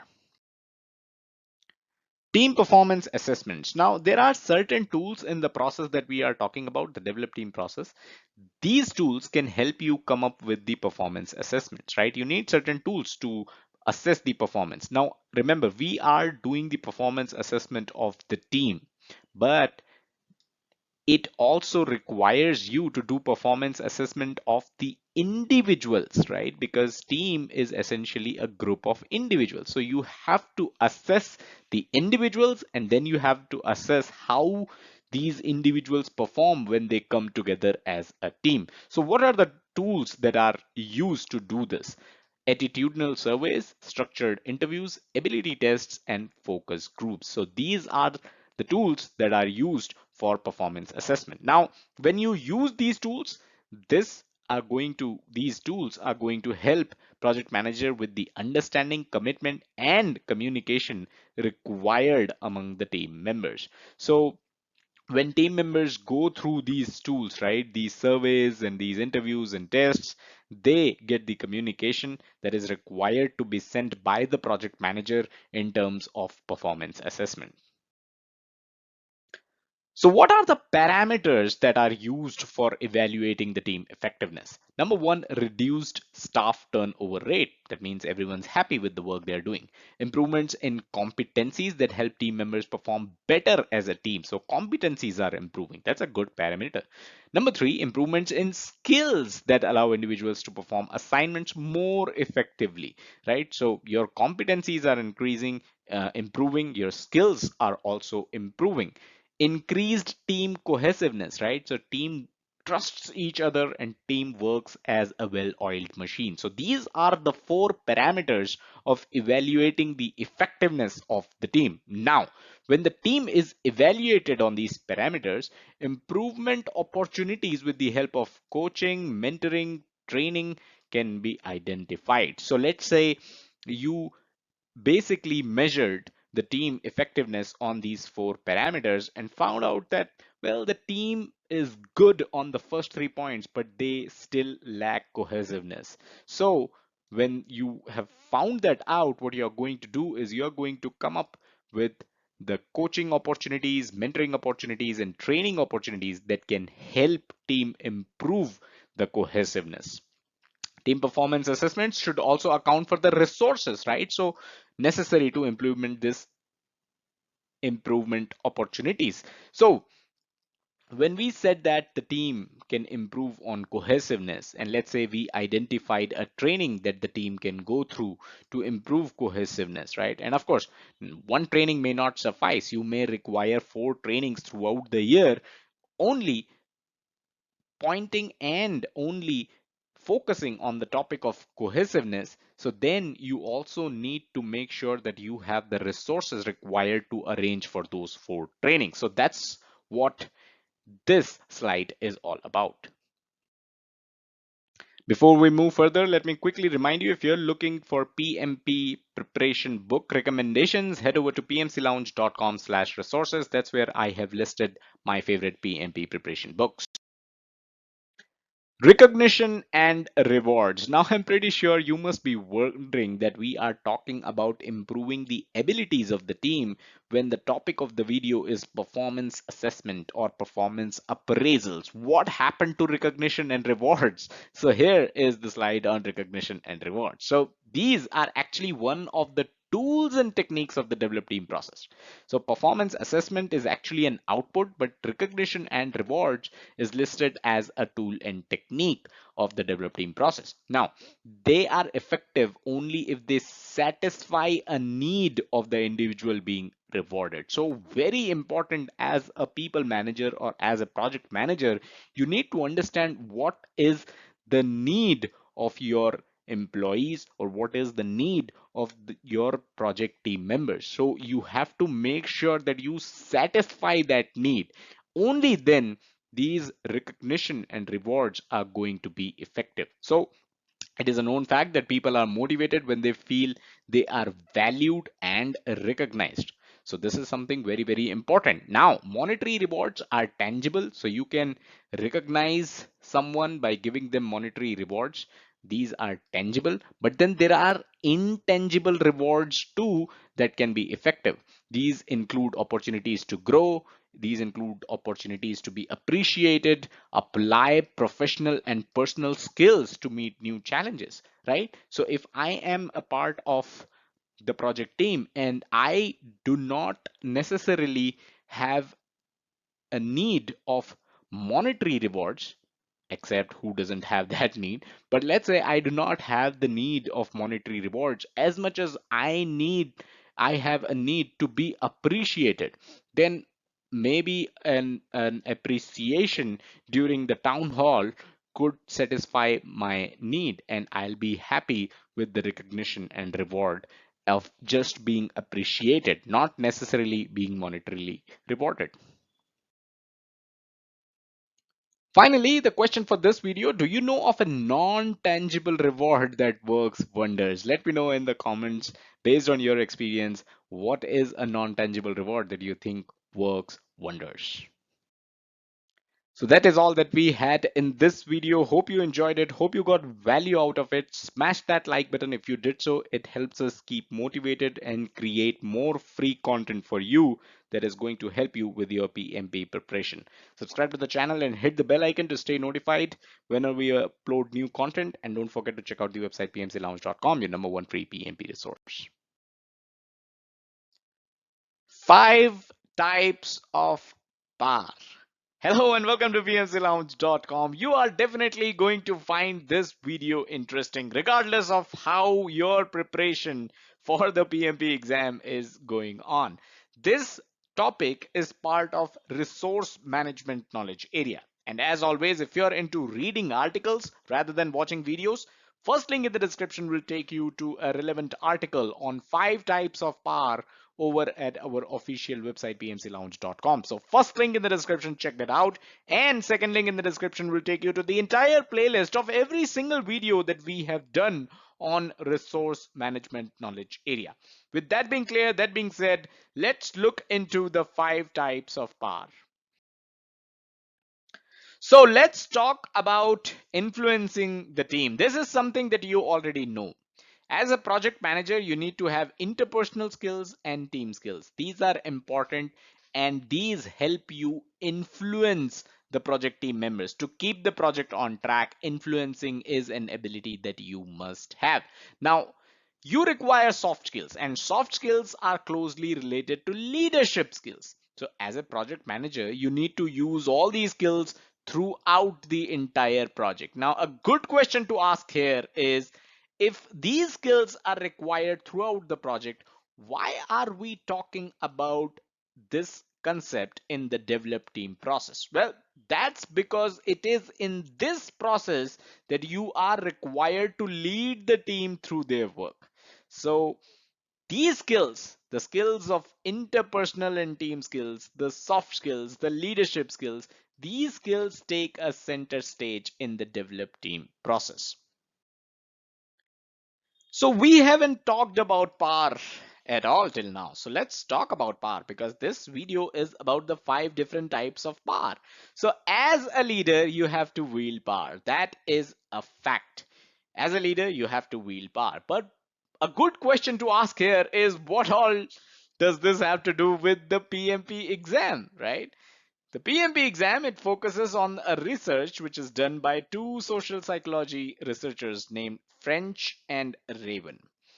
In your PMP exam, you can definitely expect at least one question on this concept, the 5 different types of PAR. And that is why it is important to understand this concept of the 5 different types of PAR. So French and Raven, they came up with these 5 different types of PAR. And this PAR, we talked about influencing others, right, in the previous slide. So this concept, these different types of kinds of PAR are used to influence others. As a project manager, you're definitely going to be using either one or the other of these 5. So even within your organization, you will find people using one of these 5 types of PAR. So let's get started. Let's look into the first kind of PAR. So the first kind of PAR is legitimate PAR. So this is the PAR you use when assigning work to the team. So you have the power to assign work to the team. Simply put, as a boss, you are basically the boss. You have the legitimate power to tell your team members what they should be doing. As simple as that, right? Your boss tells you what you should do because he or she has legitimate power over you. Now, if you're wondering how to use this power in Matrix environment, the answer is you cannot. So as a project manager in a matrix environment where nobody is reporting to you, you cannot use legitimate power.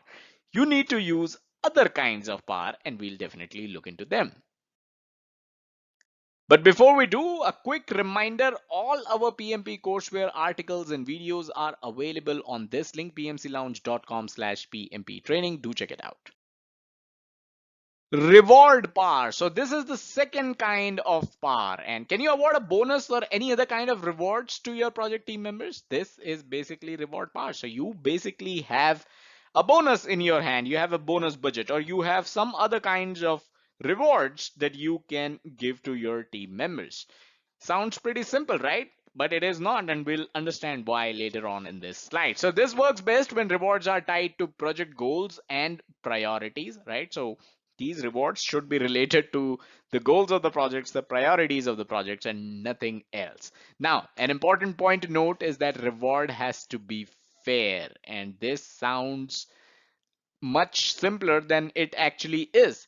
You cannot select one team member for a reward without giving others a chance at it. So every single one of your team members should feel that they have a chance at getting this reward. It should not be biased at any point in time. Now, there's another point that you should note is that making the entire team compete for a single reward isn't fair either. So the first point was you need to make sure that everyone in the team has a chance at the reward. And the second point is that there should be more than one reward, because if you have just one reward for the entire team, it can actually be a demotivating force.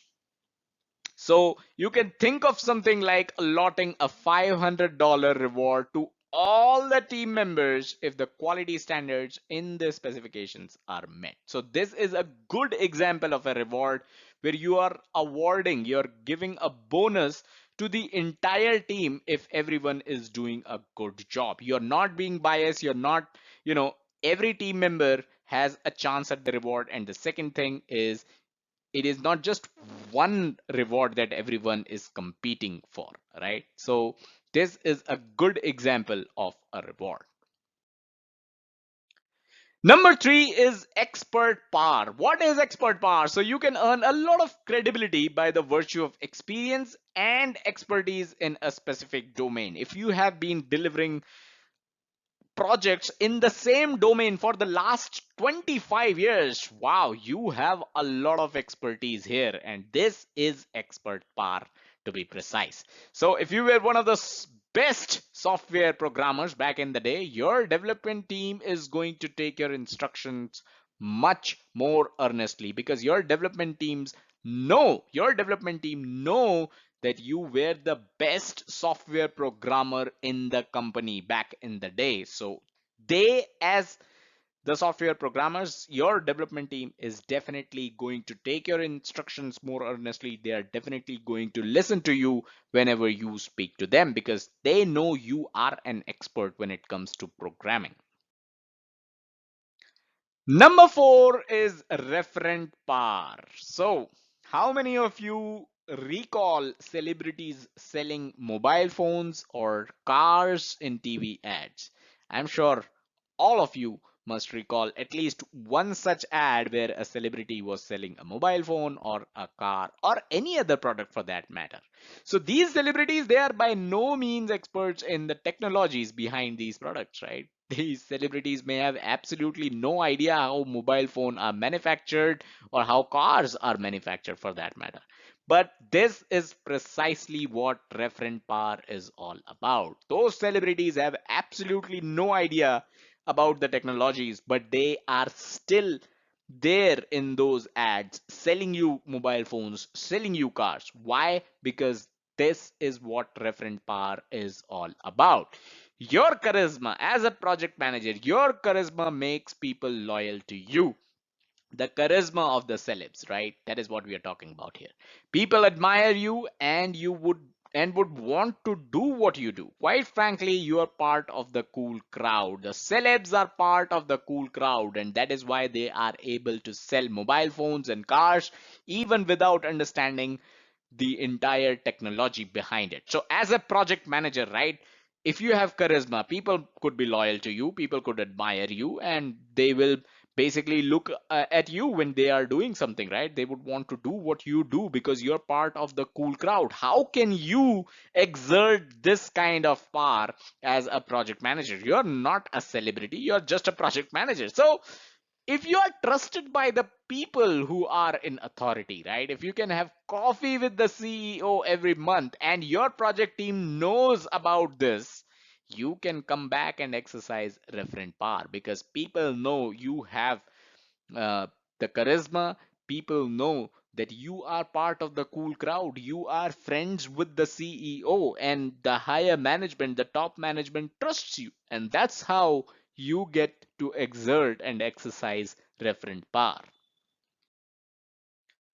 Number five is punishment power. So, no points in guessing what this is all about. This is about basically giving punishments to your team members. So punishment power is the authority to correct a team member for poor behavior. So this should always be done in a one-on-one conversation and in private. Because if you exercise this power in front of other team members, this can become counterproductive. Note that you can make use of this power even in matrix environment, right? So unlike legitimate power, this power can be used even in matrix environment. An example could be an escalation email to a tester's manager. So the functional manager assigned you a tester, and if the tester is not doing a good job, you can write an escalation email as a project manager, and that is also a form, an example of punishment power. So let's do some practice here. The designers always listen to their team lead. He was the best architect back in the day. What kind of power is this? This is expert power. We are behind schedule due to slow progress. We will be working on weekends until we catch up. Working on weekends sounds like punishment power because it is a punishment to work on weekends. A functional manager assigns a coder to work on a new project. Legitimate power, right? He is the legitimate boss. The functional manager is the legitimate boss here. The team always does what Brian says because everyone knows that the executive management loves Brian. This is referent power. The executive management loves Brian. The project manager has set up a wall of fame that has awards posted for the team members that are ahead of schedule for their respective modules. So if you're ahead of schedule, you are going to show up in this project manager's wall of fame. This is reward power. So, question for this video, what power have you used on your projects? Let me know in the comments. Definitely looking forward to your answer. That's all that we had in this video. Hope you enjoyed it and also learned the concept of the different kinds of power. Subscribe to the channel and hit the bell icon if you haven't done so already, and smash that like button if you got value out of this video. It keeps us motivated and helps us create more content. Don't forget to check out the website pmclounge.com, your number one free PMP resource. Thank you. Hello and welcome to PMCLounge.com. Today we are discussing a concept created by this smiling gentleman on your screen right now. His name is Abraham Maslow, and the concept that he created is known as Maslow's hierarchy of needs, also known as pyramid of needs in certain texts.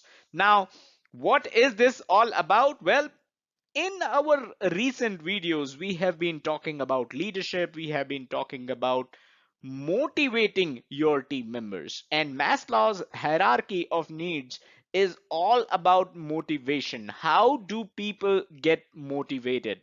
And this is an important concept from PMP exam perspective as well, because you can definitely expect a question in your exam around Maslow's hierarchy of needs. So that's how important this is. Now, even if you don't get a question in your PMP exam around Maslow's hierarchy of needs, you should still know this concept because this is going to put a lot of things from your career point of view, from your life point of view into perspective. So let's get started and understand the Maslow's hierarchy of needs. So here's a quick introduction about Abraham Maslow, although not so important from your PMP exam perspective. So I will quickly go over the content of this slide. So his full name was Abraham Harold Maslow, and he was born on April 1, 1908 and left the earth on June 8, 1970. He was an American psychologist, and he is best known for the concept that we are discussing today, the Maslow's hierarchy of needs. Now, he was also the psychology professor at so many universities listed here.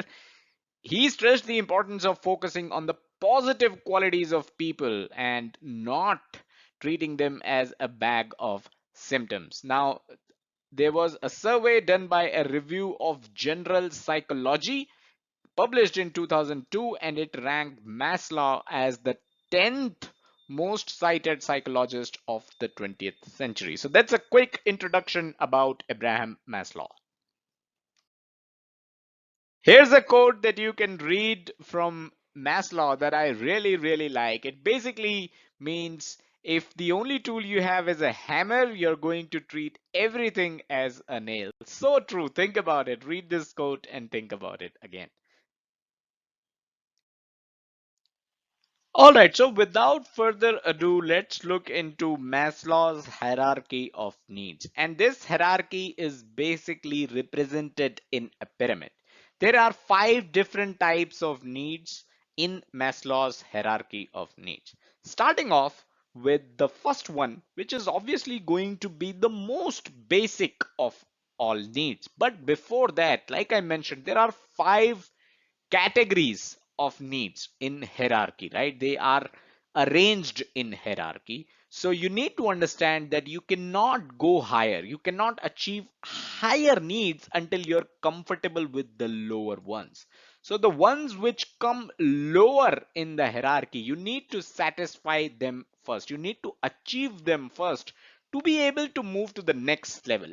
So obviously the first level, the first entry in the hierarchy is going to be the most basic need of every human being, and that is physiological needs, which means the need for food, water, shelter. Obviously, this is the most basic thing every human being would want.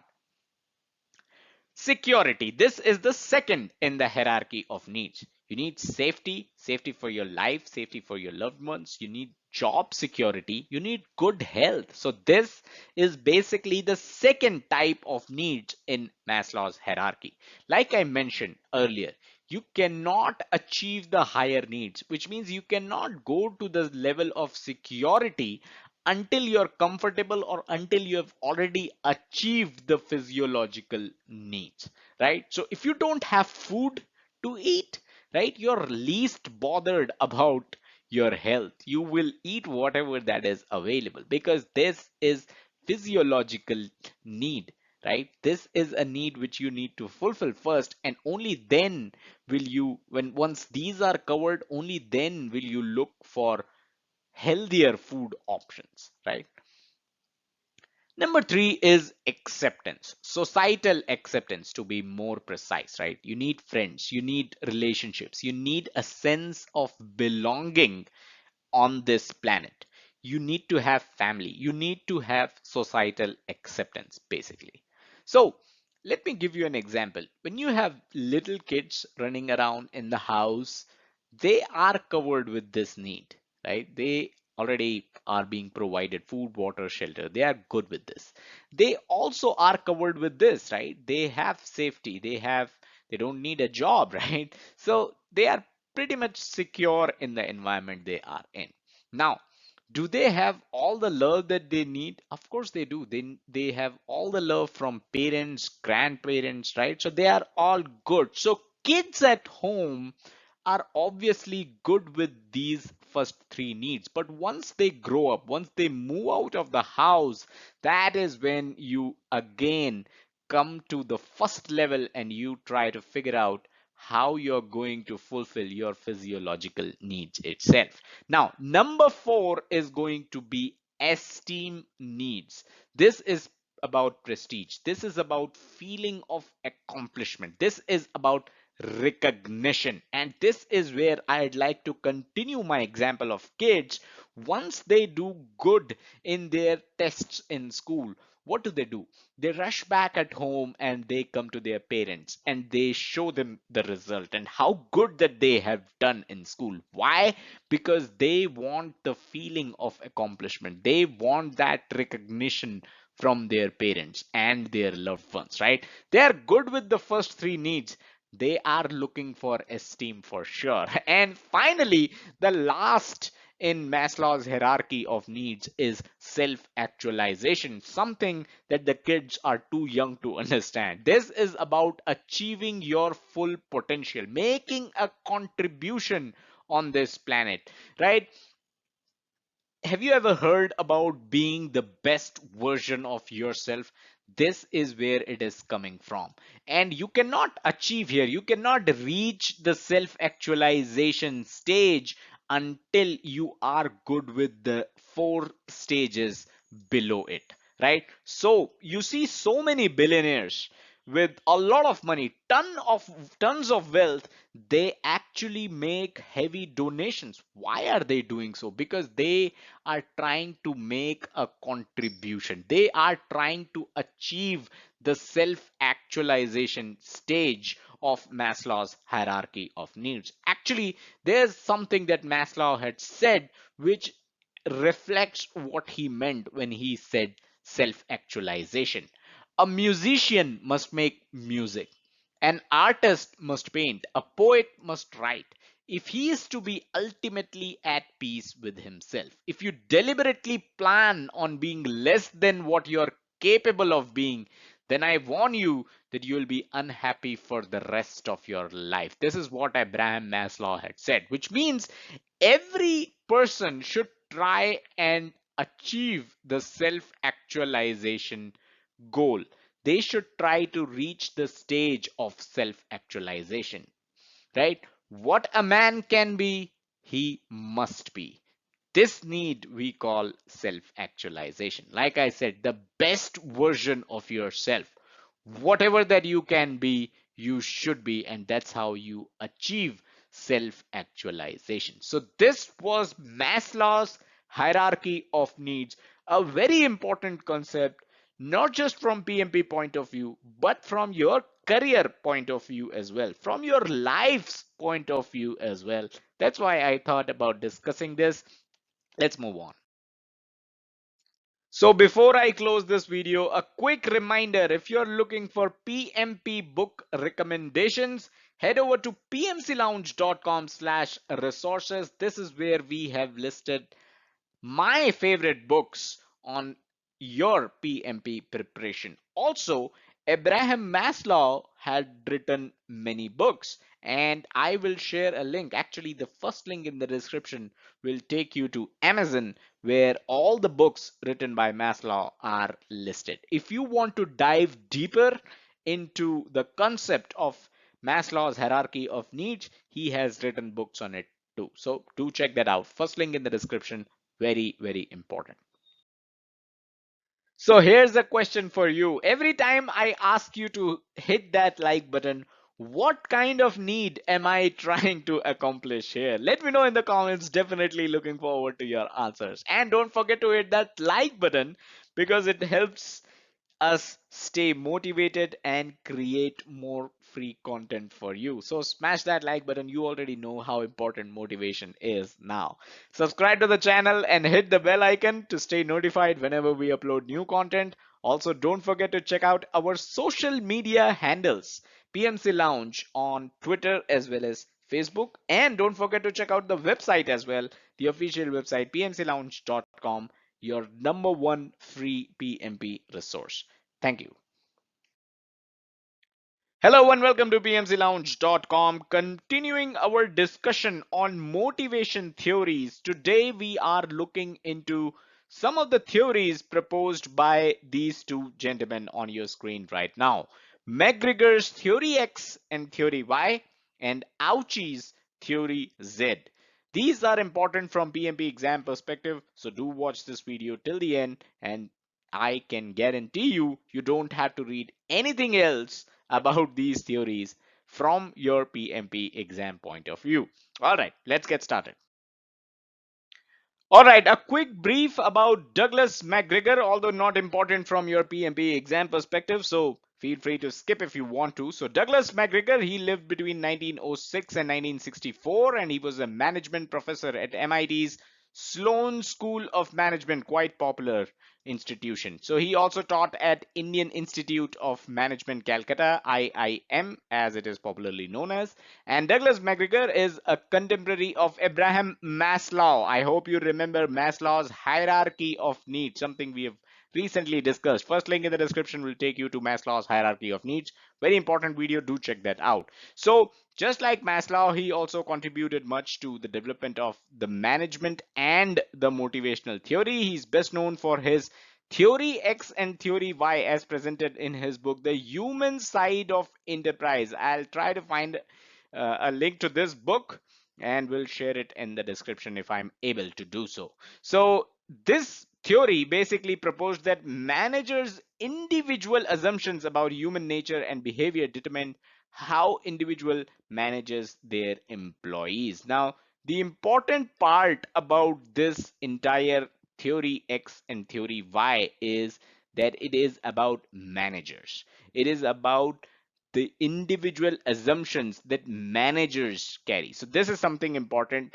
and I want you to highlight the word manager here, and you will find that out why I want you to do so in the next slide. So let's understand theory X and theory Y.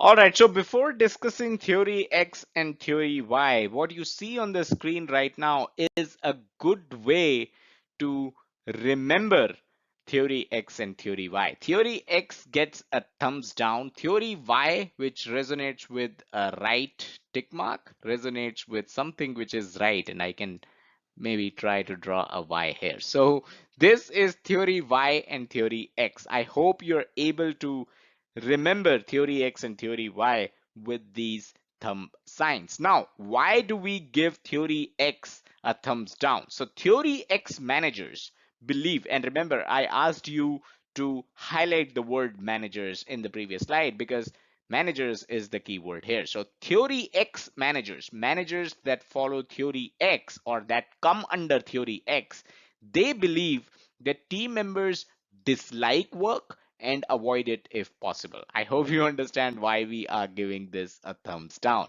right? So team members need to be micromanaged and coerced into compliance if required. Team members avoid responsibility. Team members are motivated by fear or lack of job security. So don't give them job security. They will be feared and they will be working. So this is what theory X managers believe in, and that is why it gets a thumbs down. Theory Y gets a thumbs up. Why? Because theory Y managers believe that team members are willing to work and they actually enjoy it. Work is as natural as play, as natural as sleeping. So that is exactly what theory Y managers believe. They believe that team members can be trusted and to do their job as they are self-directed and they are self-disciplined. This is what theory Y managers believe.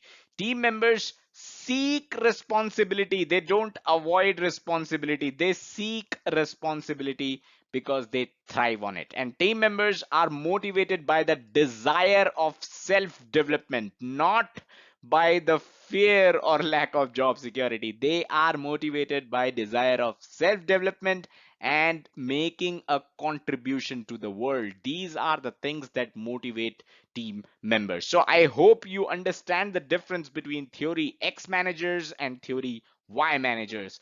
Obviously, when you become a manager, if you are a project manager in a projectized environment, you would want to be a theory Y manager. If you are an individual contributor, you would want to work under a theory Y manager, not the Theory X manager, and that is why Theory X gets a thumbs down.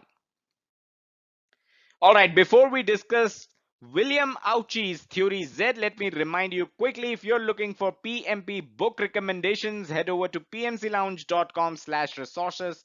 This is where I have listed my absolute favorite books to prepare for the PMP exam. So here is Mr. William Ouchi, and he was also known as Bill. He was born in 1943, and he was an American professor, also an author in the field of business management. So he was the Distinguished Professor of Management and Organizations. You can read that. UCLA is also named here. He basically came to prominence for his studies in the differences between Japanese and American companies and management styles. So I hope you understand where we are leading to here. We saw McGregor's Theory X and Theory Y. McGregor was again an American professor and American management author, and he basically concentrated on American companies' management style. Ouchi brought a Japanese perspective into the entire scenario and came up with Theory Z. So, his first book in 1981 summarized the observations. So, he came up with Theory Z and how American management can meet the Japanese challenge. And this was actually a New York Times bestseller for over 5 months. So, I'll find a link to this book and add it in the description below. So, that's William Ouchi or Bill Ouchi for you right there. Let's look into what he is talking about in Theory Z. So I'd like to remind you here, Theory Z is not as important as Theory X and Theory Y when it comes to your PMP exam, but you should definitely know what Theory Z is all about. You never know, a question may show up in your PMP exam. So Theory Z, it promotes four things. Number one is stable employment. Number two is high productivity. Number three is high morality. Number four, employee satisfaction. So these four things is what Theory Z promotes. Now, you can create loyal employees, and the loyalty is increased by offering them a job for life.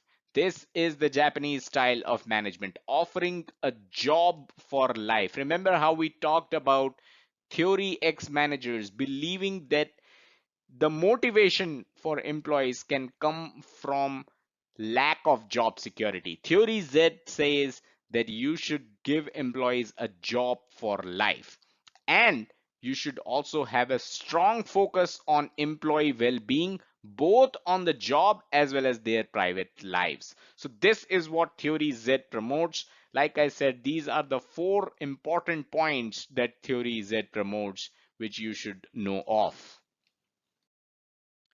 So that is all that we had in this video. Hope you liked it. Hope you got value out of it. Smash that like button if you did so. Subscribe to the channel and hit the bell icon if you haven't done so already to stay notified whenever we upload new content. As always, don't forget to check out the website pmclounge.com, your number one free PMP resource. Thank you. Hello and welcome to pmclounge.com. Today we are discussing Herzberg's motivation hygiene theory. Now, let me ask you a question which is going to set the stage for this video. Of course, you love project management. That's why you're here. You're preparing for your PMP exam, or you're already PMP certified. And that means you are passionate about project management. You're passionate about your job, managing projects day in and day out. But the question is, would you do it for free? Would you do your job without a paycheck? The practical answer to that question is a no. I hope so. It is a no. And that is where Mr. Herzberg comes in. Let's understand what his theory is all about and also understand a bit about this person, Mr. Herzberg. So here's a brief introduction about Frederick Irving Herzberg, who was an American psychologist and an influential name in the world of business management. He is best known or famous for his motivator hygiene theory, which is what we are discussing today, and his book, One More Time, How Do You Motivate Employees, had sold 1.2 million reprints by 1987. Also, the gist of this entire motivator hygiene theory is that certain hygiene factors are needed before employees can be motivated. Their presence is a given, but absence leads to demotivation. And this is what I referred to when I asked you about doing your job for free. A salary is something, a paycheck is something which is a given. You expect it, it has to be there, but its absence is going to lead to demotivation. So its presence might not be a big motivator for you, but its absence is definitely going to be a demotivation. And that is exactly what we call a hygiene factor as defined by Herzberg. So let's look at this in further details. All right, so let's understand Herzberg's motivation and hygiene theory. So this is the state. If you're here, this is the neutral state. You are neither satisfied nor dissatisfied at your job. Is this a good state to be in? Let me know in the comments. I don't think so.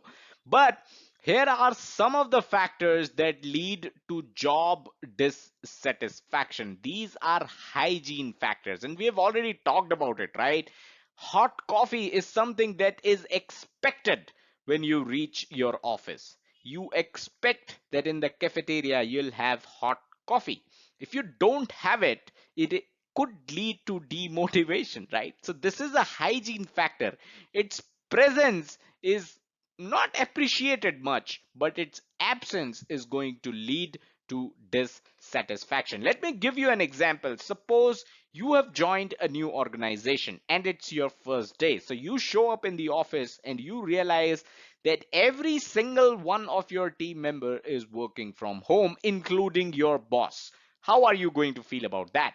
This is an example of hygiene factor. So you might feel unhappy about joining this place where you don't even feel welcomed by your team members, right? However, let's say you went to the office on the first day and everyone's in the office, all your team members are there, your boss welcomed you, and he or she introduced you to the rest of the team. How do you feel about that? Are you motivated by that?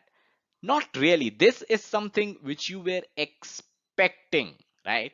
But its absence was a dissatisfier. Its presence was expected. So before employees can think about big words like personal growth and achievement and self development and self actualization, you have to make sure that hygiene factors are covered.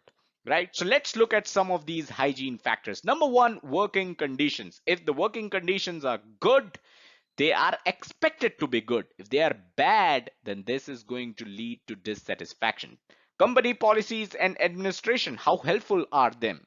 Right? How friendly are these company policies and administration? Salary and benefits, something we talked about. Supervision quality, you expect good quality of supervision. If it's there, it's sort of expected. If it's not there, it is going to lead to dissatisfaction. You've got status. Certain people run behind good job titles because they feel their status is reflected by their job titles. So this is also a hygiene factor. Job security, and then co-worker relations.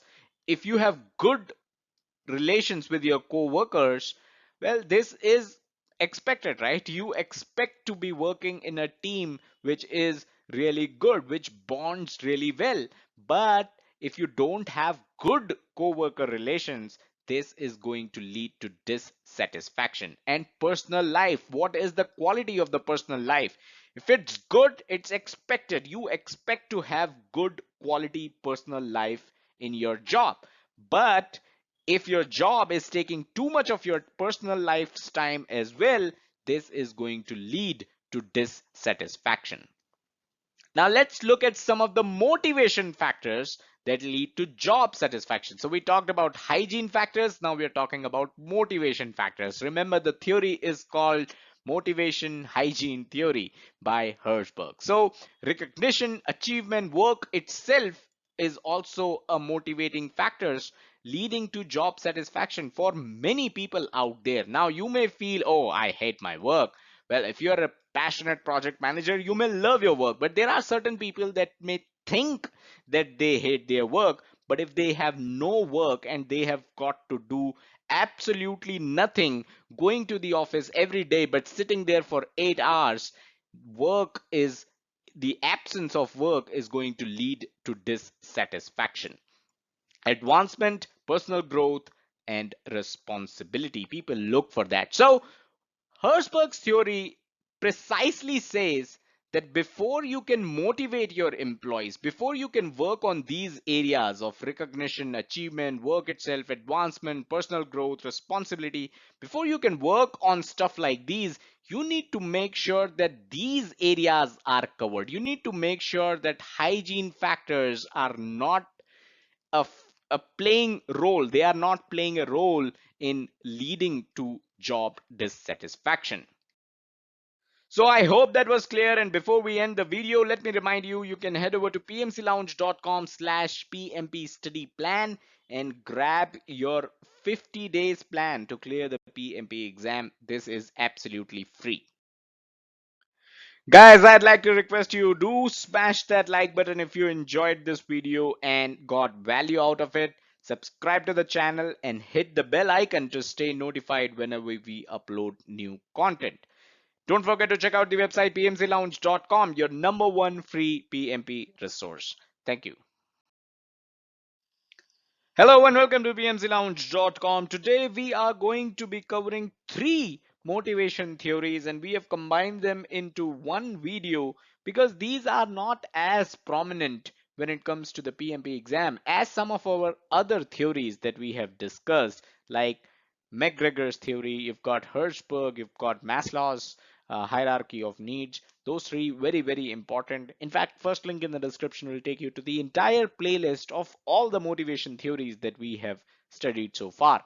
So these three theories, like I said, although not as prominent as others, but are good to know so that if they show up in one of the options in your exam, you know what these theories are and you know whether they are the correct or the incorrect answer. Hopefully you're not lost in the exam when you see one of these as an option. So that's the entire idea behind this video. Let's get started. All right, so let's kick things off with expectancy theory. And this was proposed by Victor Vroom. You can see him to your right. Now, expectancy theory, also known as Vroom's expectancy theory, it proposes a simple thing. And it says organizations need to relate the rewards directly to performance in order to motivate employees. Now, what's the big deal here?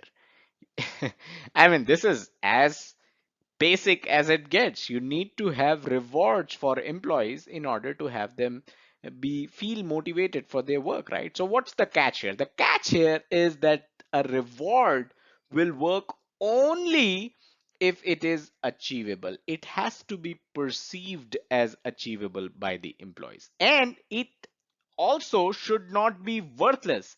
So if everyone knows that the reward is worthless or if it is impossible to achieve, it will actually lead to demotivation. So that's the whole idea behind Vroom's expectancy theory. The reward should be achievable and it should worth something. It cannot be worthless. Now let me give you an example. Since you're watching this video on YouTube, and if you happen to follow any tech YouTuber, you would have noticed how these YouTubers actually have giveaway contests. And they basically give away their new phones or some other piece of tech gadget. Now, in order to participate in this giveaway contest, all you need to do is something as simple as leave a comment on their video or share that video on your social media or something of that sort.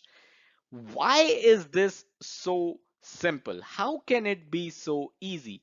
Because they are telling you it is not impossible to participate in this uh, giveaway contest. You know, they are not telling you 10 steps that you need to do or you have to like 25 of my old videos. They're not telling you that. All they are telling you is something very, very simple. Share this on your social media or leave a comment on this video. So they are trying to tell you that this reward, this giveaway is not impossible to achieve. You can achieve it. And obviously, it is not worthless because it is usually the latest piece of tech. And that is why the expectancy theory is in full form here. And a lot of people participate in those giveaway contests. They are actually a rage of sorts. So that's expectancy theory at play. Hope the example was clear and hope you understand this theory. Let's move on. So the next in the list is McClellan's human motivation theory. Now this was proposed by David McClellan. You can see him in your right of the screen, right? And it states that every person has one of the three main driving motivators. So McClellan has basically identified three driving motivators, and he proposes that every person, every employee is going to be driven by one of these three motivators. What are those three? The need for achievement, affiliation, or power. So these are the three main motivators that drive human resources. Now let's try to understand what is achievement, affiliation, and power when it comes to McClellan's human motivation theory. So achievement is when someone performs well and is recognized for it. So if you have delivered one of the largest projects on the floor and you are recognized for it, and this is something that drives you the most, then obviously achievement is what drives you the most. Achievement is what motivates you the most. Second is affiliation. So affiliation is being recognized as a team player. Remember, not just recognized as a team player, a member of the team, an important part of the team, and having good working relationships with co-workers. So for some people, the main motivator to come to the office every day is that they have really good relationship with their co-workers. This is what drives them. This is what motivates them.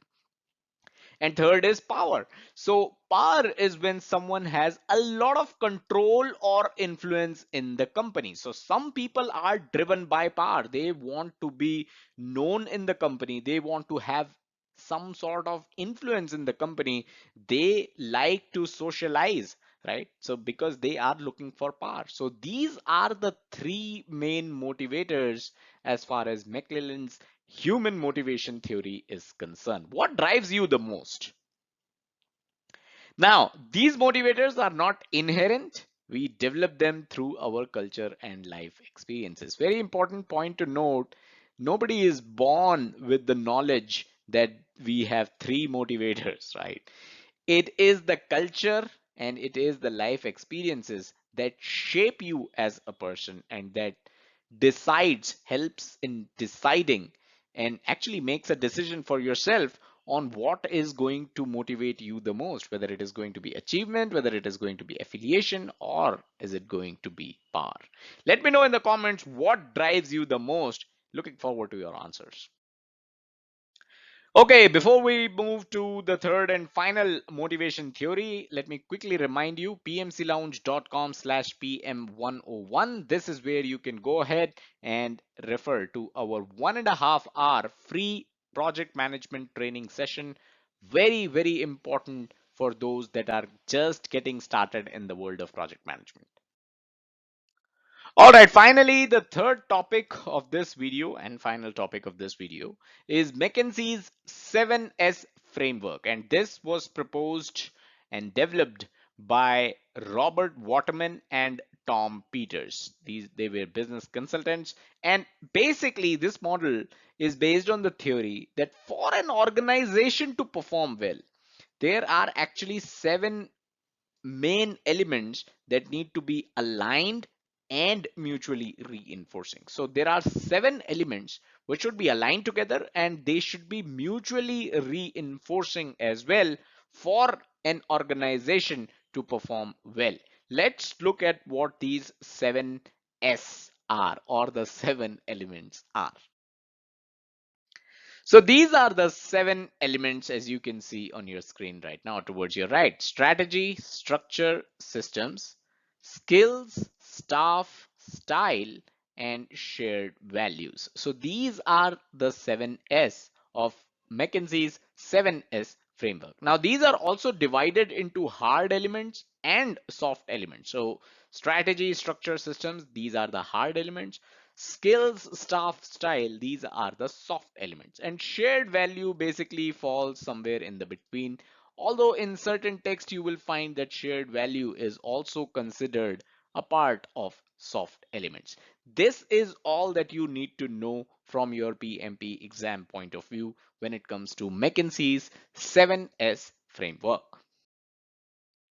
So that's all that we had in this video. Hope you enjoyed it. Hope you got value out of it. Smash that like button. It helps us keep motivated and create more free content for you. Subscribe to the channel and hit the bell icon to stay notified whenever we upload new content.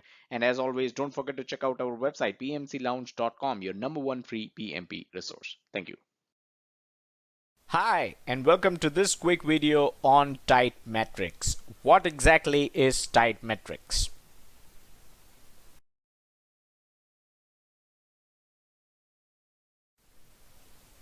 We start the video by understanding why is this topic important. As always, we try to start all our videos by explaining why a particular topic is important and why you should be reading it.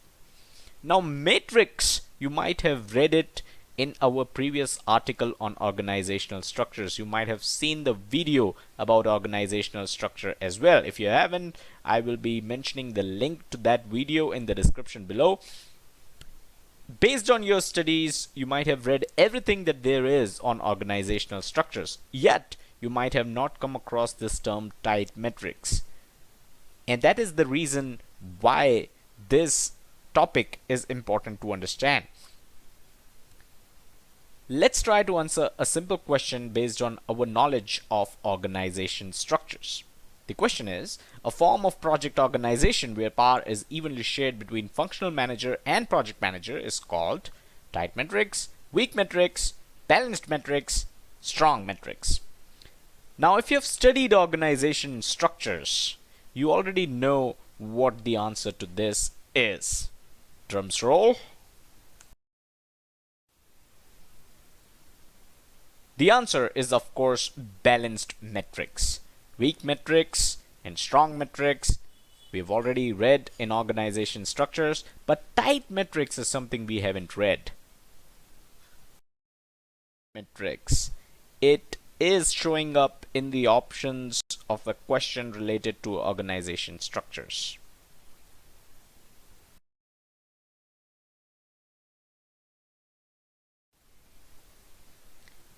The point here is that tight metrics has nothing to do with organization structures. It showed up in the question on organization structures just to confuse the aspirants. So tight metrics is basically a co-located team. So wherever the project has certain issues and project manager calls on a war room activity wherein the entire project team, all the members of the project team are gathered in a single room, co-located in a single area, that activity is called a tight metrics. It has nothing to do with organization structures. It has nothing to do with functional manager. It is just everyone in the same room. And that is all about tight metrics that you need to know as part of the PMP exam. Thank you. Do like, share, subscribe, and comment, and check out the website pmplounge.com for more such videos and helpful articles on PMP. Thank you.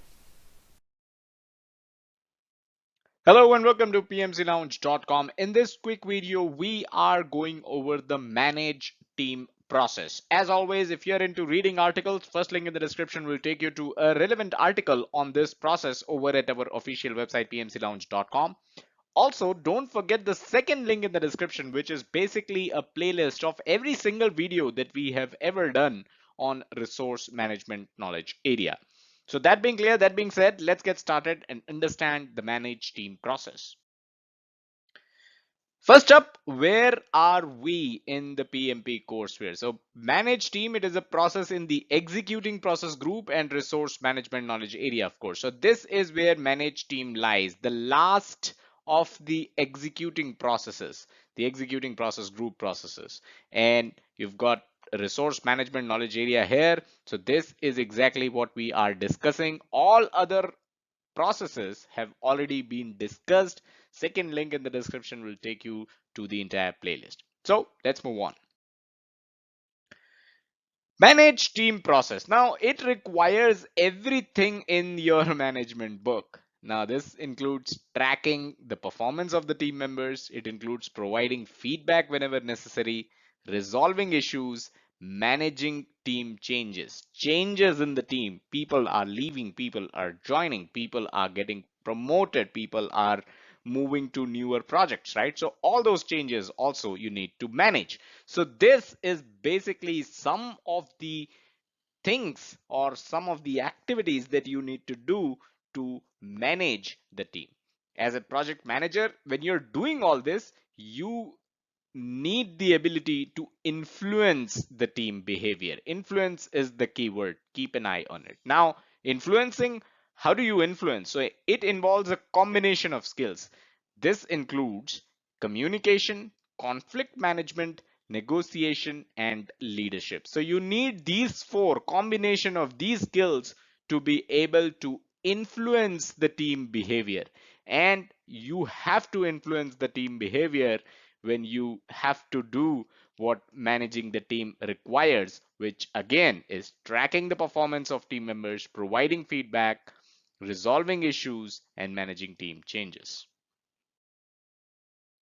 A quick reminder, you can grab our free PMP study plan, which will help you clear your PMP exam in 50 days. Head over to pmclounge.com/PMP study plan. Don't be vanilla. Now, this is such an important concept that it deserves a slide of its own. So, what do I mean when I say vanilla? So, this is one of the issues if you are a vanilla manager, whereby you use the same leadership style to address all your team members. Now, in the first reading of this sentence, at first sight, you may feel that this is correct. You have to be the same to every single one of your team member. You cannot be different to different team members. But that is actually wrong. You have to introduce different types of leadership styles when dealing with different team members. Let me explain how. So, you have to be sensitive to two things, the willingness and the abilities of different team members, and accordingly you have to adjust your leadership style. So what do I mean when I say all this? Let's take an example. If there are team members that have low skill abilities, right, and they are very less experienced, they require intensive oversight of their work, and they will actually be happy if you are always there, if you are always present, and if you help them throughout the course of their project. But if you compare this with resources or the team members that have higher capabilities and experience, then if you are always there, if you are looking around of the kind of work they are doing, of the kind of deliverables they are producing, this intensive oversight might seem as micromanagement to them. So this is the reason why you have to change your leadership style accordingly, based on the kind of team member you are dealing with. So don't be vanilla, don't be the same to every single one of your team members. Finally, a question for this video. When do you manage team in the project management life cycle? When do you do this? Do you do this in the beginning? Do you do this at a certain checkpoint? Do you do this towards the end of the project? When do you perform this process? Or do you do this throughout the project life cycle? Let me know in the comments. Looking forward to your answers. So that is all that we had in this video. Do hit the like button if you got value out of it. Subscribe to the channel and hit the bell icon to stay notified whenever we upload new content. As always, don't forget to check out the website pmclounge.com, your number one free PMP resource. And check us out on our social media. PMC Lounge is our handle on Facebook and Twitter. Thank you. Hello and welcome to pmclounge.com. Today we are discussing a very important topic, not just from real life project management point of view, but also from PMP exam point of view. Conflict resolution. What do you do when you go into the office and see that your project team is having a tug of war? Let's take a look into it and try to understand what should you be doing as a project manager. Now, before moving further in the video, I'd like to remind you, if you're into reading articles, first link in the description will take you to the article on conflict resolution techniques over at our official website pmclounge.com. So do check that out. Second link in the description will take you to the entire playlist of every single video that we have done on conflict resolution techniques. All right, that being clear, let's get started. All right, so the first thing that you need to understand is that conflicts are inevitable in a project environment. Period. If there is a group of people working as a project team, there will be conflicts among them. And we'll also look into the reasons why conflicts will happen. But for this slide, for your understanding, as a prep for this video, I wanted to put up this slide so that you're aware of the fact that conflicts are inevitable. You will not have a project where the project team does not have conflicts. All right, let's take a look at the top 4 sources of conflicts in the project. Number 1, schedules or project schedule as such. Personally, if you ask me, project schedule is actually the number 1 source of conflicts on any project. Number 2, project priorities. Number 3, resources. And number 4, technical opinions. Now, let me give you an example. Let's say your project has 2 different modules and you have separate teams working on those 2 modules, Team A and Team B. Both teams, although part of your own project, actually have their own design team, coding team, and testing team. Similarly, B also has its own design team, coding team, and testing team. Because these are 2 different modules, there is no way that you can have team resources or human resources or coders or testers that know both these technologies. That's why you have 2 different teams which are part of your own project, right? Your own project. These 2 teams are part of the same project. Now, what will happen is oftentimes there will be dependencies between the two. Team B wants team A to finish their coding first so that they can consume the code and finish their coding. But team A is unable to meet the date team B wants, and this leads to conflicts. Priorities. So something which is absolutely very important for team A might not be at all important for team B, and this could also lead to conflicts. Resources. Team A and team B wants to use a resource on the same day. And when we say resources, it could be physical resources, it could be team resources as well. So if they want to use the resources on the same day or during the same time frame, this is also a cause, a source of conflicts. And then technical opinions. Every engineer's favorite topic or source of conflict is going to be technical opinions, because the tester of team A has a different technical opinion as compared to the coder of team B. And if they hit an issue where they need to work together, you are doomed, because this is the classic case of a conflict in a software project. All right, let's look at some of the ways to reduce conflicts. Number 1 is ground rules. And ground rules is basically a set of rules that the entire team agrees to follow. So an example of a ground rule could be the project team members agree that all of them will respond to emails in 24 hours. So if that is a rule that the project team agrees to, some amount of conflicts can be eliminated because everyone is responding to their emails every 24 hours. Role definition. So is everyone aware of what they are supposed to do in the project?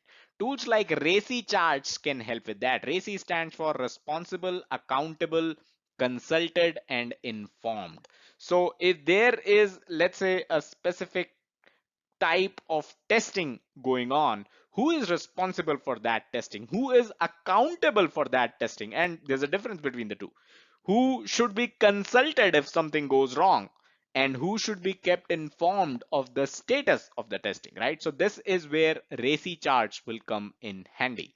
And number three is communication planning. Who should be invited to your team meetings?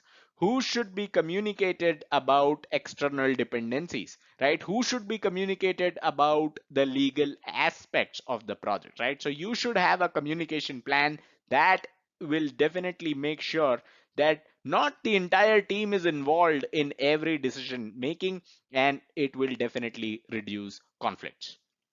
As a project manager, if you're successful in conflict management, it results in greater productivity and positive working relationships. This is quite obvious, right? If you're giving an environment where you are successful in managing conflicts, then obviously the team's productivity is going to increase, and the relationships that the team members have amongst each other is also going to get positive. Now, in fact, you can take it up a notch and drive this difference of opinion of the team towards increased creativity and better decision making. Now, obviously, conflicts, one of the sources of conflicts was technical opinions, and these difference of opinions, right, can you use those differences to drive creativity in the project, to have better decision making in the project, right? If you can do that, you are basically taking a step above the previous point that we talked, right? This was the previous step, and you are taking a step above if you are driving this differences of opinion towards better creativity and better decision making. That's an ideal state. All right, so let's take a look at the 5 conflict resolution techniques. Number 1, withdraw, avoid. Number 2, smooth, accommodate. Number 3, compromise, reconcile. Number 4, force or direct. Number 5, collaborate or problem solving. Now, in certain PMP exams, I know that aspirants have received a question as simple as which of the following is not a conflict resolution technique, and they will give you 3 options among these 5, and one will be the incorrect option, which would be the answer to this question, right? So I would advise that you basically learn these 5 techniques and keep it as part of your PMP brain dump. By the way, if you're looking for ideas on how to create your PMP brain dump, I'll share a link, third link in the description. It's quite a popular video on this channel where I talked about PMP brain dumps. So I'll leave a link there. All right, so let's understand these 5 in further details. Number 1 is withdraw, avoid. So postpone the issue to prepare for a resolution or wait for it to be resolved by others. So basically, you as a project manager are not doing anything here. You are basically postponing the issue. You are basically waiting for others to take care of it. You are least bothered with this conflict. So an example could be deliberately not responding to emails. You are aware you are receiving emails about the conflicts, but you are not responding to them. Okay, before we move further, a quick reminder, head over to pmclounge.com/pm101 for a free 1.5 hour introductory class on project management. Very helpful. A lot of people have benefited from it. Check it out, totally free. Number 2, smooth or accommodate. Now, this basically means that you emphasize the areas that all parties agree on rather than the areas of difference. So whenever there's a conflict, right, what you're going to do is step in, find areas where both the parties or all the parties involved agree on, and you can emphasize on it, you can construct on it. An example of this could be reiterating the points everyone agreed to. So if there are certain points that everybody agrees to, you can basically reiterate them, and you can basically try to accommodate the ideas of the teams that everybody agrees to. Number 3 is compromise or reconcile. So exploring options that would bring some degree of satisfaction to all parties involved. So keeping everyone happy basically, if it resolved the conflicts temporarily or partially. So even if you know that this is going to resolve the conflict only partially or only temporarily, you are still doing this. You are still aiming for a compromise here. So the example is agree to one suggestion of all the parties. So let's say there are three parties in a conflict. You agree to one suggestion of each party, and obviously this is going to result in a lose-lose situation because nobody is going to be happy. Number four is force or direct. Now, basically, be autocratic, you know. So this need not necessarily mean push one's own viewpoint. So as a project manager, this does not necessarily mean that you push your own point of view. It may also mean pushing someone else's viewpoint through. So you may actually side with a certain person or a certain department and you push through their viewpoint, and you are basically forcing their viewpoint. You're being autocratic here. An example, in one of the Economist's recent article, it was noted that after at least 80% of meetings, any decisions taken will be in line with the hippo or the highest paid person's opinion. So this results in a win-lose situation. So whatever the opinion of the person who is highest paid in the call, whatever his or her opinion is, everybody is going to agree to it. This is an example of being autocratic or using the force or direct method to resolve a conflict. And finally, number five is collaborate or problem solving. So if you think this sounds the best way to resolve a conflict, you are actually correct. Now, it requires cooperative attitude. This is very, very important. And it also requires open dialogue in order to incorporate multiple viewpoints and insights from different perspectives. So you are going to be cooperative, you're going to have an open dialogue, and you're going to address everyone's point of views, and you're also going to gather insights from all the different perspectives. An example could be reaching a consensus. So once you're through with everyone's viewpoints, once you're through understanding everyone's perspectives, you will drive a consensus. So you will drive a consensus, and that way you're going to resolve the conflict. This is going to result in a win-win situation for sure, because there's a consensus in place. Everybody agrees to the way the conflict has been resolved. Factors that influence conflict resolution. Let's take a look at some of them. So number one is intensity of the conflict. Is the conflict pretty hot right now? It's something that cannot be resolved using any kind of conflict resolution techniques, although that is highly unlikely. But there are conflicts which are at high intensity, and this is definitely going to influence the way you resolve a conflict. Number two is authority of the people involved in the conflict. So if there's someone who's hippo, right? Someone who's highest paid person, and his opinion, of course, he will have the authority, and that can also influence the way a conflict is being resolved.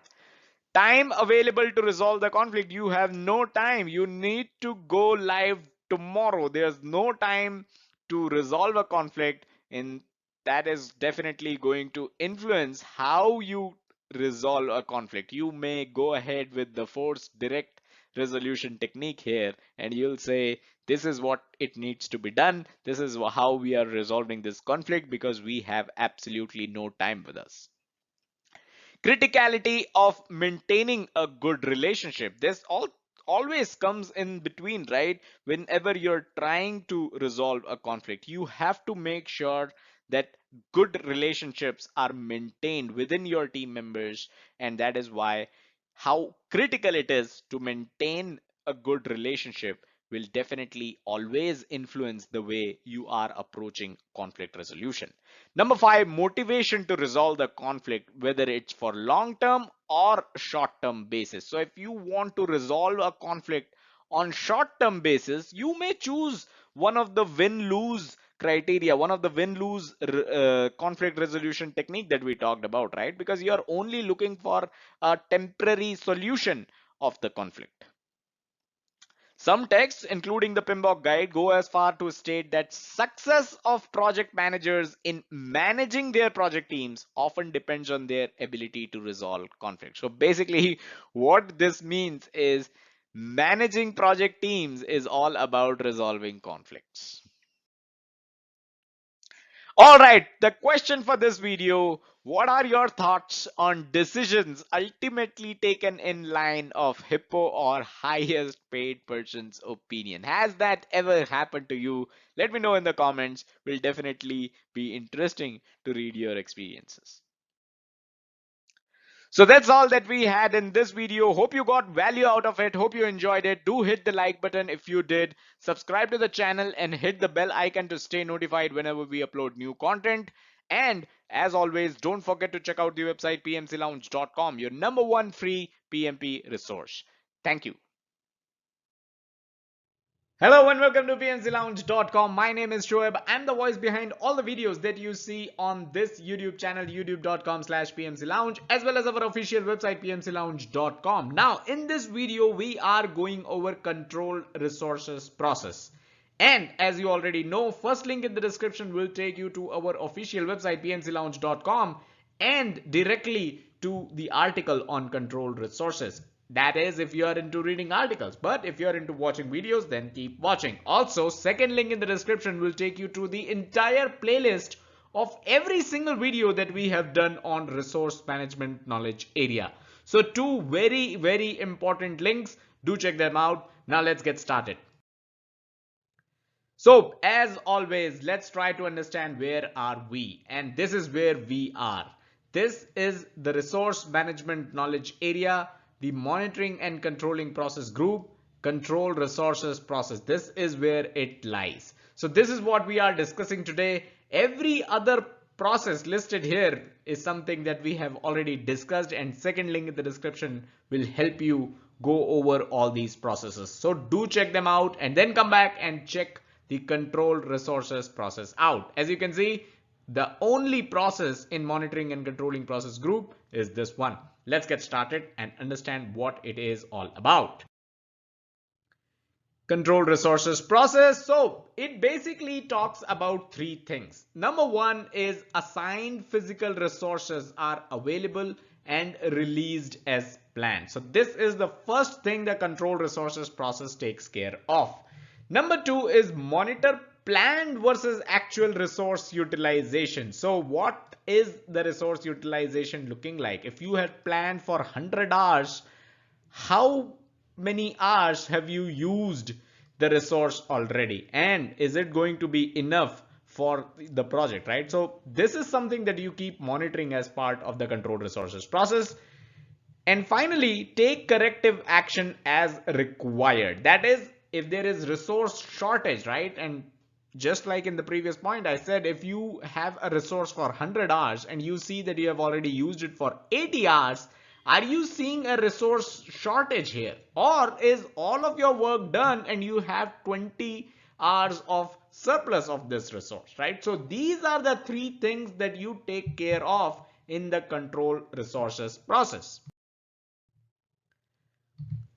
All right, so obviously there are other items as well apart from those three. For instance, keeping stakeholders informed in case there are issues with the relevant resources or managing changes as they occur. So let's say you have a physical resource for 100 hours, and let's say that was a high-end server which was given to you by the IT department. Now, if you have issues with it, right, you will obviously contact the IT department, but you also need to let the project sponsor know, because he or she is a very important stakeholder in the grand scheme of things, right? So you have to make sure as part of the controlled resources process itself that you are keeping your stakeholders informed about the status of the resources, what's happening with the resources, right? Now, managing changes as they occur. Of course, you need to manage changes as well. If you have to change the entire environment, then so be it. You have to manage those changes as well. But again, you have to note that any change required in the schedule or the cost baseline, because you will already have a schedule baseline as well as a cost baseline when you are in this stage of the project, right? So if there's a change in any of the two, you will have to go through the integrated change control process, and we have discussed everything that there is about this process. I'll share the link in the description. Third link will take you to the integrated change control process. A few more pointers. It should be obvious that this process is performed throughout the project life cycle because you won't need all the resources all the time, right? So what you're basically doing is you are going to perform this process throughout so that you make sure whether there is a shortage, whether there is a surplus of a certain resource, if you have used the resource, right, and it is not required anymore, you need to release that resource as well. And you also need to make sure 2 weeks from now what resource you need and is it available or not. The availability, obviously you would have already planned for it, but you will just confirm it 2 weeks in advance or 1 week in advance or 1 day in advance. It basically depends on project manager, but that is something that you are going to do. So of course this is a process. The control resource is a process that you are going to be carrying on throughout the life of the project. Also, if you haven't noticed yet, control resource process deals only with physical resources. And I gave example of physical resources, right? So physical resources like equipment, materials, facilities, infrastructure, these are physical resources. And the control resource process basically deals with only these resources. Now, if you're wondering what about human resources or team resources, then obviously we have a process for it already, and it is called manage team process. This is something that we have already discussed. The second link in the description will obviously have manage team process information as well. Before we move further, I'd quickly like to remind you that PMP courseware articles and videos, all of them are available on this link, pmclounge.com/pmp training. Do check them out. And before we end the video, let me give you a question and respond it in the comments. It will be very, very helpful. What other resources, what other processes of resource management knowledge area are performed throughout the project? So we know that control resources is a process which is performed throughout the project lifecycle. What other process can you think of in the resource management knowledge area itself which are performed throughout the life of the project? Let me know in the comments. Interesting answers. We'll definitely looking forward to them. So that is all that we had in this video. Hope you enjoyed it. Hope you got value out of it. Subscribe to the channel and hit the bell icon to stay notified whenever we upload new content. Smash that like button if you enjoyed the video and got value out of it. Don't forget to check out our website pmclounge.com, the #1 free PMP resource.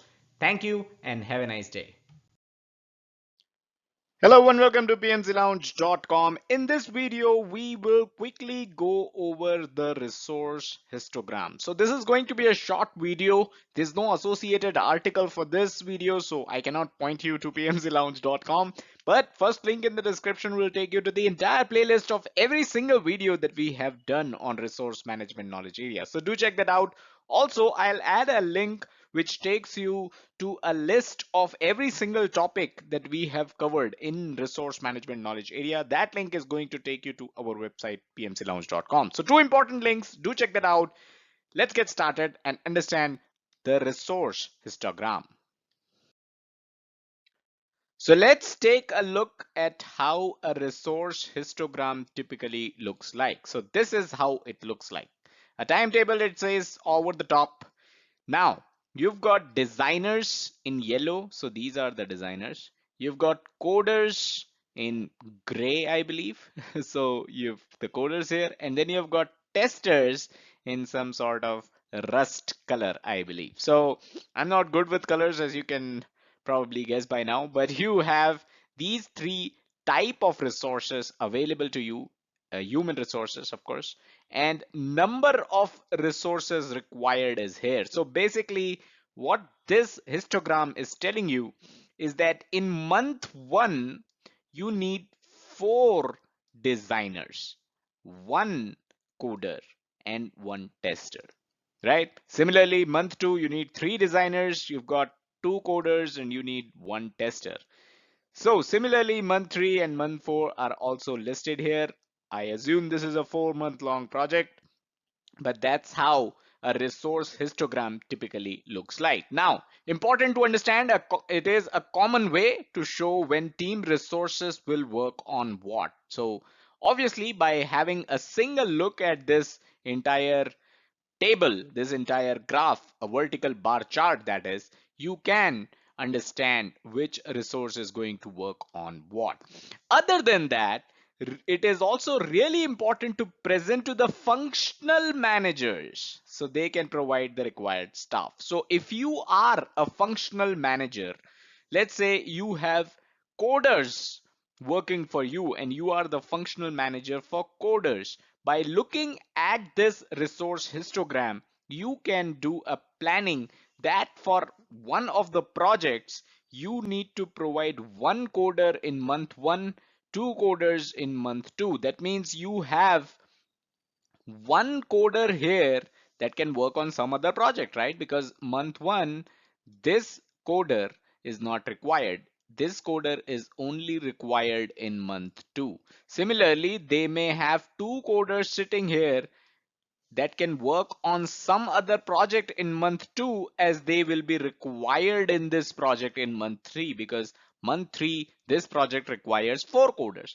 So that is how functional managers can provide you the required staff that you need, but they can also do their own resource planning as well. So this is something a lot of functional managers are actually going to ask you for when you go to them presenting your project. Quick reminder before we end the video, if you're looking for PMP book recommendations, head over to pmclounge.com/resources. All our favorite books are listed there. So here's a question for this video. Where do you use this in real life outside projects? So not in project management, not on your projects.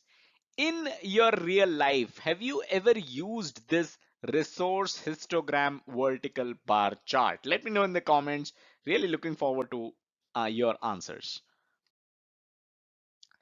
And that's all that we had in this video. Do hit the like button if you enjoyed it, got value out of it, and understood what a resource histogram is all about. Subscribe to the channel and hit the bell icon to stay notified whenever we upload new content. And as always, don't forget to check out the website pmclounge.com, your number one free PMP resource. Man, oh man, look at you. You just crushed day 3 of our 5-day PMP program. Congratulations on that. Now, the homework for today remains the same as the last 2 days. We have Lounge Fever playlists listed in the description below. Go over those videos. Those videos answer the questions that you may have. Those videos answer questions that have been submitted by people like you. So definitely go over those playlists. Also, if you have any question related to any of the concept that we have discussed, drop those questions in the comments. And I hope you are already subscribed to us by now. You should also consider hitting that join button if you want more premium access and more premium courses from PMC Lounge. That's all for today. I'll catch you in day 4 tomorrow.